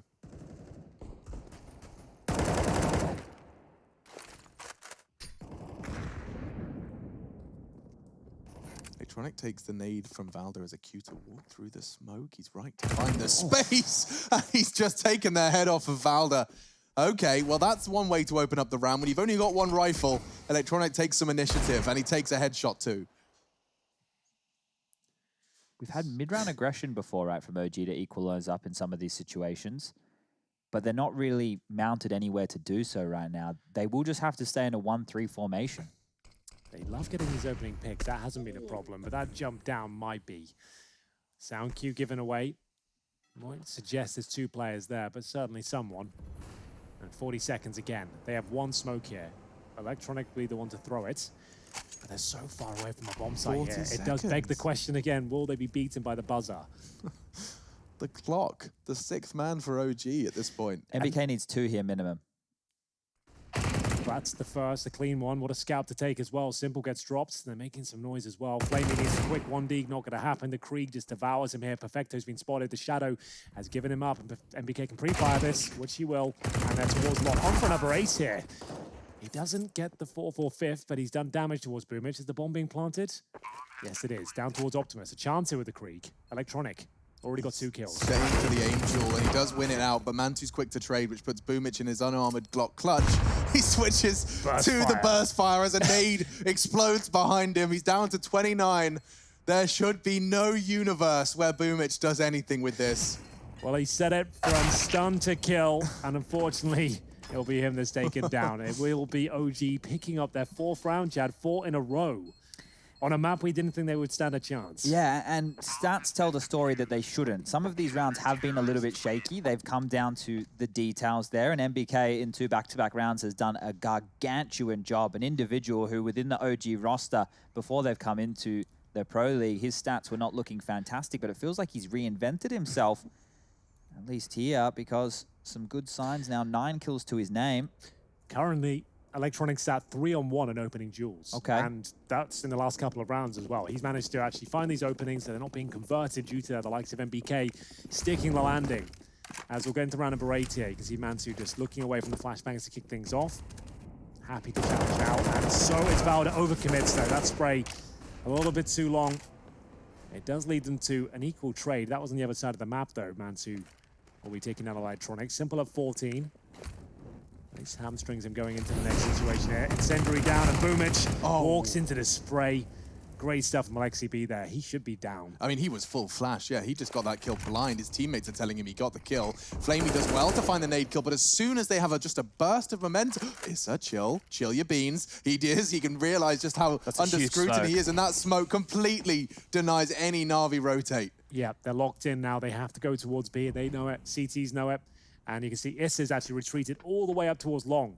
That was fast. Yeah, he's just bailed out. And MBK's joining him at A as well. They're worried about the connector gap right now because that would be the biggest point that the T's could take space off of. They're just putting the brakes on. They're waiting for any audibles. They're more than happy to just posture here. They knew that they were trapped in from that position. I think Na'Vi thought that the claws were in a little bit deeper, and OG thought that there was a bigger gap than there actually was. They assumed they'd locked in, but they actually could have got out through connector. They just had the door closed. They had no one in there. They couldn't take that risk, I suppose. Smoke towards heaven. Flamey now with 25 seconds. A flashbang will come through as 2 teammates will focus towards Monster, but MBK this time silenced. Mansu though with the AWP. Can he connect the dots here? Needs another kill, but Simple on low HP keeps the dream alive. With 15 seconds remaining here, it's up to Issa. He does find Simple. 1 versus 1 now. Knows exactly where the last player is. He's on the bomb side. Perfecto behind the pillar. Drops the Molotov. But Issa gets through it. This shot, who will come out on top? Perfecto brought in for his clutch ability. Not the most difficult one, but does manage to nail it. 4-4. Needed that. Just to note, Simple immediately was looking behind because Issa was the guy who originally flanked. If he had gone with his gut, which was obviously to rotate all the way back to A through the long position, and he'd come through spawn or CT, maybe he would have had a more advantageous position right there. But his mindfulness here to play a passive angle like that in case he was getting aggressed on, I thought he had done enough. But Perfecto still manages to win out these 1v1s. It's a huge round to pick up as well. The damage they've done on these low buys have left low G with just pistols here. They don't force buy, they've gone for belly. A partial, this would be in eco territory. Nades towards the boost position. No one there to receive them.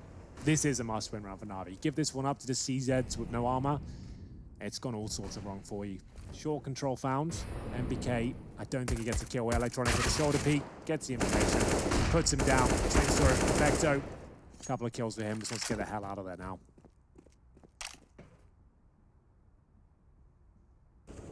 And just Valda remaining with the Perfecto's 3rd. Good to get some frags on the board for Perfecto. Flamey's going to find the last frag he needs, and that's the end of that. 5 for Na'Vi to each side of our second map, and it's their pick, so they are looking to translate this into a 3rd. We have got none other than Dust 2 waiting. That'll be a banger. Yeah, I mean, both of those teams have actually won their previous series on Dust 2. I might foresee a pace change coming out from Na'Vi now. Ooh, nice shot. What kind of pace? Slow, fast? I think they might just do something more as a unit. and less mid-roundy, just because at this point of the game, they've already guaranteed themselves 5 rounds. Obviously, you want as many as you can, but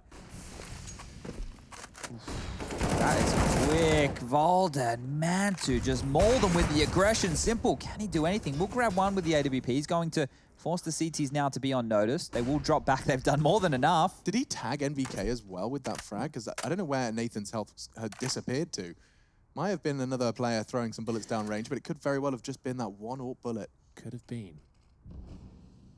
The man advantage for OG now with Flamey encroaching up towards Short. His teammate's got the bomb. That's Boomich with the bomb on his back. They are going to choose B as their final destination, but Alexi B ribs Flamey away from the group. And that's going to actually cause enough confusion to find Boomich as well. Bomb down, Simple left and up. 4 versus 1. Smoked out of Short. His options are very limited, to say the very least here, as MBK's really going for a huge backstab here. Simple probably kills him, to be fair. It's kind of kill he finds, but this time he misses. Yeah, it was a no-scope from... He's on the moon. He's no-scoped MBK. I could see that. He's pretty good. He's not bad. Here's Valda, though, aggressive at the very start of the round. Finds himself a couple of kills with Man2. Here we go. Of course, Simple came in and had other ideas, but wasn't quite enough towards the end. 5-5, OG, keeping this one competitive. Now have T-sided weaponry. Galil, not the most appealing, but still, it will help them out to save some cash going forward. LXB invests in the grenades. They Molotov off towards Short here. Another pretty standard round from Na'Vi. Focusing towards Playground. They've already got through the initial incendiaries. They've got Boomich watching the extremities of the map towards Monster. Flamey is Short. Is looking for any boosted players right now. And Speaking of which, way, yeah. Hello. Either side of the wall. Oh, Flamey gets caught by the very thing he was designed to find. That's nasty.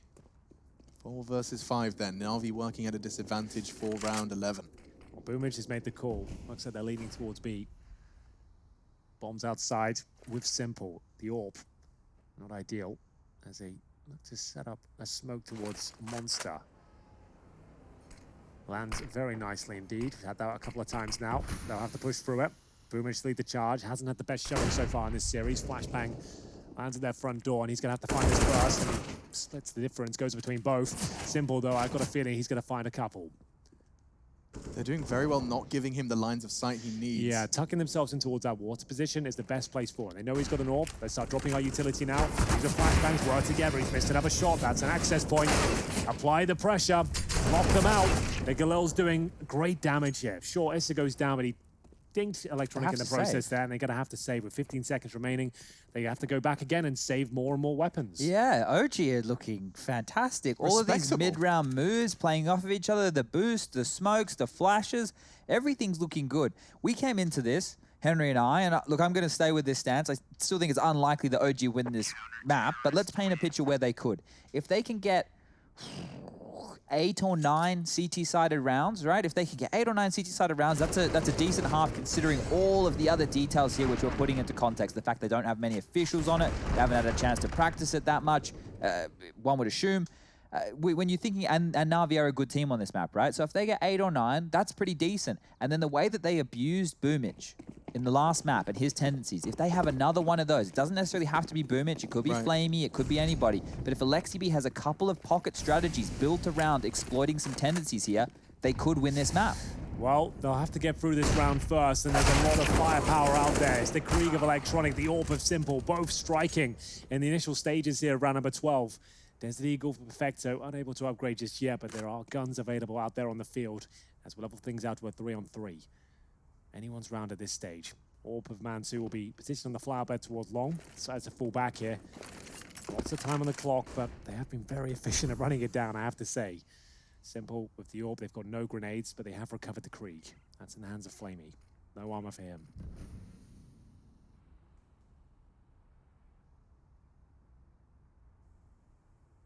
Nice little glimpse at the 3 remaining CT angles. It's a very tense round, this one. Simple's alive, and you know it. He's got the AWP. No information. You know you're waiting for a mistake. And Mansu actually bests him there. It was a leg shot trade. Mantu just aiming a little better than Simple in that case, and now Issa's going to find another Flamey, no armor, looking for a clutch, but Mantu's done more than enough. Jesus. A 7th now found for the CT side. They got to be eco now. I mean, there's 2 members on 3K. I feel like the amount they've invested is coming back to bite them at this point. So buying, baby. Simple can work with a Deagle. We've seen him actually do a lot of damage with a Deagle. Like a Galil or a Deagle, but it's really not an ideal setup. They certainly would be bringing out the AWP. So Mac 10. McCrieg.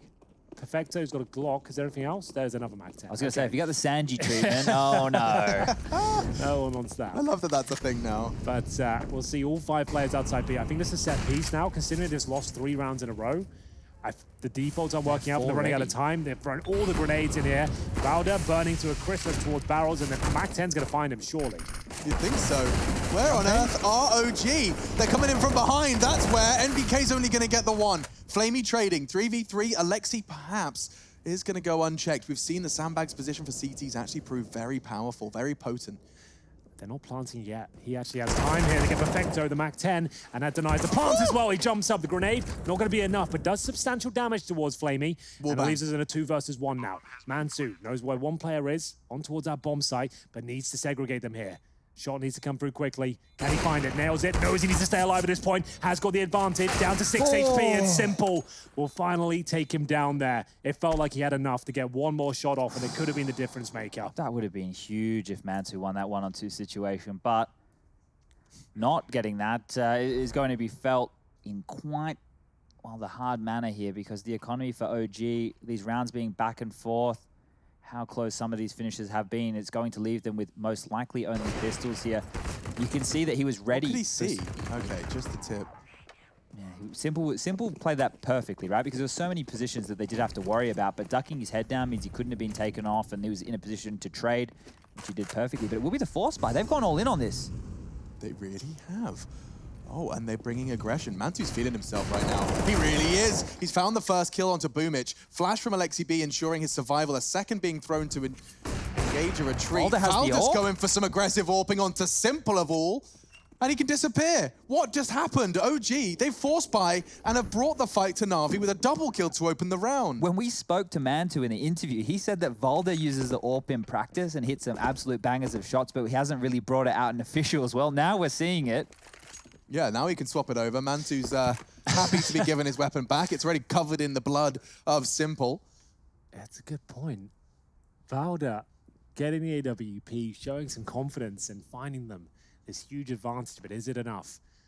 Perfecto, Electronic, and Flamey will live on. Alexi B flashed in, and Perfecto gives up his position here. The nade just goes over the top and do so much damage here and lands in his face. Ouch. Recovering from the scenario. Desperately just trying to stay alive at this stage. And we'll see them hold on to this small advantage they have. Remember, they came in with just pistols.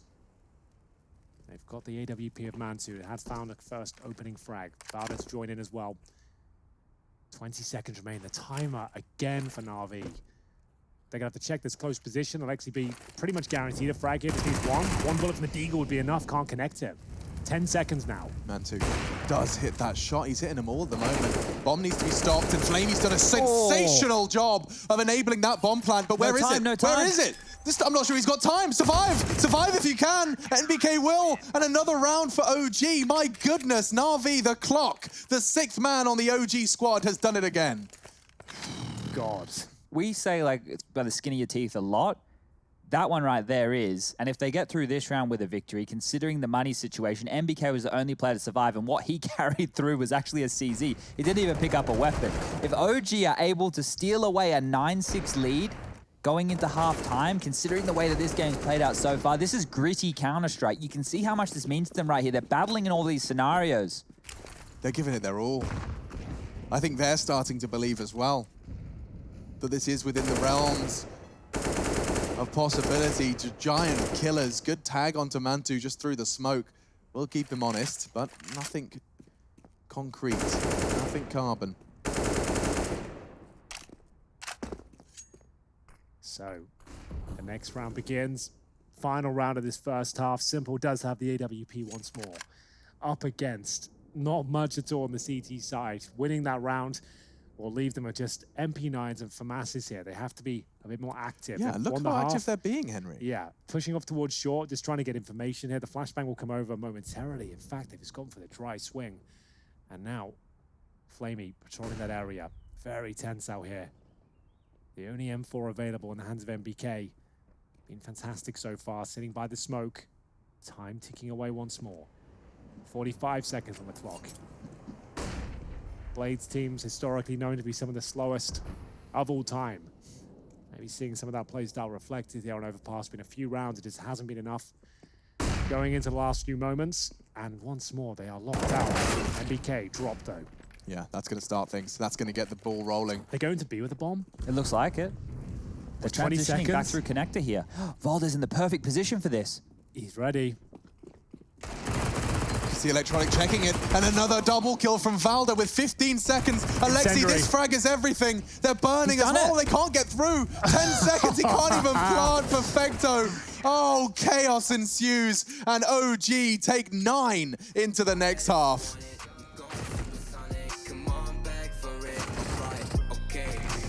Running out of luck, too much in my cup. Nisi, run it up. Why you always tripping like you top? Cause you not my team pop. Shorty, I know. Why you always tripping like you top?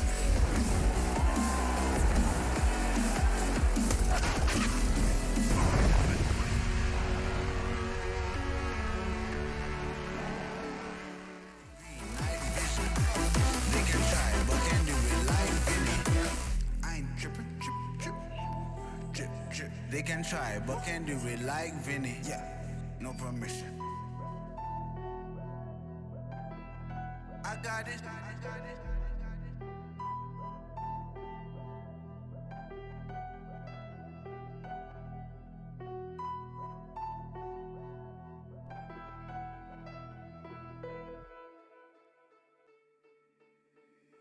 You thought that I was blind, but to be honest, I don't mind, cause I don't feel the same way I used to do.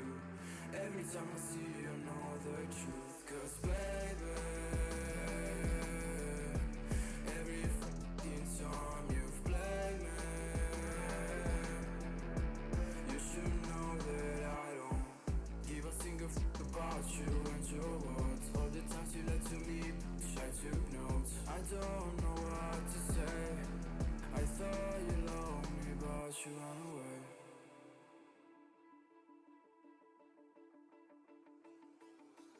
I've been living in the shadows for a while. Demons calling me from the afterlife. Dark doesn't faze me anymore. I can see my tears into gold. Yeah, yeah. I don't care, no, I don't care. Yeah, yeah. I don't care, I said, cause baby, every fucking time you've played me, you should know that I don't give a single fuck about you and your words. All the times you lied to me, I took notes. I don't know what to say. I thought you loved me, but you ran. I know people come and go away. Sun is low, that's my time to shine again. Cause baby, every fucking time you play me, You call my bluff for the last time. This ain't a song, it's a battle cry.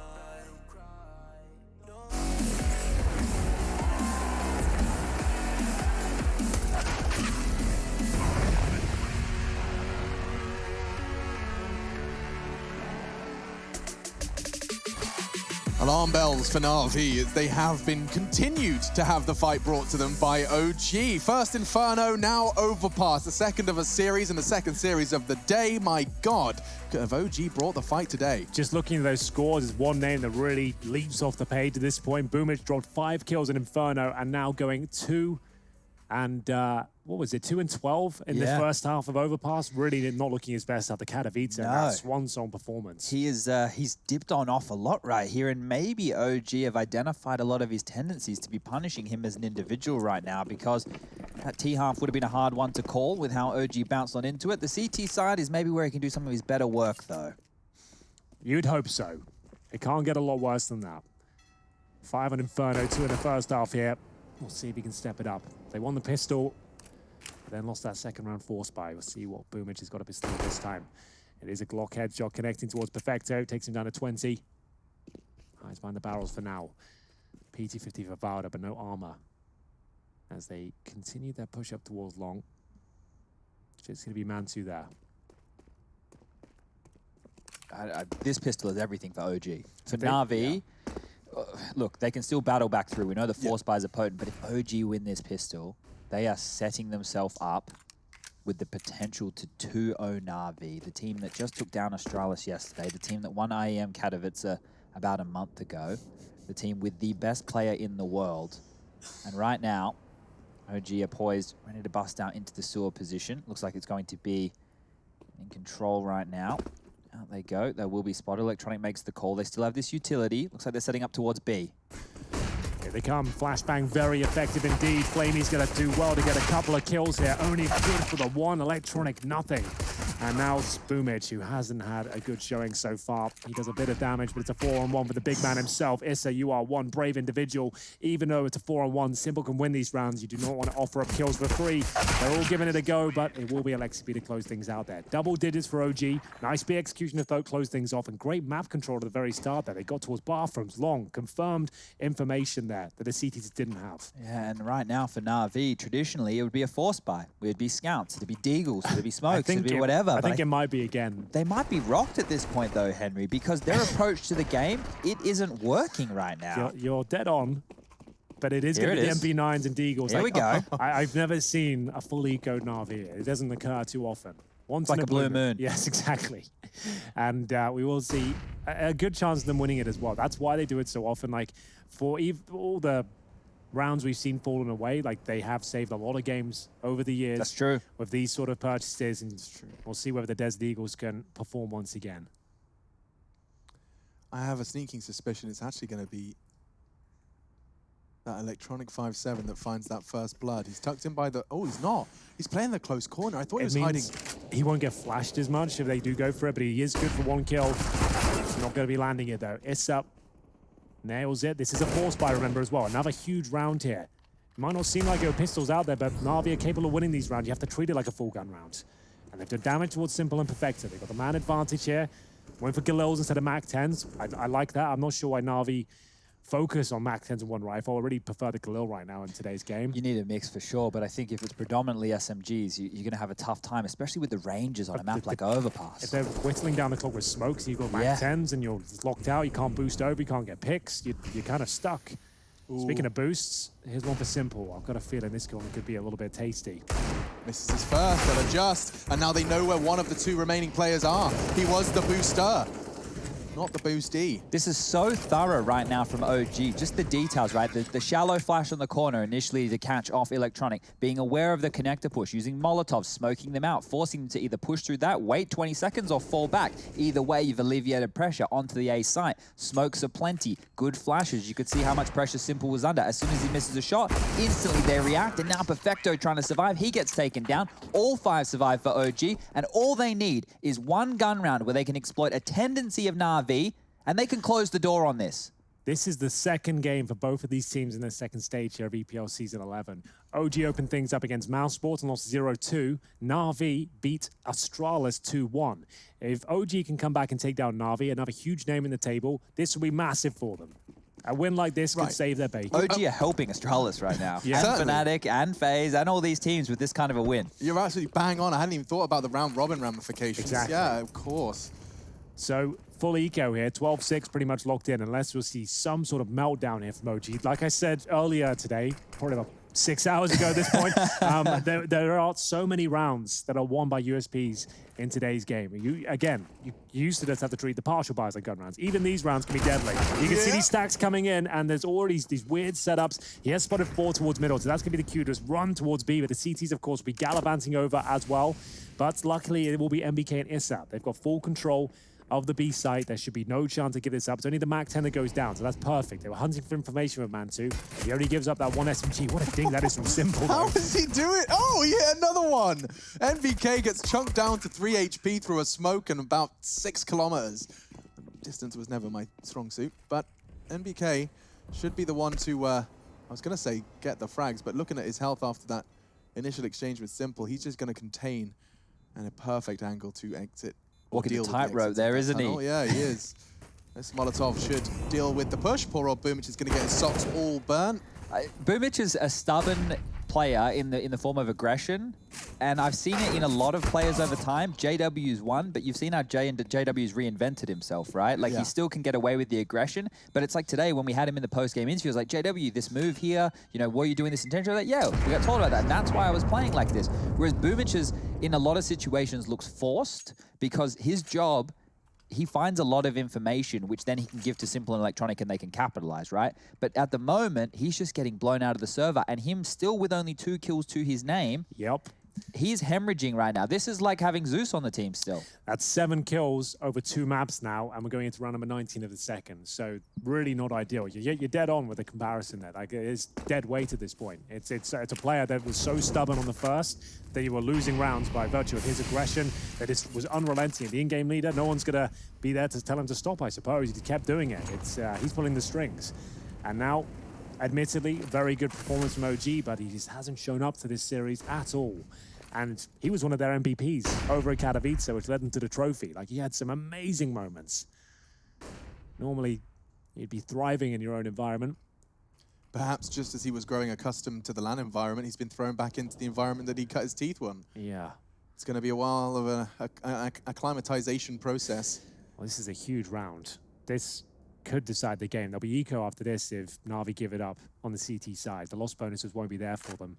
And might just be force buys for the if they'll rest of be the as thorough. That's what I'm intrigued about. You know, will they check Electronic? I'm seeing so many backs turned. They may be operating under the assumption that it's clear. So many backs exposed, and it's checked. That will spring everything to life. Electronic has found Na'Vi the opening kill they needed, and he's just retreated back. That does incite them to charge into the Simple AWP. This is feeling much more like a Na'Vi round, and Simple connecting AWP shots is a good start, but now Alexi trading. They do have access to the site. Rotate from Boomich. It's a Molotov. He is often like a moth to the flame, but this time he's more reserved. Flamey on the flank. Huge trade there towards Simple. The fact he only gets 1 kill in that round, he's the absolute clutch player, always finding multiple kills.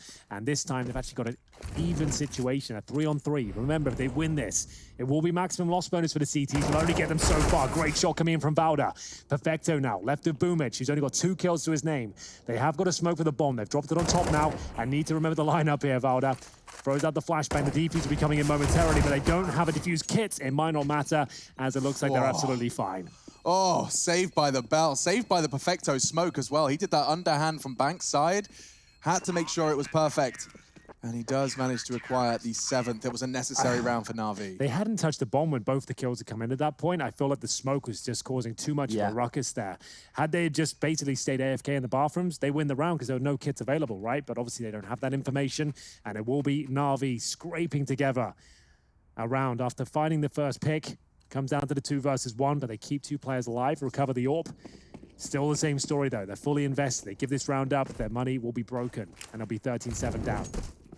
A lot more stable this round with the AK-47 out there in the hands of Perfecto, but Flamey just with the MP9.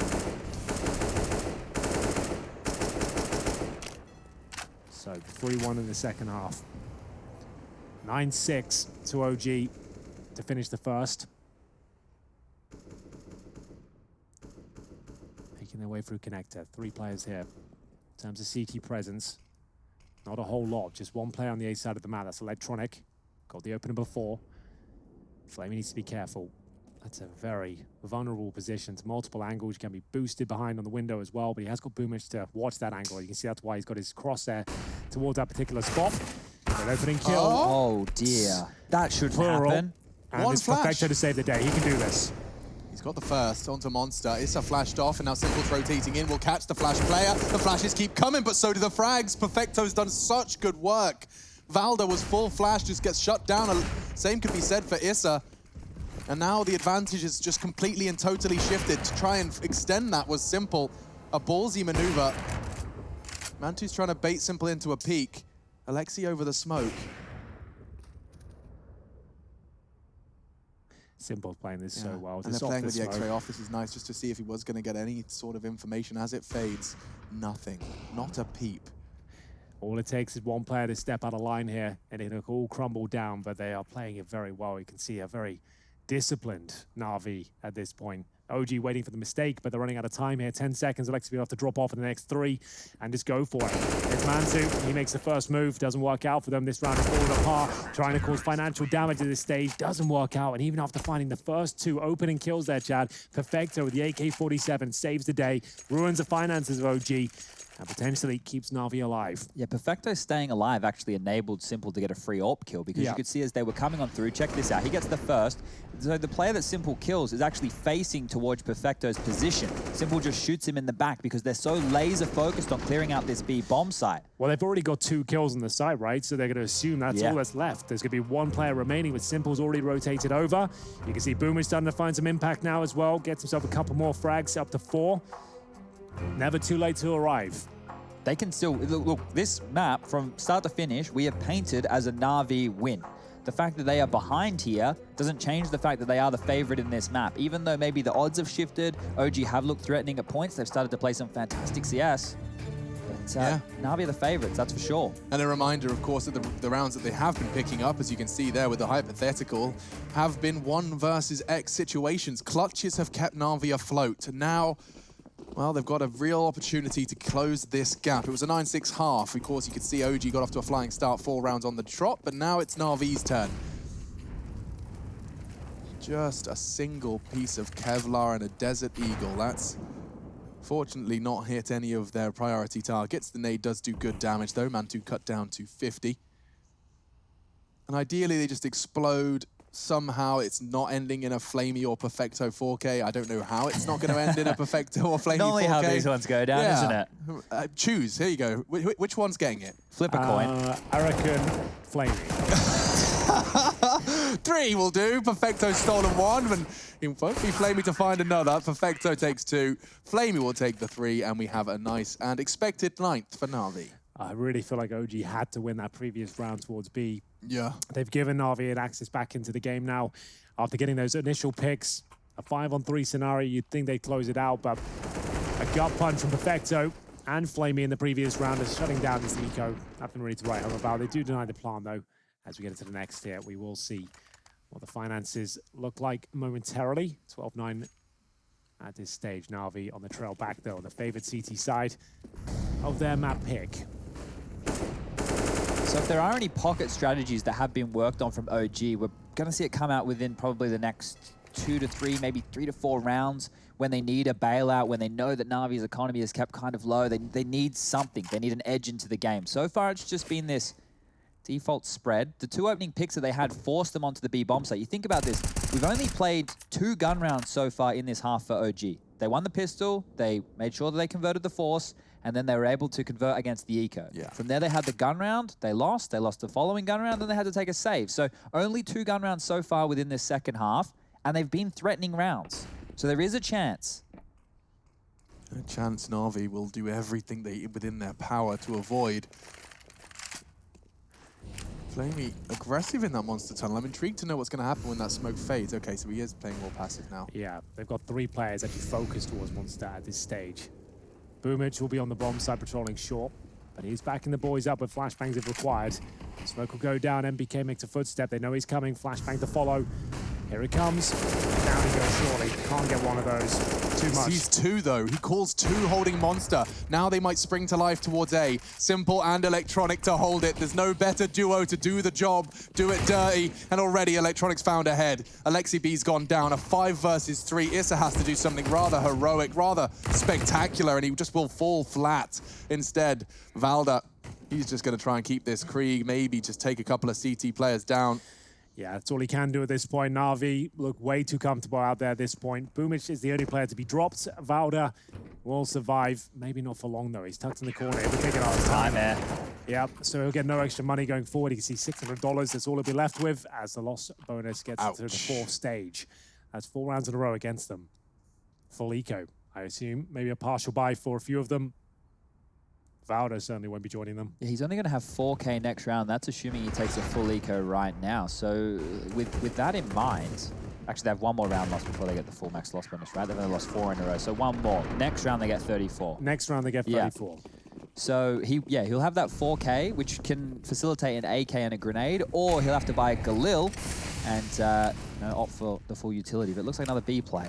Yeah, and one that could be met by this HE.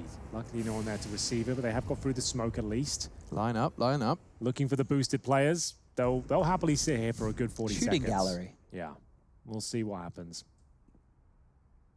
But for now, just going to try and get the bomb down towards B. Hopefully catch a player with a nade out. It's the only way these rounds can really work out for you.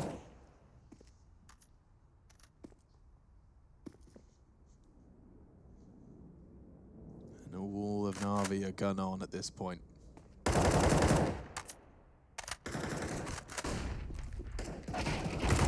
them in, and well, that's the pain train reaching its logical station. Boomich will actually grab himself a nice 3K, which will help pad the stats just a little bit from what has been solid ADR again from Boomich, heading in towards the 60 region after that round, but now it's crunch time. The weapons are going to be back out. You said Galil, Chad, you're bang on. Valda's had to make a sacrifice due to dying after time in the round before. 3 Kriegs. 3 Kriegs. No warp. 1 Galil. And Mantu's Krieg has been fantastic today. Remember, on that first map performance in Inferno, he got, what, 25 kills and only 5 were with the actual AWP? Yeah. So his rifle has been great. There's not a requirement on the T side to get the AWP power. There's a nice little smoke there to extinguish the flames early on. You could use that to fake when you're doing a 5-minute something else. Yeah, good idea. They still haven't done a pocket execute that I was hoping to see come through. This would be the time to do it, right? Your defaults, you're just not winning out in the 1v1 duels. You just want to have to get some post-round situations down, or maybe Valda wants to help himself to a couple of kills in the connector. How has that gone through? That's one of the classic smoke gimmicks that we've been talking a lot about recently. He's just pipped the timing. That's a nutmeg. Is that a classic nutmeg? That's a nutmeg. That he goes through the corner. They've got no idea. They're waiting on the smoke. He's nutmegged them. And we're going to have a 5-on-3, but we're not done yet. Remember, we have got Simple alive here. Perfecto has had some heroics here on the B side of the map. Flamey, tucked in the corner of a Krieg as well, could do a lot of damage. And they need to go together. The spacing has to be strong here. Oh, the flashbang's going to be essential. Oh, no. This falls apart again. As we go into a 3 versus 2, they still have the advantage, but maybe not for long. Valda's so incredibly low. Trying to get this bomb down. No HEs, at least from the CT side, so that can happen. Yes, and he needs to start that plan. They're going to smoke and boost. It will be rather predicted and actually nearly a collateral. He's done it again, Simple. In 1 game alone, he's tagged down another. The fall bang wasn't far off. He does connect. Issa straight through the boxes. Anders, that one's for you. And now Valda thrown into a 1 versus 2 to convert a round he started. It would not be in this mess if it was not for Valda and his incredible double kill. But now Na'Vi, they have the advantage, and in a very big way.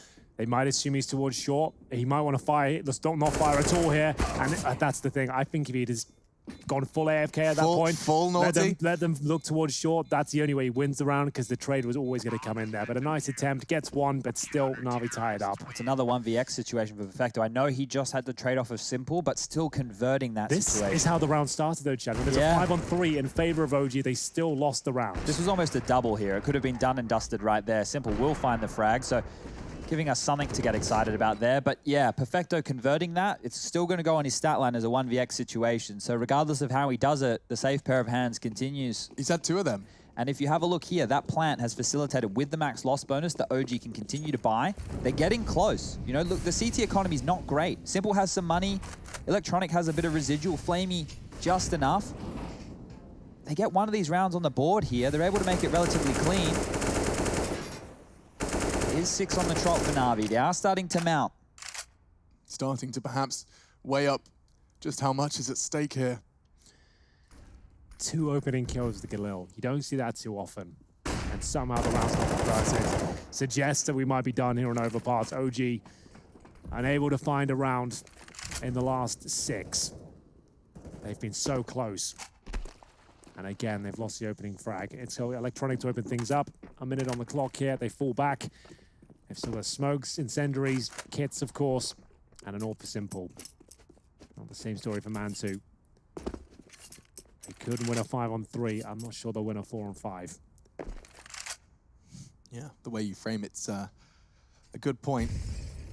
Advantages have been squandered in the past by OG. So it'll just be a B finish here. They can smoke heaven, Molotov barrel, flash over. That's the only point of access here to B. That's it. So many Molotovs. There's the molly, smoke heaven, one flash, that's all they've got.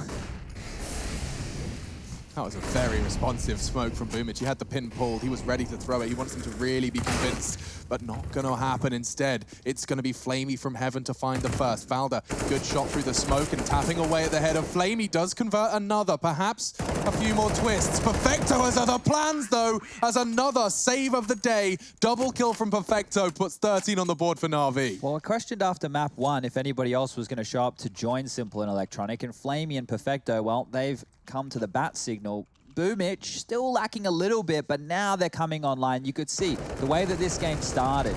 They were very, very cautious on their T side. They got those 6 rounds. OG did a fantastic job to bounce on back. They've been playing some very good Counter-Strike, but it's been gritty CS, and it's still gritty right now. The thing is, they just can't get these final frags. No, they can't. And now they'll be left with another partial buy scenario. The MAC-10's coming out, and this is where Na'Vi start to feel themselves. They've got resources now. They can afford to lose a round, in fact. They actually have the lead, and they have T-sided weaponry, and they're going to have a bit more freedom on the map. This is where they'll start to be extra dangerous, and they've already got 6 rounds in a row.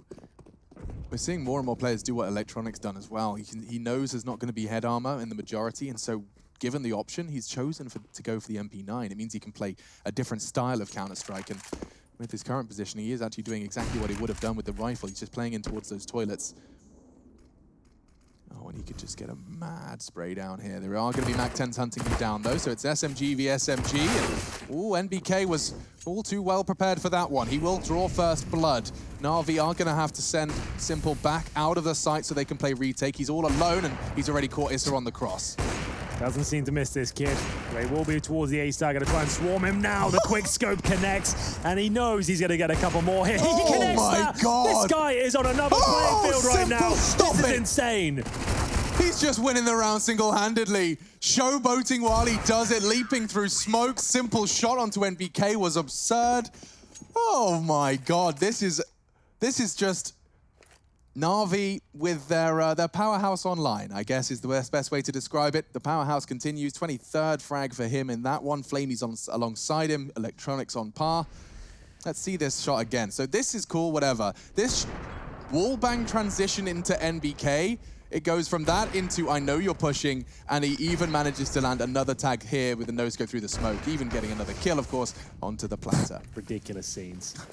No one else can do it quite like Simple. They put the AWP in Mantu's hands, Henry. You think they're going to send him out, see if they can take him on? Mantu, do you think you can kill Simple? Not sure anyone can at this point. The Untouchable will be sniping once again. This time positioning himself towards the A site. Deep back and towards the side itself. Not going to be challenging towards connector or middle.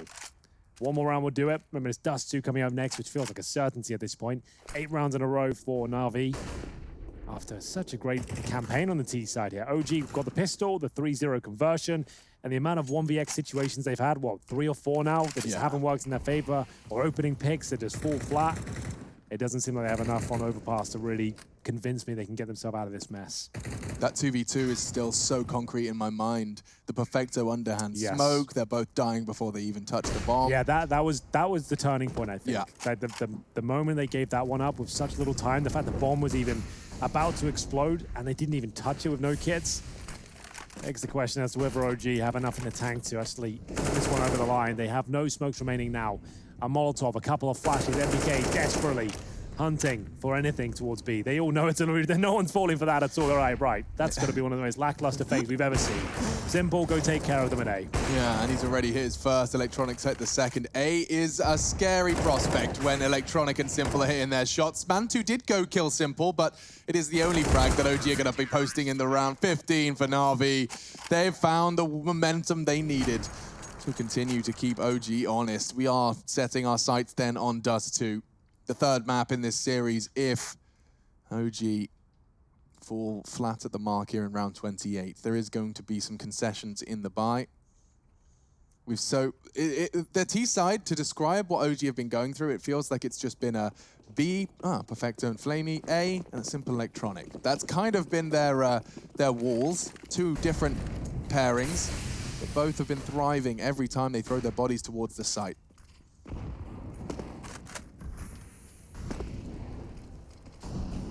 Could be the final round here, chaps.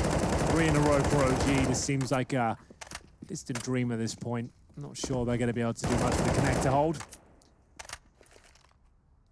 See whether this is where Na'Vi put them out of their misery here on the T side. Not a single gun round falling in their favor. Operating with Galils and just 2 smokes now. Simple. Even blind for a second, just making them look foolish out there. Wow. We're done. We are so done. That's simple, just a man possessed. Alexi caught a bullet as well before he goes down. There's 4 members of Na'Vi still standing. It's 16 written all over it. It's just a question of execution. Flamey's not taking any chances. Incendiary, and the frags come in. We're going to our third. Dust 2 will be where OG Na'Vi is decided. Na'Vi dust themselves down with a spectacular CT comeback.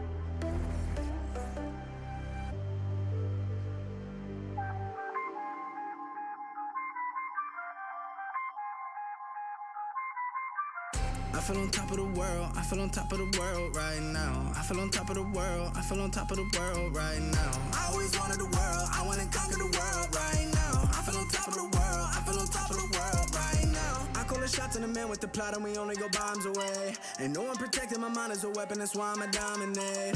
Taking advantage of every second, now I ain't got time to waste. They all tryna sign my name, they want me to sign my name. Counting your blessing while I count that in my winnings. We take 50s and 100s and throw them up to the ceiling. Everything I envision, now everybody gon' witness. Only difference between us is I ain't stop till I finish. Yeah. I feel on top of the world, I feel on top of the world right now. I feel on top of the world, I feel on top of the world right now. I always wanted the world, I wanna conquer the world right now. I feel on top of the world, I feel on top of the world right now. Savage, you've been distracted, your best my average, there's a reason for that's a fact. So they snapping back, mad at the fact that I don't have a backup plan, I ain't need that. Outworking everybody when I relax, so I ain't tripping about none of y'all feedback. Heard that, wonder when I'm gonna peak at. And that's why you count your blessing while I count that in my winnings. We take 50s and 100s and throw them up to the ceiling. Everything I envision, now everybody gon' witness. Only difference between us is I ain't stop till I finish. Yeah. I feel on top of the world, I feel on top of the world right now. I feel on top of the world, I feel on top of the world right now. I always wanted the world, I wanna conquer the world right now. I feel on top of the world, I feel on top of the world right now. I feel on top of the world, I feel on top of the world right now. I feel on top of the world, I feel on top of the world right now. I always wanted the world, I wanna conquer the world right now. I feel on top of the world, I feel on top of the world right now.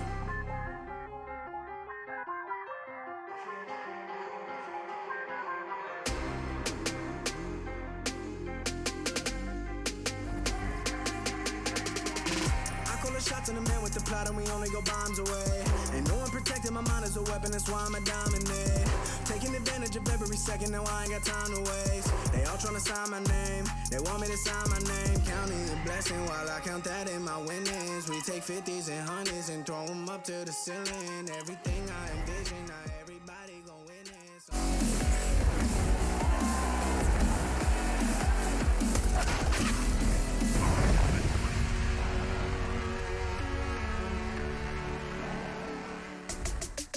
Going into Overpass, Na'Vi were always the favorites, but OG, they pushed them at every turn. A convincing first half, trickling on into the second with a pistol round victory and just constant threatening post-plant situations. It wasn't enough for OG to get across the line here. Na'Vi pick it up and they take us to the third. But before we can get to that, and before we can get to the simple highlights, I'm going to break something down. It was the turning point in that game, in our opinion, while it was going on down. The scoreline was 12-6. So if you want to learn something, stick around for the next 2 minutes. If you don't, come back and then you'll see Simple killing everybody. But let's break this round down because this one here was almost a gimme for OG.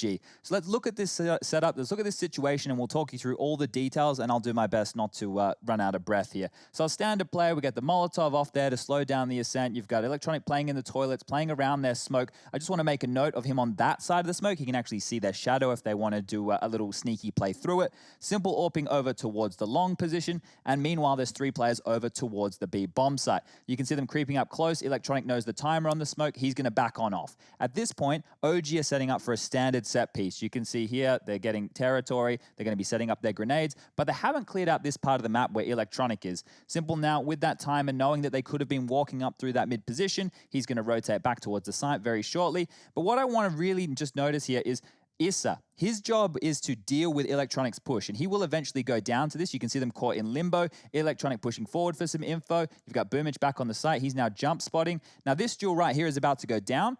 Now, here's the problem. If they were to hit the site like this, they would want to accelerate on the T side. They know that they're pinned from this position. They can't go through toilets to long. They're running out of time. That would mean that as they enter the site, not only do they have to worry about long, they have to worry about bank, they have to worry about the truck, they have to worry about CT, they have to worry about everything. So this is a big problem for them. But Volder, with a very well-placed nade, I want you to focus your attention right here. You're going to see the nade bounce off that wall. Will take out Electronic. So the pressure is alleviated here. Now, this is looking very good for OG. They no longer have to worry about long. They didn't even know Simple was there. He's pushed into the site. They also traded him. He got 1 kill. And Alexi B, there's his corpse. There's his, the man who fragged him out there, Mr. Alexi B. That's huge because now they have bomb site control. There's no CTs here yet. Mantu already going to be watching behind. Volder has long control. This is great. This is perfect. There's no threat at this point in time. Let's keep playing this out. Utility gets dumped. They're delaying this rotation from the CTs. They get the bomb down in the standard plant position. Everything's good. As I mentioned, Mantu watching behind. Volder came up to help out. Alexi B still stuck on the site. Things are looking really, really good for this 3v3 post-plant situation. As this goes forward, the flanker comes on through. They take him down. Now they find themselves in a very winnable situation from the bathrooms. There's no defuse kits on Boomich or Perfecto as they enter the site. Now let's pause it. Boomich right now is about to do the game-winning move. You can see right here, he has the smoke in his hand. This is a very simple underarm throw. Once you're behind the bomb box, you just throw this over. It's going to land on the default plant spot. Let's play that out. You'll see that happen here. At this point, it's just panic on the side of OG. You can see they're both in positions where they can't actually see if the bomb's being diffused. They're going to, at this point, both try and fight. So we'll play this out. You can see here, Perfecto on the top of the box can see over that. The flash comes through, it blinds him up, he drops in, starts defusing, they make these frags, and it's simple as that. At that point, the scoreline becomes 12-7. You can see Na'Vi starting to mount a comeback. And now, I'll give you those simple highlights, ladies and gentlemen. We're going to play those. We're going to roll those for you right now. And if you stick with us, we'll be back with map number 3, Dust 2, after the break. Don't go anywhere.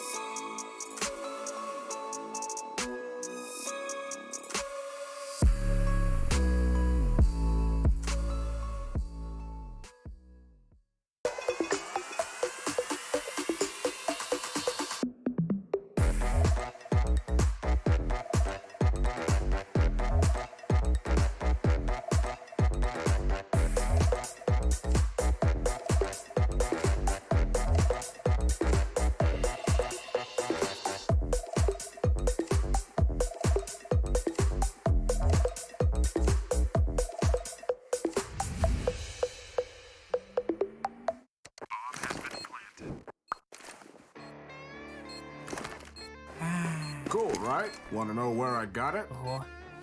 Well, look, go to cs.money. It's a trade platform and a marketplace at the same time. Just choose, click, and get. Good luck, bro.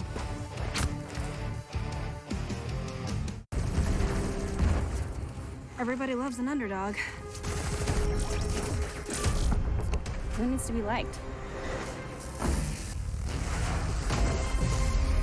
Mountain Dew Amp Game Fuel. Victory in a can.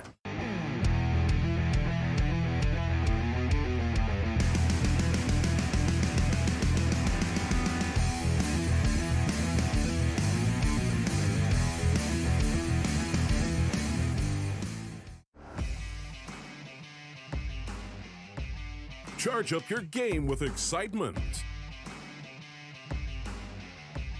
Highest odds on the market. Take what's rightfully yours with GG.bet. The future waits for no one, so we refuse to wait for it. Today, battles are waged in nanoseconds, and planes are piloted from the other side of the world. The future's not coming, it's already here. Join us and be the future. It's 2 boxes to get by Nico. Divers are gone! Go to Blade's on the ramp though. He knows he's there.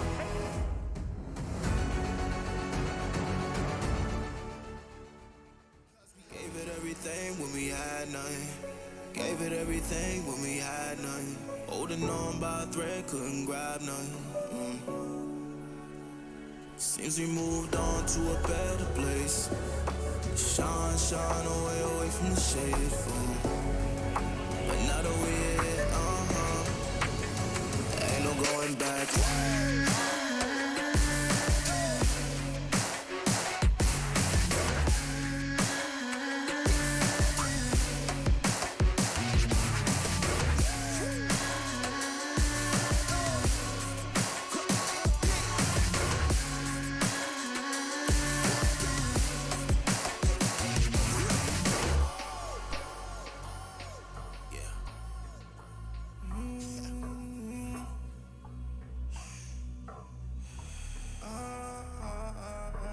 This is the moment to go. This is the moment to shine. This is the moment to show. Show me the rocks you could climb. This is the moment to feel the path like you legally blind. I can promise this is ours cause we built for this, kill for this. Pushing buttons to us quick, push it off and do assist. Oh, y'all think we new to this? Pound for pound, break it down. Watch what we gon' do with this. Teamwork got us fluid with. Make y'all look like sewages. Gave it everything when we had nothing. Gave it everything when we had nothing. Holding on by a thread, couldn't grab nothing. Seems we moved on to a better place. Shine, shine away from the shade. But now that we're here, ain't no going back.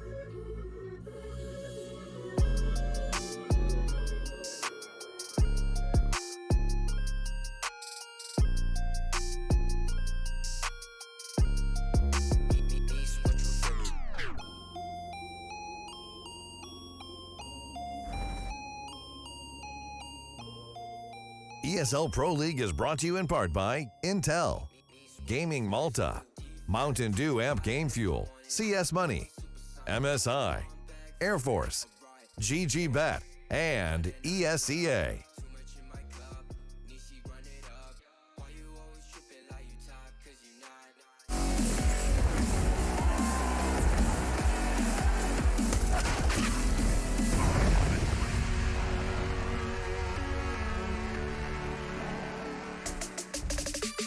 Three maps for Na'Vi OG. Despite their best efforts on Overpass, OG overwhelmed in the second half. They got close, but no cigar. Perhaps they could smoke them in the third. What do you reckon? I think they're Well, not much of a chance, actually. I was going to try and run with that one, but Dust 2 for me has got Na'Vi written all over it. They played against Astralis yesterday, gave them the business there, and feels like right now, Electronic and Simple, the way they're peaking into this series, it doesn't look good at all. OG are starting to drop off, and Na'Vi are just getting bigger and bigger. And the Counter-Strike maths also agrees. Now, if you've been watching Pro League, you know that we're big fans of numbers and mathematics around here. Now, reflect back within the Pro League, OG lost to FaZe on Dust 2 16-7. Go back to Katowice, where Na'Vi played FaZe on Dust 2, and they won 16-6. So obviously, with Counter-Strike maths in play, Na'Vi win this one. We don't even need to play the game, actually, because so far we've applied the maths twice, and it's worked twice, 100%. Yeah. Auto-resolve this one. This is one that actually needs to be solved by one man in particular. It's time to get the knife round started with our guest knife round commentator, Rushley, 1, 2, 3, 4, 5, 6. Yes, hello. Welcome to the knife round action here. OG, we've seen some good knife rounds come out of them recently, so hopefully they can keep it up. The terrorists, I believe, are OG side here, but now the knife's coming in. One guy gets the other. Gonna follow up on him too. This guy's left alive. And Who won, OG Rush? take it. Who won? OG. Okay, thank you. So that's important, and it is actually very important, right? Because if Na'Vi, we don't know which side OG are going to pick right now. Hey, Green, which side did they pick? Green. They picked, they're currently on the CT side, so I'd say CT. Okay, so that is actually very important right now because the biggest thing that OG have to deal with is Na'Vi's relentless long takes, right? The idea that that is even in play, they have to work out how to solve that. There's 2 men on the server who will have the lion's share of responsibility dealing with that. Volder, the long anchor, and Alexi B, the A assistant. Now, where he ever decides to have his forces within the early stages, whatever he calls, is going to dictate how they deal with this long play. And I think that's the make or break moment. The long play is everything for Na'Vi. They love to focus this area of the map. They like to push down there, and everyone knows they do it. The rebuttal can be you push up towards middle and present aggression, but they always have Boomich watching from the car. As they get long control, they go for a full execution and mostly land their shots, and that's where they find the lion's share of their rounds. And I feel like there's variations to come on that. They can build upon that foundation because it's so strong right now and so volatile that no one seems to know how to counteract it, so you can start suggesting you're going to start doing that and actually have different variations. They also have a couple of other moves that Lexi B has hopefully downloaded. One is the one where Boomich likes to creep out through their mid to B smokes and goes through into CT spawn. That's one. Obviously, the Boomich classic drop down. He can do the same thing from A towards CT into a B split. Or we've spoken about Electronic and his entry fragging. When they execute onto the site, that's when Mantu with the AWP, he's going to have to deal with the players dropping down as well as crossing the bridge. So Na'Vi have a lot of moves right here. And OG, look, they didn't come into this series as favorites, but they're starting to convert me as a bit of a believer. If they can have another competitive matchup against the world #1 right now, these guys are onto something. Yeah, I think that would be sufficient. I mean, the fact that their overpass looked so well rehearsed, their CT moves, it was all covered, they had information and utility to back it all up. Different kettle of fish, though. It's Na'Vi's Dust 2. It's been a map that no one has been able to touch them on. Astralis tried yesterday, and now it's OG's turn.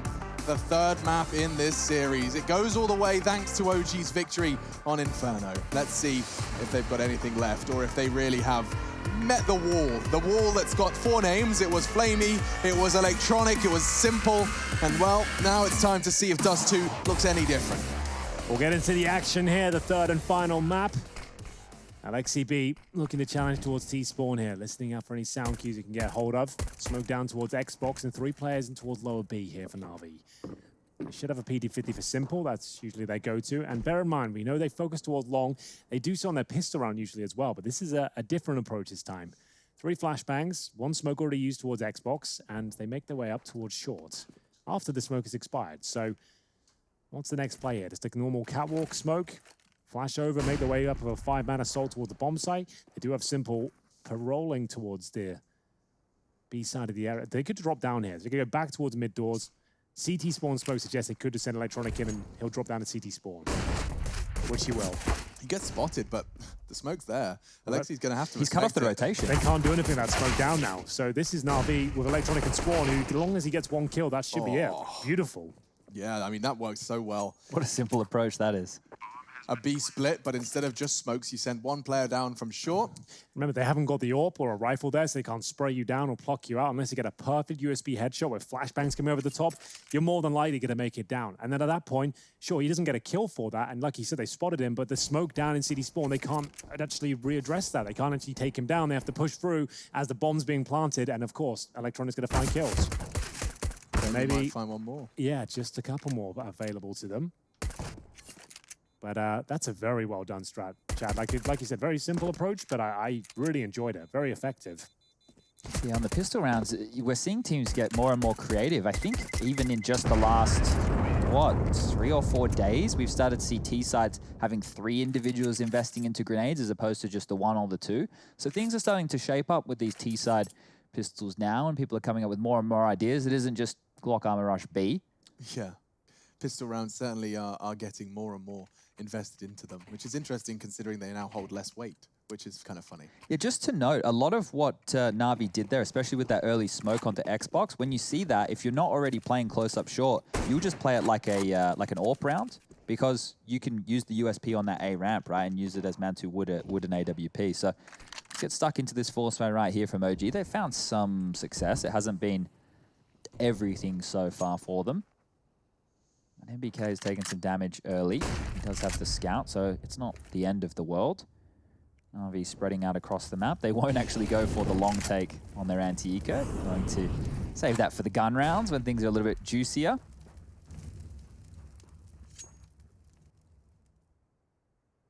So this force buy will lead them to an A stack. OG ready and waiting for 4 players towards the bomb site here.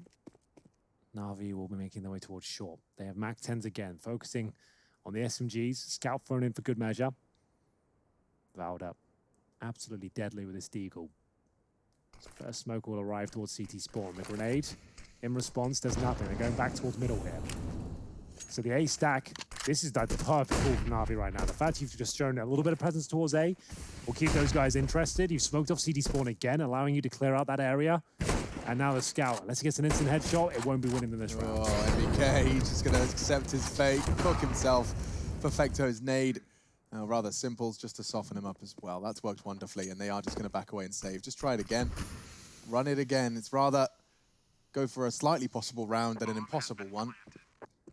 And so they'll just rinse and repeat. I wonder if Na'Vi are going to send Perfecto and Boomich off for a little SMG farming session. With the hunting here, it's always a question, right? It's whether, are you scared of having to face another force buy? And is it worth giving up what you possibly have? The fact that they're sending more members through the A site to take these fights, that fills me with a little bit of confidence. I know it's Deagles versus Mac 10s at range, but here comes the scout of Simple. He's going to get boosted up over the top. He even has a way to pick Pit. Peek Pit. And it works out to find the head of Mantu exposed at the depths of Pit. Now they're sending in the SMGs. Boomich will collect 1. They do lose 1, but this is working out wonderfully. Alexi B does manage to get 1 more frag onto Flamey before it all concludes, but it does conclude quite concisely for Na'Vi. They had 3 still standing, no issues there. There's only 3 frags so far on the side of OG coming into our 3rd round of play. So yet to get their fraggers off the starting mark, but I would expect that to be coming through in about round 4. Giving up those guns and taking away the CT force buy is well worth it, knowing the CTs will have to take that save round right now if they want to have the gun round in the 4th. And you can see more Mac 10s have come on out, so now they can punish this. Nathan got tagged last round crossing, and this time he gets his head taken off. So I don't think he'd be challenging Simple anymore. Oh, they will be, because he's low HP. He's got 10 points of health, and the call's been made, but Simple still can find headshots here. Baldo will get the 1 frag. They'll probably get this round, to be honest with you. The bomb's going to be planted towards A, but there it is. Another eco falling in favor of Na'Vi. It's going to be them for 4 players surviving. Maybe Valda gets 1 more this back 10 towards spawn. But Simple's got 10 HP. He'll still take this challenge. That's the kind of player he is. Blocks out. And it will be Perfecto to close things out there. So, 3-0. Residual SMGs here. Mac 10 for Boomich. Perfecto with the best spawn you could possibly ask for there. So, probably going to take that. It's Simple with the replay. Got MBK straight through the door. He's been doing all sorts of that nonsense today, of course. That electronic spray transfer. He committed to a full spray on just the head of Mantu visible. That's commitment and understanding of his Mac 10. Faster passing that of my own. Now Perfecto's charging his way up towards long on the spawn. You said it.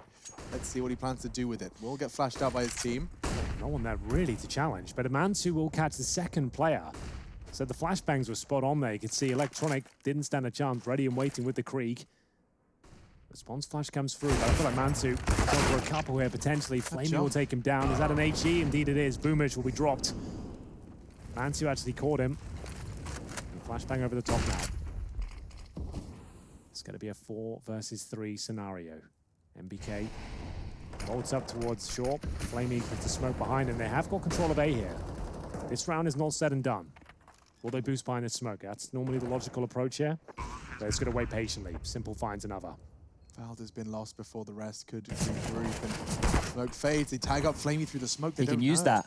He's going to use it to disappear. He's trying to nutmeg them. And they are. Just as they come out short, he's using the smoke to perfection. And now Back's turn. Oh! Flamey's not quite got the double. Comes down to a 1v1. Simple looking for his third. Alexi's got the info. A jeweler is about to go down, and Simple reigns supreme. You just know when Simple spots you. I can just feel it then. It's a locked-in kill. He's 100% going to win this. As soon as you jumped up and he knew where you were, you're done for. It's over. Even though Simple's had a couple of wobbles this game, we've seen like missed eagle shots when he was boosted, or on the pistol round, he wasn't just hitting those crispy USPs if you have to reflect all the way back to Inferno. It's still just such a scary prospect. I used to have the same feeling when I would watch VP as a team go down. The old VP, I'm talking like 4 years ago now, right? Yeah. I always had the feeling that they would be able to bounce on back. When I watch Simple as an individual, I always think that he can, you know, course correct, that he can recover. He sees what's available. He's played so much Counter-Strike that he has basically seen it all. And that's why this individual, not only is it his dedication, his work ethic, obviously the natural Counter-Strike ability that he has, but he is just an absolute animal. And I think he personifies what we were actually talking about yesterday. Oh, it wasn't on the desk. It was in our podcast. But yeah, the idea about you have to have passion for the game. I think there's very few individuals that are as obsessed with Counter-Strike as Simple is. And I think that is one of the reasons he is as good as he is. It's unbelievable. He finishes his game, his stream will come on. Yep. Thousands will pour in. It's unreal. There's dedication to the game. But 4-0 for Na'Vi, pretty much expected, to be honest with you. We did say in the pre-game to this whole series, if it goes to Dust 2, Na'Vi should blow them out of the water. Yeah. That was the understanding from the very get-go, and so far, so good. 4-0, back up towards short. I haven't really been focusing long that much this game, to be honest with you. They got the freebie last round with Mantu's AWP, but this is the pace change. Boomich into spawn again, so the rotation's cut off. They don't even know, do they? The FAMAS he's not acting like he does. He is probably aware of the possibility, but he doesn't know if he's got conviction. A nice gap found, but answered back by that Krieg, of course. Oh. 2 from Electronic. That's the B-side open and the round done. So yeah, the round's just ended. Well, now you have to save. Boomich is still here in spawn. Yeah, you can't rotate. You shall not pass. So if they let's try and break this down for newer viewers. If you can't rotate through CT spawn, you either have to go through catwalk, which is going to take you through a very tight choke point. Then you have to either go through tunnels or the mid doors, 2 areas which the T's already had under their control. If you wanted to go all the way around, you'd have to go through T spawn, through the long doors, and then all the way through the backyard position, right? So if you wanted to get to B, you've already burnt so much time just getting there before you could even start considering the retake. Well, this drop-down maneuver certainly is causing a bit of a ruckus here in the OG defense line. MBK and Alexi B dropped. Electronic taking care of both of them. Only a couple of kills required, and this position, how much damage does this do exactly? So you planted at the back of the side, barely hurts you, just so you know. Just to note as well, Electronic was shooting at the floor to show them where to stand to not take damage. So come over here, it's stupid. This is a safe spot where you can just live in the site and not give up any exit frags. So they could be sat and be like traditionally, like back in 1.6 at source, you'd be like, exit through the tunnels, the CTV waiting for you. That would be the exit frag choke point now. Now that doesn't exist. It's such a weird mechanic that's I'm not sure why it exists, but there you go. And it's another boost for the T side, I suppose. Yeah, or just like they need any other liberties in the game. But 5-0 found, and Boomich hasn't had the best series so far. As long as his team wins there, that's all that really matters. Remember, managing to take down Astralis yesterday. Na'Vi considered to be the world's best team at this point. Last one's to win a proper LAN as well. Trying to boost it up. Another maneuver here. How has that disconnected like that? He just spammed from that range. He had the Krieg. He could have scoped in. He could have taken his time. He's just held down the trigger, and he's found another opening. How is he got such an affinity for the Krieg that he can just knee-jerk spray like that? Good grief. Well, Alexi's lost his head, and I'm losing my mind. Electronic's got the smoke set up for the Vanguard execute. See that one landing in just above the boxes. You can peek over it. It's a bit of a one-way for the T's. That's if you get that far. Nice Molotov. Look what that's doing to Valda. He can't find a single spot that works. Yeah, he wants to jump up and challenge him here. For that reason, he gets one, but Mantu surely pre-fired at this point. Well, even more than that.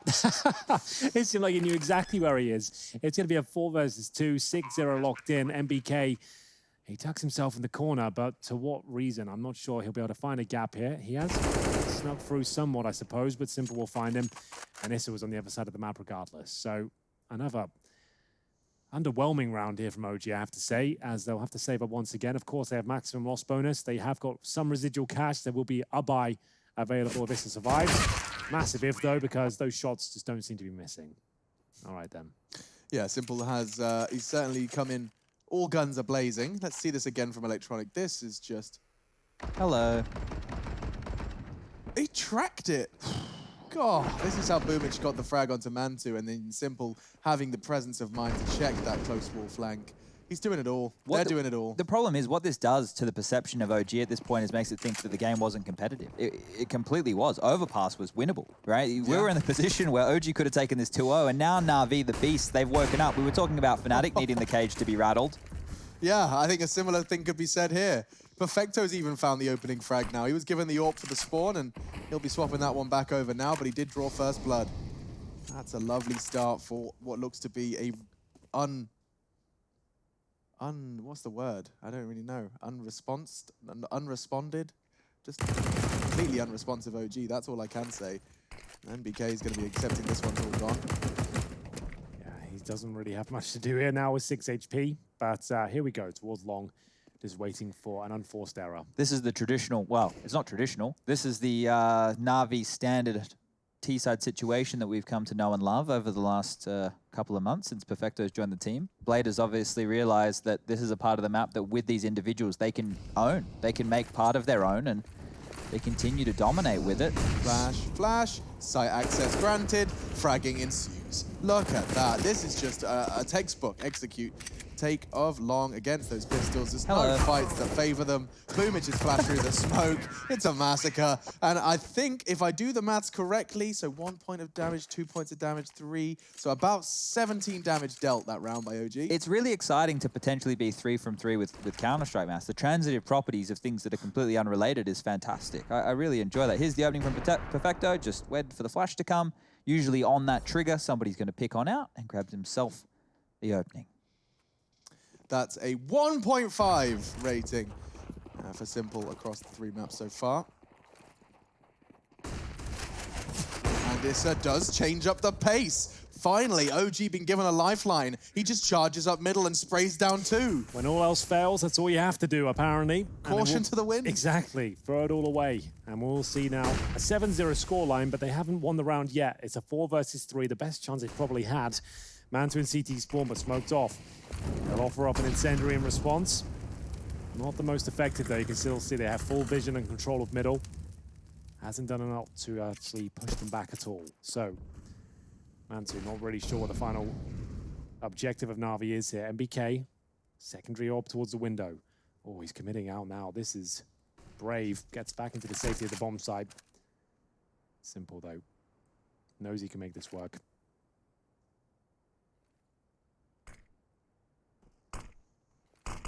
Position from Valda's been smoked off. Oh no. It's a huge gap in that smoke. He's actually gone down. The battle of sprays. Now NBK has to fill the gap. He's already been spotted by Perfecto. My God, the health goes fast. It was Flamey that did the suppressing fire, but now Alexi's collected a double. And wow, Simple's just made A work. He just single-handedly, long plan. A 1v3 could very well be on the cards. He's not feeling that brave. He's going to put the long plan down into sitting goose and just watch them. Watch them panic. Oh, MBK's taken eyes off as well, so they have absolutely no idea where he can be. There is a Molotov in play. There is a defuse kit. There's a chance. Is he scoped in right now? If he just lets them think it's a long plan and he doesn't touch it, this would be so sick. He's gone for it How now. does he hit that? There's another one coming. He got the info. He hits him through the wall. Simple will not bend down, but Alexi takes it by force. OG will find their first. If he gets the deagle out there, call it done. He went for the glory of the orb shot towards the end of it. It was a great effort there. The Oh long my plan was God. available to him. So the long plan, just to be clear, that one he just got down there means you go towards the pit and he can see the bomb, but there is a chance they can smoke on top of it, get a full defuse in. So it's not a lock-in round, but at that stage, I'd say pretty much would have been, but a great effort regardless. Hits his shots, but a leg on the second meant they will pick up their first at least. Yeah, look, I want to point out what Issa's maneuver was in middle just there. We saw FaZe doing that. I think it was Cold Zero was the one we saw doing that in one of their matches. So this is how the meta's adjusting.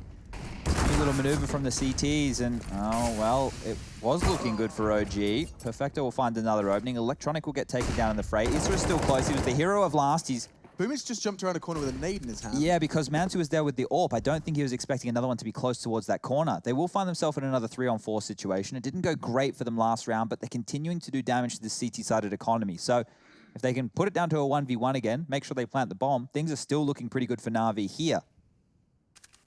Or they could just win this one. Simple got his flash. Yep, that's the flash for the cross. And immediately now Mantu has to worry about ramp, and they're already up. Flamey will get the frag. 2 versus 3, it's winnable. Oh, definitely winnable. They've got Molotovs and smokes available as well. Flamey and Simple alive. I might even give them the edge here, Chad, considering this was a low buy, remember. They won the previous round, but there comes the boost. Oh, it's not even that. It's a jump shot and leads them to a death. Oh, no, Alexi B. He might have thrown the round there. MP9 for MBK. And no one at the ramp here as he edges his way around the corner. Issa can't see anyone right now. They've got an incendiary and a nice opening kill, but Simple, the last player remaining, nothing to be said. They've actually got themselves a nice big round there. 2 in a row, managing to avoid what would have been a disastrous economic situation for themselves. Up against Simple and Flamey, that was no easy task, but MBK will make sure that both of them survive and they get the second round on the board, but there's so much money on the Na'Vi side, I can't even get into it. 13K for Flamey, 11,000 for Perfecto. My voice has started to go here a little bit, boys. Yeah, it's been a long... I got some Jello Revoice for you guys at home. I'm not sure how much it'll help you, but it's available. I should start using that. What are we, day 19? Day 20 it's or 21? We should do a if it's day 20, we should have done some sort of anniversary thing. Like, you know, it's been a while. Well, Mantu just got stabbed in spawn. That's as good as a celebration, I'd say. They do that. They're the worst offenders for that, I swear. Yeah. See Mantu with his knife out, perhaps the offender, but actually that's impossible. Wow, maybe Alex. Fell on it. We're going to be seeing an early 30 points of damage done to Mantu. Yeah, my voice is going too. I sound like a 70. That's right. I can do some play-by-play. I won't be very good, but I can do it. I'm fine. You're just going to have the ASMR croak now, a little bit of a frog commentary. Well, I sound like Kermit anyway, so... Look, the strained With voice. our powers combined. Yeah. Imagine a strained voice in a 1-on-3 situation, you know? You guys really straining her there. Yeah. Crawling it back. Permanent round after round now. Making sure they get every kill with him. Mantu making his way forward. Easy kill. Boomage goes down. Yeah, I'll just talk more quiet, and I'll put the microphone closer to my mouth. That's going to be the solution. Because Mantu's holding the cross on long. On the cross and electronic. See ya. No issues with the first. Perfecto's found the second. Good claw back with the Valda spread of the molly. But that could very well be the frag that decides it all. Alexi falling on the ramp. Now the bomb can go down uncontested. NBK and Issa from CT, and Simple just wants to swing into this. And there won't be much cash going forward if they give this one up. 3-on-2, Simple. He looks so certain he's getting this kill. It's unbelievable. 3-on-1. MBK didn't even get a look into the round as Issa will just wait and see despawn, has to save the weapon. They'll get $2,400 on top of this going into the next round, which is like forced buy territory for a few players. That's if Issa survives. I don't think he will. They know where he is now, but there's no one to trade it out. So the smoke down. Okay, Simple, just like, you know what? I'm taking you. That's it. You're going down. You're not surviving this one. Just drops the Krieg, gets the kill, picks He up goes the down orb, with the bomb, I think. gets away with it. So Perfect, of course. Oh. Kills him, gets the orb, gets out, doesn't die to the explosion, keeps his money strong. 8-2 on the board, and like I said, financial ruin for the CTs, and that's the stab and spawn. Just don't click your knife. You don't need to swing your knife. It actually doesn't do anything for you. No. It's a pretty good habit, I guess, you know? I mean, I'm not gonna. It's impossible to play devil's advocate for this one, so I won't. But I am just saying, the left click. At least it wasn't a right click, you know. That's true. People are. That is true. People could be worse. People could be spamming their right mouse. It has happened before. Has it really? It Like full straight stab in the back. Some of the darker PGL days, Matt and I, there were 4 in the morning, people getting right-clicked in Spawn. We're on our 4th best of 3 of the day. That was when you'd hear my full wrath. Yeah, they really let it loose there. What are they doing? Yeah, that's when I was at my wit's end. Yeah, well, this is kind of exciting because they do boost up and, well, it only worked for the first. Electronic, how did he get that frag? Just is his head. The tip of it showing. Happy to use the Krieg scope for that fight. And puts Valdir and Alexi B on notice. It's looking like 9 for Na'Vi. It's looking like OG. Their chances did hinge on the first 2. We actually said this right at the start of the day. It feels like perhaps even yesterday, but at the start of today, we talked about this matchup, and I think the general sentiment was that it would have to have been over the course of the first 2, Inferno and Overpass, if you missed them. You just look at the body language on the server right now, the way they're planting the bomb and just kind of bouncing around, enjoying themselves. You can see it's actually quite a comfortable affair, but that shot might make things a little bit uneasy. They've got Flamey and T-Spawn, so trying to deny that AK-47. Well, he's done that. Now looking towards T-Spawn, and you'd be right in thinking Nevada could be in this position because he makes his way towards the T-ramp now. And at this point, might be able to find Flamey, which he does. Nice shot. Won't win the round, but it does maybe allow him to save an AK. His deagle has been nice today. Inferno, remember that? He had that 3-piece on the B bomb site. Yeah, that was huge. Remember that symbol? 9-2. And it will be now guns available. Probably the double AWP setup. Like, when you're down this far, the rabbit hole is pretty much all you can do. Chain things up, double AWP setup. They tried it already, to be fair. Didn't work out. That was the frag onto Whistler I was confused by. Very quick kill. And we have ourselves 9. But yes, the double AWPs aren't going to be pulled out just yet. Not yet. Mantu will be on 5 for 9 right now. No damage inflicted at least. At the start, flashbang coming through from Electronic, jumps over it. Makes his way towards the blue bin. So suffocating. Bit of aggression, I guess. Why not? But changed his mind. And it works out. Nice. Boomage caught. That is going to make things a little difficult. Let's see how Na'Vi respond to losing their Tons player on their long take. So this is interesting to me. Simple's taking the bomb all the way over to B, and they're going to instead... Okay, so he's just going to hold the Tons for them, keep that information flowing, and then they fall out of long late? Well, now the assumption is going to be it's going to be the standard long play, right? So even if you left one player here of Electronic just to make sure no one can throws the smoke and the flashes like normal. Yeah, because look at how much respect is given. You know, they're not picking middle because, oh, there could be an AWP there. They're not picking long because, oh, there could be an AWP there. They've already taken tunnels where they think they've done enough control. And it should be defendable if it is a 4v2 hit onto that site. If they trade out efficiently, the retake should be able to come in. Things should be looking pretty good for OG at this point. Now the misdirection with the smoke in middle. Flamey is going to play just behind the flames there. That Molotov is now going to force OG into a really weird situation. They can't peek long. They don't want to drop spawn because they'll leave their Goose defender completely isolated. But it will be the B finish right now. And Simple is still isolated on his own. They're not drawing this rotation yet. 30 seconds. That bomb has to go down. And now almost committing to short the bombs on the other site. Who is it on B? Valdir. He's too wise to their tricks. Yep. He's still sticking around. This should be the round for OG. That's the frag they needed. And this one just falls flat on its face. Yeah, until you spot the bomb, you can't be sure that it's guaranteed A play. And Na'Vi have tried pulling strings on that side of the map over and over. So fair play to Valdir. Holds his nerve, makes sure the bomb can't get planted. And a very important frag to find as well. Simple, left even in a 3 versus 1. Bomb down with an AWP in his hand, he's probably going to win. And with 3 CTs coming from A, if they just sold it. All coming through. We've already used their utility. Coming from 1 by 1 in spawn, it would have been a nightmare. So good stuff. And we will go 9-3. 9-6, certainly a serviceable half, and could go the distance after that. NBK's weapon situation, is he really holding B with a USP? Go back he goes. There might be a gun for him in spawn. Let's stay with him if we can, please, Rush. There we go. Just materialized out of nowhere. Would have been in a real spot of bother if it was a B rush, so quite lucky that wasn't the case. He went through his utility and then went back to spawn. What a scary journey as well, crossing back the and forth the doors. The wooden doors. Yep. Phew. Okay, well, he's happy to be getting into the round at least without a very good excuse for losing B. What's this? Oh, wow. best simple bomb loose. That's a frag from Issa that could have serious repercussions. Certainly could. OG starting to get on their feet here. They've actually managed to get 3 out of the last 5 rounds. It was looking woeful at one stage. They were 7-0 down. Now with the double orb set up out, MBK and Manzu. So it's a different lineup. This is what I thought Glaive did wrong before. This is how I've always lined it up with that bricks column. So like the black line, the brown line. Glaive was using the fence itself. And They're both? That's window? That's all good.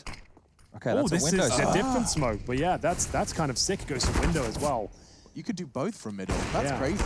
Doesn't work out for Na'Vi. At all. Oof, what a shot from Nathan. Damn. Not bad, is it? That was nice. I think it's funny the fact that Valve opened the skyboxes and B tunnels and no one's using really for smokes at all. It's just how telegraphed it is, but considering how much things have constantly been evolving, I'm sure someone will come That's up what with I'm a way saying. to That the use fact it. that it's so telegraphed, there's got to be options there.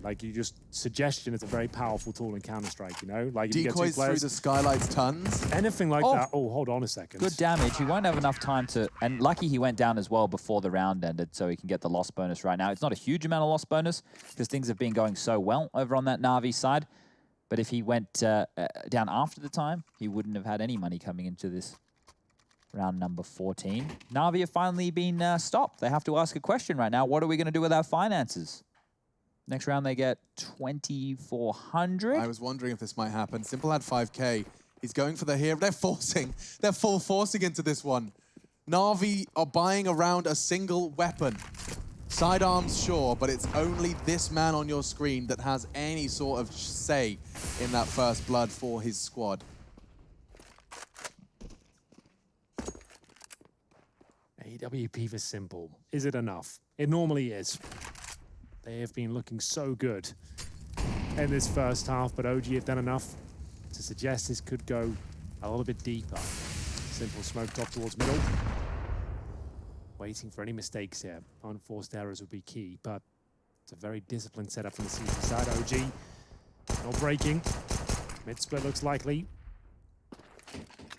Boomage, though, has to show presence towards short. Need to make it look like a default before they can do anything here. Just a smoke towards short would be enough just to keep their attention there. He's got that available to him, jumping up, making sure no one's close. Making as much noise as he can.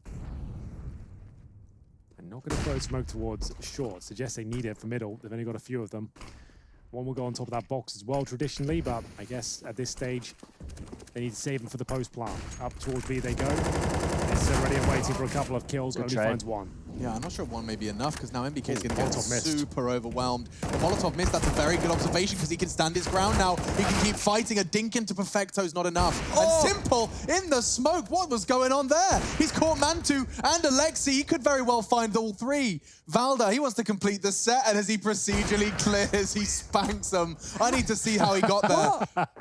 He hung around mid, right? He didn't go mid to B with everybody. That I'm definitely aware of. But Mantu mustn't have known where he died from because he didn't call to his B player. They didn't turn around. I don't know if so Simple was just staring at the smoke. Oh, so it was Issa went down here. It was Alexi B. So the third kill comes in. That's Valda. Unreal scenes from Simple. So remember, they just had Deagles and one Simple AWP, and he gets 3 kills. Took it all to 21, by the way. This is the first half, not the end. There's still got a round to go. And again, just decimating them out here. But Valda, he's tried this maneuver a couple of times with Issa. It works out once again. The opening kill's found, but they don't recover the rifle, just trying to hedge their bets and fall back and play the advantage. Well, last time this happened, Na'Vi lost the round, so this is a very good start. But Electronic, he's nutmegged Issa there through the smoke. Wasn't expecting it. Going to find a second. We saw this much earlier, and well, now towards the tail end, putting their foot back on that gas pedal. MBK, he's going to have a tall task here with the CZ75 from CT Spawn, defending against what is currently 3 Ts. The 4th is on their way. This is a tough one to win right now, especially with Simple on this kind of form. 138 points of ADR. Even against Volder. The nade. Slam dunk. Simple as you like. Believe how good of a game he's having here. It's unreal. Honestly, it feels like every single, hero flick is hitting. Everything is working. He's seeing the game. It's just 1s and 0s to him. And right now, 1 and 0 on their The round's already done. It's just like they've got 2 MP9s a day. They're planting a B. Simple's not missing a single shot.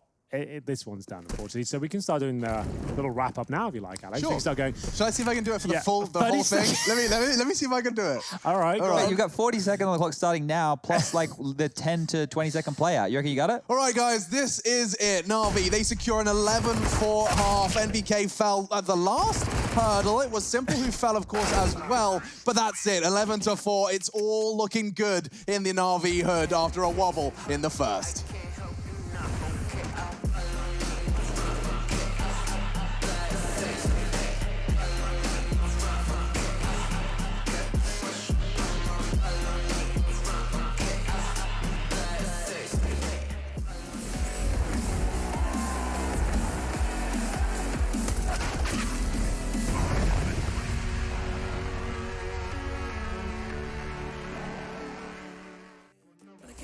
It's easy, it's hard to preach, cause I've been burning trees and watching fall. If we cannot breathe out, we go forward. Sure, I was searching for cure, fishing a little wildlife, and when I'm low on fuel, I'll still be running till my back broke. Halfway, lost hope and I'll check it. Hard roads, I didn't think I'd come back fast, cause I was running roads so many nations. Even when it's so sweet, I ended up zero. Ghostly revelation. I may have fucked up all my chances. Been around the globe, looked around and fitted, seen high and lows, but you won't even get it. Been around the globe, think it's time to admit it's not the end, but the road, and you won't even get it. Been around the globe, looked around and fitted, seen high and lows, but you won't.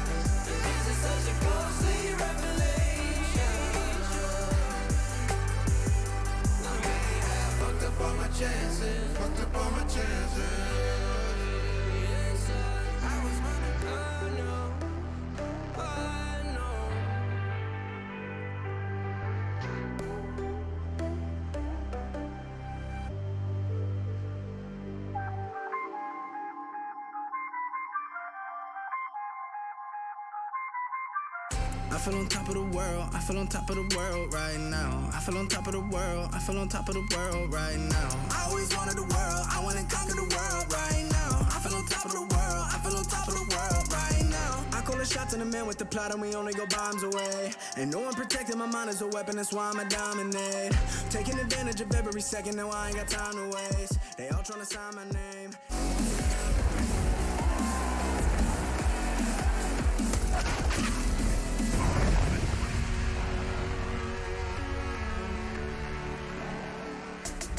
Alrighty then, Dust 2, last half of this series and a whole other series to go. We're going to be seeing FaZe Mouse waiting in the wings for their turn in the limelight, but the limelight is all Simples after Dust 2. We say that this map is an aimer's paradise, and well, the man with the best aim is demonstrating exactly why. Ooh. My God, what a half he's had. Hasn't missed many shots. Not many at all. He's actually gathered 22 kills and only 7 deaths. Got a cheeky assist in there as well. He's at the tippity top. Beneath him, though, Electronic, 14 kills. Chad, those are the names you wanted to see at the top. Have you been satisfied with the performance so far from Na'Vi? I'm very happy with Boomich continuing not to get many frags, so that's a good run for him so far. It's a storyline. No, but look, as long as they're winning, you know, we've already spoken through this. That's in jest right there. But Na'Vi are poised right now to take this one. OG, they picked up some decent results over here on Dust 2, but this one is a tall task right now as NBK is going to do his best to pepper down middle with the P250 as the remainder of his teammates go towards a fast B. You can see the game plan, and it's looking positive outcome already. Flamey is going to go down early. Perfecto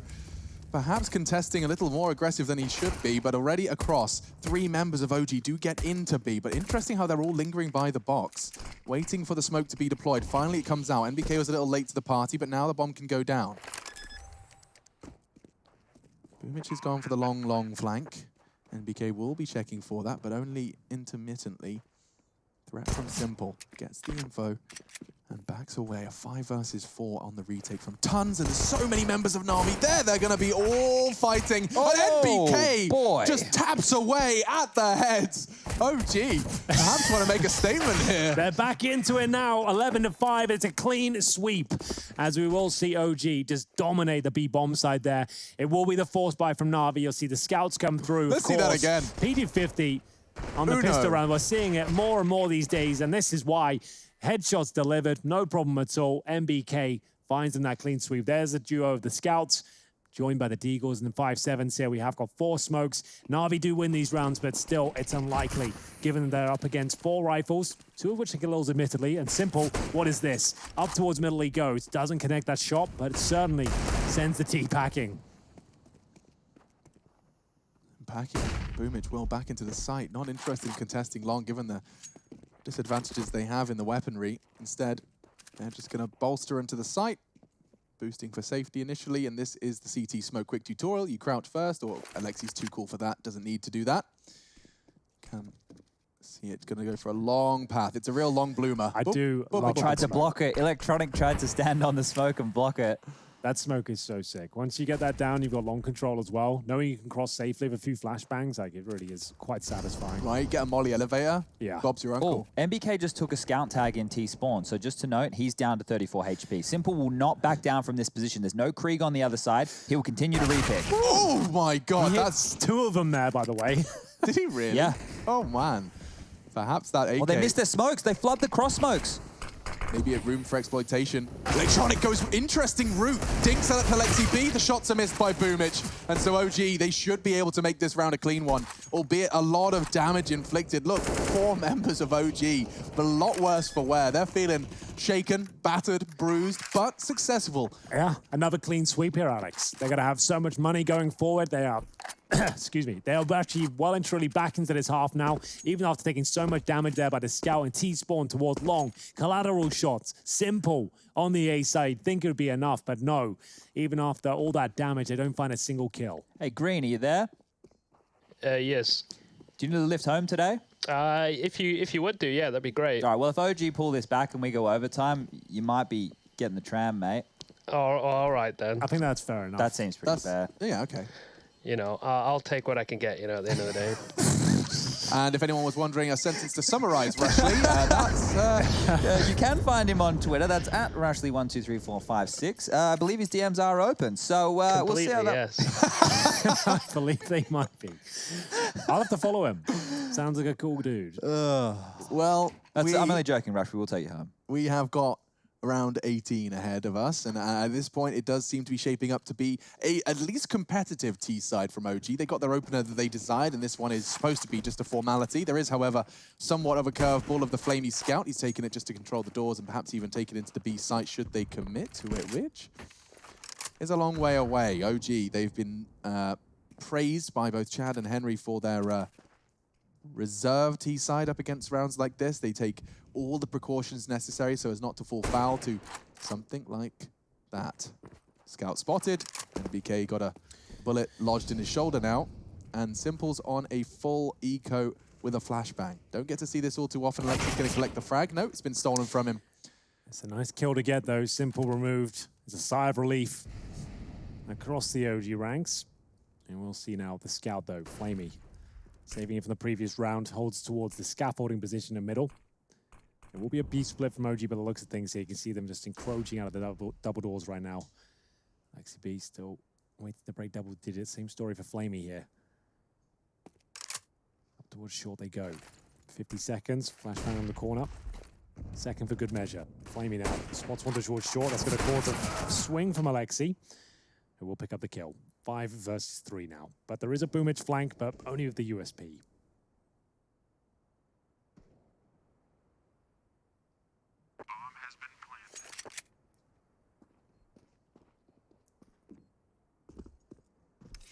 Not really much for Boomich to do apart from go for the knife here. Draws the big blade. And here we go. We're off. We're off. A left click, no less.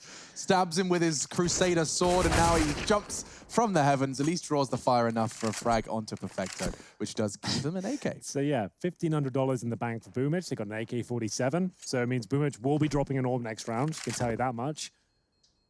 There's no world where I don't see that happening. But he'll drop the AWP, and it'll be the first real gun round. 3-0 though, as Perfecto gets himself another $300 there. So they could even go for a double orb setup now because he survived.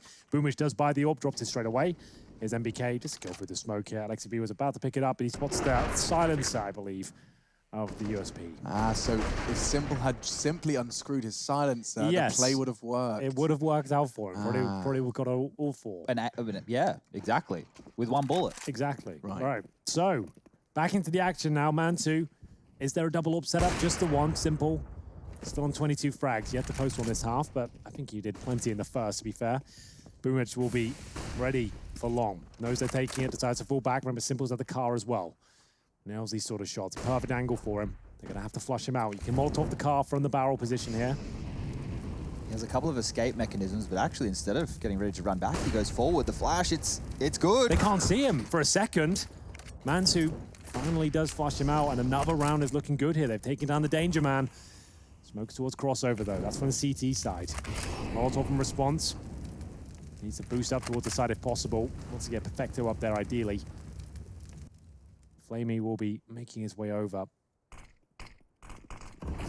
Smokes down. 25 bullets. The spray comes through. Nothing connecting. Okay, Boomich. 2 more magazines, maybe another one. There it is. Let's go. That's the frag he was hoping for. Catches him on the cross. Bounder does retrieve the bomb before the bullets and the smokes fade. Man2 is given the responsibility of just holding that ramp push. He will eventually find some paranoia from his flank, but for now, holding steady, holding fast, and a frag already onto Flamey. They need more where that came from. Does gobble up the flashbang. That should be converted. They actually ignored him, prioritized ramp. And Perfecto catching NBK, puts it all onto Man2. What did Perfecto just do? Another body dropped. Is it planted for him? It's not. He has to kill them on the cross. He has to kill them here. He has to kill them now. Misses his flick. He's getting a lot of suppressing fire thrown at him from Perfecto. He's the one with the kit. Perfecto needs to get on it. And Na'Vi, absolutely phenomenal work from Perfecto to make that a reality. It's just the 2 of them. They could have just defused the bomb straight up with that sort of plan, but they wanted to challenge and make sure he didn't save the AWP, I suppose. It will be working out very well for them. Still plenty of money on the T side here, but Na'Vi still around away there. It was looking very good with the opening pick from here. Oh, that was the shot. That decided all. And Boomich, he'd already got a kill for the smoke. He's still got a few bullets left. 11 in the M4A1S towards the end of the round after all the spammage, and it's enough to get himself 2 kills netted towards the end there. 12-7. Could be one of the final buys here for OG. They've invested all of their gold as they make the long push a reality. MBK to drop the flash, trying to make his way forward towards the blue bin, and 2 of them make it successfully. Long corner smoke as well to shroud the vision of the CTs, and this is where the boost will be coming through. Simple needs a few more tricks here. It appears everybody's already realized that he holds that long corner play now from the car, so he's already had to make a whole new transition. This time up to the side, they were creeping. Boomich was ready for that, and so was Simple. Swing a little bit wider, I dare ya. Oh, Man2 was waiting for the swing, even on the pop of the flash, and now Man2 has met his maker. Simple shuts him down. Numbers favoring Na'Vi and extended by Simple's HE. Don't even know where that one came from. An underhand, perhaps. Electronic full flash, gets it while blind. Alexi B, well, he could be blindfolded. The outcome would be the same. Does actually manage to take 1 kill away before Perfecto's suppressing shots meet the flesh of the Finn. 13-7. Double AWPs as well. Flamey picked that one up from Alexi B's dead body, so looks like they're going to be changing things up here within the Na'Vi camp. This could be problematic. This was fantastic by Simple there, quickly transitioning. Man2 did a good job holding the line. Wasn't expecting another one to peek on out, and now it will be the tactical timeout brought to you by the US Air Force for OG. There isn't too much to really talk through here. Not at this stage. Maybe I could take the reins here. What would you like to say? So when people kind of, you know, are watching this free content and then they take out their phone, they're like, I need to tweet this. Hey, at Machine GG, at Henry GG, get off Simple's nuts. I just want to understand. What are you expecting the people that job is to talk about the game? What do you expect them to say when Simple's playing this kind of Counter-Strike? Do you want us to not be excited when he's hitting We should be shots? excited. That's why I say I don't Alex, understand. That's why I just tune it all out these days. I let it get to me. I guess. It made me very, very sad for a long time. The people at home, they actually got the better of me, but now they can't. They can't. They can't touch you. They're removed from my life. And I just don't understand it, man. I just don't understand what people's expectations are. Well, they're bored, I guess. Yeah, I suppose it's no one to talk to. So then, boys, it's an eco. A whole eco. And a B push, not a rush. They've got to send 5 players in towards the tunnels. No flashes, nothing to make this interesting. And here we go. Oh, he got better of it. That would have been a nasty way to go. Valda's got his Deagle, and he's the one member of OG we've seen find a whole lot of Deagle drama. Jumping across for the AWP shot. Does actually only get wing clipped, and Flamey's hit another one immediately after. This is just going to be an easy open and shut case. Closed rather quickly.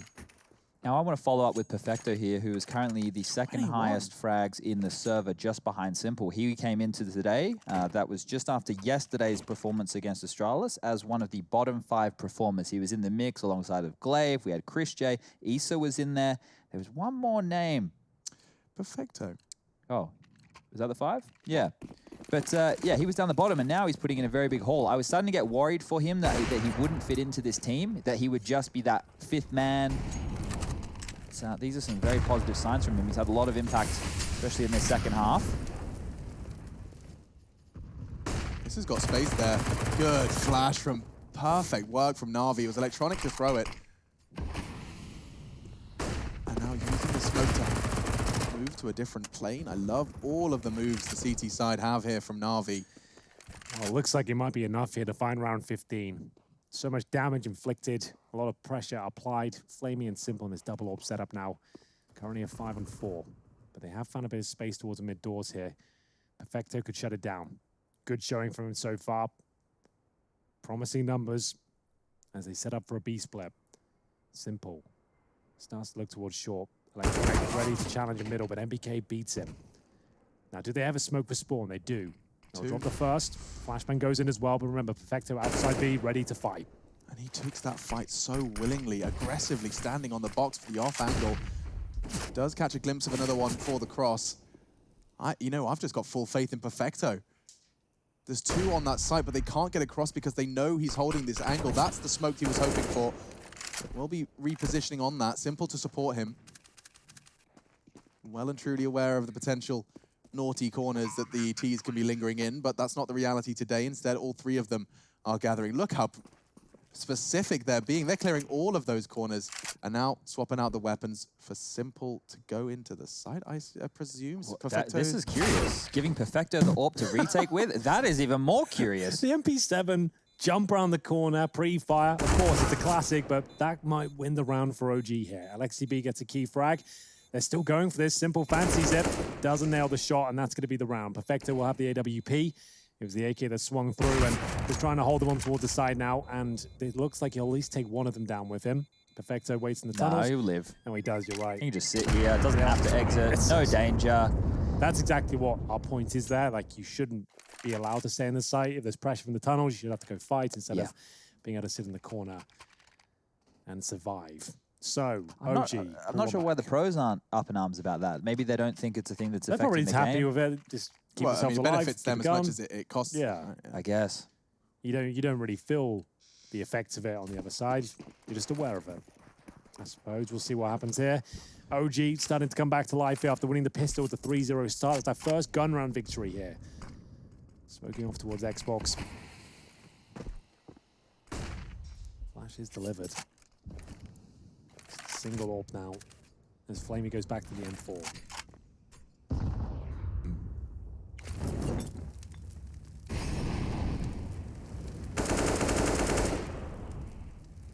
They dropped the long play, not fitted for OG. Don't think they can pull it off in the same way that Na'Vi can. So back to a more of a traditional default spread here. We'll see them flash out middle, poke their heads out. Nobody's home. Now they'll draw their attention over towards Cat. Well, we saw Na'Vi getting Cat control within the first, I don't know, 15, 20 seconds of the round.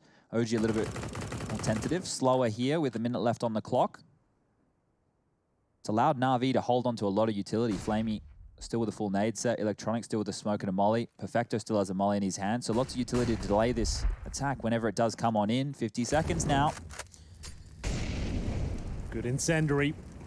We'll hold the wolf from the door for now. 40 seconds remain though, and Simple trying to see if anyone will sneak through these double doors is a very common approach. Time running thin. They have options towards short and middle. Smoke's being deployed towards the latter. One towards CD Spawn, one lands on the boxes. And a shot from Simple connects. The bomb goes down at 20 seconds. Oh, That's no. an absolute nightmare. What do you do? NBK does get the frag CT. Electronics on A. The bomb's on man 2. He needs to get into the site. Oh, 14 God. seconds. They've got some of the necessary frags. Electronics The still long lingers on flank. the ramp. And the long flank's coming in as well. Valda is going to save the day for OG. Bomb can be planted as he relieves all of the pressure with 3 seconds to spare. Oh, that couldn't have been better for Simple. He gets one of them. The last stray. And it's the bomb that drops to the floor with 20 seconds remaining there. But Mantu, thinking on his feet, manages to grab it. Molotov towards shore, get himself up there. And Valda with the long backstab there does ensure the round and keeps us and them in the game. With 3 players surviving here as well, it's going to be Flamey and Perfecto to hold on to the AWP and the M4. I'm not sure if Simple seeing the bomb in that position actually made him think it was going to be a mid to B. Sure. Because the way that he transitioned back into the smoke, I was a little bit lost with that. If he knew that he could just stand and keep fighting and they couldn't just claim that bomb, normally Simple would do that. So this situation with the clock being run down became confusing for everybody here. The 2 saved weapons are important. It means they can make a buy happen. Flamey could drop that across to Simple. He can buy himself. Perfecto can drop a FAMAS if he wants. Boomich can buy into the lovely MP9, which he keeps on purchasing. Here's the opening. And the bomb dropped with 25 seconds left in the round. So by the double doors as yeah, well. Not even on short. That's a very difficult place to recover. So OG did a great job, and that was all through the heroics of Valda with the late long flank. He just kept poised there. It's buys up very less, about to say, has another gun. He gets Krieg, realizes he's in the nick of time, and makes his way back. So another full investment here, boys, from Na'Vi. They've got a nice round buffer, but still going to be a very difficult round to pick up here. 2 M4s, bare bones utility, 1 sniper, a couple of deagles for Perfecto and Boomich here. Flamey firing off shots towards B, might just reposition towards middle, considering he's showing presence with the rifle now. Time will tell, trying to bait his teammate in towards the corner. That's Perfecto there, ready and waiting. Able to find a couple of frags, but the Molotov will land at his front door here. And he gets away. Look at that. 20 HP, but keeping hold of his utility that he can now deploy to keep them at bay. That's pretty much all you can ask from Perfecto, given the circumstances that were dealt his way. Flamey has to be good for 2 frags here, because if they go onto the B bomb site, Perfecto is basically just a distraction. Yeah. He should get taken down relatively easily. I'll shut up about that because the bomb's transitioning back over towards the A bomb site. So now this completely changes. Simple, aggressive with the AWP, and a lot of information for Boomich over towards long. He knows how far away that linked single long player is from the rest of the assault, and with 30 seconds left, that disconnect is going to be filled up. This is working on his lineup. I assume it's his Vanguard lineup. Flamey can rotate over now. This is clear. 20 seconds left. It's either a mid to B or A, and we can see it's going to be the A site. It's time to cross. Simple, perfect flashes from OG. He has to play retake here. Electronics just going to hide in the smoke, trying to nutmeg, and those speculative shots from NBK as... hello? Hi. There it is. So the grey screen for Electronic, and quite the opposite for NBK. You can see his dome poking out at the top of that smoke. Well, bombs down, 4 and 4, kits available, but do they really want to risk giving up this heavy artillery, considering this was a forced buy? Time will tell. Looks like they're going for it. Flamey on the AWP here. Simple will be joining him as they drop like flies. They're going to have to try and retreat at this point. Just 1 player remains. Simple is his name, but unfortunately for him, he's going to be taken out as well. 1 kill found, double digits for OG. As we enter round number 25 now, it's going to be the eco for Na'Vi into the next. Can only sing the praises of OG here in this one. This round should be a non-starter, assuming Na'Vi don't invest here. We came into this series, and at least I did, expecting this to be a quick 2-0. Yeah. We are now on the 3rd map with OG on a 3-round winning streak right now to bring themselves back into this. It should be 4. Na'Vi are forced down to the save round with just a little bit of upgraded pistols and utility behind it. So the first frags come in. We can't get too excited about this one here, but OG are a team who, they've had their wobbles, they've had their troubles, they've also had their defining moments so far. within the ESL Pro League Season 11. And this one right here is just another notch in how competitive they can be. I mean, yeah, if they continue after this 11th, that should be a lock-in. Any more than that, then they deserve all the credit that's coming their way. Valda's going to be caught out, boosted up, but look how hard they had to adjust to find the second. Good trade from Issa. A double kill in quick succession should seal the deal. No Kevlar vest invested for Na'Vi, so it's just a question of perhaps one more player up to his old tricks. Electronic is the A solo anchor at this point in time. He's found himself in CT, just desperately trying to find some sort of information that could turn the tide of battle. It's a good smoke to push right there, but he was hedging over towards the B-bomb site. So the best thing that Na'Vi can get away with in this round is some exit kills and upgrading their pistols into rifles to carry on forward. They will be able to buy in the following. They're going to get 2,900 after this one, so everybody's left their money in a position where rifles and utility should be on the agenda. But it's getting to the crunch point of the game right here. The more OG plant, the more clean rounds they have where they're having 4 or 5 members stay alive, the possibility of this one being taken by the international squad becomes more and more possible. Well, this eco didn't lead them much further than 1 kill, but Flamey might be able to get the second. Not going to happen. This will take him out. They can still win this in regulation, OG that is. And what a comeback that would be. Remember, they were 7-0 down in that first half. Na'Vi were just styling on them, making them look silly at points. But right now, stringing together 4 rounds in a row after winning the pistol as well, they have closed the gap. It's realistic now they could win this. As we get to round number 26, the Orps out on the T side. Mantu, 16 kills was in. They got the long spawn as well. MBK willing to take it. Don't need lots of flashes behind him. And spawn through the doors, up through the ground, try and bust through. And he's done a great job here. Lovely movement. Yeah, like a graceful gazelle. He's even found the first frag. NBK, he has reinvented himself into the OG roster. A whole new look for him. Definitely don't block him in that one right there. Very particular Molotov, that one. Is that for sure? Yeah, that's a way to deny them either from pushing for information or just to hold them back. It looks like they're going for the Na'Vi-esque play against Na'Vi here, just creeping up long. The crossover smokes will land. Now, in response will come the Na'Vi utility, and Electronic's going to get tagged. His blood's going to be over the wall. They can probably see that. That's a good call. Electronic, however, waiting around the smoke he chose to deploy. There will be a lot of bullets. The nade. Suggested that underhand nade does a lot of damage. It actually finishes off Falda. NBK, Alexi, both shaken by it as well. That's a lot of extra damage Electronic inflicts just before he falls.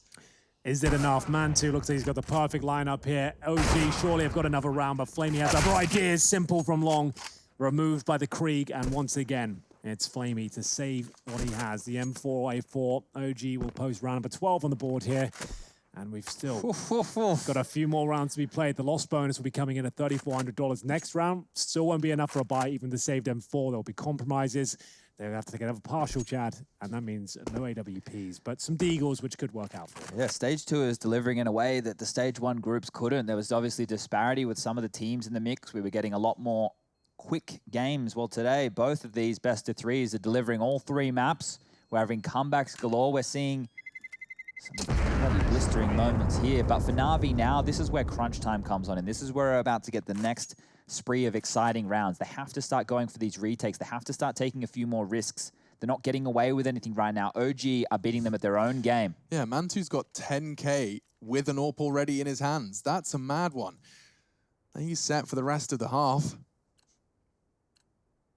And Na'Vi, a little too silent. Still doing their late buys at spawn. It's going to be Flamey getting across, I believe. It was actually Perfecto jumping across. I thought the rifle would go to B, but no, Flamey's decided he wanted to bolster the long defense. Well, they're not going through. Okay, just keeping them honest. I got a little bit worried there that they might just throw away this comeback. Okay, well, Alexi, he's given up ahead. Boomich is isolated in pit, but there's only 2 individuals who can deal with him. Electronics here on the corner. More backup is on the way. They could find themselves a couple of kills here as the flashes come over. Issa's back's exposed. The spray transfer is good. Yeah, he's done very, very, very well there not to go down to the trade frag. That would have put a lot of pressure on, who is it now, Electronic. and 4 members of OG all going to be crawling up long. Electronic has the chance onto the first, but loses a lot of health and will be finished off with a nice trade from Mantu. 3 versus 2. No armor for Simple. He's preparing for the rounds to follow. He got spotted. Yeah, he did. Founder will finish him off. So OG, they are going to completely and totally seal this gap. Na'Vi were just completely and totally pantsing them in the first, but OG's T side, it's been able to materialize into something very substantial. A nice deagle headshot from Perfecto. My goodness. Surely. Could very well be a potential second on the cards. He sees Valda's head on the car. His teammates are going to be screaming at him. They're saying you saw him. He doesn't know where. And he does go down in the end. 13 for OG. Just trying to work out, was round 22 the round that came down to the last seconds? Yeah, that was the one where it got very awkward at the AWP shot, and it all started to get very, very crazy for him. That's where this comeback has started, right? Yeah. That's where OG have been able to mount this from. You have to think about this now. If Na'Vi lose this gun round, next round they're only going to get 3,400. So if they don't keep a lot of individuals alive once they lose a bomb site, they will not have a gun round to defend round number 15. They will have to take another one of these partial weird buys with deagles and a couple of smokes, maybe the nades. So that means that if they don't win this round right here, they're almost conceding round 15 over to OG, and then they have to defend at 15-14 with their last-ditch buy. You can see the change up here. It's the double AWP again. It worked for them one round, then they lost it in the following. The rifles are out. There's 3 defuse kits. They have everything they need to be potent, but they continue to lose long. And OG, ever since round 22, where they put that one on the board, they're 6 rounds in a row right here. They are looking fantastic for this comeback. Na'Vi are struggling to get damage done. I mean, wow. Number 1 versus number 28 in the ESL World Rankings. And it's 13-14, 3 maps, round 28 with it all to do for Na'Vi. Chad has highlighted exactly what's at stake and what could be the fallout of conceding round 28 for the CT side. The double AWP adaptation is going to be tested initially by the dribble smoke, a responsive Molotov to keep them at bay. All hinging. All of the hours of Counter-Strike. Oh my God. The straight-up contact play through the dribble smoke. Goodness. Flamey could line up a few of them or get nothing. He pulls the incendiary, allows him to get through, but he does find the first. Flashbang comes over, and could he find map and series point here is beautiful so far. Issa left in the 4 versus 1. It's Valda, I beg your pardon, but surely he will be meeting a similar fate. Down he goes, and there it is. Series point finally found after losing 6 rounds in a row against the OGT side here. It's Flamey, who was caught with his pants down. He recovers to get the first, then hits some magnificent shots here. The third was a thing of beauty. Straight to the head of Mantu. Nothing could be done. And now just one more will do it. Oh, there is still quite a strong chance of OT. Yeah, never much love, but I absolutely would love to see it this time. That's for sure. Mantu going to be AWPing on that cross. Any damage he inflicts here could have such huge implications for his squad. No damage inflicted. Alexi charging down middle, though. Any nades that connect, any choice these players make now. Wow, Electronic, the jump for info. That was for lower tunnels. You didn't make a bargain on someone being on Xbox, so Alexi's advantage squandered there. And now Electronic with a smoke on the molly. He's just planting the seeds of doubt that there could be someone pushing it. Look at that. Issa's going to unload a full magazine into the smoke. Electronic learning all the more information, building more of a picture as to where what a nade. The GT side is positioning themselves. Issa catches a full nade damage down to 50 and a re-smoke as well. Oh, now you've seen 2 CT smokes on the short position, keeping them at bay. 1 minute could separate us from the end of this series, or OG edging closer towards overtime. Flashbang around the corner, Electronic ready and waiting. The flash is decent, the creek doesn't quite connect, but it does take down 1 player before it goes down. We might be done here, but Mantu keeps him alive for now. 3 versus 2, he has been dinged. Simple at the car, doesn't miss many, and this one's guaranteed. Walks into it, and now Valda, he'll have to clutch out. 3 versus 1, it all starts here. Misses a shot on Simple, and he can't really do that more than once. Flamey will punish him for it, and finally, we have our victor. It was a long old series there, but Na'Vi will continue their streak here in stage 2 of EPL Season 11 and take down OG 2-1. Fly so high they can't touch us. So top notch, none above us. We done came so far, now we up now. Had a vision, stuck to it, never back down. Never had much, now we own the whole thing. Spread it all around the world, watch it all change. Came alive, now they all see the greatness. Light shine so high they can't take it. Dancing with my fear, burning with TSI, we gon' take it to the edge and come alive. Go to hell and back just to feel.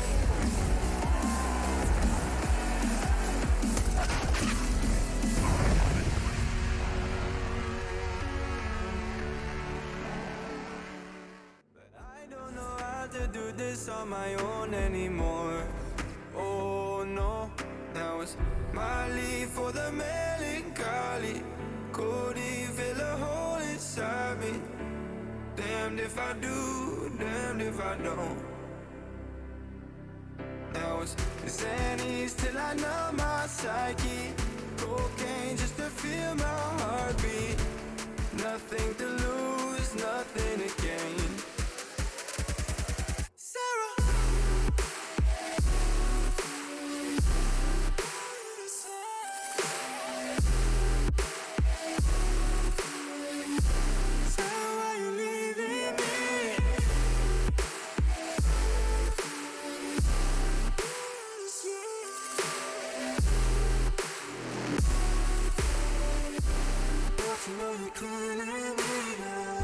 Sarah, I lost myself today trying to find ways to make you stay.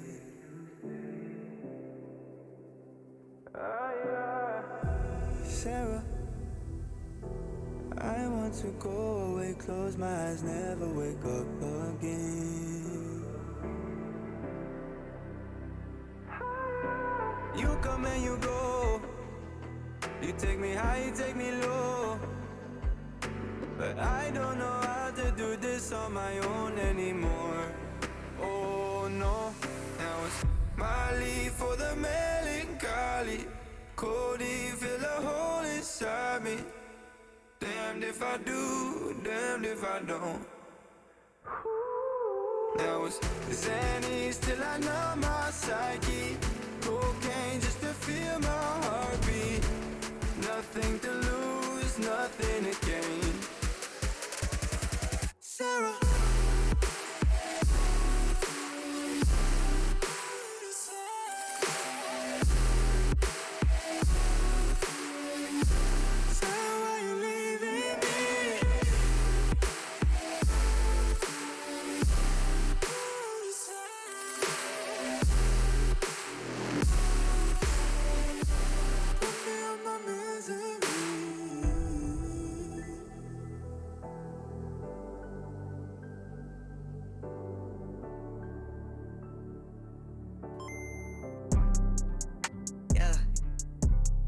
Yeah.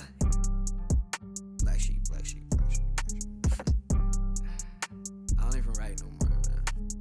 Tell him, yo, God. can't you come over? I'm on my contract commando. Pulling up a clips extendo. That's no game Nintendo. I don't ever run out of ammo. I'm gon' need me a benzo.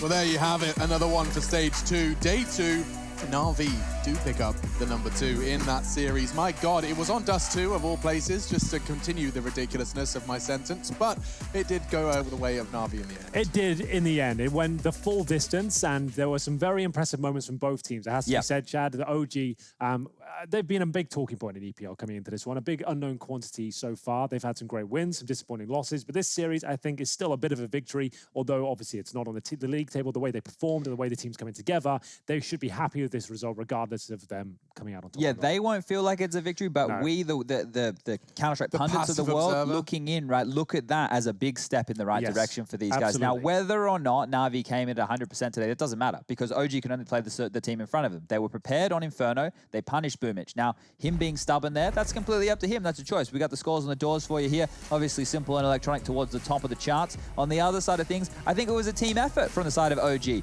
But Mantu continuing to be the top performer has to be the highlight for this team, right? Someone they picked on up, they probably got nice and cheap, let's be honest, and he continues to play like this. So it's another one of those nice little juicy finds. Yeah.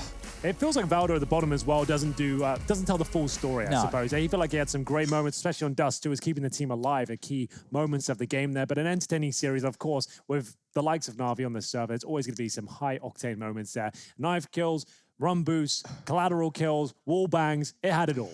Yeah, well, hopefully we get a few of those in our Mountain Dew Amp Game Fuel Power Plays. It's one of those days, yes, indeed. Let's review some of the best plays we saw over the course of that series. It was a long one, and if you don't remember, it started on Inferno, and so do our highlights. You can see this one from Simple. He was going for mad wall bangs, and he even hit one. Yeah, through the stained glass window, we had a couple of these today. Crim's got one with the Glock earlier. Simple got one with the AWP just to secure the round there. The defuse comes in. Lovely stuff. You do enjoy to see that. Simple was doing that all day long. We were screaming, and for good reason. I don't care what anyone says, Alex. And around that bomb site, actually, there was more action. This one's from Valda, and this one needs to be highlighted. I love this first kill. He separates 3 players in close proximity to the site, and he even leaves Electronic until last. He knows he's got a fuff with the bomb, 13 seconds. It's a sexy Counter-Strike. It was great to see, and you know what else was great to see? MBK rolling back the years. We have him as play number 3 right now, and well, with the Krieg, he was looking hot. He really was. He had some fantastic moments. He had a couple of aces in this series as well, a couple of quad kills.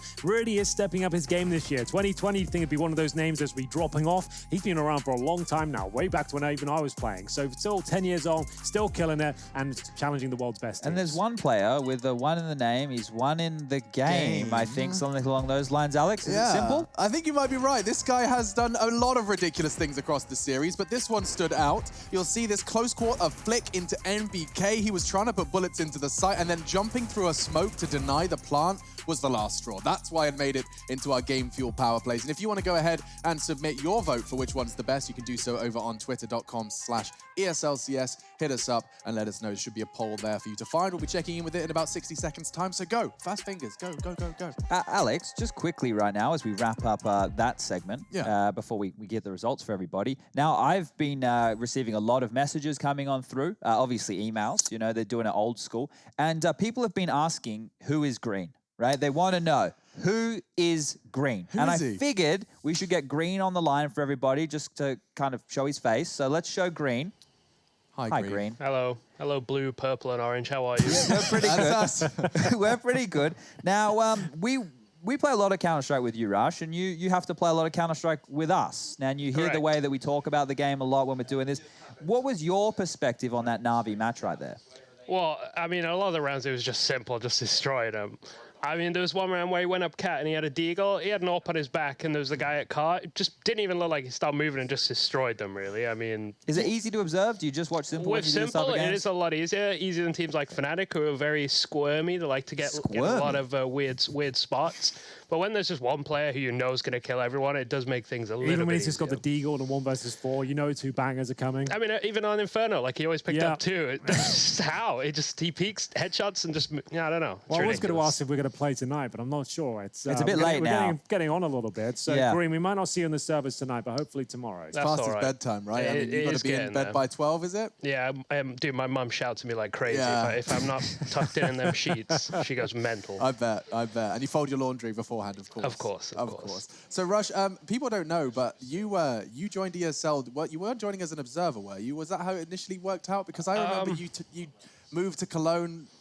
So it was Pro League originally where I came in. I was observing for Pro League at the time, and Matt Klein, our previous producer, he just felt they needed a bit more help and stuff. So I was just there, like tinkering away, doing some other stuff, and then observing the games as well. So it's associate producer / observer, but get to do a lot of observing these days. So I like that. That's true, because you've also the associate producer stuff is something that you've actually been doing a whole lot of recently. We had him at the Pro League season who was doing stuff with us there. He doesn't put that on the business card. No, but it is. I mean, I'm just saying it's another one of those storylines of, you get your foot in the door and then you just find yourself enjoying it and being a very safe pair of hands in the same way Valda was in the server today. It was the story of Green and one I enjoyed. Yeah. Thank you very much. Bye, Rush Lee. Green. That's the end of that. See you guys Peace, later. love, and all of that good stuff. Another series coming up, by the way, if you're looking for more Counter-Strike, there is going to be another game on the docket tonight. FaZe and Mouse are going to be battling it out for international supremacy. But first, the results are in. Which one of these plays, the Game Fuel Power plays, A Mountain Dew Amp Game Fuel power plays, to be more specific. Of course, I would hate to make a mistake like that.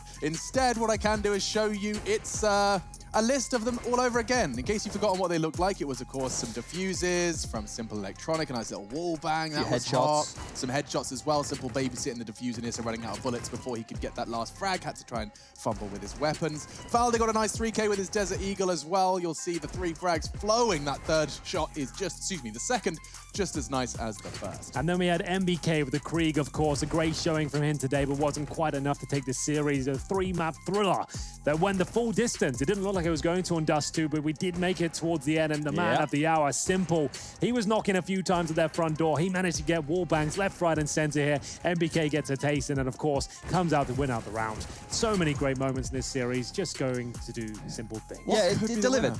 What do you think the winner is? I think that I don't know, actually. No, neither do I. Let's see. The Simple wallbang, I reckon. Simple's taking it. Nice guess, Henry. There we go. So your Mountain Dew Amp Game Fuel power play, Simple Electronic with their dastardly duo doing it again. That's the end of the segment. Oh, no, we've got to watch it again. Okay. So this was the same thing you just saw 5 seconds ago, and he's doing it dirty. Lovely shot, and I love the fact that Electronic commits in such a tight diffuse line as well. Even if Simple hadn't have babysit, it would have been hard for Issa from that angle to even catch the diffuse.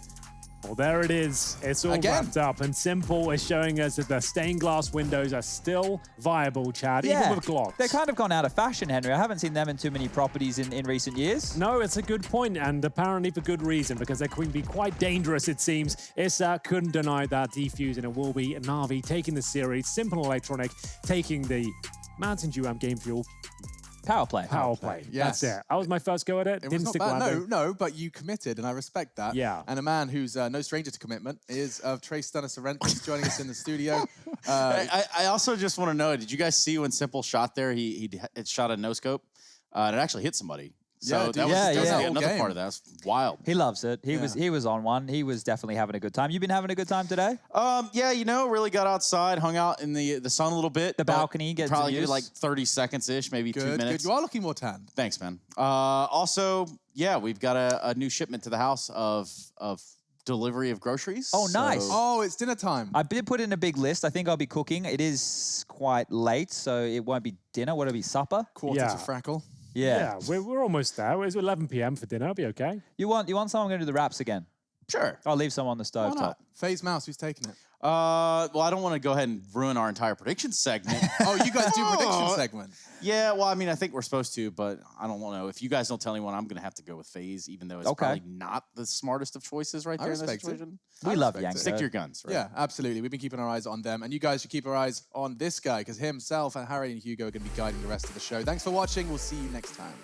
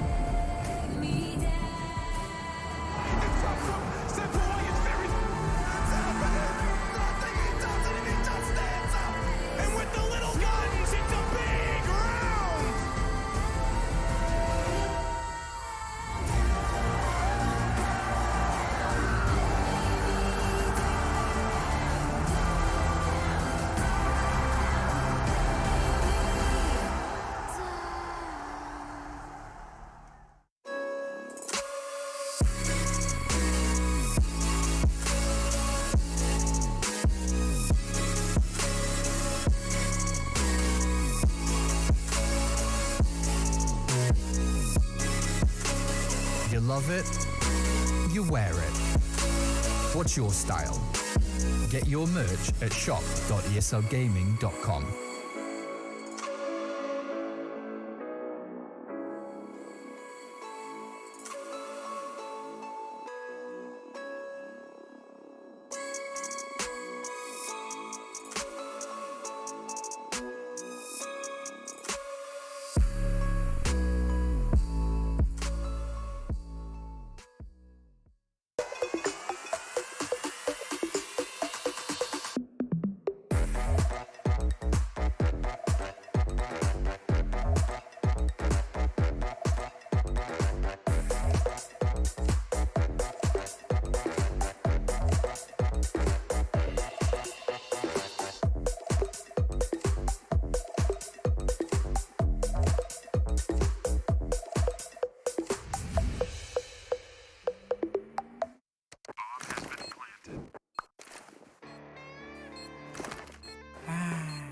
right? Want to know where I got it? Well, look, go to CS.money.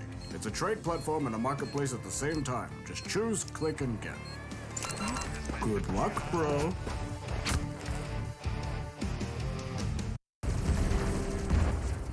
Everybody loves an underdog. Who needs to be liked? Mountain Dew Amp Game Fuel. Victory in a can. Charge up your game with excitement. Highest odds on the market. Take what's rightfully yours with GG.bet. My name is Jordan Gilbert, aka Nothing. Hi, my name is Sue Lee. My handle is Smix. I think it's important for these initiatives to happen. Empathy really, really goes a long way, and it always means so much to us, and I think that's where initiatives like this really help. I encourage everyone in the community, anytime they see bullying, anytime they see someone getting called names, I encourage you to step up and say something. Good luck, have fun. Good luck, have fun.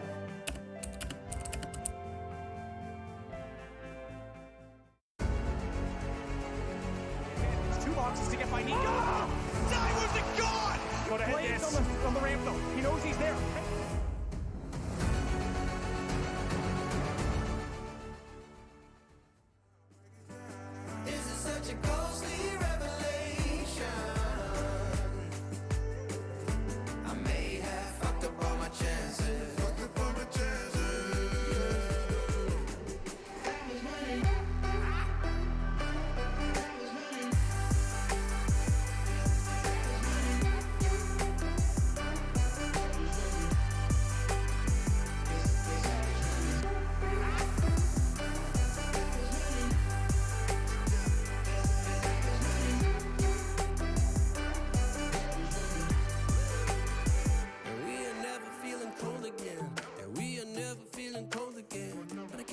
It's easy, it's hard to preach, cause I've been burning trees and watching fall.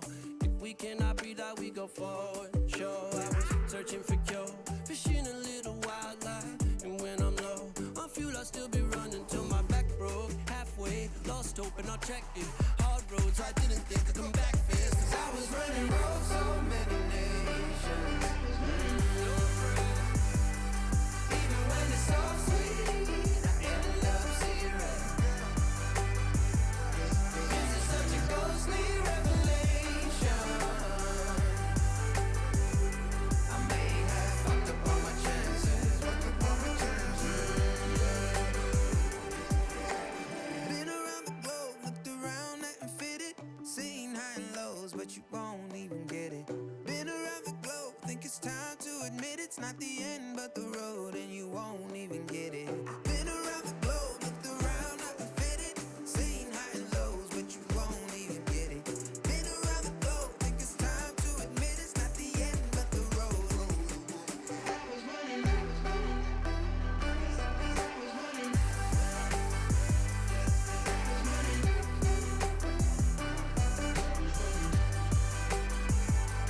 I was running roads so many nations.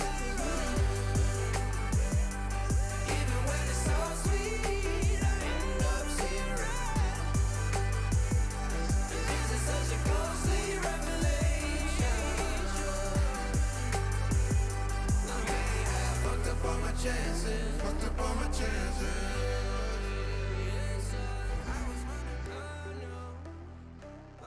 ESL Pro League is brought to you in part by Intel, Gaming Malta, Mountain Dew Amp Game Fuel, CS Money, MSI, Air Force, GG.bet, and ESEA. I feel on top of the world. I feel on top of the world right now. I feel on top of the world.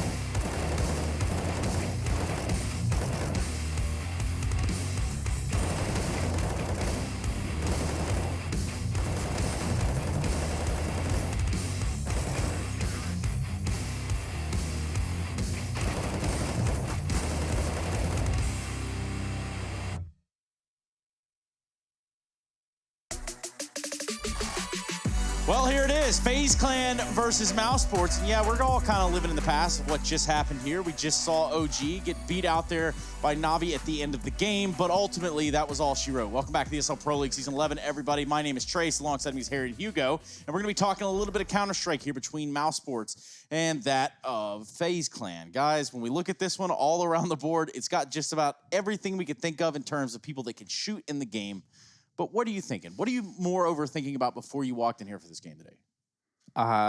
Just how excited we were for this game today, Trace, right? You know, there's a lot of storylines going on here. Obviously, it's Carrigan up against the majority of his ex-teammates, right? And that's always a fight that we like to see. mousesports and FaZe, it's a series that always seems to crop up, and always one that feels like it delivers as well. So I'm just looking forward to getting stuck into it. For sure. And as well, looking at the group, it's kind of cool. We got two teams now 2-0. We got two teams 0-2. Both these teams in the middle of the pack. mousesports 1-0, FaZe 0-1. So it's a nice decider. It's, you know, middle of the group. See who's going to be taking one of those top spots moving forward. But of course, there's plenty more games here in stage 2. Yeah, and you know, with stage 2, obviously things have progressed to this point. We're seeing teams now that kind of started off slow. They've really gotten to a rhythm now. Do we consider either of these teams one of those with FaZe Clan and mousesports? I mean, mousesports definitely, right? They've looked like they've been warming up all throughout this tournament. It was kind of cool because the ESL World Rankings, the top 3 teams, Mouse, FaZe, Mouse, Astralis, Na'Vi, all made it through the top of their group and guaranteed their spot in stage 2. FaZe had to grind their way through that second place. Let's talk about the FaZe Clan. Let's talk about them a little bit more in depth here. When we look at this lineup, obviously you got Brokey in there who's coming here on a trial after all things considered, but it seems like he has found a place at home. Yeah, certainly looking good. We're seeing him more and more on that AWP in this roster, and that seems to be certainly fun. I mean, FaZe, a roster filled with superstars. It's kind of interesting having, you know, such a young and relatively inexperienced player in comparison to the rest of his team. Of course, you know, I'm sure we can hear more about that moving forward. But yeah, FaZe, they really want to get this win. They don't want to go 0-2, especially with some of the teams that are down there already. Astralis and OG at the bottom of the group. Well, we are going to be taking a look at Rain in the server. Of course, we're going to be talking to Rain a little bit too. When you look at this team, he has been here as a pillar, as a cornerstone, as a piece of the puzzle for just about as long as you could think of when it comes down to the FaZe Clan. That is Mr. Rain himself. What's up, Howie? What's up, guys? What's up? Can you hear me good? Yeah, we can hear you all right. It's nice of you to join us. I feel like it's been a long time since we've seen each other. How you been? It's been a while. Pretty bored at home. Yeah? Not much to do. Just sitting at home playing games. Now, aside from when you do play games, what do you find yourself really killing time with around the house? I don't know. I don't want to go outside too much. I just watch shows, play some Warzone, play CS, just have fun. Warzone. Oh, yeah, I've heard of that game. What do you guys got for the man? Rain, opening question about Brokey. You know, considering this roster has 4 superstars and heroes of Counter-Strike and then one relatively inexperienced player in comparison, now that it's been some time with Brokey in this roster, how do you find he's fitting in? Is he comfortable? And also, what attracted you to Brokey as a pickup for this roster? Yeah, Brokey's for sure coming in. He's looking really good. He's getting comfortable with the team. Of course, it's like it's not that long ago we switched him to main op, so it's going to take some more work, of course. But he's doing really good. He's doing his job really good. He's listening to everybody and learning as things goes on. For picking up was we played a lot of FPL. He played a lot of FPL, and we watched him there. He was doing really good. He had good communication, and he knew how to play the game compared to a lot of people in FPL that just mess around and have fun. He was always serious and played really good. Well, you know, following on with the kind of Brokey line of questioning, obviously coming into Katowice, there were a few interviews that he did with the guys over at HLTV. And he mentioned how he was AWPing on Mirage and Nuke as of right now on the CT side, but primarily that AWP role had been picked up for the T half. He then went on to say how he thought he would be more comfortable if he was main AWPing on the CT side entirely. So is that something that you guys have now looked to try and bring in across more maps? Or how's it getting divided up across the squad right now? Well, he's pretty much the main AWPer on all maps right now, both CT and T. And I think people have seen that as well. When the games you've played, he's always been the guy with the AWP. The one exception is probably Dust 2, where Nico picks it up on Dust 2 CT, because he's really good at it. Other than that, it's been Brokey as the main AWP. Yeah. So let me ask you this, Howie. We had this game the other day where you played these guys known as Fnatic. Do you remember that one? Yeah, I remember that game. So there were a lot of weird things going on in that game, right? JW was kind of like running around, knifing folks, maybe 2 folks at a time, kind of like that. What happened in that game with FaZe? And I'm talking about the duration of the best of 3, not just on Inferno. I'm not quite sure. We started off really strong in Mirage. We felt we played really good and we got going and stuff. I think JW won them the game by doing JW things, going through smokes, getting a lot of information, and like just being an annoying like thorn in our side. I think that's what was the game breaker for them that game. Yeah, and it's a scary thing too. What exactly do the team comms sound like when he's, you know, kind of around doing these sort of things? Is it, hey guys, be on the lookout, you know, this guy could be behind a smoke, he could be jumping through with a knife out? I don't know, like we try not to tilt, we try not to get too frustrated about it. I think people tend to do a lot more of these things when it's online. Okay. But I don't know, there's not much to say. He played good, he caught us off guard a lot of times. So. Yeah, well, do you expect mousesports to catch you off guard today? What have you guys done differently since playing Fnatic? Well, they don't have a JW, so that helps. We don't have to look out for that. I think we're gonna match up good against mousesports. We played them in the earlier group stage. We felt like we could have gotten that game as well, so I think it's gonna be a good game for sure. Well, yeah, let's turn around right here. I'll put you in the server, and we're gonna go ahead and go on with our desk segment. Thank you for your time, Howie. All right, thank you. Cool. Rain. Now that's a guy I respect, and ultimately, I would almost name him the architect.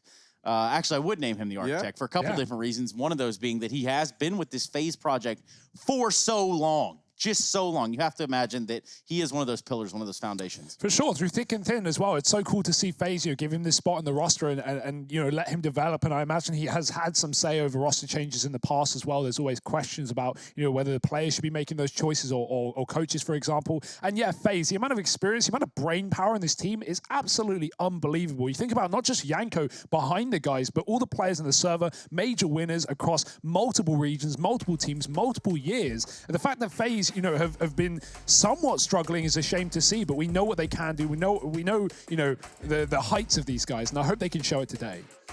Yeah, I mean, that's the thing, right? It's a team full of legends of the game, and it's always one that we've wanted to reach, like, the highest heights, but hasn't been able to kind of stick around there consistently, right? And that's always been the problem with this team. Now, I'm hoping we can start to see them stabilize, right, and come back to their feet. Obviously, not like the best showing events back at like Kato. They went out alongside mousesports there, right? They were both in that same group. I feel like that event wasn't really where either of these teams was shooting for. So I think for these guys, you know, the Pro League carries a hell of a lot of weight, right? Like this is the thing they're playing in right now, and this is what they've got. And in this best of three, this is one that mousesports historically have always bested FaZe in, right? Yeah. Even earlier on in the Pro League, as Rain just mentioned there in that interview, right? They were able to take a series off of them 2-1. Mousesports, this has usually been a pretty comfortable matchup for them. So I do think FaZe are going to have their work cut out for them. Yeah, it's kind of... Oh, sorry, go ahead. No, you go ahead, man. I was going to say, it's kind of funny how people call, you know, Mouse budget FaZe when the matchup, like you said, is so favorable for mousesports, and they have so many better results than FaZe in those head-to-head. So yeah, I mean, a chance for FaZe to turn this around maybe in this series. And like, just to put some more like kind of, not more numbers by it, but just this statement in and of itself is enough, is that FaZe have never beaten mousesports in a best-of-3 series, right? So like that alone should show you how favorably these matchups pad out in favor of Mouse more often than not. And you know, weirdly enough, I can actually just say this. I was just taking a look just to make sure, but we have 10 different nations represented in the server right now, which I think is, you know, an interesting tidbit to just add on top and to just sprinkle on top of the Counter-Strike that we have going on today in this best-of-3. Yeah, communication is certainly going to be a talking point as well. I feel like for FaZe, you know, a roster that probably doesn't have those communication issues as much. These guys have been playing together in an international team for some time. You know, even these players before FaZe, some of them were coming in English in their team. So yeah, it's not, you know, hopefully not a problem for FaZe. And we talked to Frozen a little bit about those potential communication issues inside of mousesports. Currently looking good though. Yeah, and with mousesports, obviously they sit at #2 within the ESL World Rankings.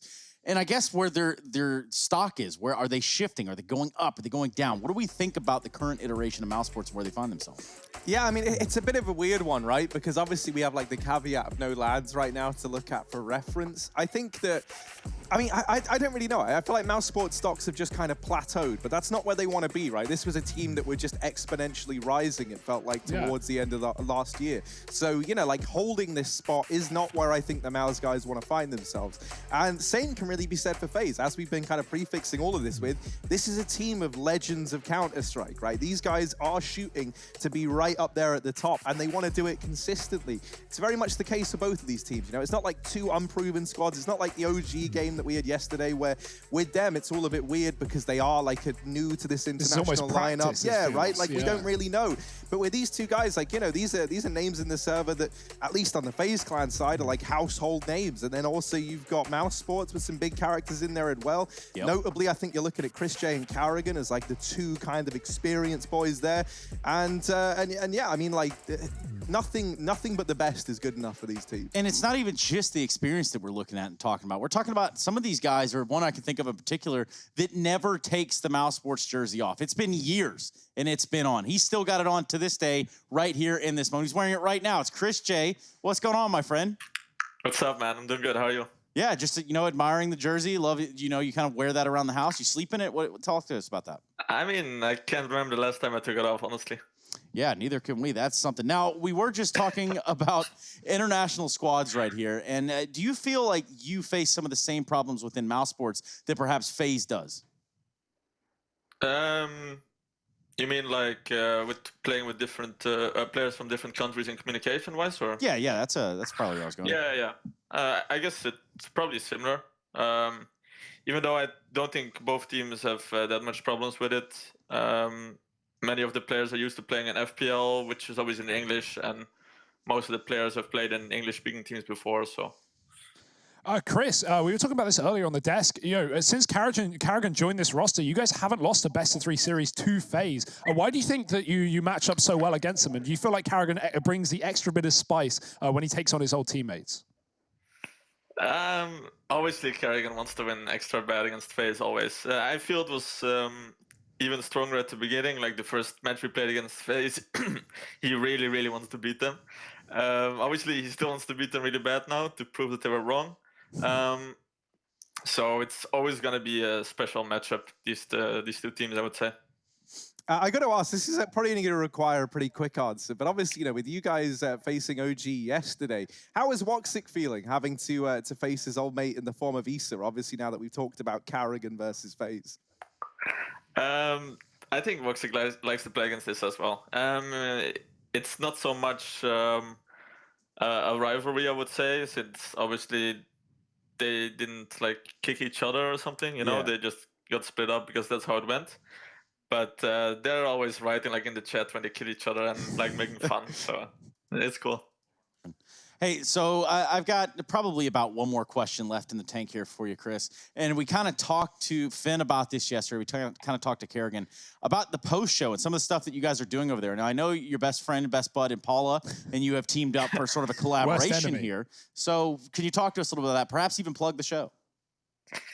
Yeah, we just wanted to do something fun and extra now that we are not at the events and not creating any content there for the fans, just kind of giving back to the people that support us from home now. And obviously people can't really go out their home as much as usual, so we try to give them something fun to watch, Sadly, we won't be doing it tonight, maybe later this week again, but it's been a lot of fun last week for sure. Well, cool. Chris, I appreciate your time. We're going to let you go ahead and skedaddle out of here so that we can jump back into this matchup. What do you say? Thank you, man. See you later. See you around. Guys, what did you take away from what Chris had to say right there? Yeah, it's kind of cool to hear about the rivalries, right? Because something that we talked about earlier in this tournament was Nico taking on his cousin Hunter. Yeah. And there were words being said in the FaZe side of things that maybe Nico does, or Yanko was saying Nico doesn't enjoy playing against his cousin because, doesn't want to beat him, and Hunter doesn't want to beat Nico, and that's kind of cute. But yeah, I like to see that there is rivalry in Counter-Strike. It's nice to have Carrigan taking on his ex-team, especially when there is some bad blood there. Bad blood fuels the drama, it fuels the passion. Yeah, I mean, that's why this matchup is so exciting. And I had to find out, if Woxic and Issa were exchanging some words there as well, right? Because I love it whenever you do get a matchup with a little bit of history behind it. It always feels like there's just that much more riding on it, be it in a fun way or in a fire way. But Trace, I see you over there ready to spit some fire as well. I don't know if I'm going to be spitting fire. I mean, I do have this cool tool right here. I could just go, oh, there's fire here, there's fire here. But there's not. There's only fire in the server, and we need to start talking about some of that. I IGLs, who are we looking out for this day and age now that we have at least the second stage coming in here? What do you got, Hugo? I feel like more respect needs to go on the name of Nico in this one, right? Because obviously, you know, we saw him take the in-game leader role. There was a lot of maybe criticism seeing him take that position. People just going, oh, you know, Nico taking over control. But he's not only kept up in the fragging department, but he's been leading FaZe to these important victories, taking wins in the Pro League, getting through second in their group and winning their matchup to get here to stage 2. So I feel like you can't doubt Nico when it comes to that. He's certainly got the experience. Yeah, and obviously on the other side of things, you're looking at Carrigan, right? Like, goes without saying, one of the brightest minds in Counter-Strike, has been on like numerous teams and helped build them up from the ground up into almost champions, but always had that problem of like actually getting across the line. So, you know, you hope he can do that here with this mousesports squad. And after holding that #1 spot in the world for a while, maybe he's well on his way there. Well, let's go ahead and kick it back over here then, because we have several people in the server that can pick up an AWP, which is obviously terrifying no matter where you find yourself in this bout. Who are we looking at to really pick up the big green in this one, guys? Oh, dear. Where do you even want to start, right? You look at FaZe, you got Nico who takes it, you got Olaf who was for the longest time using this AWP, Brokey as well. Of course, he's now taking the main AWP, so I think Brokey's a safe one for FaZe. And even for mousesports, you got 3 AWPers on there. You got Woxic, you got Chris J, and Carrigan, even used to main AWP back in TSM. Yeah. So it's not like we got a lack of AWPing potential in this series. We might as well put all 6 of them up Yeah, there. go Who for else it. you want up Throw there? them on the board. So you want Chris J? Who else you want? Chris J, Carrigan, Woxic, Brokey, not Cold, sorry, Olaf, Nico. But hey, you talk about Cold, he's AWPed as well. Yeah, he's got a couple of highlights. Throw him on the board, He Trace. actually AWPs on Inferno in particular. There you go. So, Look at all the yeah. AWPers. This is ridiculous. Let's keep the show going here. We can look at a player to watch. We'll get to that. I kind of want to talk about what maps to expect, or at least what we should be looking at between these two teams. When you think about this matchup in a best of 3, there's certainly a crossover. For sure. I mean, you know, the FaZe, like we talked about earlier, haven't beaten mousesports in this series since Carrigan joined. The one map that has been good to them, or 2, I guess, has been Mirage. They've won those in best of 1s in the past, but they have been traded. And Nuke as well. That used to be a good map for mousesports, but right now FaZe are destroying on Nuke. They got so many wins back at Katowice. They beat Na'Vi twice on LAN, on Nuke. Like, that's so impressive considering the way that Na'Vi dismantled Astralis in that grand final, in that semi-final, right? So yeah, fact of the matter is, I think Nuke's going to be an important talking point for this one. For mousesports, Train has been a go-to as of late. They've looked really, really solid on that map, not dropping it for a while. So yeah, I feel like those are the go-tos, Trace. You know, I would normally list like a player to watch. Don't mind my chicken scratch here. I would normally list a player to watch, or at least ask you guys, but I kind of want to get down to who's better. We got FaZe Clan and mousesports down here at the very bottom. I want to ask you at home who's better. Let us know by using hashtag EPL Mailbag or ESL Pro League. Now I got to ask you guys, who's got the fire over here? Where am I putting this fire animation? Oh, I mean, I'm going to put mine in favor of Mouse, right? Okay. Like, you know, I think the stats, the history, it's all there in favor of mousesports. I think they really, they stood the test of time yesterday versus OG, obviously. And yeah, I mean, I've just really enjoyed watching them play as of late. I don't know. I think as well, if we get Train slip on through, I love Carrigan on that map, you know, like he's so ferocious, so fast. And I think that's going to be an interesting head-to-head of him and Nico, right, who will be looking to get stuck into the action. So I'm going to put this one in favor of Mouse, but Hugo, how are you feeling? Double me down, Trace. Let's get 2 mousesports portions here. 2 portions of mousesports, and you know what? 1 portion of the guys over here at FaZe Clan really going out on a limb here, really thinking that, you know what, today is the day that they woke up and said, hey, we're going to play our best Counter-Strike. We've got the best players in the server. We've got the best team in the world, or at least supposed to. And now here's a chance for them to prove it. Now at the second stage of the ESL Pro League, stacked up against mousesports. Yeah, for sure. I can't wait to see the map veto that comes through for this series. It's going to be an exciting one. You know, how are mousesports going to take their bans? Are we going to have the standard, you know, overpass ban and FaZe getting rid of Vertigo? Do FaZe want to spice it up and pick Vertigo? No, okay, they don't. Playing it safe for the time being. I think that is expected for the moment. They've really not been leaning towards that map since it came out. Boom, Nuke, first pick of the night. Imagine that. Key map, Nuke. Yeah, just all in the pudding. When we saw these guys play just the other week in their group, that was the only map of the series that FaZe took. It was, I think, 16-9. It was pretty convincing. What map did it end on then? Let's see if we get a repeat. Because I feel like it was Dust 2. Yeah, no, it was 16-12 for mousesports. Okay, so yeah, this map pool, you know, we've seen it once. Maybe we see the same results again. I know one thing I will say, right, is with FaZe losing that series, there's the iconic line of, you know, when you've lost this series, when you lose maps, there's more to go back and look at and build upon than the mousesports side are going to be able to do, right? And that's the thing, you know, I think for FaZe, you know, while we always big this up as like a fun matchup because it's Carrigan versus his ex-teammates, you know, the team that removed him and brought Nico into the IGL role, you got to look at it from the flip side. You know, FaZe don't want to be known as this team that always crumble to the IGL that they remove from their squad, right? That can't be what your kind of legacy is that you leave behind when you've got this team of legends in the server. mousesports is like a young FaZe in that sense, right?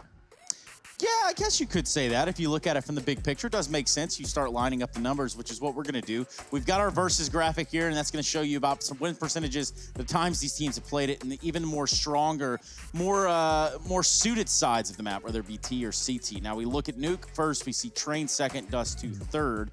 And I know you guys have put it over there in the column already of mousesports, but really, now that we know the maps, you're going to stick with that. Yeah.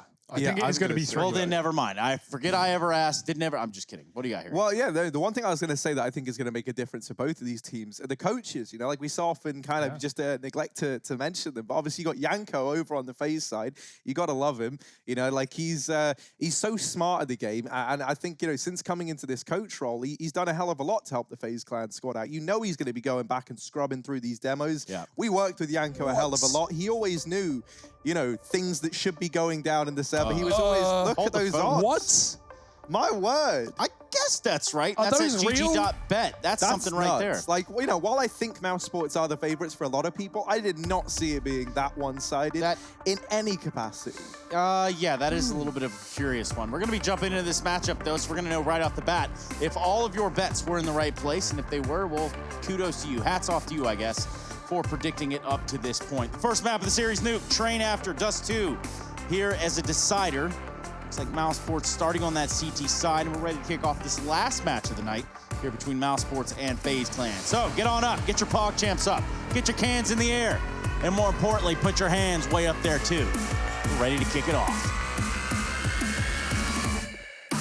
mousesports versus FaZe, the series of the day, the hot match, at least for me. As we get into this one, it's going to be a ramp play for FaZe to start off, taking it slow on the T side of Nuke. It's their pick in the series. It's one that they have taken over mousesports just days ago in the Pro League, and they're looking to do it again. Nico is cross yard, drawing a distraction, but mousesports is still double set on the ramp. Rops getting tagged down. Woxic does get a kill before he's traded. Frozen's in the corner. There's such a heavy setup here for Mouse. A read on the pistol. Frozen needs to get this kill, and he does, holding on to the bomb and the position. Nico on the flank, but they know it.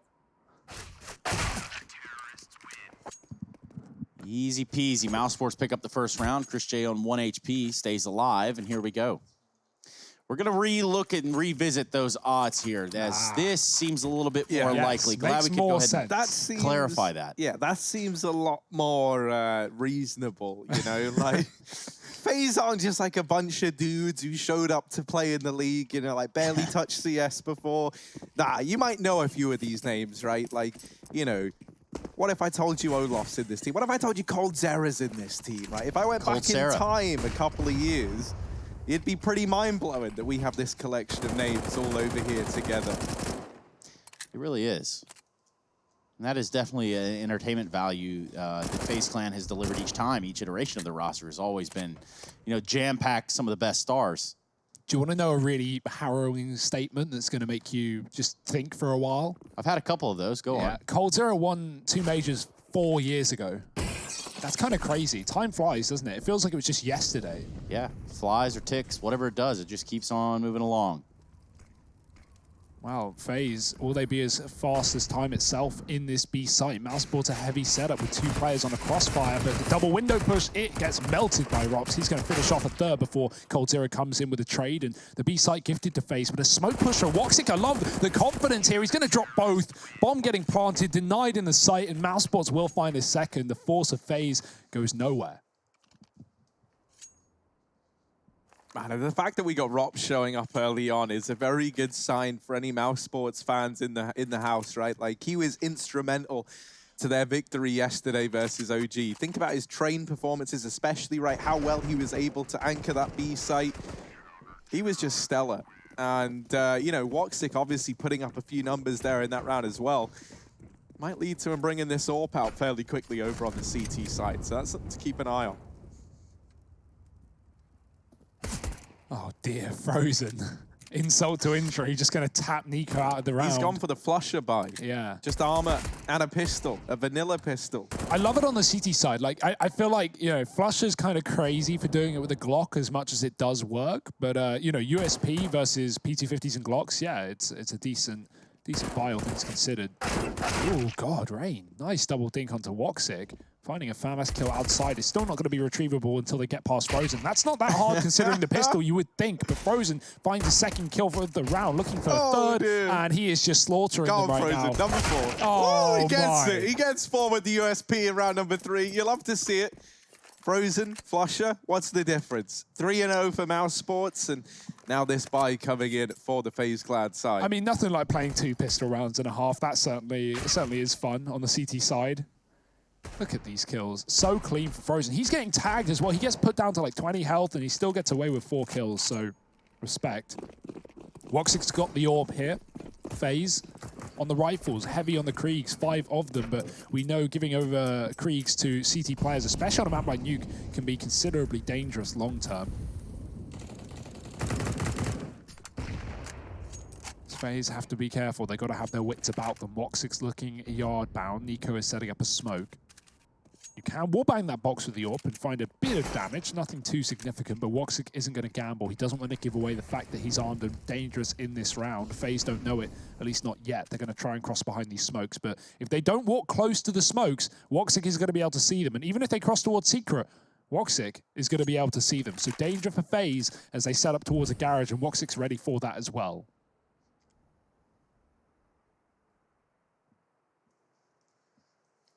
Still trained in with his scope so far. Bit too much time off of his perch, but that so run sick. boost by Rain and company was really what they needed to get past him. Taking out Woxic, however, there's a trade from Frozen. Now this is a bit of a standoff. That should be the end of Frozen. Yeah, he's going to get Molotov'd out by Coltsera. Oh, dear. And Robs as well was out heaven. He didn't realize there was another player in the garage, but the run boost had already gone through. So even though they killed one player there, it's not going to be enough. FaZe have got a great position here. 4 on 2. They're going to drop down the vent. Chris is coming on rotation. He's yet to have a fight in this game. This is going to be his first, and it will be his last, at least for this round, getting a kill onto Nico before Brokey comes in with a trade, and Carrigan dropping in on the rotate will be finished off by Olaf. He wrapped outside to Hell. And FaZe will find their first round on this T side.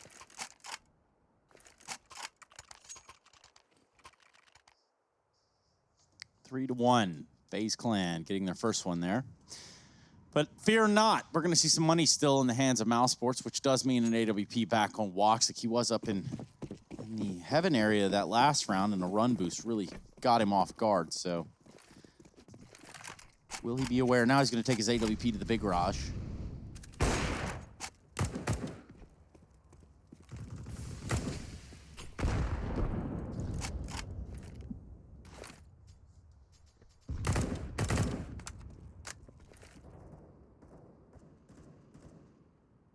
Yeah, but just holding this outside area for now, you know, no one from Mao is aggressing, no one picking up the pace, and so eventually FaZe do just have to throw down these outside smokes and try and work behind them. They're going to go ahead and drop the 2 that allow for this main split. That's something that FaZe now can look to pull into this round. Woxic down here in Hell does also have Frozen back in CT. Now, for mousesports, this setup is good, providing that FaZe keep up this garage aggression that they've been trying to throw in. If FaZe now try and wrap into heaven, Frozen's sitting back in CT. If we can just check Ella over on the forklift. And this is an angle that, you know, you might give it like a bit of awareness. You might look at it a bit, but if there's anyone else pulling your attention away, which I thought that was going to be Woxic's responsibility, well, now with him having to take up the position over here towards ramp, maybe they will be ready for Frozen. In fact, they look more than ready for Frozen. Oh, but Nico didn't actually... Oh, there we go. Second time's a charm, but not good enough. Molotov onto Chris J, gonna force him into the prying eyes of the main players. Rain, oh dear, it's a very messy round. This is a very messy round. Oh, Rops is here to clean it all up. There's the round for mousesports. They'll go 4-1 up on the board. And thank God Rops comes in with his mop and bucket when he does, because that was getting a little bit gross. Nice play from him. I mean, Frozen, the cover on the forklift there is great. Nico's just shooting, but he's hitting all the metal, and Frozen's able to get a good angle off with the M4, beating the Krieg at a serious range battle. On that A site, a molly goes behind Vents to push Chris out, but the player who threw the molly, I think it was Olaf, didn't capitalize. He tried to spam Vents. There was a player there, but it was preemptive, and Chris is able to swing out wide and kill a player in main with their nade out. So, yeah, a bit of an issue there for FaZe with the communication potentially. Yeah, you're absolutely right. That fight from spawn, that's a Krieg's battle to win all day long, but forklift OP. It's like we're back on cash. Either way, here we're going to see some guns out here for mousesports and just pistols on the FaZe clan side. Having lost that last round, surrendering at least, I only see 2 Kriegs over there for mousesports, but surely they've rejoiced a little bit in that. Rops has himself one here towards the ramp room. And you don't want to give Rops a Krieg. I mean, this guy's lethal enough. Yeah, it seems like they don't want to play around with the idea of going ramp. All this outside noise is just a ruse. They are in lobby, ready to strike from what it seems to be upper, unless it's a fast vent bomb. Frozen, getting wind of this, finds himself in the vent. Now the circulation coming full force. It's going to be Chris J, other vent. Trying to line him up. There's nobody there, just one. The other two trying to skate away, trying to get out of there. Oh my! Trades in. Nico gets another. Frozen hasn't come up the vent the whole time, but he can at a whim. Voxic is going to burn out Olaf instead. mousesports will get rid of that eco. FaZe kind of left with nothing there, right? They fake the outside smokes. They sit towards door. mousesports, they do rotate a player B off the back of those smokes, but they still have 2 players on top site. So there's not really a lot FaZe can do as they walk into the crossfires. And Chris stalls them out nicely behind the vents as well, just jiggling. So standard stuff for mousesports, and FaZe coming back in with the rifle round, but not before mousesports take a tactical timeout brought to you by the US Air Force. They're going to have a breather. It's interesting to see a team pull this out while they're 5-1 up, but mousesports showing the importance of getting off to a strong start, especially on CT Nuke, knowing that not only is this a map that FaZe have been beating them on recently, but, you know, it's a CT side. If you can streak together rounds, go 7-8-1 up, you're going to be in a very good position. Speaking of the numbers, I mean, you look at these 2 teams, I kind of want to just take a second to, you know, at least observe the disparity between the two. We're looking at mousesports currently ranked at number 2. We got FaZe Clan all the way down there to number 9 on the ESL World Rankings. But are these teams so far off? How competitive is the top tier of Counter-Strike right now? Well, I mean, yeah, like, I don't think there's... it's such a hard one, right? Like, because when you try and answer that, I feel like you look at like the potential that you know a team can reach as well, and that's always the problem with FaZe. Like, just the names in the server carry so much weight, right? Like, you're always going to find yourself believing in the cherry-picked best players from some of the best rosters of all time. One thing that Nico talked about recently was the Krieger, and one of the points he made about it is for him, at least, as a player with incredible aim, you know, even before the Krieg, you will see him using it, but even before the Krieg, you know, he's incredible. And he was talking about how it feels like the problem with the Krieg for him is players that wouldn't necessarily beat him in an aim duel can now beat him in aim duels. And I feel like, you know, obviously that's a frustration, but you know, that is a point. I feel like this gun only lowers a skill gap when you get to the highest level because it is so easy. And considering I can make it work and I'm not even a pro, you know, the fact that you're giving it to some of the best players in the world, well, of course they're going to abuse it. So I feel like this gun's only making things closer, which could sound good, but I feel like isn't good because it just, you know, I don't know. I preferred Counter-Strike before the Krieg. Yeah, it's not like anyone's aim has had to get better, right? Like, suddenly the tipping point for being like one of those insane players is lower. But we'll revisit this topic another time, because in amongst all of this, FaZe have gotten out in towards this A-bomb site. And for Rops and Frozen, they might decide that holding onto these Kriegs is worth more than giving this 2-on-4 a go. However, Nico doesn't want to let them get away with anything over here on the CT side, and he does spot Rops out and is able to make quick work of him. So FaZe going to get this second round on the board with an upper push in this round.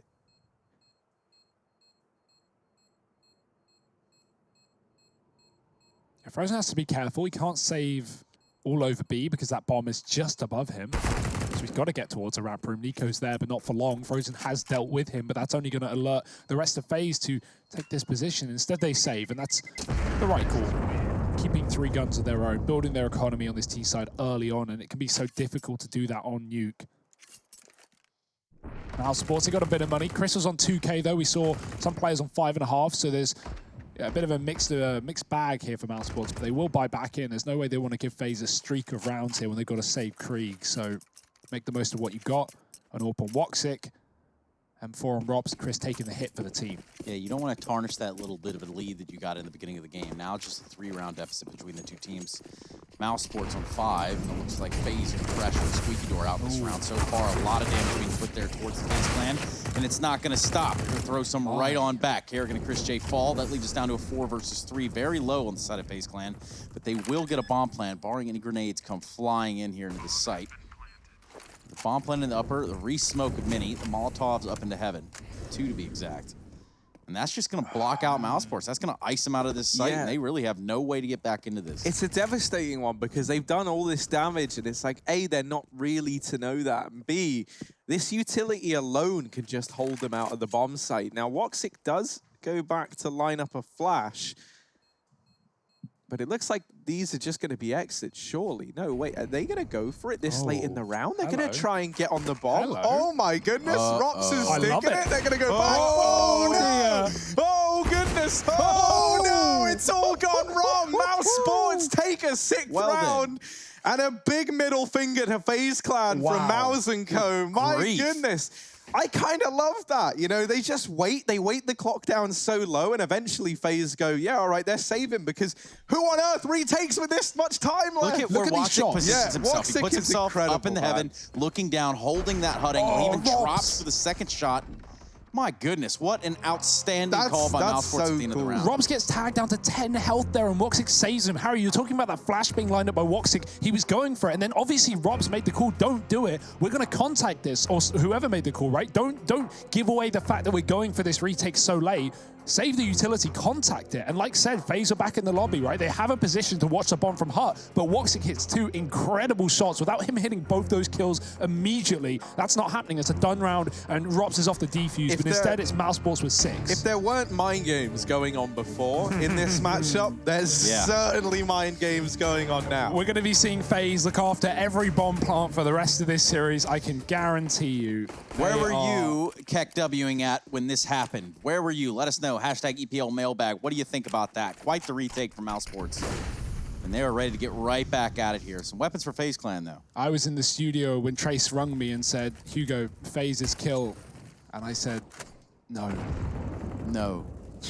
No. That's exactly what FaZe said, I'm sure. What a wild turn of events. Yeah, I actually can't believe we just witnessed that. That feels like a... that's probably like one of the sweetest things I've got to see firsthand. My word, that was ridiculous. And now Nico, trying to save face in this round, heads down here towards Secret. But Frozen is already lying in wait. Chris J is also rocking the Lil Junior. Ka-chow. Frozen jiggling on a headshot angle with a scoped-in Krieg. That is just disgusting. Kerrigan's going to get back into this position that was just Molotov by FaZe Clan, so they're not going to be ready for it, although he hangs around in the smoke, and as it fades, he finds Olaf coming through the door. It's mousesports with a 5-on-3. FaZe have advanced positioning, but do mousesports realize Woxic's watching for it with the AWP, and this is going to be a free kill for him. You would think he's aiming above, and Rain ducks below. That's a great play. Usually you see players on top of the railings just to, set off the crosshair of your opposition, and Rain does exactly that, but the opposite. Down below, he drops with 2 kills on the A site. No one watching for mousesports. They try to get rid of the bomb, and while it will get dropped, Rain can put in the numbers. There's a flank up ladder. No one's watching for it. Rops has found a timing, but does he realize there's a player to his left? He does. A little too late. Given a chance against Cold in the one-on-one, and he's found it. Rops again saving mousesports and the AWP, and a 7th round. 2 rounds, 2 defuses for the Ropsicle. And one thing that he's probably saying, ha ha ha ha ha. Hee hee hee hee. Yeah, I mean, you've got to be saying that if you're Mouse at this point. It's another close round, but that's only, you imagine, going to work in mousesports' favor, right? I imagine after that last-minute retake, like, knowing the mousesports guys as we do, they're very smiley, always trying to keep it, like, very... and that's something, actually, Nico even spoke about in the FaZe Clan camp, saying how, in boot camp, one of the things they've tried to do is have more fun with the game. Like, try and make sure the energy is good because everyone's having a good time. While if you're FaZe, it's hard to be having having a good time right now. And if you're mousesports, the good times just aren't stopping. You know, like, they're having a stellar time over here on this CT side. So, yeah, FaZe looking to try and get themselves out of the woods in this round. They try and go towards outside, and they do manage to trade onto Frozen. So they've got themselves a 4-on-4. Woxic, in amongst all this madness, is aggressed through the ramp room. And this is not only good because it allows him to get the drop onto this man in the squeaky door, but this is a lot of information gained. And for FaZe, suddenly, now they're worried. Okay, well, there's a guy push lobby. They might know what we're up to here. Nico gets a kill out onto the A bomb site as he bests Karrigan. And now this bomb can rotate up through the vents. So FaZe, they've navigated this whole situation very, very well, thanks to that kill from Nico. Yeah, great call to go back up the vent to that top side once they spot a player down lower. Chris gets a dink off with his MP9, but ultimately it's a retake for mousesports. About, you know, 20, 30 seconds time they'll go for it. No, FaZe aren't leaving the site. FaZe are waiting. FaZe know mousesports will give this one a go, and Nico should have the drop on Woxic in this off angle. You would think, but there's a jiggle, there's a wiggle. Woxic is ready for a close position player. Chris is making noise in the door. Nico won't move. He is so solidified on this angle. Chris gets a first kill to Rain, and there's a spot. Woxic tagged down, finished off by Nico. He's left in the clutch. Rops has come out heaven again. A key position for him in the past, and it continues to be so in the present. He tags down Nico, and Chris will finish the job, but the bomb is so close to going off. I think they've just got it. Oh, they got it with milliseconds to spare. Oh, man. FaZe are going to be crying after some of these retakes, man. How do you get... I don't know that you get much closer to defuse than that. Yeah, I mean, and this has just been the case for Mouse. Think of the last 3 rounds. Think of the last 3 rounds.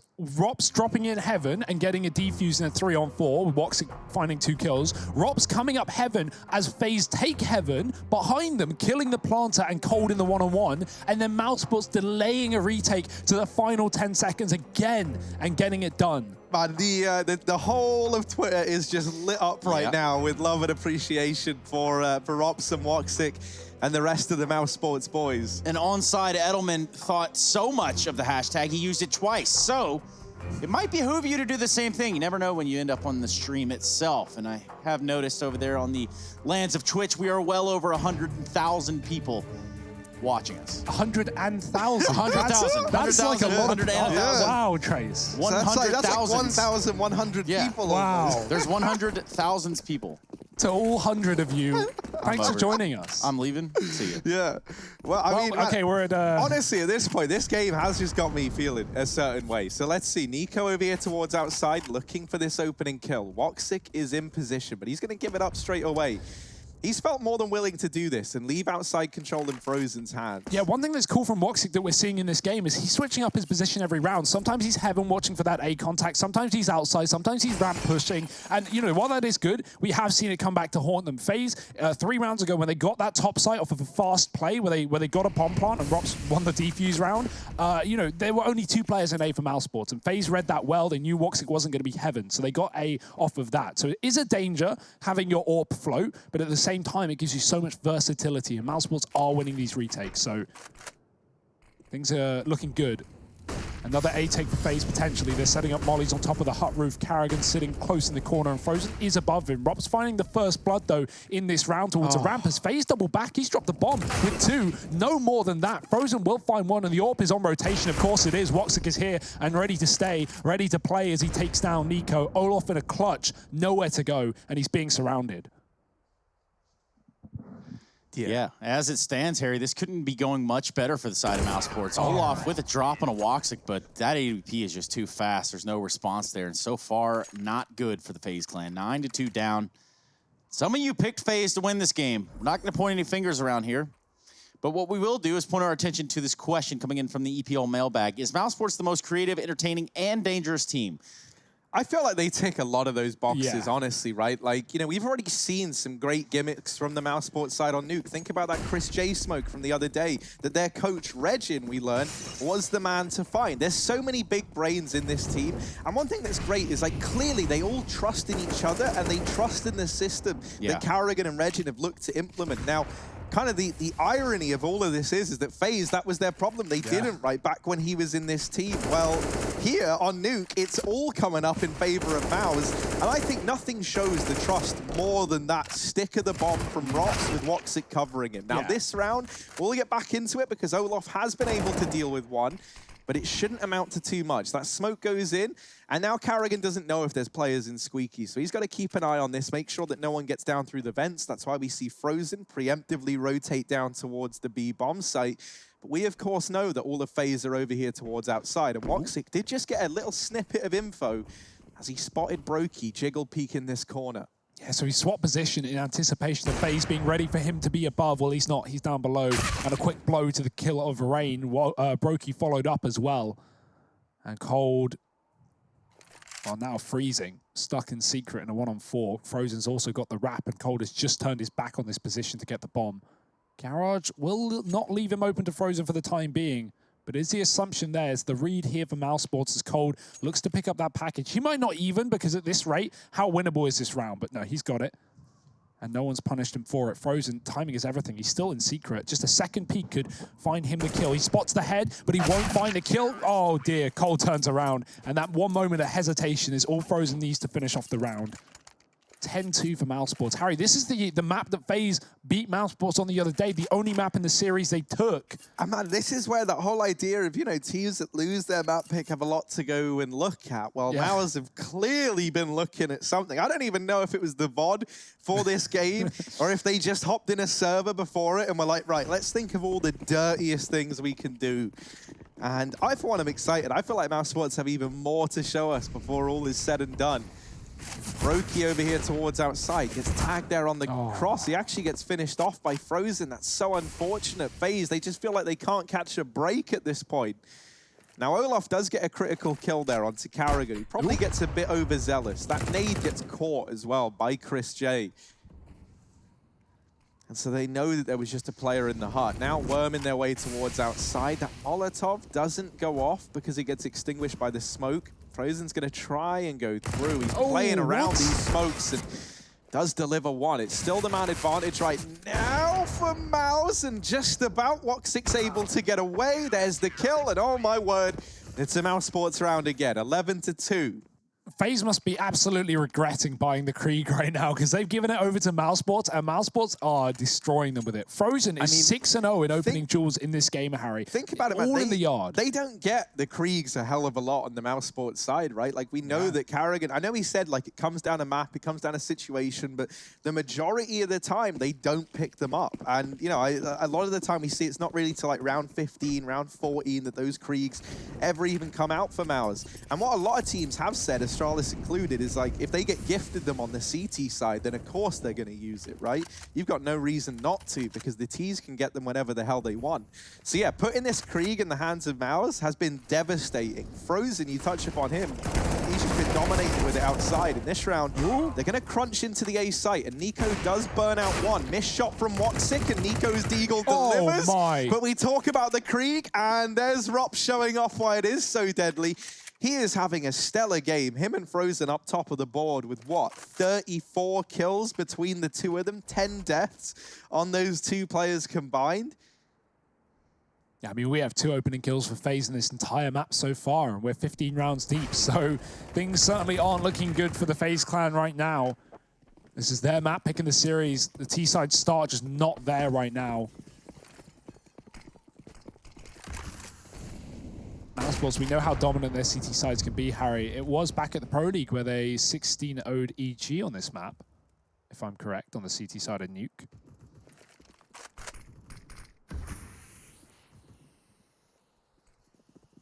Oh dear, Carrigan. Oh, he sees a barrel. He's going to get the drop on him. Olaf gone, and Carrigan will just duck and dive out of the lobby into the safety of the A site. FaZe finally have some control in this round, and it is down towards Secret as they look to push all 4 players behind the smokes. mousesports have got a rotation here, though. Carrigan has come down through the vents and dropped in to try and assist. FaZe, every kill matters. Any kill matters. Yeah, really, they can't even afford to let Carrigan get like a one and done. in this kind of spot. Now, with that flash going in, they know that he's here, but Mouse, they've got the read. They've rotated 2 players down into this B site already. Chris J's spamming from ramp, and that's got the attention of everyone from FaZe, and Rops is just allowed to work his magic over here on the rafters. He does get shut down by coldzera, but still so many bodies left to find, and it doesn't happen. mousesports 13-2. Incredibly dominant first half from Mouse here on the map pick of FaZe Clan. Join us after a quick break to see if that continues in the second half of play. You've been distracted, your best, my average, there's a reason for that's a fact. So they snapping back, mad at the fact that I don't have a backup plan. I need that. Outworking everybody when I relax.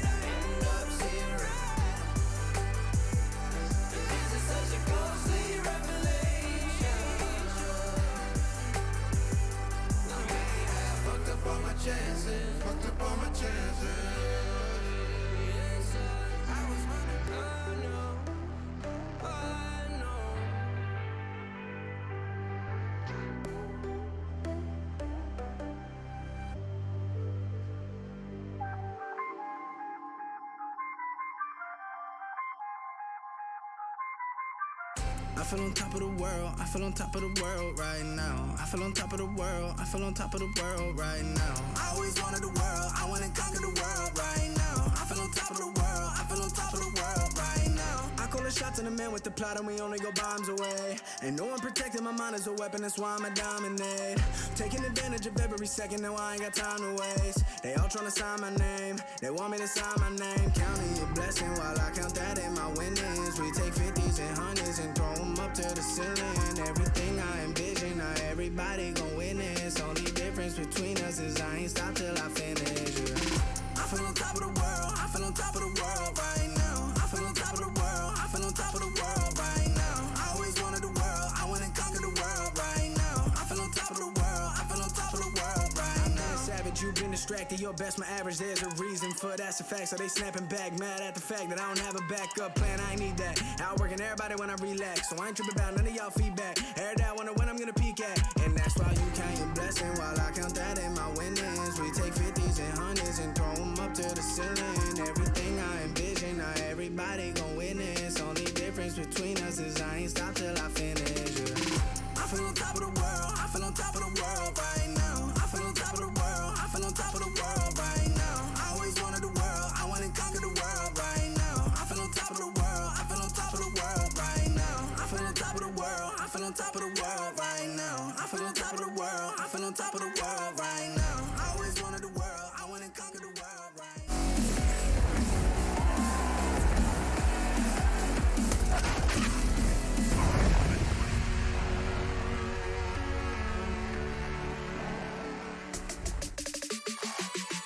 Welcome back, guys and gals. We are here, FaZe Clan versus mousesports. We're ready to kick this second half off. Not much of a first half here for the FaZe Clan. However, it's been nothing short of a highlight reel of mousesports decision-making and frags. Welcome back to the ESL Pro League, everybody. 13-2 is where you find yourself currently, which doesn't mean that it's been an easy road for the FaZe Clan, and I'm sure Harry and Hugo can tell you all about it. Yeah, I don't think this is even a frag movie for mousesports. I think it's a diffuse movie. That's how they've been winning these rounds on the CT side, absolutely tearing through FaZe Clan, and the Kriegs given over, well, that's got to be regretted. Are there even going to be Kriegs in this map? Is it going to be long enough to see those rifle rounds come through as mousesports look to make it a quick affair? Karrigan out the door in the face of FaZe, but he won't find a kill. It's going to be backing off behind the smoke and stalling out while his team group towards ramp. Only one man here. Olof has to hold his own. Karrigan's lost his life on the A site, and Olof drops down B. But Chris will chase him. mousesports attempting to take lower in this pistol round.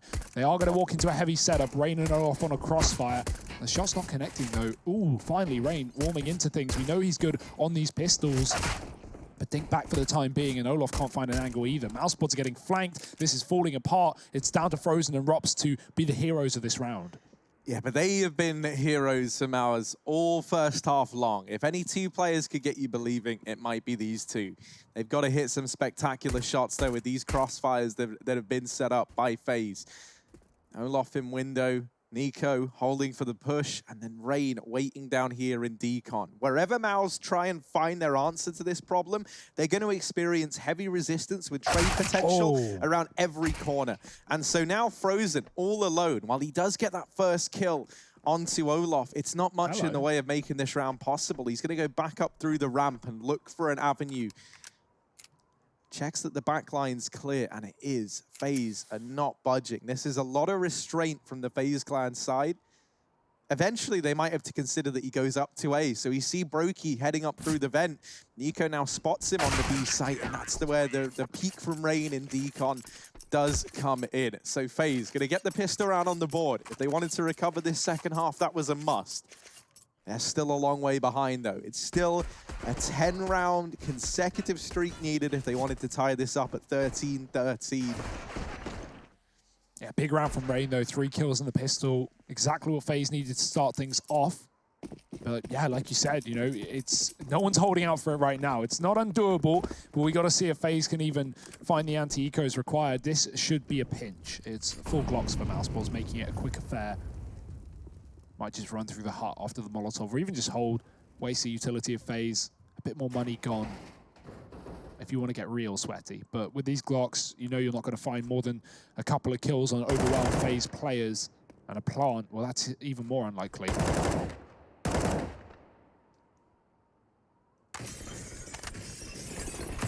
my, here it goes. The cavalry arrive, and as quick as they come, they get cut down. Chris with 1. Bombs out in the open. FaZe have got control. They're just looking to finish off the job, and Rain and Brokey will. Carrigan's getting wrapped from the lobby as well. This ain't happening, buddy. Ooh! Olaf looks away. Yeah, that's 1 kill now for Carrigan. Yeah, smart man, getting rid of the grenades. Those are expensive. Yeah, I love that. That's just going to force a little bit more reinvestment. Right? Those incendiaries especially are very costly over on the CT side, so nice work to do damage to the FaZe bank accounts in the long run. And now this investment comes in. I mean, you know, with 2 kills getting found in that round, full blocks. Really, I don't think you can be too unhappy with how that one panned out if you're in the Mowers side of things. FaZe, at least putting another round on the board. It's starting to close the gap a little bit. But this is it. This is the moment of truth, Harry. First rifle round for mousesports. They don't have a lot of utility, only a few smokes, and they will all go out outside early on to allow for this cross. Now, Frozen's been mollied off, can't commit to it, but he's getting tagged down to 30. Grenade will follow, will be avoided. Carrigan will not avoid the bullets, though, getting tagged by the scout as well down low. Good start for FaZe, as they have received no damage and only painted mousesports thin. Olaf spots something. Does he know there's 3 players around that corner, though? Rops is going to swing for the trade, and now mousesports have options open to them. The B site is just around the corner, but they're going to take the bomb back into lobby and leave Rops on a lurk. He's going to come in late on Heaven, as this looks like a top site play, but Brokey does deal with the first man out.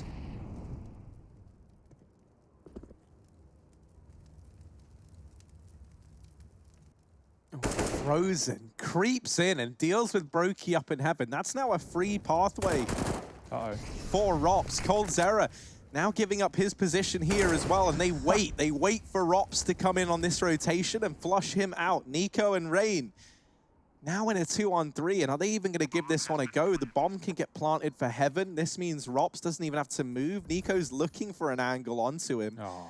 And Rops has just dodged that fight entirely, so it might just be the save here for FaZe.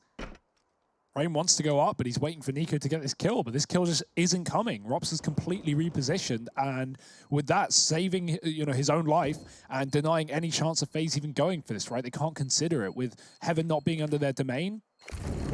That's just real estate that's too much to risk for, and they'd rather hold on to the guns against this precarious scoreline. mousesports, 14 rounds now on the T side. They find their first in the 3rd.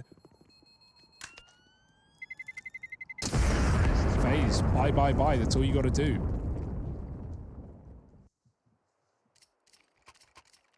That's all you can do.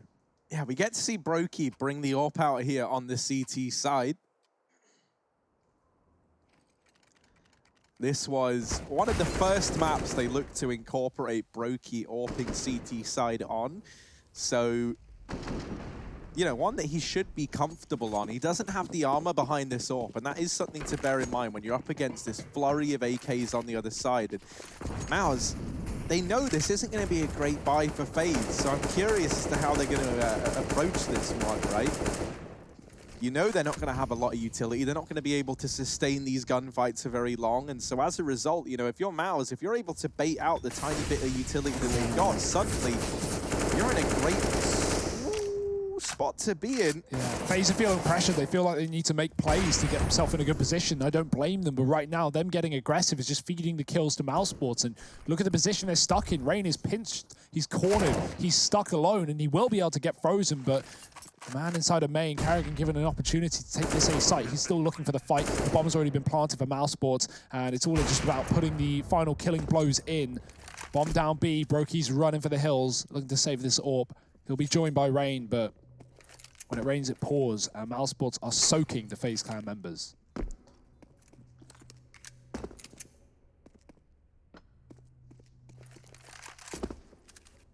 Well, that's going to do it. That's going to put mousesports up to 15, and things are looking real good in their camp. House sports, you know what I'm saying?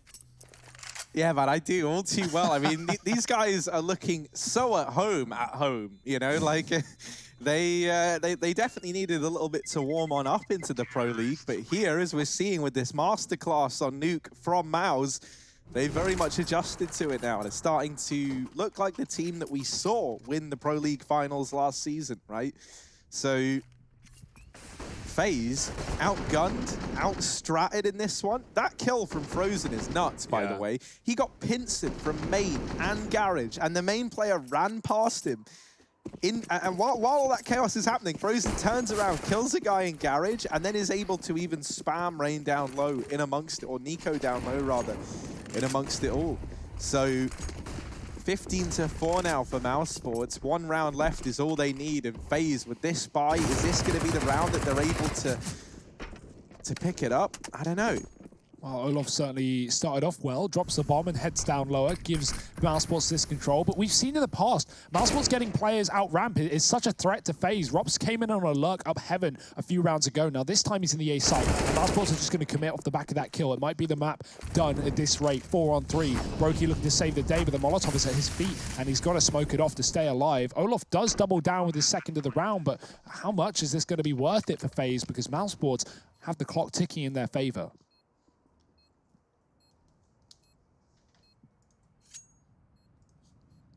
Oh, Chris J's even going on this long flank in through ramp. He's going to look to deal with the Heaven player in the form of Brokey. Now, Brokey has been waiting patiently all round long for his teammates to get into main so he can try and tie this play together. But Rops, he locks it in with 3. 4 in total in the round, and Rops lights up the scoreboard to carry mousesports up 1-0 in this series. They take the map pick of FaZe in a dominant fashion. A map that FaZe are able to beat them on earlier in the Pro League. So a huge turnaround for Mouse. They now sit 1-0 up, and with Train coming up next, a map that's been great for them, things are looking like they could come up Mouse. Join us after a quick break to find out if that's the case.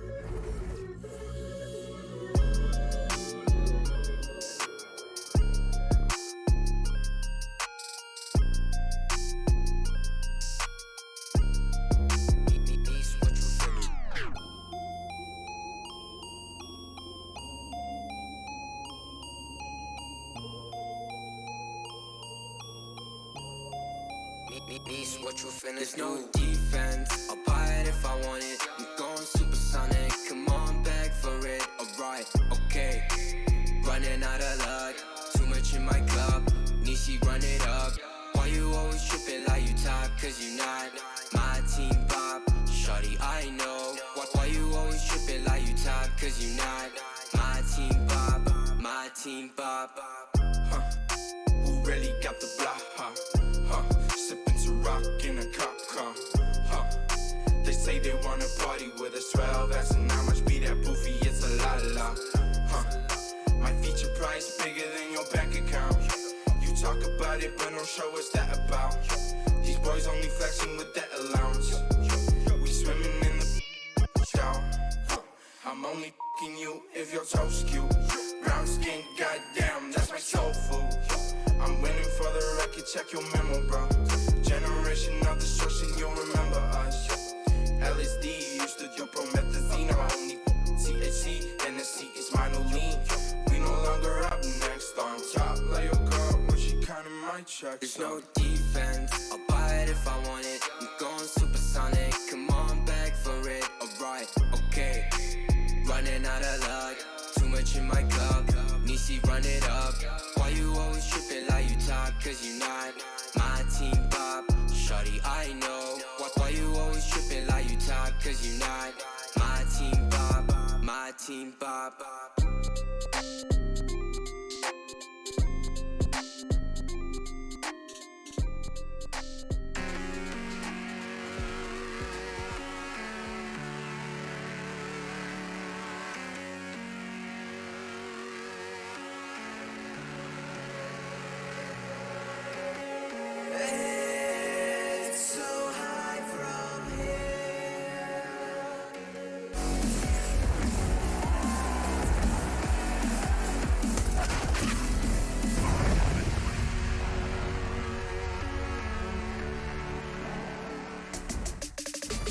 Well, I'd say we had quite the matchup on our hands, but it would appear that one of these teams showed up in fuller force, or more full force, rather, the proper England, over the other one. We look at FaZe Clan, and they really had no answers right here. It was mousesports pretty much running the ship, running the boat, everything up to this point. And there were some real heroic plays here. We're going to be going over a little bit, or some of that. I do have Harry and Hugo joining me in the studio, and we're going to be taking a look at a play that might just be the one that kept this one well in the way of mousesports. What do you guys think about that? Is just a surface-level introductory into this. It felt like it killed FaZe, and if it didn't kill FaZe, then doing it in 3 rounds in a row, essentially, or close to what happened, certainly did. So let's talk about it then. We're going to bring up this clip so that you can see right here. This was the beginning of disaster for the FaZe Clan. This was when mousesports said, hey, you know what? We're going to go for a super late defuse. Now, one thing to note is the fact that, as you can see right here, most of the players of FaZe Clan are all very low. You've got Nico on 7 HP. You've got Olaf on 12. Broki's on 34. Coldzera sits on 84, but albeit that is not too entirely bad. Now, that might be why they decided to exit the site.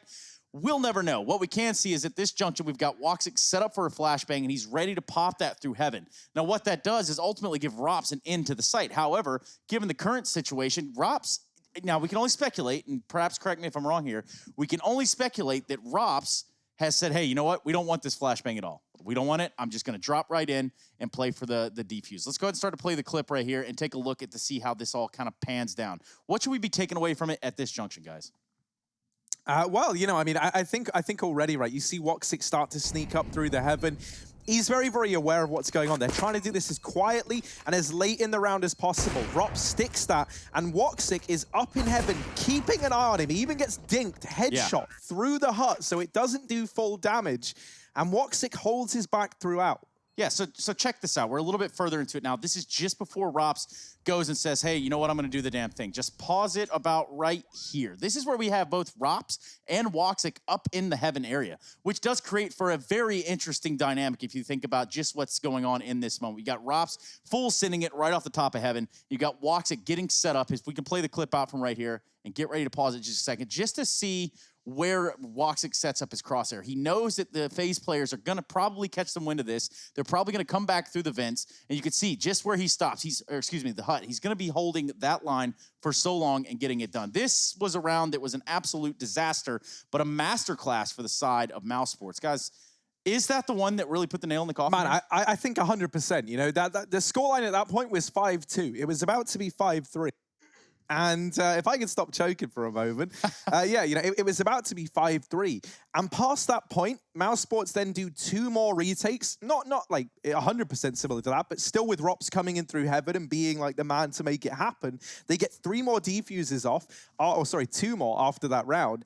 And past that, you know, FaZe don't even manage a bomb plant. Everything else comes up in favor of Mouse from that point on in the game. They don't even manage a round in the half. No, exactly, yeah. It those. ends 13-2, you know, so it could have been 5-3. Past that, FaZe don't put up a single round over on the T side. And I feel like that was just the straw that broke the camel's back, as it were. Yeah, which is the scariest part, especially when you have a Robs firing away. I mean, this guy, he closes out this first map with 122 ADR. Absolutely gross, 27-8. Meanwhile, you have Nico and Rain. They tag team for 24 frags between the both of them. And what that ultimately means is we get set up for a second map here, a real shot at redemption and vindication for the side of FaZe Clan as we look at Train going forward. Will they have an answer? We'll find out with a special guest when we come back.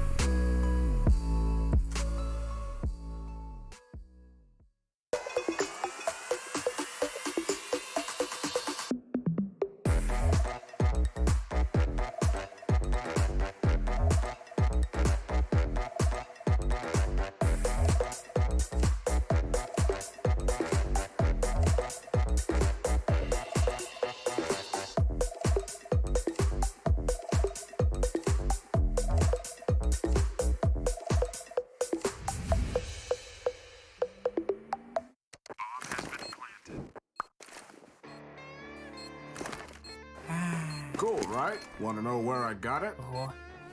Well, look, go to cs.money. It's a trade platform and a marketplace at the same time. Just choose, click, and get. Good luck, bro.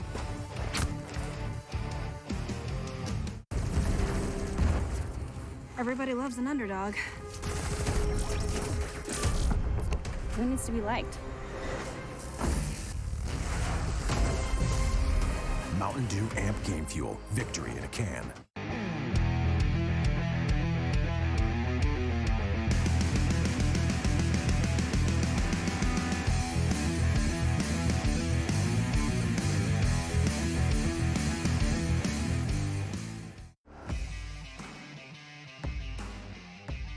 Charge up your game with excitement.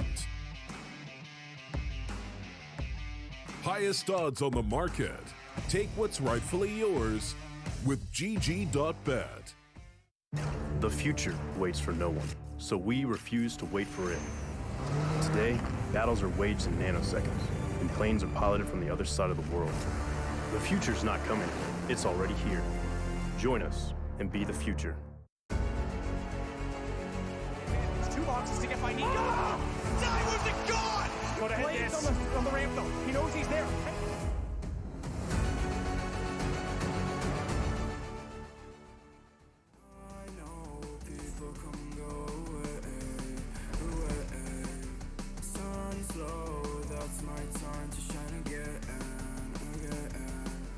Baby,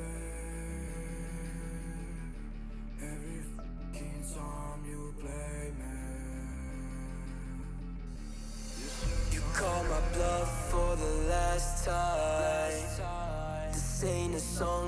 a battle cry. No life. I see the clue between the strobe lights. I'm haunted, black face. Hey, follow me around, okay? Black face. Hey, follow me around, okay? Used to want it bad, used to want it bad, but I can't taste it. I can't help you now, okay? Follow me around, okay? Black face. Hey, follow me around, okay? Get much follow me around, okay? Black face. Hey, follow me around, okay? Get much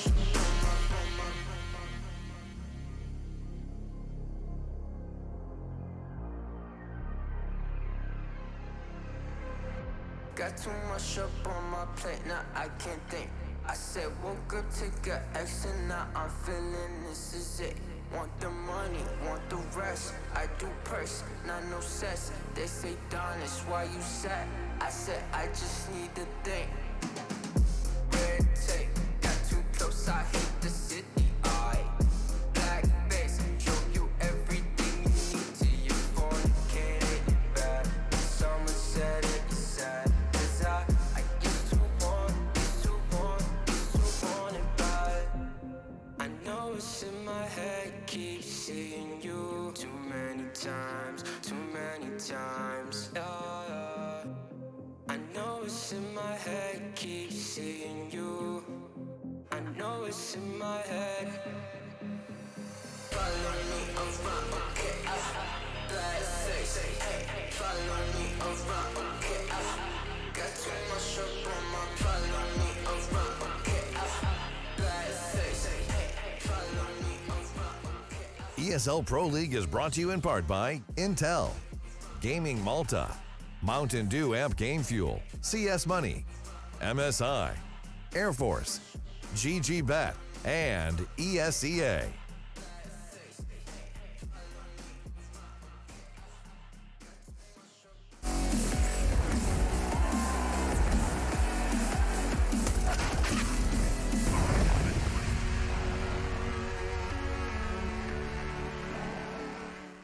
Hello, everybody, and we're not the only ones joining you here. First and foremost, I want to welcome our guest in LMBT. How are you doing, Sergey?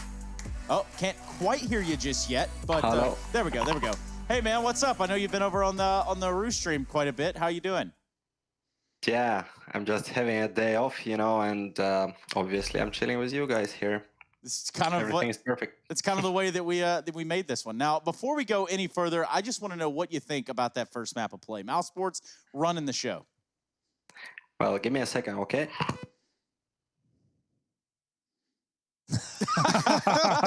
All right. Still some allegiance there. Still some allegiance. That's good. That's real good. That's what I think about this map. Okay. Yeah, I mean, that's pretty much all that was said. There wasn't a whole lot of an answer there from the side of FaZe Clan. But now, just to catch people up to, you know, who you are and your impact and who you worked with on this team, can you kind of introduce yourself to the audience as LMBT, if you will? Well, basically, I'm former mouse coach. Was coaching mouse for like 2 or 3 years. I don't remember. Bring Robin in there and made Chris J a captain. Okay. For a while. Now he have Carrigan finally, so he can be free. But in general, yeah. LMBT, I wanted to ask a question about international squads. Now, you've been on your fair share in the past, not only mousesports, but Hellraisers as well following. We talk about communication issues a lot here on the Pro League. I'd love to hear your insight into how you guys have, in the past, in any of your teams, how you've combated communication issues as a roster. Well, basically, you know, like, people are talking a lot about these comms problems and stuff, but we can see 3 out of 6 teams here at EPL final stage, and 3 of those are international, so it's FaZe, mousesports, and OG, right? That means it's fixed, basically. Yeah, I guess. Yeah, the math does kind of add up to that. Harry, what do you think? Yeah, I was just wanting to have some insight. Obviously, you know, you've worked with Chris J. Rops for a good while out of the existing mousesports squad. I was just wondering, what do you think they'd be bringing to the table in this lineup with someone like Carrigan, you know, at the helm? How do you think these guys are going to be chipping in and helping out? I mean, they're still doing great, you know. Robin on his like signature maps doing great. It was Nuke, now it's Train. It's also a 100+ ADR map for him. Chris is doing Chris J things. He's just running and killing people around. Same as Carrigan. But Finn in general is like a very respectful IGL for me as well, since 1.6 times. And I know that he can put a team around him, right? And he did it. They had bad results at the start, but then he told like we have to switch roles. They switched it and won 4 out of 5 finals right after. So hey, kinda like this. You know, LMBT, I hate to cut you off, but we do need to jump into this game. Do you think mousesports closes out right here? Yep. All right, let's keep it that simple. Let's keep it that easy. Thank you so much for your time, Sergey. We are ready to go to Train. Now, one thing that I do want to ask about is if you noticed this new prototype apparel that we have Harry Russell wearing. I don't know if we could show him on camera real quick to just get that in there, but that is something special. Perhaps we'll just get it on social media. Either way, it's Train, it's FaZe, it's mousesports, and it's mousesports that are looking hot to trot. Hugo, what do we got? It's nice to have some mousesports fans, you know, call in from time to time. LMBT still rocking the hat, still rocking the jerseys, but yeah, mousesports, they look good. Brokey, he's had enough. He is on a new map, and he doesn't want no nuke repeat. He's going to take down Rops fast on the inner site as mousesports look to commit to the plant. Nico is here as well. He's hanging around. Woxic does find that kill, and it will open up the chance to plant if FaZe don't get aggressive behind the oil train. They're already starting to set up for this retake, but Woxic has not gone for the plant because Carrigan's on a long wrap round. mousesports trying to stall it out as long as they can so this player can get a kill, but FaZe are impatient. They don't want to wait forever, and they finally will find that flank as well. Carrigan getting picked up. Woxic wants to escape with the bomb. He's not going to commit to the plant. Chris does assist him with some fights, and they're just going to battle their way out of this situation. It isn't going to work versus the USPs, and Brokey gets away with 4. Massive pistol round for him, and FaZe starting off on the right side. Yeah, now we saw them manage to pick up a pistol round back on Nuke, and it was not responded to by mousesports with a force buy, but this time they've gone for it. They've thrown some investment into this round, and I'm imagining this because this is a map that mousesports are more than comfortable on, right? And it's still early days. So they're looking to get an investment in this round. Chris J and Woxic going to be over here in main, and a bit of damage exchange there between Nico and Woxic. That nade could be devastating, and it is. That's going to follow up onto that damage that Nico did earlier. Now, this has put the scout in Chris J's hands. So, yeah, depending on how you look at it, was it that bad anyway? Because we know that Chris J is phenomenal with this scout. Ooh, Nico tries to land a bit of a chance no-scope there. That's Carrigan, by the way, slipping out through main. He does this so often on the mousesports T side. He really is a bit of a menace. However, Nico, more than accustomed to that, will deal with him on this assault of the A-bomb site. mousesports now kind of grinding to a bit of a halt in this round. The momentum that they had has been removed. And they're going to back out of main. It's nice to see the tendencies already being realized by, you know, both sides. FaZe in this example, coming into this matchup, there is going to be that level of familiarity. I mean, even as an organization talking point, Nico used to play for mousesports, right? I mean, we're talking old school, we're talking German team mousesports, but yeah, I mean, how times have changed.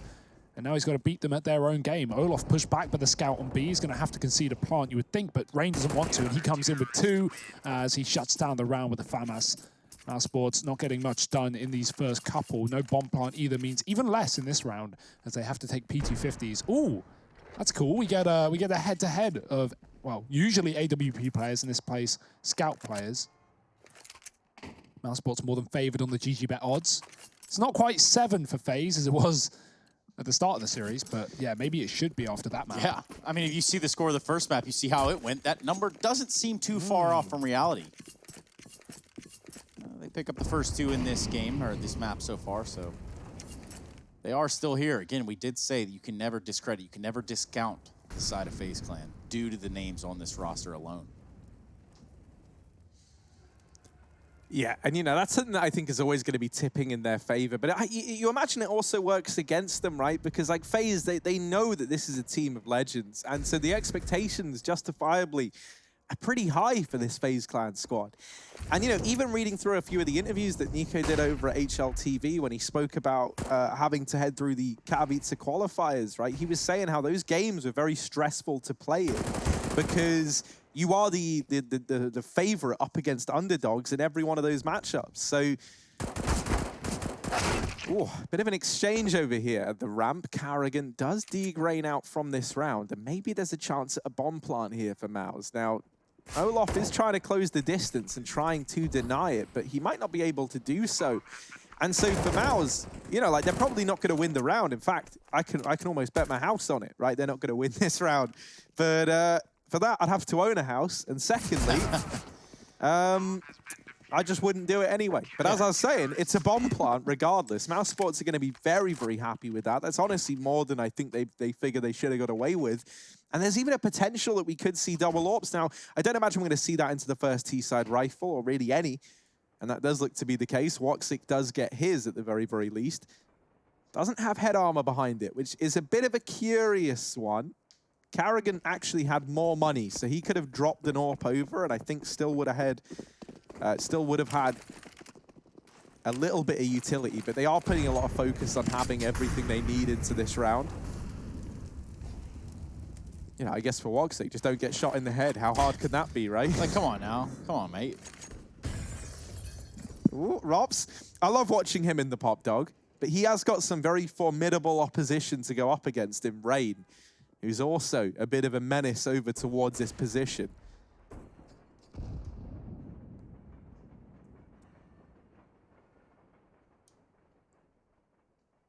I think one thing as well that really helps Rops out is, like, he's the B anchor on Train, and not B anchor, but he is the anchor of the B bomb site. Okay. And you'll note, right, he's always over towards Pop Dog, always trying to sell, like, these lurks over towards B. And obviously, through playing it loads on the CT side, he's going to know all these tendencies, all these little gimmicks.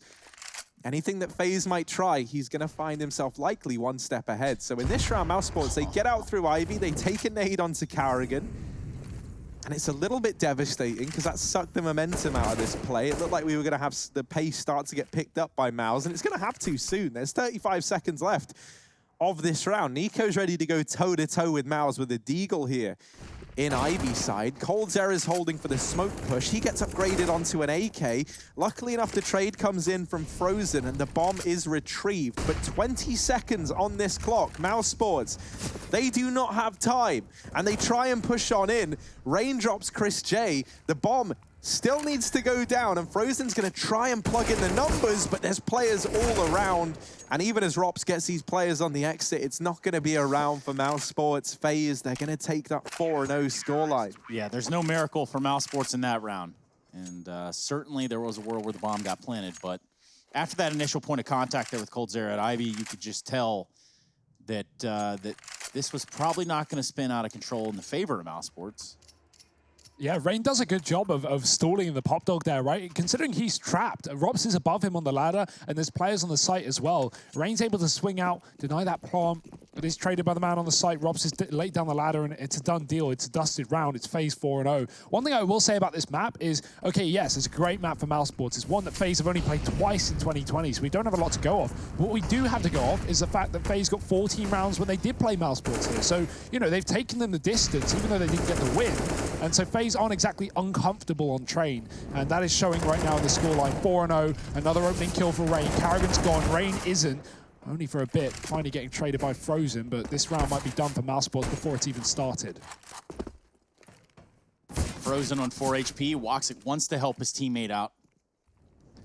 Look at that, he's found a kill in the meantime. Nico trying to maneuver his way around there towards E-Box, but can't land the shot that he wants to initially when Woxic opts to go for Frozen instead, and eventually Woxic will follow him into the next round because, well, FaZe put another one up there, 5-0.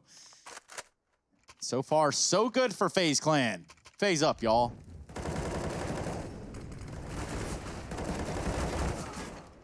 Yeah, I mean, pressure is on for FaZe now, right? And so they're hoping to come into this second map and make a bit of a statement. They're certainly doing that now.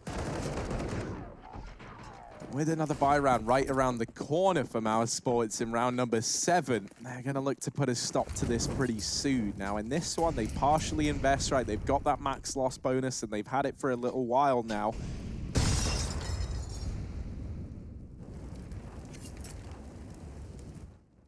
Carrigan over here towards main. That's pretty normal. That's pretty standard. And so he might be looking. I figured he was going to come in initially to make contact to try and pull rotations off. But instead, he's actually just going to peek out, try and get a kill and rejoin the rest of the gang. Woxic does deke down Olaf, but Brokey keeps this in favor of FaZe Clan. A big D kill in from Rops, but he gets naded into oblivion. This is still doable, though, for mousesports. Brokey up and over.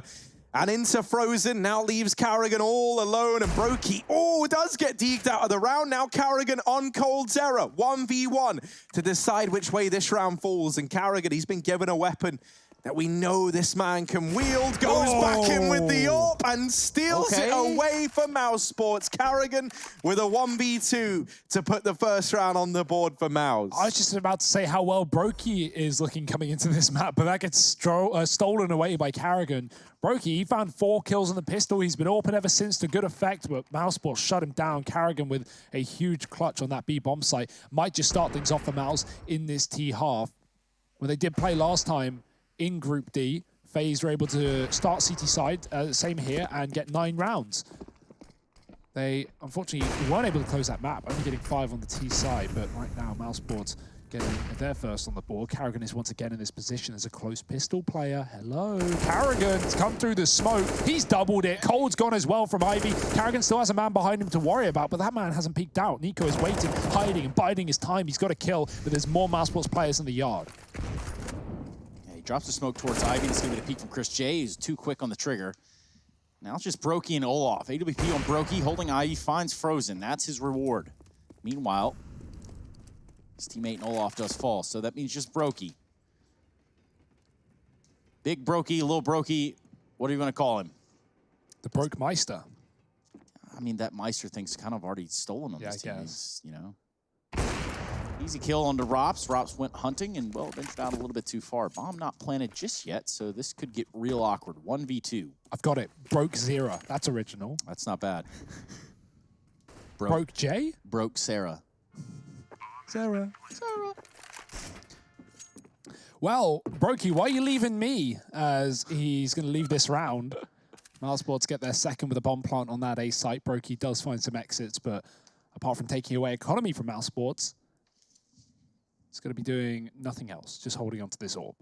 Makes sense. FaZe don't have the money to buy up moving forward, so Mouse might be putting them in the dirt at the beginning of this T side. It can feel hard to get around on the board when you're down 0-5 on train, but as soon as you do, as soon as you start to get the groove and you realize the positions that FaZe are playing and how they like to hold, you know, that outer sight, whether they're stacking in or not early, mousesports get a bit of a feeling and they let Carrigan just go loose. I say they let Carrigan. Carrigan lets Carrigan go loose. Carrigan, go kill. Carrigan, okay. And then that's exactly what we see, right? 2 kills to win out the first round on the board for mousesports. And of course, that was to clutch it in a 1v2. In this round, he puts up 2 as the first 2 kills of the round. So a jack of all trades in that man. And now, obviously, because he's got a big brain on his shoulders, knowing that the money of FaZe is low, Carrigan's invested into a Mac-10.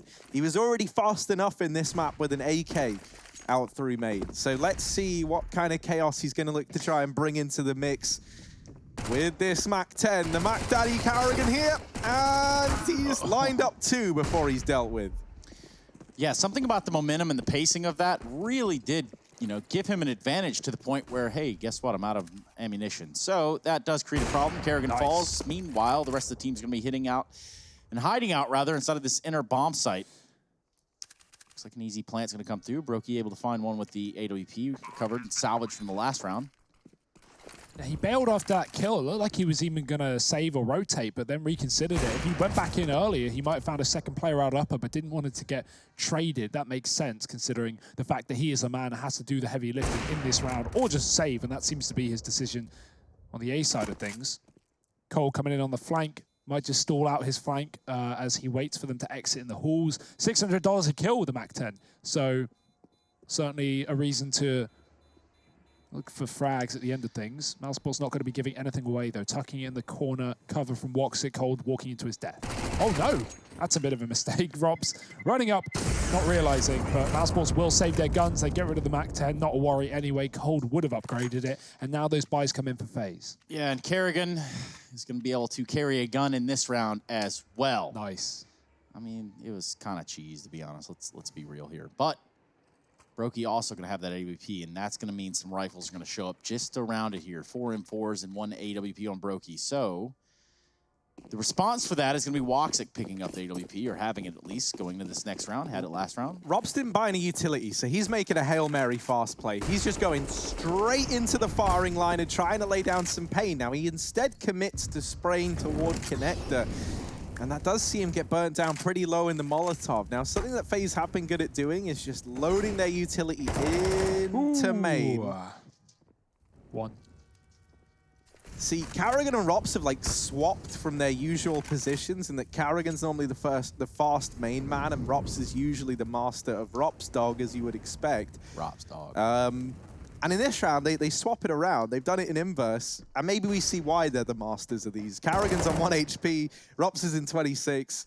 Obviously, they try and play it off of spawns, right? It's not like a real criticism. But wow, Harry. Yeah, man, I'm really just laying into the... Who even are these mousesports guys? Oh, that's Harry Russell that said that. Woxic down here at Ivy has the rest of his gang with him, and they're going to start to group on up and creep forward. Cold Zera is responsible for this portion of the map, and let's see if he's going to rise to the occasion. Last time he was here, he was only good for 1.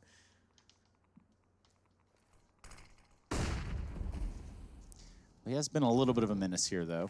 If it wasn't him, it was Nico playing there, and either way, that's certainly a worry point for the side of mousesports. A boost here is going to put Woxic up, and Brokey is just too quick.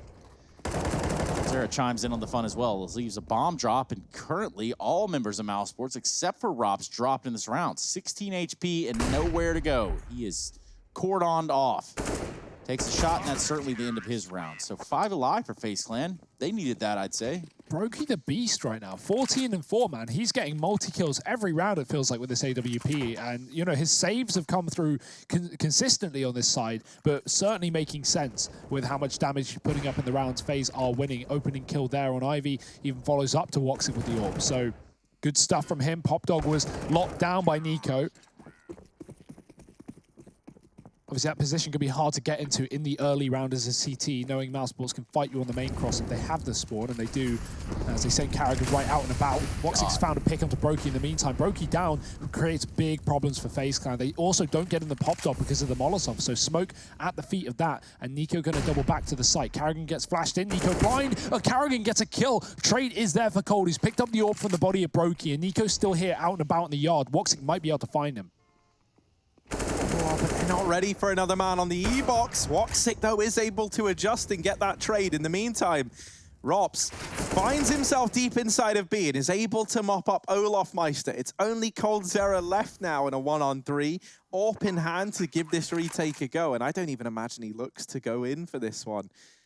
He will float around and see if he can catch anyone. Obviously, with Rops last being seen going aggressive and this smoke falling in this little choke point here, Cold Zera is pretty antsy about players being nearby.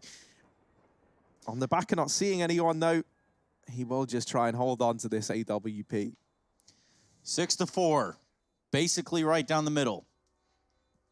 We do power forward with that AWP in the next round. Now, what are we seeing from the side of FaZe Clan is in terms of, you know, like, breaths of fresh air, because this is already better than what we saw in Nuke. Yeah, I mean, you know, Hugo just made a very good point in Brokey, right? Delivering with the AWP, and obviously, I think another man is Nico, who, these two combined make the A site a very, very terrifying place to be if you're mousesports. This round, honestly, it all falls apart on the back of Kerrigan, you know, being allowed to get out, and with Woxic already taking that first kill onto Brokey earlier in the round. Kerrigan just throws everything into disarray with that kill. Because suddenly, you know, if you're FaZe, you're looking at that round, and you do have to pull those rotations away from B. Olaf was caught out of position over by Connector, and the whole reason for him not being in that B site in the fashion that he usually is and kind of getting caught adjusting is as a result of the kills. And so Kerrigan, this round again, picks up the pace, finds the opener onto Nico, And while it does go immediately traded once more, this is a lot of pressure, a lot of moving parts now for FaZe Clan to try and manage. Yeah, I mean, I'm sure Finn has a massive smile on his face after he runs out T-Con, entries Nico, and then gets traded. You know, that's got to feel good. Getting Nico out of the round instantly. He's been pivotal in these CT rounds alongside Brokey. Of course, you know, just a bit of history behind there as well. One last thing to worry about, you know, or one less thing. Or one last thing. Hey, either or. 4-on-4. mousesports waiting around now. They're coming down Ivy. It's been good to them in the past, but Brokey has been locking it down. Cold is now tasked with doing that with his rifle. They could smoke him off. Yeah, huge thing to note is they just flashed Rain into main. And so Cold Zera now pulls back as well, denies a pop dog peek, and tries to keep an eye on Ivy. He holds for the boost, and Frozen gets thrown into his crosshair. So Cold Zera on for a double, and you can see he's got the read. With main no longer a factor for FaZe, that frees up these players in the site a hell of a lot, and as a result, Cold Zera has all this room to move around in. Rops, is he going to be ready for a main player? They haven't seen any indication that this man is here. Rops. Ooh, yeah, he gets pincered between three, and now it's just Woxic left, put in the grave by Brokey. So I think a stellar play from Cold to get those 3 kills, but also a huge detail in Rain taking that main aggression and just nullifying the thing that mousesports were banking on, which is that FaZe were going to be worried about those main players. It's both good and it's bad, because what that main control does to FaZe is once they get it, they actually rotate Brokey's orb towards B, so they have a double inner setup with the AWP that's been holding yard there. So, you know, that frees up a lot of the map, and Cold's kills come at a clutch time for FaZe, because if he doesn't get them, there's no orb there. There's no one to hold that Ivy play from mousesports. And mousesports go for the boost in back-to-back rounds. I'm not a massive fan of that. They just got dealt with coming up Ivy, I think it was 2 rounds ago. So, yeah, it doesn't work out, and I don't think we should see them go for that again, at least not in the short term. Maybe later in the half on the last round, but if you keep running it, FaZe are going to be ready for it. You know they're coming that cool. Brokey's watching down the ramp. mousesports trying to give their way through a smoke, but with 2 players watching this line, they're not going to get much further. It's only eco for Mouse. Should be made quick work of that. Nade might find Woxic, but only a bit of damage. It's not like he has much else anyway. It's only a Glock. Frozen's trying to pick out T-Con. Oh, he does get a kill. That's a bit of a misspray from Nico. Looks like he had the kill and then just doesn't. Frozen on 9, though. And mousesports just dead set waiting. Seeing if FaZe give them anything. Frozen's lost the bomb. Woxic will fall as well to the wallbanger Brokey, and it's going to be FaZe up to 8 on the CT side. Money back for mousesports. This is fine, though. Again, when mousesports beat FaZe on this map, it was a 9-6 half to start on the CT side of FaZe. So right now things are looking similar to that. I would even go as far as saying FaZe feel more in control than they did back in that last time they played. And considering how Nuke went, I think, yeah, good resilience. Pretty impressive. That wasn't a good map for FaZe at all. It's not ideal. Let's see what Kerrigan has up his sleeve for this one. 3D Ivy so far. Yeah, this upper B play, Trace, sorry, but no, go ahead. We just saw that they started to probe on up with Brokey here.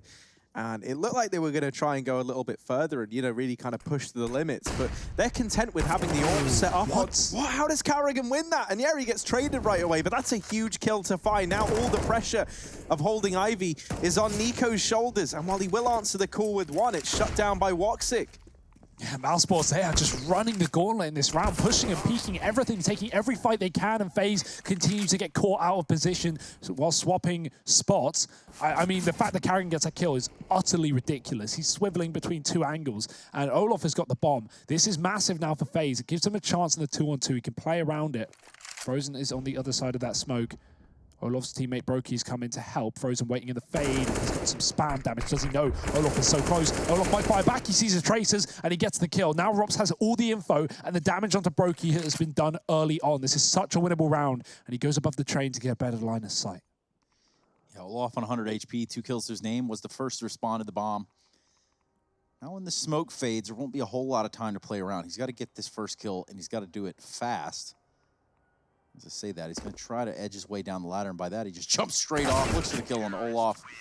And there's not a world where that really goes his way, barring any sort of miraculous shots, but... It's very hard to get off those trains silently. That's one note to remember. It's, you know, yeah, it's more often than not going to make noise, even if you try and crouch drop off of the little jut that sticks out. Cold Sarah was too cold even for Frozen. I like the play on words. It's not bad in that case. At least.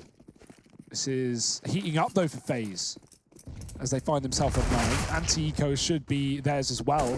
10 rounds on the horizon. Olof's push B. Did this in the previous round. He didn't commit, though. This time he will, as pistols are easy to kill. Just Chris left up.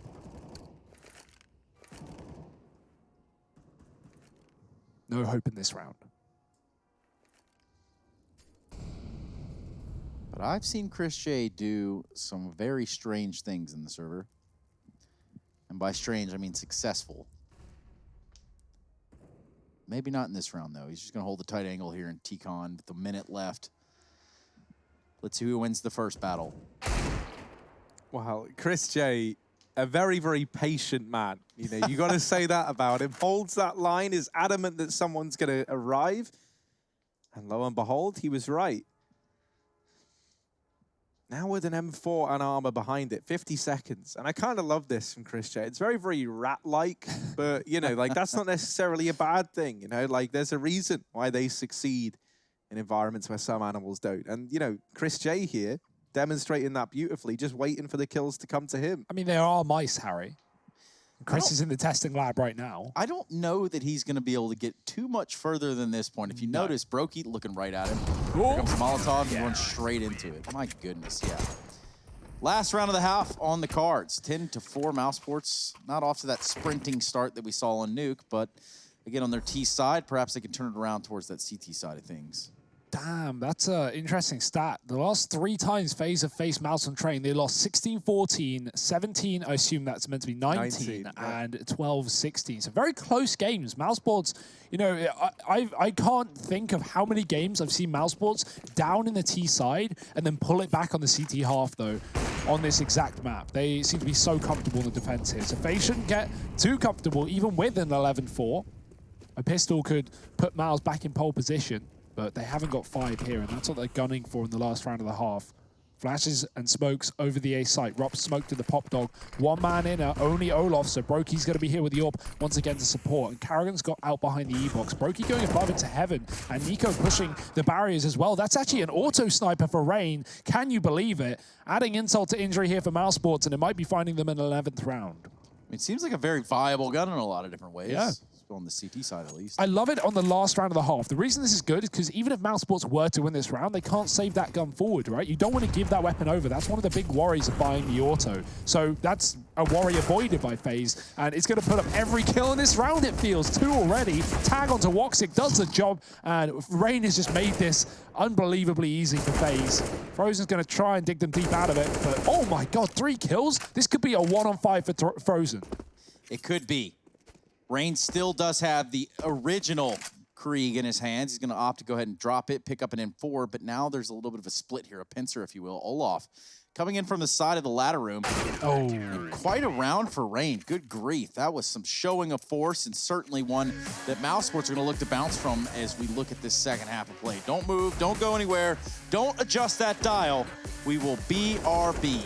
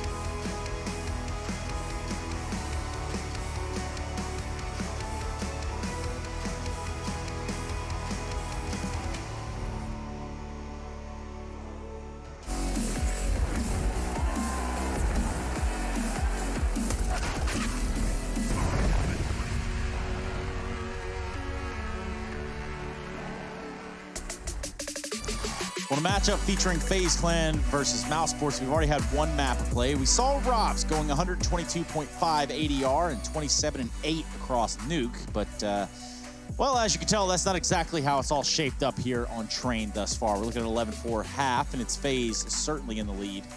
And currently, we have Robs sitting on 6-13, under 50 ADR. Now that's at half, and anything can happen. We saw some magic happen for the mousesports over on Nuke, so potentially there's a turnaround here. And every time I turn around, these next two gentlemen are somewhere around. That's going to be Harry and Hugo. Yeah, you know, this is one of the, well, actually not one of, this is the best CT side FaZe Clan have ever fielded against mousesports in a Train game. Thus far, the record was set at 9-6 in FaZe's favor, and that's pretty much how the majority of series between these two teams has gone down. It's either been 9-6 in favor of FaZe or 9-6 in favor of Mouse at the end of these first halves. So, while mousesports have been good historically at getting themselves on the upper foot over here on this CT side, this is going to be their hardest fight yet versus this FaZe squad. And Hugo, I'm told it's just a couple more seconds here. Of course, the natural TeamSpeak issues at this hour of the evening seem to be a common trend, even though we are online, and I suppose don't have to do all that, I guess. I don't recall ever having a TeamSpeak issue in my life. You know, once I'd set it up, but you know, they are frequent in online play trace. Yep. Who needs tactical timeouts? Who needs those? Needs those, rather. Well, GGBet odds still favoring mousesports. They are, of course, known for their comeback ability on this map, but really down, not quite out. Lots of utility for FaZe in the pistol round. Mousesports a similar situation, rather. Frozen's been given a CZ. Double smoke for the retake here for Mouse, and a kit on Carrigan, so FaZe's Molotov may be countered by that. Oh, quick kill. Nice shot from Rain again, showing up on these pistol rounds like he often does. Chris is going to have to fall into the site as FaZe look for fights. They're committing to these engagements. Robs needs to be very careful. Down to 30 health now as the bomb does try and cross. It's actually still up in the halls. Olaf setting up the connector smoke, and now the full rotate coming from mousesports. They even have a flank, but Nico's holding onto the pop dog. Yeah, Nico's position, he can just sit here all round long. He's got that Molotov, so they very much designed for him to come into this a lot later into the round and try and help out in the post plant. Now, Carrigan does... what? How has this happened? Goodbye. This was a 5-on-4. This is suddenly gone the way of Mouse, and Brokey's trying to fight back, and he's delivered in spades. Just Chris J left, and Chris J, goodness. Tag down low, Brokey finishes the job. 4 kills for the young boy on FaZe, and a 12th round locked in. Yeah, they didn't have that fallback plan because in the middle of that skirmish, Nico actually gets he gets pushed and gets taken out from the top of ladder, which does create another dilemma. Brokey really doesn't have any other option but to fight it then and there. He could back off towards lower, but considering just how dense things got here in the site, you might as well stick around and keep clicking heads. That smoke thrown by mousesports to get on the bomb actually hurts him more than anything. That gives Brokey a shield to hide behind, and he gets 4 kills not only in the CT pistol, but in the T pistol as well. He has been the carry. Without Brokey in this map, FaZe would not be in such a powerful position, and mousesports, the chance for the comeback just got swept out from underneath them. Of course, they can do it on the right for rounds, but they're not going to have many of them. Look, the 4 spy coming through. If they don't win this round, it will be 14-4 before Mouse have their first M4 in their hands. And at that point, you can't be counting on a comeback. They want to keep playing around with the inner side. Does look like with 4 deep, that's what's going to happen. Just Olaf over there to his own devices, dropping some smokes and utility outside. Meanwhile, you can imagine that this hit is going to take place on the inside. Pop flash from Chris J into lower. Does leave inner upper just all day open, and there you can see it, a round that should be mopped up with relative ease from the side of FaZe Clan. I say that, 2 Deagle kills come streaming through. Oh my. Okay. Don't speak too soon, Trace. I guess. Frozen! Dear, it's all gone wrong again. And while Brokey was able to deliver a 1v4, can Rain step up now in this 1v3? This is 1 less than Brokey, so it should be easy, right? They tap on the bomb. Rain trying to deny it, and mousesports, they steal it away. Carrigan just sticks the defuse, and with the kit, he puts that 5th round on the board for Mouse. Rain is able to stay alive, and so that's going to enable them to get a pretty decent buy here over on the T side if they want to continue these 4 spy wars. you saw a US Air Force tactical timeout called on in there. I imagine that's what they're discussing now, because with a bomb plant, they can just invest in this next round if they desire. So, Hugo, talk to me a little bit about the impact that we just saw right there from Frozen. How big was the play that he just made? Huge, Trace. He comes in on a flank with a deagle, he gets a Galil, and he doubles down with that gun. I mean, opening up the round for mousesports, quite literally. You know, we saw that flank in the Pop Dog in the previous round in the pistol that did take down Nico, that, you know, put the 4-on-1 in the hands of mousesports, so that they eventually, you know, I don't want to say they threw it away, but they did lose a 4-on-1 to Brokey on the site with a bomb down, so... Somebody's throwing, and moreover, somebody is probably snitching out there, and that's not something that we can stand for, neither of those things. Not the best round for mousesports, but they do recover, and that's what's important, Trace. Winning that second round has put them back in this game for the time being. FaZe, as well, went for 5 rifles in their previous. They just wanted it to be clean. They didn't even think mousesports would have a hope in that round, where now it's quite the contrary. 2 AKs and a couple of pistols for FaZe. They want to go fast into the yard. Nico's pushed in through this smoke. No one's realized he's got an Ivy player around him. Carrigan is going to be coming in on the wrap. Nico's got the frag and he's doubled down as well. Dear, oh dear, no one is safe right now against these anti-ecos. Chris J does make things 3-on-3 and gets himself a rifle as well. Nico even finished by the Pop Dog of Frozen. He has been the saving grace on the CT side. Brokey and Cold against the world in this 2-on-2.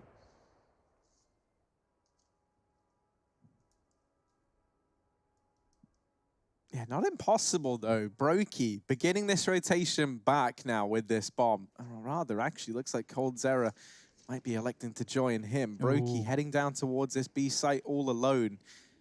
Rops, I want to see what angle he's holding. If we could just hit 6. Yeah, he's looking for the connector flank, and that's because Chris J is having to, you know, divide his attention between Ivy and Old Bomb. And this has allowed Brokey to get out through the ramp now that Cold's moved into position over on the upper halls. This plant can come through for FaZe Clan. And with no defuse kits over on the side of mousesports, they're going to have to be very, very fast in this retake. Plant comes in. Rops is going to have to wait for Chris J to join him. And they're still worried about this potential connector flank. It's not going to come through. I think it even took mousesports a second to realize it was a B play. Chris is looking for a kit on A, but I imagine with him not finding one across these bodies, there isn't one in play. Rops does get a quick kill, but Brokey gives away his position on the site. We know he's good in these clutches. He's already had one in the same position, forcing the fight, but Chris does get the kill. Great Molotov. Yeah, time. That is the problem, and I don't know if there even is enough for Chris. He's got to stick it quick. That Molotov makes his route a little bit longer as well, and he's realized this one is going to slip through his fingers. 13 rounds to FaZe. Come back from mousesports again. Put on the burner. Or the back burner, rather. Yeah, that almost puts us on a dust tube, but not quite. We are just on the precipice of it. FaZe Clan would probably appreciate that. Hell, you would probably appreciate that, you viewers out there at home. Let us know how you're watching the match. Use hashtag EPL Mailbag with your questions, or hashtag ESL Pro League if it is that you want to show off your setup. Show us how you're watching in your living room, what kind of snacks you got going on. Really, just anything that you want to tweet at us is probably going to end up on air at this point. Harry, back to you in the studio. Yeah, I was gonna, is that something you're prepared to stand by, Trace? I don't know if we're going to show everything. But yeah, US Air Force tactical timeout for Mouse, and I think justifiably so. I mean, they should not have ever let that round get so out of control. Back and forth we go. And yeah, the problem with these like forced by wars is just, you know, they do very much lean in favor of the T side anyway, right? Like in terms of what you're able to bring to the table over here on Mouse, everything's more expensive. Even your kind of cheap cousin to the M4 in the FAMAS is more expensive than the Galil on the other side. So not to mention that I think for a lot of people, they see the Galil as being better just because of the extra ammo in it. So it's never ideal. And for mousesports now, it's going to take something pretty huge here in this round if they want to stand a chance of making this comeback happen and continuing this back and forth game. Double nades into main. That was meant to soften these players up. No. Okay. How? Gets the gun too. How? Who did Frozen even kill in main? Did he want the other main player? Yeah, in the back of main. Through the smoke. What is this? Mousesports, this wasn't meant to be around. They were meant to win. Restore normality, please. I need an adult. But they haven't won it yet, and that's something we have to grab onto right here before you guys blow a gasket right here on the stream. Take a look at this. coldzera, Olaf, and Rain, all 3 with rifles against 5 members of mousesports.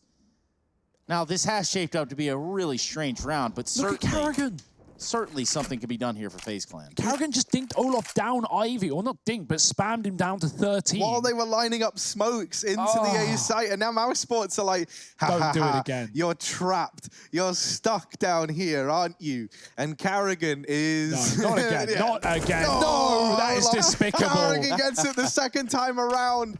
And FaZe, it's just Cold and Rain left. This was a round that never should have belonged to Mouse. And now Rain trying to get out through main, but he decides that Mouse has been too much of a pain and everything's rhyming. It's all gone wrong. FaZe are just going to hold on to these AKs and Galils into the next round. Someone make sense of this. You are on the side of FaZe Clan, you're just saying something like H, Omega Lol, W, because that does not compute. When you break down the numbers of rushing main like that, no one's going to expect that. Certainly they did. The frozen shot alone is nuts. I hope that we were able to get Karrigan that. was getting shot as he pushed. I thought he was about to die. I imagine Frozen sees the traces of that spam and he kills the person in main. Yeah, look, Karrigan's getting shot. Frozen kills him. Karrigan, you see the body on the right. Karrigan's safe. He commits. He finishes his job. Karrigan's 30 health because of the spam. The thing that's so nuts as well is... Frozen's bullet goes through the wall, through a smoke, and kills a man in main. That was a wall bang onto the guy at the back right. Like, that's why it's so nuts. And also, I don't even know, like, maybe it was him who tagged Karrigan on that push in. But maybe he killed him through Karrigan's head. Actually, that's kind of what I think. I think that makes you a lot can't of dig sense. through that wall with one bullet, not against 100 HP. You're not getting a one-shot headshot. Chris headshot. J got the assist from the nade as well. So... I mean, there was so much going on in that one moment. Okay, so to recap, FaZe won the pistol with a 1-on-4 from Brokey on the B site. Since then, we haven't seen back-to-back rounds. It's been a force from Mouse, a force back from FaZe, a force back from Mouse, and let's see the force from FaZe as they set up towards this B site. That is a great grenade. It's not a full commitment on the money. Brokey's saving for the AWP, but everyone else is dug in deep. Trying to sell a fake on the outer side. Olaf throwing utility. Here's the B play. Chris is ready for it. Quick shot, quick kill. Doubles down, takes out the AK as well. Cold's gone 2. Chris with 3.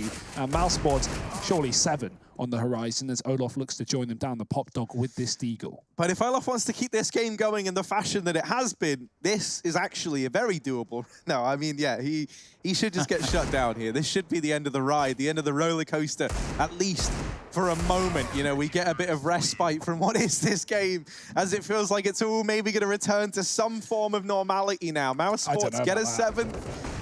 They're at least going to give us 1 round of normal play. Yeah. Right? This is where it should just be Glocks for FaZe. You know, they're not going to get tricky with it. I hope, but maybe they will. I don't know. Like, this game has just been such a weird one. But that's the thing. Like, this round deficit that mousesports are at isn't going to exist forever if you're FaZe, if you keep going for risky plays. And so, yeah, I mean, they do what we all expected. They take the eco here. They give mousesports that respect. They won the Force by Wars out. I don't want to hold out for it. I wasn't holding out for it after Brokey won that pistol round. But if mousesports pull this game back and win it against FaZe, that is going to obliterate FaZe's mentality. And mine as well, a little bit. Like, this is... You know, obviously T-side can be hard. mousesports are great at train. This is their map pick. This is one of their go-tos. They've got an 89% win rate on train in the last 3 months. FaZe have not been a team to break that, although they have taken them to 30 rounds in the past. So we know what FaZe can do on this map. And right now, they need to show everything.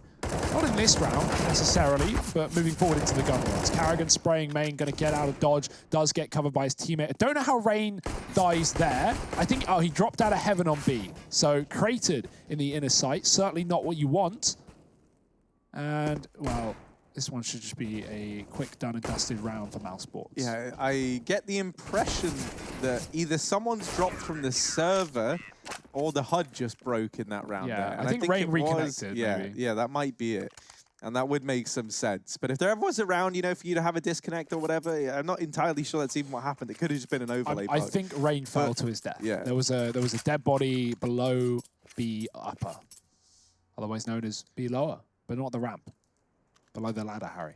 Well, either way, we're back into the action. FaZe get rid of their eco round nice and quickly. We have an AWP out for Brokey, and he has been a champion. Look at his score, 23 and 11. On that CT side, he was finding multi-kill after multi-kill. And the amount of rounds that mousesports, faked him towards B, and he was in the wrong place, and he would still come in on a late rotate and do work is respectful. Carrigan back in main as well. Carrigan's like role-playing as a T-side player right now. Run boost, and Woxic gets legged in amongst all of that madness. Misses the smoke too. It doesn't rebound to his favor. And that's devastating now for Mouse. This round is very, very important if they want to keep this comeback a reality. Because if they win it, they keep FaZe on the back foot. Let's not forget, because of those force by wars, there's not that extra loss bonus banked up on the FaZe side. They're going to be at 4 saves, so with a bomb plant, they can try and do something. But it will be another one of these bites with AKs and smoke flash. Yeah, so... I think mousesports, if they get this one, they're well on the way. If they don't, that's where you start to lean in favor of FaZe again. And so this one starts to mean a hell of a lot. Woxic, who was legged earlier on, gets away with some damage into main, but not quite the kill there. So just damage traded early on. Look at how slow FaZe are playing, right? We've already seen Carrigan trying to push the extremities a bunch. And so they're waiting, hoping that these duels present themselves, and they just never will. mousesports hunkering down in these bomb sites now, and that's going to force FaZe to have to make a move. There's 30 seconds left in this round. Something's got to give. And Nico sneaking deep. Does best Carrigan there, flicks down, but the trade is in from Frozen, and through the smoke, he puts down another. Olaf gonna get that kill onto Frozen. Woxic in the bomb site has dropped Brokey. It's so back, and it's so forth, and now Woxic another kill. Only Olaf left, and while he does get one, he's not able to spray transfer. mousesports a 9th round on the board. No money for FaZe, no bomb plant is found, and Mouse, they might be about to put 10, reaching double digits on the board. FaZe, they are going to be thinking back to when this was in their favor, when this was looking like a done deal for mousesports. 4 rounds in the first half and a pistol for FaZe to put them on 12. It was seemingly all in the hands of FaZe Clan, and mousesports might have just snatched it right back. Of course, I'm a little bit ahead of the game. It is 13-9. FaZe is still holding the lead, but they are in that position of buy eco, which is only going to let not only Mouse build economy, but get rounds on this board. FaZe, pistols in this one. They have considerably invested in half buy. Carrigan waiting for this play from Nico. He did it himself a lot in the first half. So will Nico go through the smoke? Will he wait for the fade? He's pushed with a flash, and he's got a kill. Carrigan trades, spraying back through the smoke. FaZe are all out in the yard right now in a 4-on-4. And Rops gets caught coming out through the connector. It's now fallen to the rest of the gang to try and salvage this round, and Rain, hidden in a corner, shuts down Carrigan. Chris J creeping in through this smoke, gets shut down as well, and now it's only Woxic left in what should be an impossible 1v3. No one's giving up a fight. mousesports, they maybe overextend a little too much into that one, trying to rush the issue into the bomb site.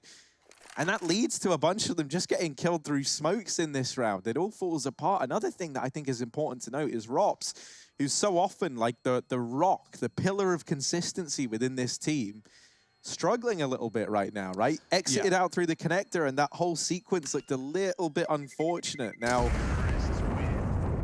remember, he is playing inner here, and FaZe, they went inner on some of these ecos early on, but it was more Chris doing the damage. mousesports have been very keen to run double inner in this game. And in that round, it gives FaZe a chance to get out main very fast. If you had to rate FaZe's players from least to most impactful, what would it be? Someone else want to take that one? Now, while you guys are thinking of an answer, I just want to go ahead and say nice username. I've been known to see a Sam Squench in my day, so it does make sense. I mean, sometimes you just got to say whatever's in your squanch, And it is wild.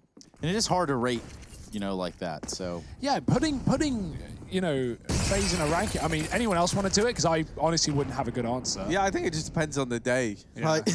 I think Nico, you put Nico at first, right?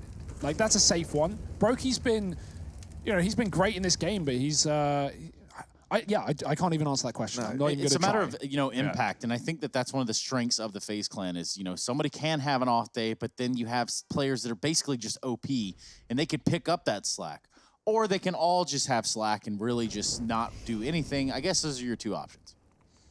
Yeah, I think maybe you can make a case for Olaf being the least impactful, coming in and taking up that lurk role.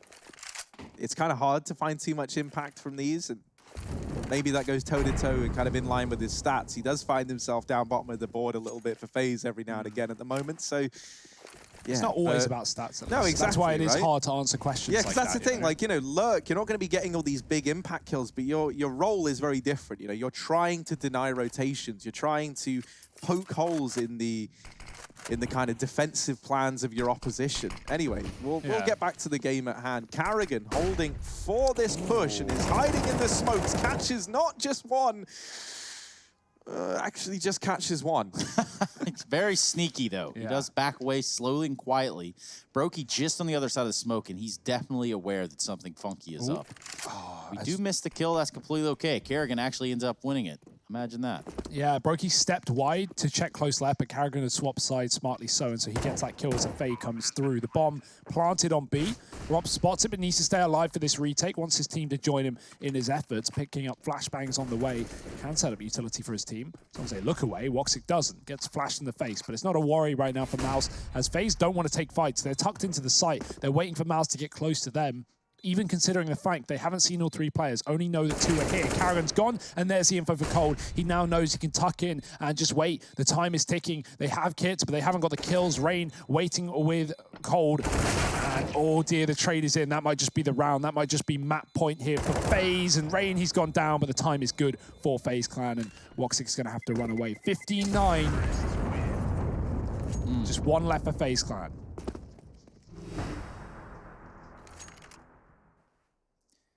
Just one left to push us up into the final map of the series. A little bit of Dust 2 action to round out the night. From the smells of it, the looks of it too. 15-9. FaZe Clan pushing mousesports around here on Train. Now, there have been some back and forth. There has been some very hairy, scary situations. But,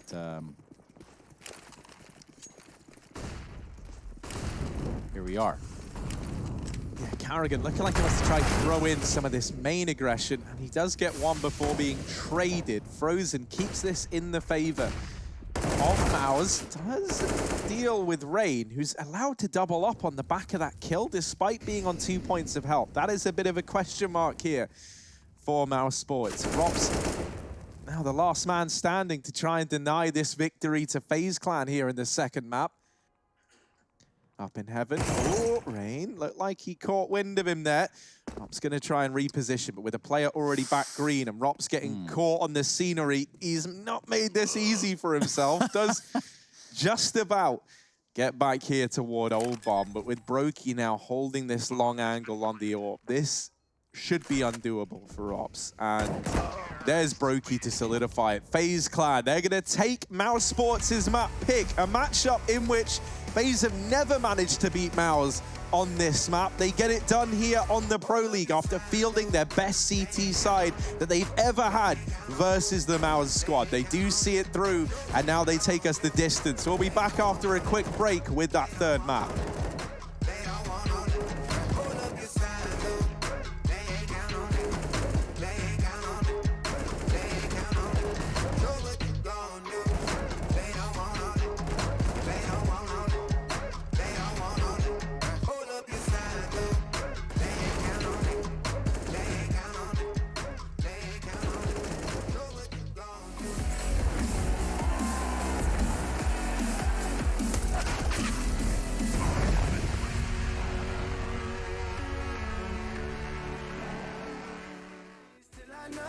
Psyche, cocaine just to feel my heartbeat.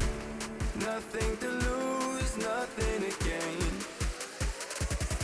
Sarah.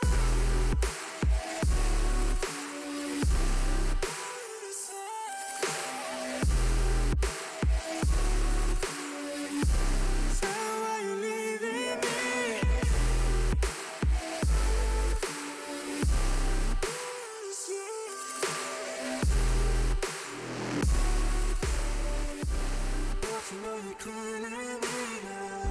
Sarah, I lost myself today trying to find ways to make you stay.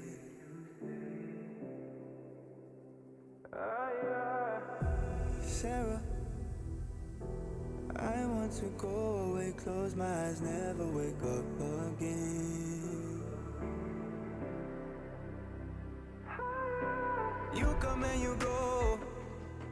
You take me high, you take me low. But I don't know how to do this on my own anymore. Oh no, now it's Molly for the melancholy. Cody, fill a hole inside me. Damned if I do, damned if I don't. Now it's Xannies till I know my psyche. Cocaine just to feel my heartbeat. Nothing to lose, nothing to gain. Sarah.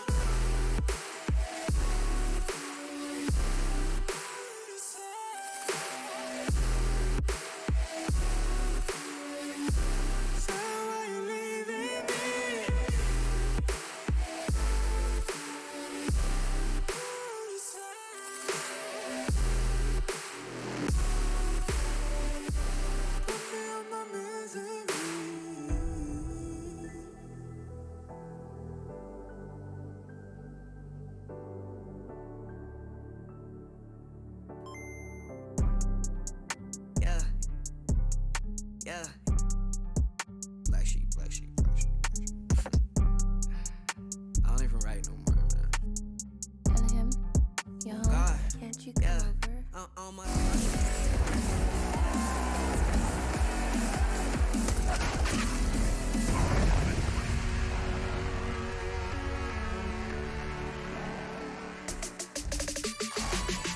Well, that one turned out to be quite the spectator sport. And it's quite the event that we've had here on our hands so far, especially in this matchup, considering FaZe Clan get absolutely bombarded on the first map of Nuke, turn it around on Train. mousesports now the lesser. But we do have a best of 3. So what that ultimately means is there's one more map between these two teams. And what we do need to do is get down to the bottom of it. Who's going to be winning? That's going to be the big question as we do move forward. And when I say we, I'm talking about Harry, Hugo, and myself. And of course, all of you lovely viewers out there. Hey, guys. Yeah, and I mean, what a treat, right? We've been entrusted with here. This has been a matchup that has just been delivering ever since the first map, ever since the first few rounds. And that continued on trade. I mean, that second half especially, I was lost for words with some of the things that we saw.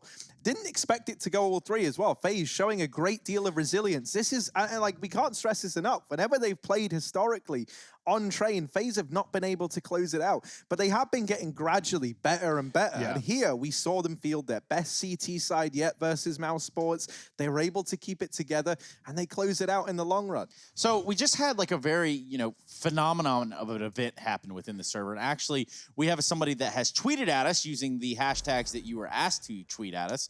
And hey, look, they even tagged me. I'm pretty sure Frozen's bullet went through Kerrigan on that push. Yeah. And guess what? We're going to take a look at it because we think the same thing. So let's load up the clip here and prepare to stop here at any second. Hugo, you want to take it from here? Yeah, right. This is a setup. mousesports was flashing Kerrigan into main, and Frozen was supporting. Now, the first thing he sees is Spam come through the smoke. And so Frozen just shoots. You see Kerrigan's model shakes there. That means he gets hit in the head. The bullet goes through the wall. It kills Nico. You see no bullet hole in the wall trace. It must have gone through Kerrigan. So not only does he do team damage that kills Nico, but Kerrigan follows up and gets another kill here, picking up the AK, scampering away from main, and even going on to win that round. He pushes Ivy later twice, killing Olaf, setting up smokes, and FaZe just saved 2 guns. And yeah, that's a talking point all on its own. Some of the, and we're good on this, by the way. Some of the stuff that we saw here from the side of mousesports was on the back of Kerrigan really pushing himself out there as that leader figure, really throwing himself into the fray and into the fight. It's like we were saying yesterday, right, in that OG matchup. On Train, Kerrigan is the guy entering. Like, he is the dude running out first, really CT side or T side. Like, it doesn't seem to matter. He was pushing main even in the CT half, and I kind of love that from him. Now, it was with mixed results. He was 5-5 in opening duels, but in the rounds where it worked, my God, did it work for mousesports. Like, he was looking fire, and even though a lot of the kills were traded almost immediately, right, on the back of him getting out, think about a lot of how those T-side rounds went down.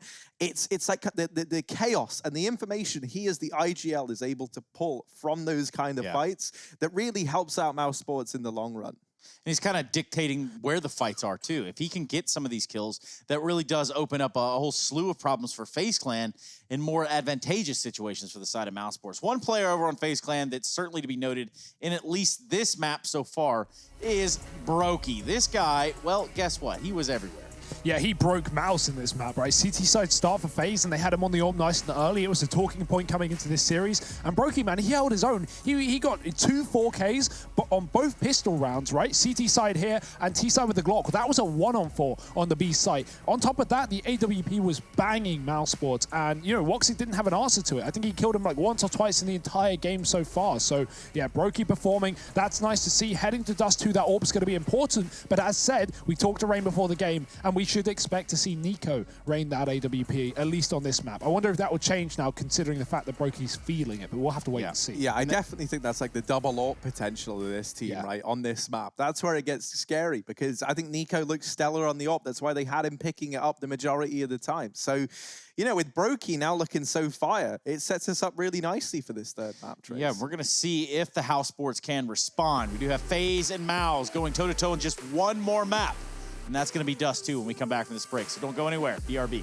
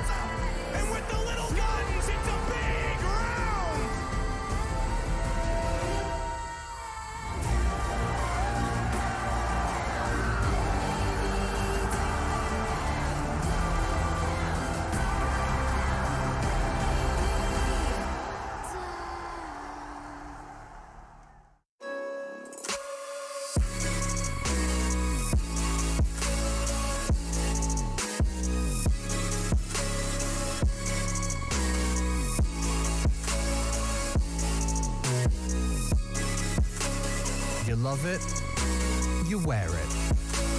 What's your style? Get your merch at shop.eslgaming.com.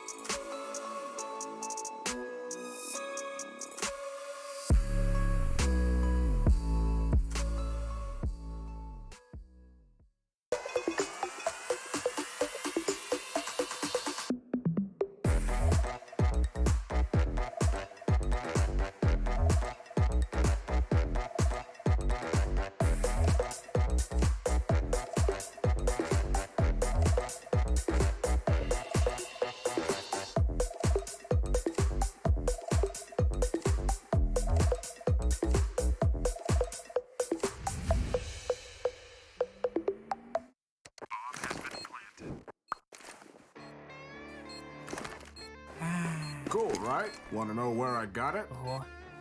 Well, look, go to cs.money. It's a trade platform and a marketplace at the same time. Just choose, click, and get.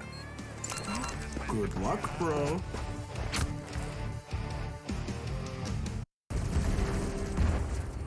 Everybody loves an underdog. Who needs to be liked?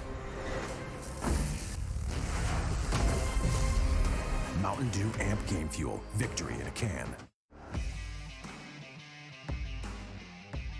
Charge up your game with excitement. Highest odds on the market. Take what's rightfully yours with GG.bet. My name is Jordan Gilbert, aka Nothing. Hi, my name is Sue Lee. My handle is Smix. I think it's important for these initiatives to happen. Empathy really, really goes a long way, and it always means so much to us, and I think that's where initiatives like this really help. I encourage everyone in the community, anytime they see bullying, anytime they see someone getting called names, I encourage you to step up and say something. Good luck, have fun. Good luck, have fun.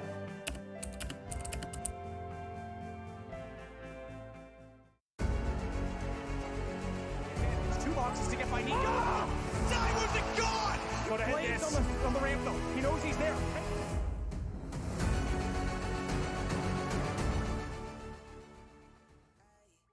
I'm in my bag, I don't have to brag, no. Ay, she's watching me stack as the water, my cap and fold. Ay, if I spend it all, it's just cause I'm bragging more. Ay. You so 10 in the back, you know I'm not capping, bro.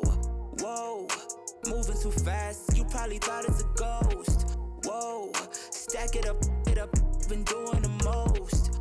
Whoa, moving too fast, yeah, I just hopped in a ghost. Whoa, stack it up, I've been doing the most.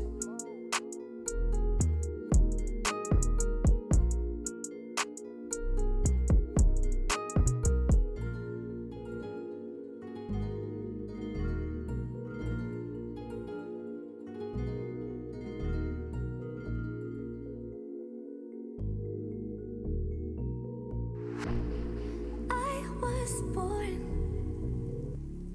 like a fire in the eye of a hurricane. Always told, stay in line, be alright, better play it safe. I walk a different path, nothing can hold me back. I've passed the point of no return, something is calling me, it's in the air that I breathe. To life again, dancing with my fear, burning with desire.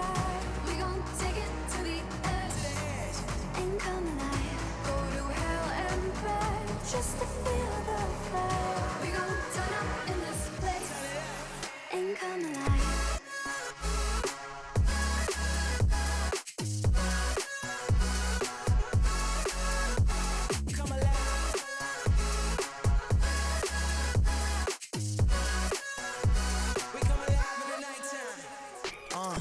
Fly so high they can't touch us. So top notch, none above us. We done came so far, now we up now. Had a vision, stuck to it, never back down. Never had much, now we on the whole thing. Spread it all around the world, watch it all change. Came alive, now they all see the greatness. Light shine so hard they can't take it. Dancing with my fear, burning with desire. We gon' take it to the edge and come alive. Go to hell and back just to feel the fire. ESL Pro League is brought to you in part by Intel, Gaming Malta, Mountain Dew Amp Game Fuel, CS Money, MSI, Air Force, GG Bet, and ESEA.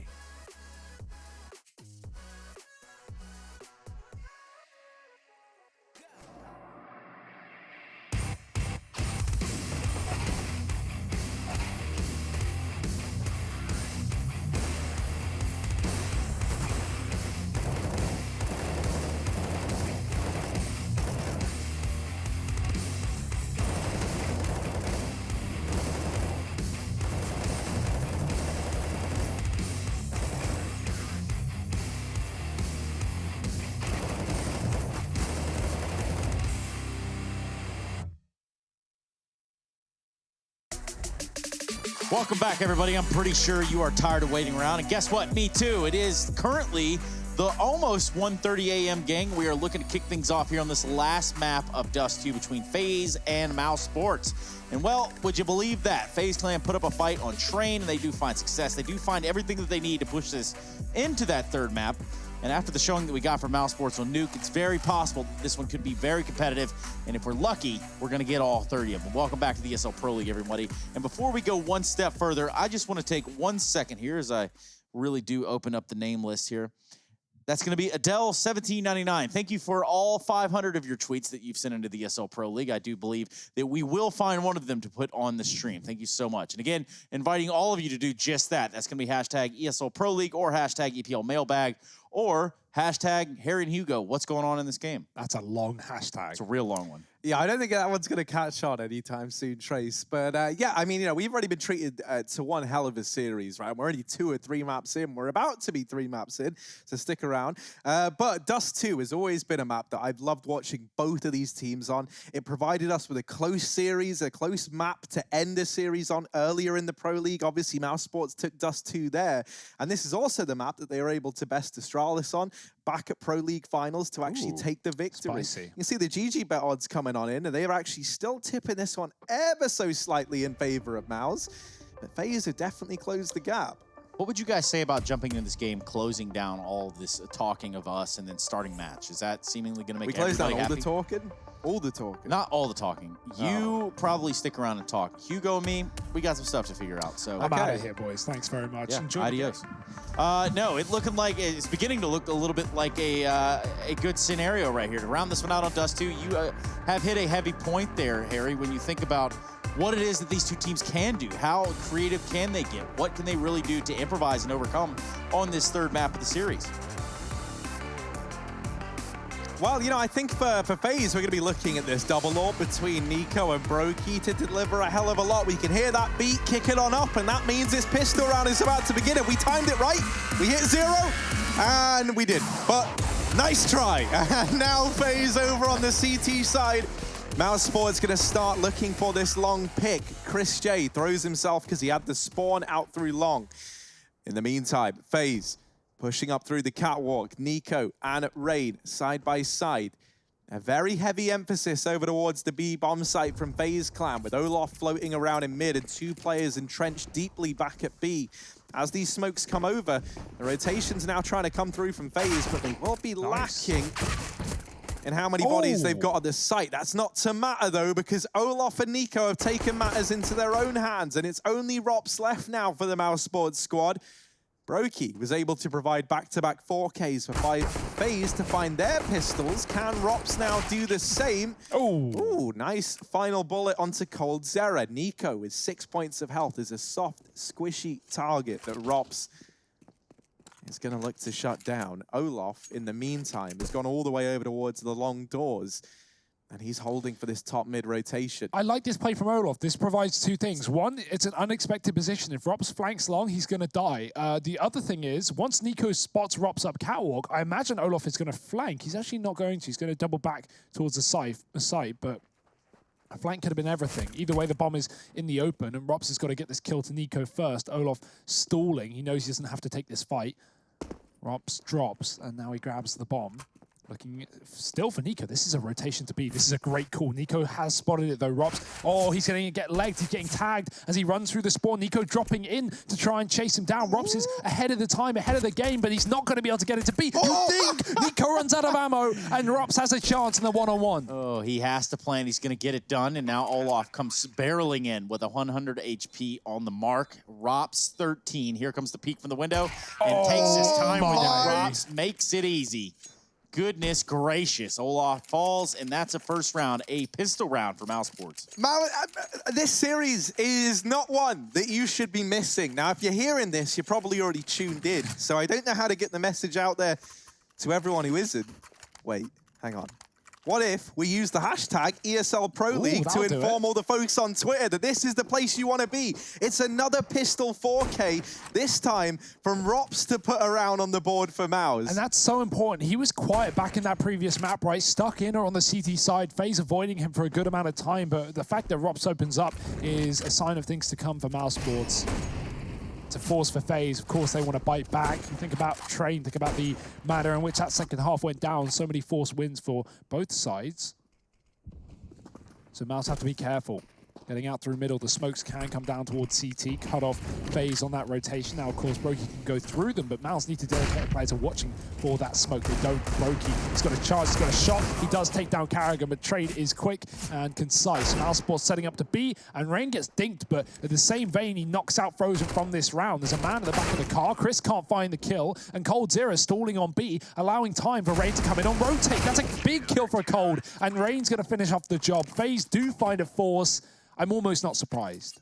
What are we watching? I don't know. Yeah, I don't even know. I don't, like, it's so weird. This isn't Counter-Strike, but at the same time, it is. And FaZe stealing that force by round away. We're going to get the force by wars again. But are they going to go on as long and as back and forth as they did on Train? That's what we're going to have to wait and see. It's deagles aplenty for mousesports. Carrigan tries to play for the long pick. That is like a ballsy maneuver from Carrigan. Do they even know he's out? That's my question. They do. They've Molotov'd him. He smokes that off. He's still looking for this fight. He's still trying to force these engagements out from FaZe. Smoke now in the long doors, and they thought that meant they could isolate Carrigan, but no. They do come back in and get the trade at the very, very least. They actually tip the hat even further in favor of FaZe Clan, and now Rain from the car sends Chris J packing. So Woxic and Frozen, 2-on-4. Bit of damage done onto Nico, but that's all there is to write home about in this round. They've got to go back and get this bomb in top mid. Oh, gets wall-banged by Frozen. It's like 4 bullets. Never even saw him there in CT spawns. That's a bit of an interesting one on the spam.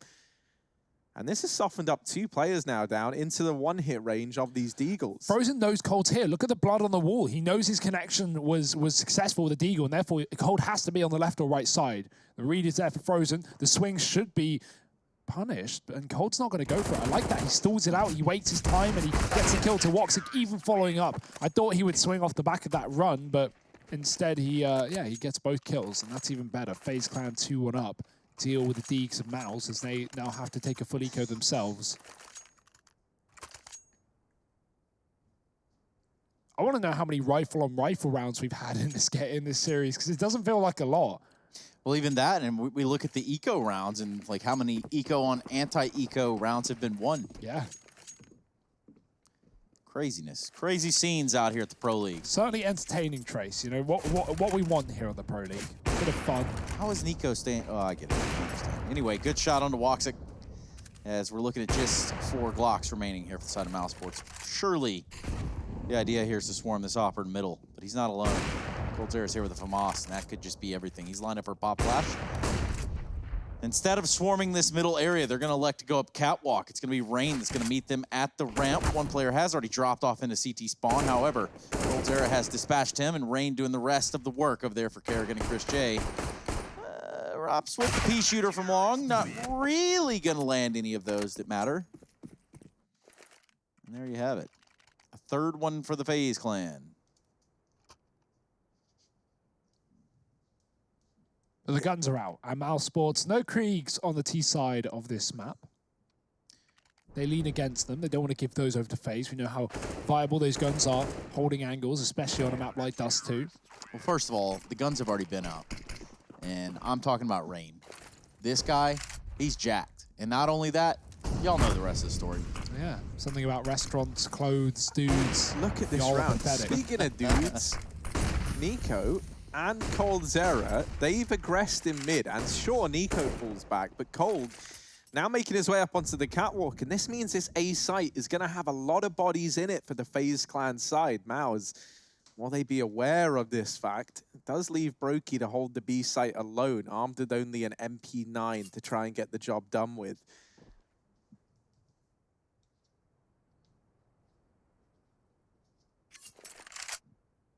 Slow is smooth, and smooth is fast. As mousesports try to work their way up long, they're going to flash out. Rain is going to be blinded. Nico is there to help. Ooh. It's going to be a rough take here for mousesports. They're going to try to run it up on long. Nico peeking with the op, almost getting doubles out of that one. It's going to be Rain that does it for him. Just walks into the pit. It should be coming to a close here, although he's done a lot of damage onto Nico. Can't finish a kill. Rain gets tagged up as well. Woxic, surely on one of these peaks, he's going to get his head blown off. See the bullets coming in the flank as well. Cold is on the lurk down long. Woxic buying his time, but not much time left to buy. It might be discounted. Cold's going to take him out, and that's a free AK as well if he can get there in time. Just about 4-1 up for FaZe, looking good on Dust 2. Certainly got the momentum in their back pocket, you know, after winning the previous map of Train. One that has been so good to mousesports in the Pro League and just generally. So there's a chance for FaZe to run wild with this CT side start. The mousesports, the pistol, they have not stopped. 4 in a row. And more pistols for mousesports should be a 5th for FaZe. Should be. Let's see what mousesports have up their sleeve here with just some pistols, it looks like. Really, truly, anywhere they're going, they're getting shut down. Rain has really held on to this A site. And you want to tempt your fate at B, well, go ahead. Brokey's standing idly by. He's got an AK. He's ready for you.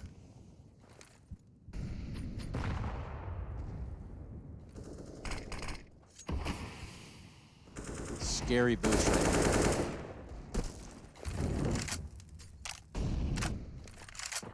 but he never really delivers for Mowers. And, you know, they're not really expecting to find much in this round, armed with only the Deegs on the majority of these guys. Woxic obviously saving a bit of extra money to try and bring that AWP out for mousesports.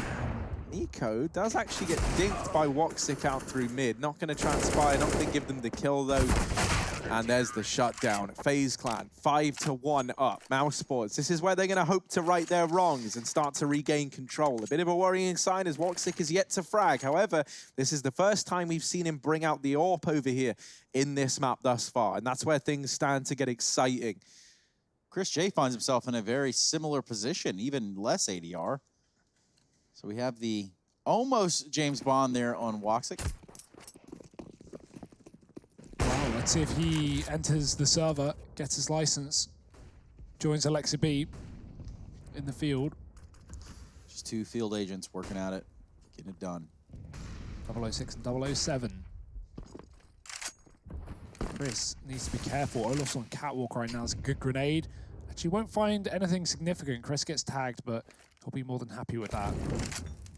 mousesports going about their default so unsteady as they prod and poke a middle, set up towards the catwalk, maintaining that tunnel's control to deny aggression from FaZe. FaZe are gambling right now. We saw the 4-man A setup. Well, now, how about triple B? Oh, here we go. This should be creative. Ooh, run. Yeah, it's going to be enough to get Nico out of there. He was hanging around the elbow with the AWP, excuse me, the AWP. And, well, now he's had to reposition. He's going to go towards the long side of things. And here comes a smoke on the rail from the side of mousesports. It's going to buy them a little bit more real estate in their effort to get onto this A-bomb site. Throw a second one towards elevator. Full commit is there. They're going to have some spawn drop go on. And that's going to create an interesting dilemma, interesting problem here for FaZe Clan to try to fix up at least. Nico thinks he has the timing to get out, but little does he know. Chris J is in hot pursuit. He will be gone from the round as Olof gets rid of him, 4-on-3. And a man stuck in CT, not quite there yet, but down below in the boxes. Frozen's trying to bait players in by running above and showing his shadow. That is by design. As you can see, Carrigan falls in to try and force the fight. That's not successful. Rain gets the kill, and he knows that Frozen is holding this position because of the shadow. Woxic needs to hit this shot, and he does. There's another man there, though, and Frozen, he does get the kill below. He follows up with both, actually. Olof alone in a 1-on-2. It's not happening. mousesports, what a setup. I thought surely that was done after Carrigan loses his life chasing that kill, and Woxic only, you know, getting 1-on-cat. Frozen had to double down, and he did. That's nuts. The fact that he flicks 180 and downwards as well, which brings like a whole new plane of movement into that. He deals with the guy on short and then look at this. Headshot onto that guy and then also breaks Rain down in CT. My goodness, Frozen looking good right now. And big kills from Woxic as well, right? Like, first time we see him donning the AWP for mousesports in this game, and he immediately delivers 2 kills to help close that round out in their favor. Investments back in now for FaZe. They've got the AWP in the hands of Nico once again.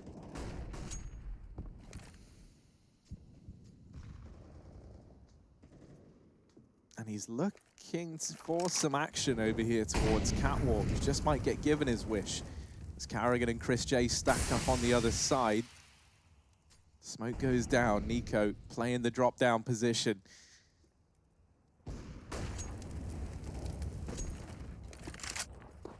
Info is out. FaZe should know this is a commitment. They've spotted a long lurk. Frozen's going to double back to mid as mousesports take the catwalk. Flash out for cold, and he finds one, but the trade is in. Guns dropped over as upgrades are allowed by Mouse. Frozen doubling back after a kill in middle, and he might get a bit of an unfortunate timing. FaZe have a double mid setup. They might come in on this catwalk flank. That is a common point of rotation, far safer than coming through the spawn, but it might not be even a round attempted by FaZe. They lose yet another man. Olof dead on long. And Nico and Brokey, they're out of this one. They're going to save. You know, not that I doubt Nico on this weapon, but after seeing Brokey just absolutely shred mousesports on train, I'd almost like to just see the AWP on him in this map, just off the back of the momentum, right? Nico was hitting some incredible heights with the rifles in train as well, so, you know, that would be cool. But, you know, when they get money for double AWP, I imagine that'll be the case. It could even be the next round, right? Brokey could drop it over and buy a second AWP. We'll see if that is a decision made by FaZe. Of course, it can be used, you know, for and against your benefit. It can hold you back in these retakes, but already in that one, FaZe aren't going to consider it. So drop should come through. The buy should be in for FaZe as mousesports find their third. Back-to-back rounds on this T side. But how many more? No double ult for FaZe either.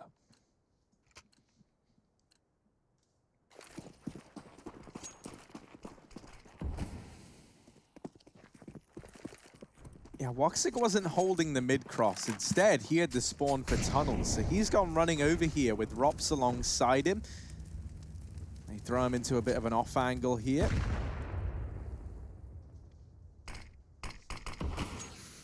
But smokes go in, and so nothing's found on the back of this early B presence for the mousesports side. Now, they haven't got map control anywhere else. These players that were in mid have actually left mid and elected to join the rest of the gang in tunnels. That's everyone apart from Frozen, but even he looks like he could follow suit. And so, yeah, now this is just the B commitment. That's been telegraphed now as they start to get into the site, and the rotations are on their way. That's where we're going to look to Frozen over here on the catwalk to try and cut off these rotating, or in this case, saving players. FaZe looking to get out of danger. Little do they know, it's right behind them.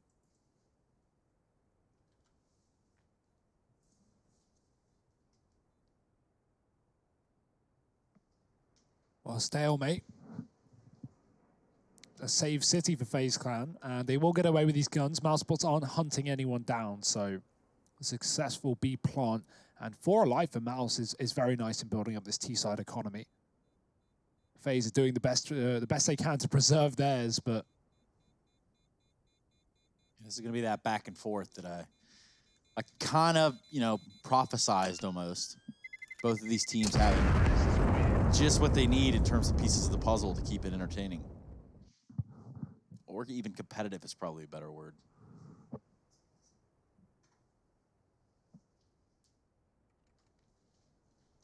Well, 5-4. Back and forth is nice, Trace, after, you know, pretty convincing wins either side of the field. Of course, on the opponent's map pick, as is Pro League tradition. Who wins their own map pick in 2020? No. Woxic missing the cross shot of the AWP.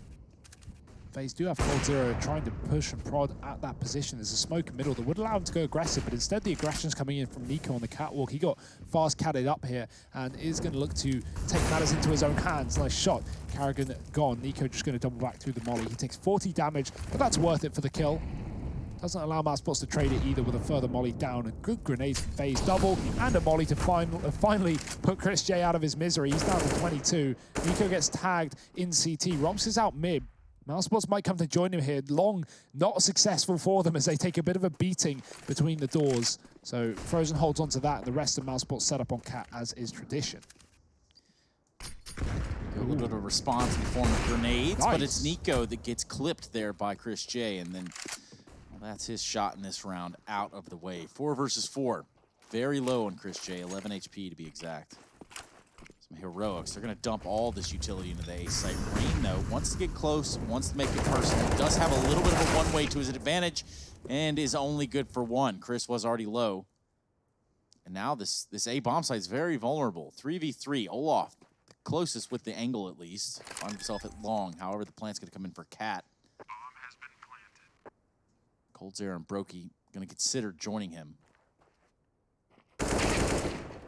Oh, that's He's not going to be there, is he? No. That will force a save. There's no way they can go for it now. Olaf's gone. The time is half. And yeah, FaZe have no position inside of the site. So they hang around. They look to see if any kills come their way. But there's nothing here for mousesports. I like how Frozen is really adopting this position. I don't know if it's him up there right now. I think it was Robs on the catwalk. But Robs was sitting in that corner spot that Frozen got that 2K from with a swivel.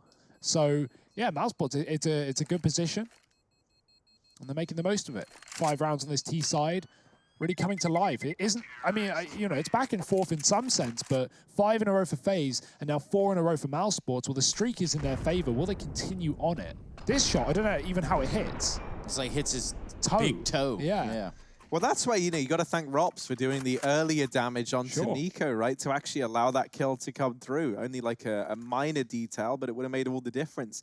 Something that I think is a little bit wild is that right now, you know, we've only seen mousesports take a man advantage 3 times in this 11-round game. And, you know, keeping this score even at 5-5 when you've been playing this a man down a lot of the time feels impressive. Even that round there, you know, it was Nico to open up with a frag onto Carrigan, and this round is no exception. So those opening duels continue to go in FaZe's favor.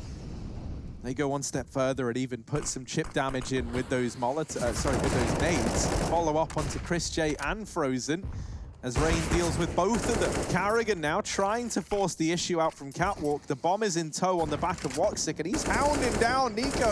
Oh, looking for a little bit more, but Rain will lay him to rest. Rain is on for the ace. By the way, Woxic, the last man remaining, trying to deny the ace to Rain.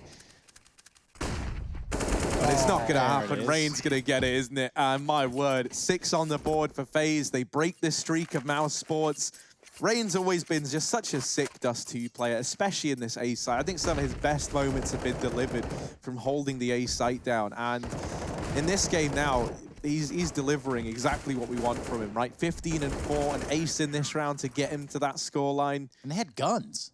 Yeah, this wasn't like an eco mop-up here. This was, you know, a full-on commitment from the side of mousesports. Ooh, certainly was a mop-up, though, and Brokey will get tagged on the cross in this one. Rob's making it fast to the other side of tunnels, not getting picked by an AWP that could take a position on the box. The AWP for FaZe saved by Rain and given to Nico up on the long side of things. Frozen very fearful of the long doors, considering how much utility was successful for FaZe in the previous rounds. So he holds it passive. Olaf going to jump spot, try and bait Frozen into swing. If he does, Nico's there. That's a good bait by FaZe. The audio is the intention. Olaf is running around, making footsteps, but Frozen isn't falling for it. And Olaf might even push in off of the back of this clearly emptiness. Well, it's not empty anymore. Frozen has been waiting in the corner the whole time. Nico dodges the flashbang, but he unscopes to the Molotov. He thinks he's not going to get repeat. That is not the case. Frozen finds 2. A big couple of openers towards this A site. FaZe may even save. Look at Rain leaving the site. There's nothing for him here in middle. Everyone is on A for mousesports, and they even have a lurk just to make sure that FaZe can't save these guns. Rops is going to be coming in late to kill the players in the B bomb site. Frozen's even moving over to start to take a peek in as well. He's holding for this mid-cross, and he just saw Nico divert over towards B. So he'll join up with Rops, and they might look to really do some damage toward the end of this round.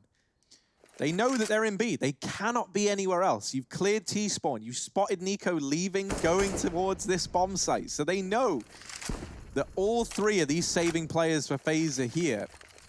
However, they don't want to commit to these fights, not yet anyway, and that probably isn't going to change. I think at this point, mousesports are more concerned with keeping their money in a good spot as opposed to hurting the economy of FaZe. Yeah, especially given, you know, the situation of how unforgiving some of these rounds have been to both sides. Talking about balancing that ledger out.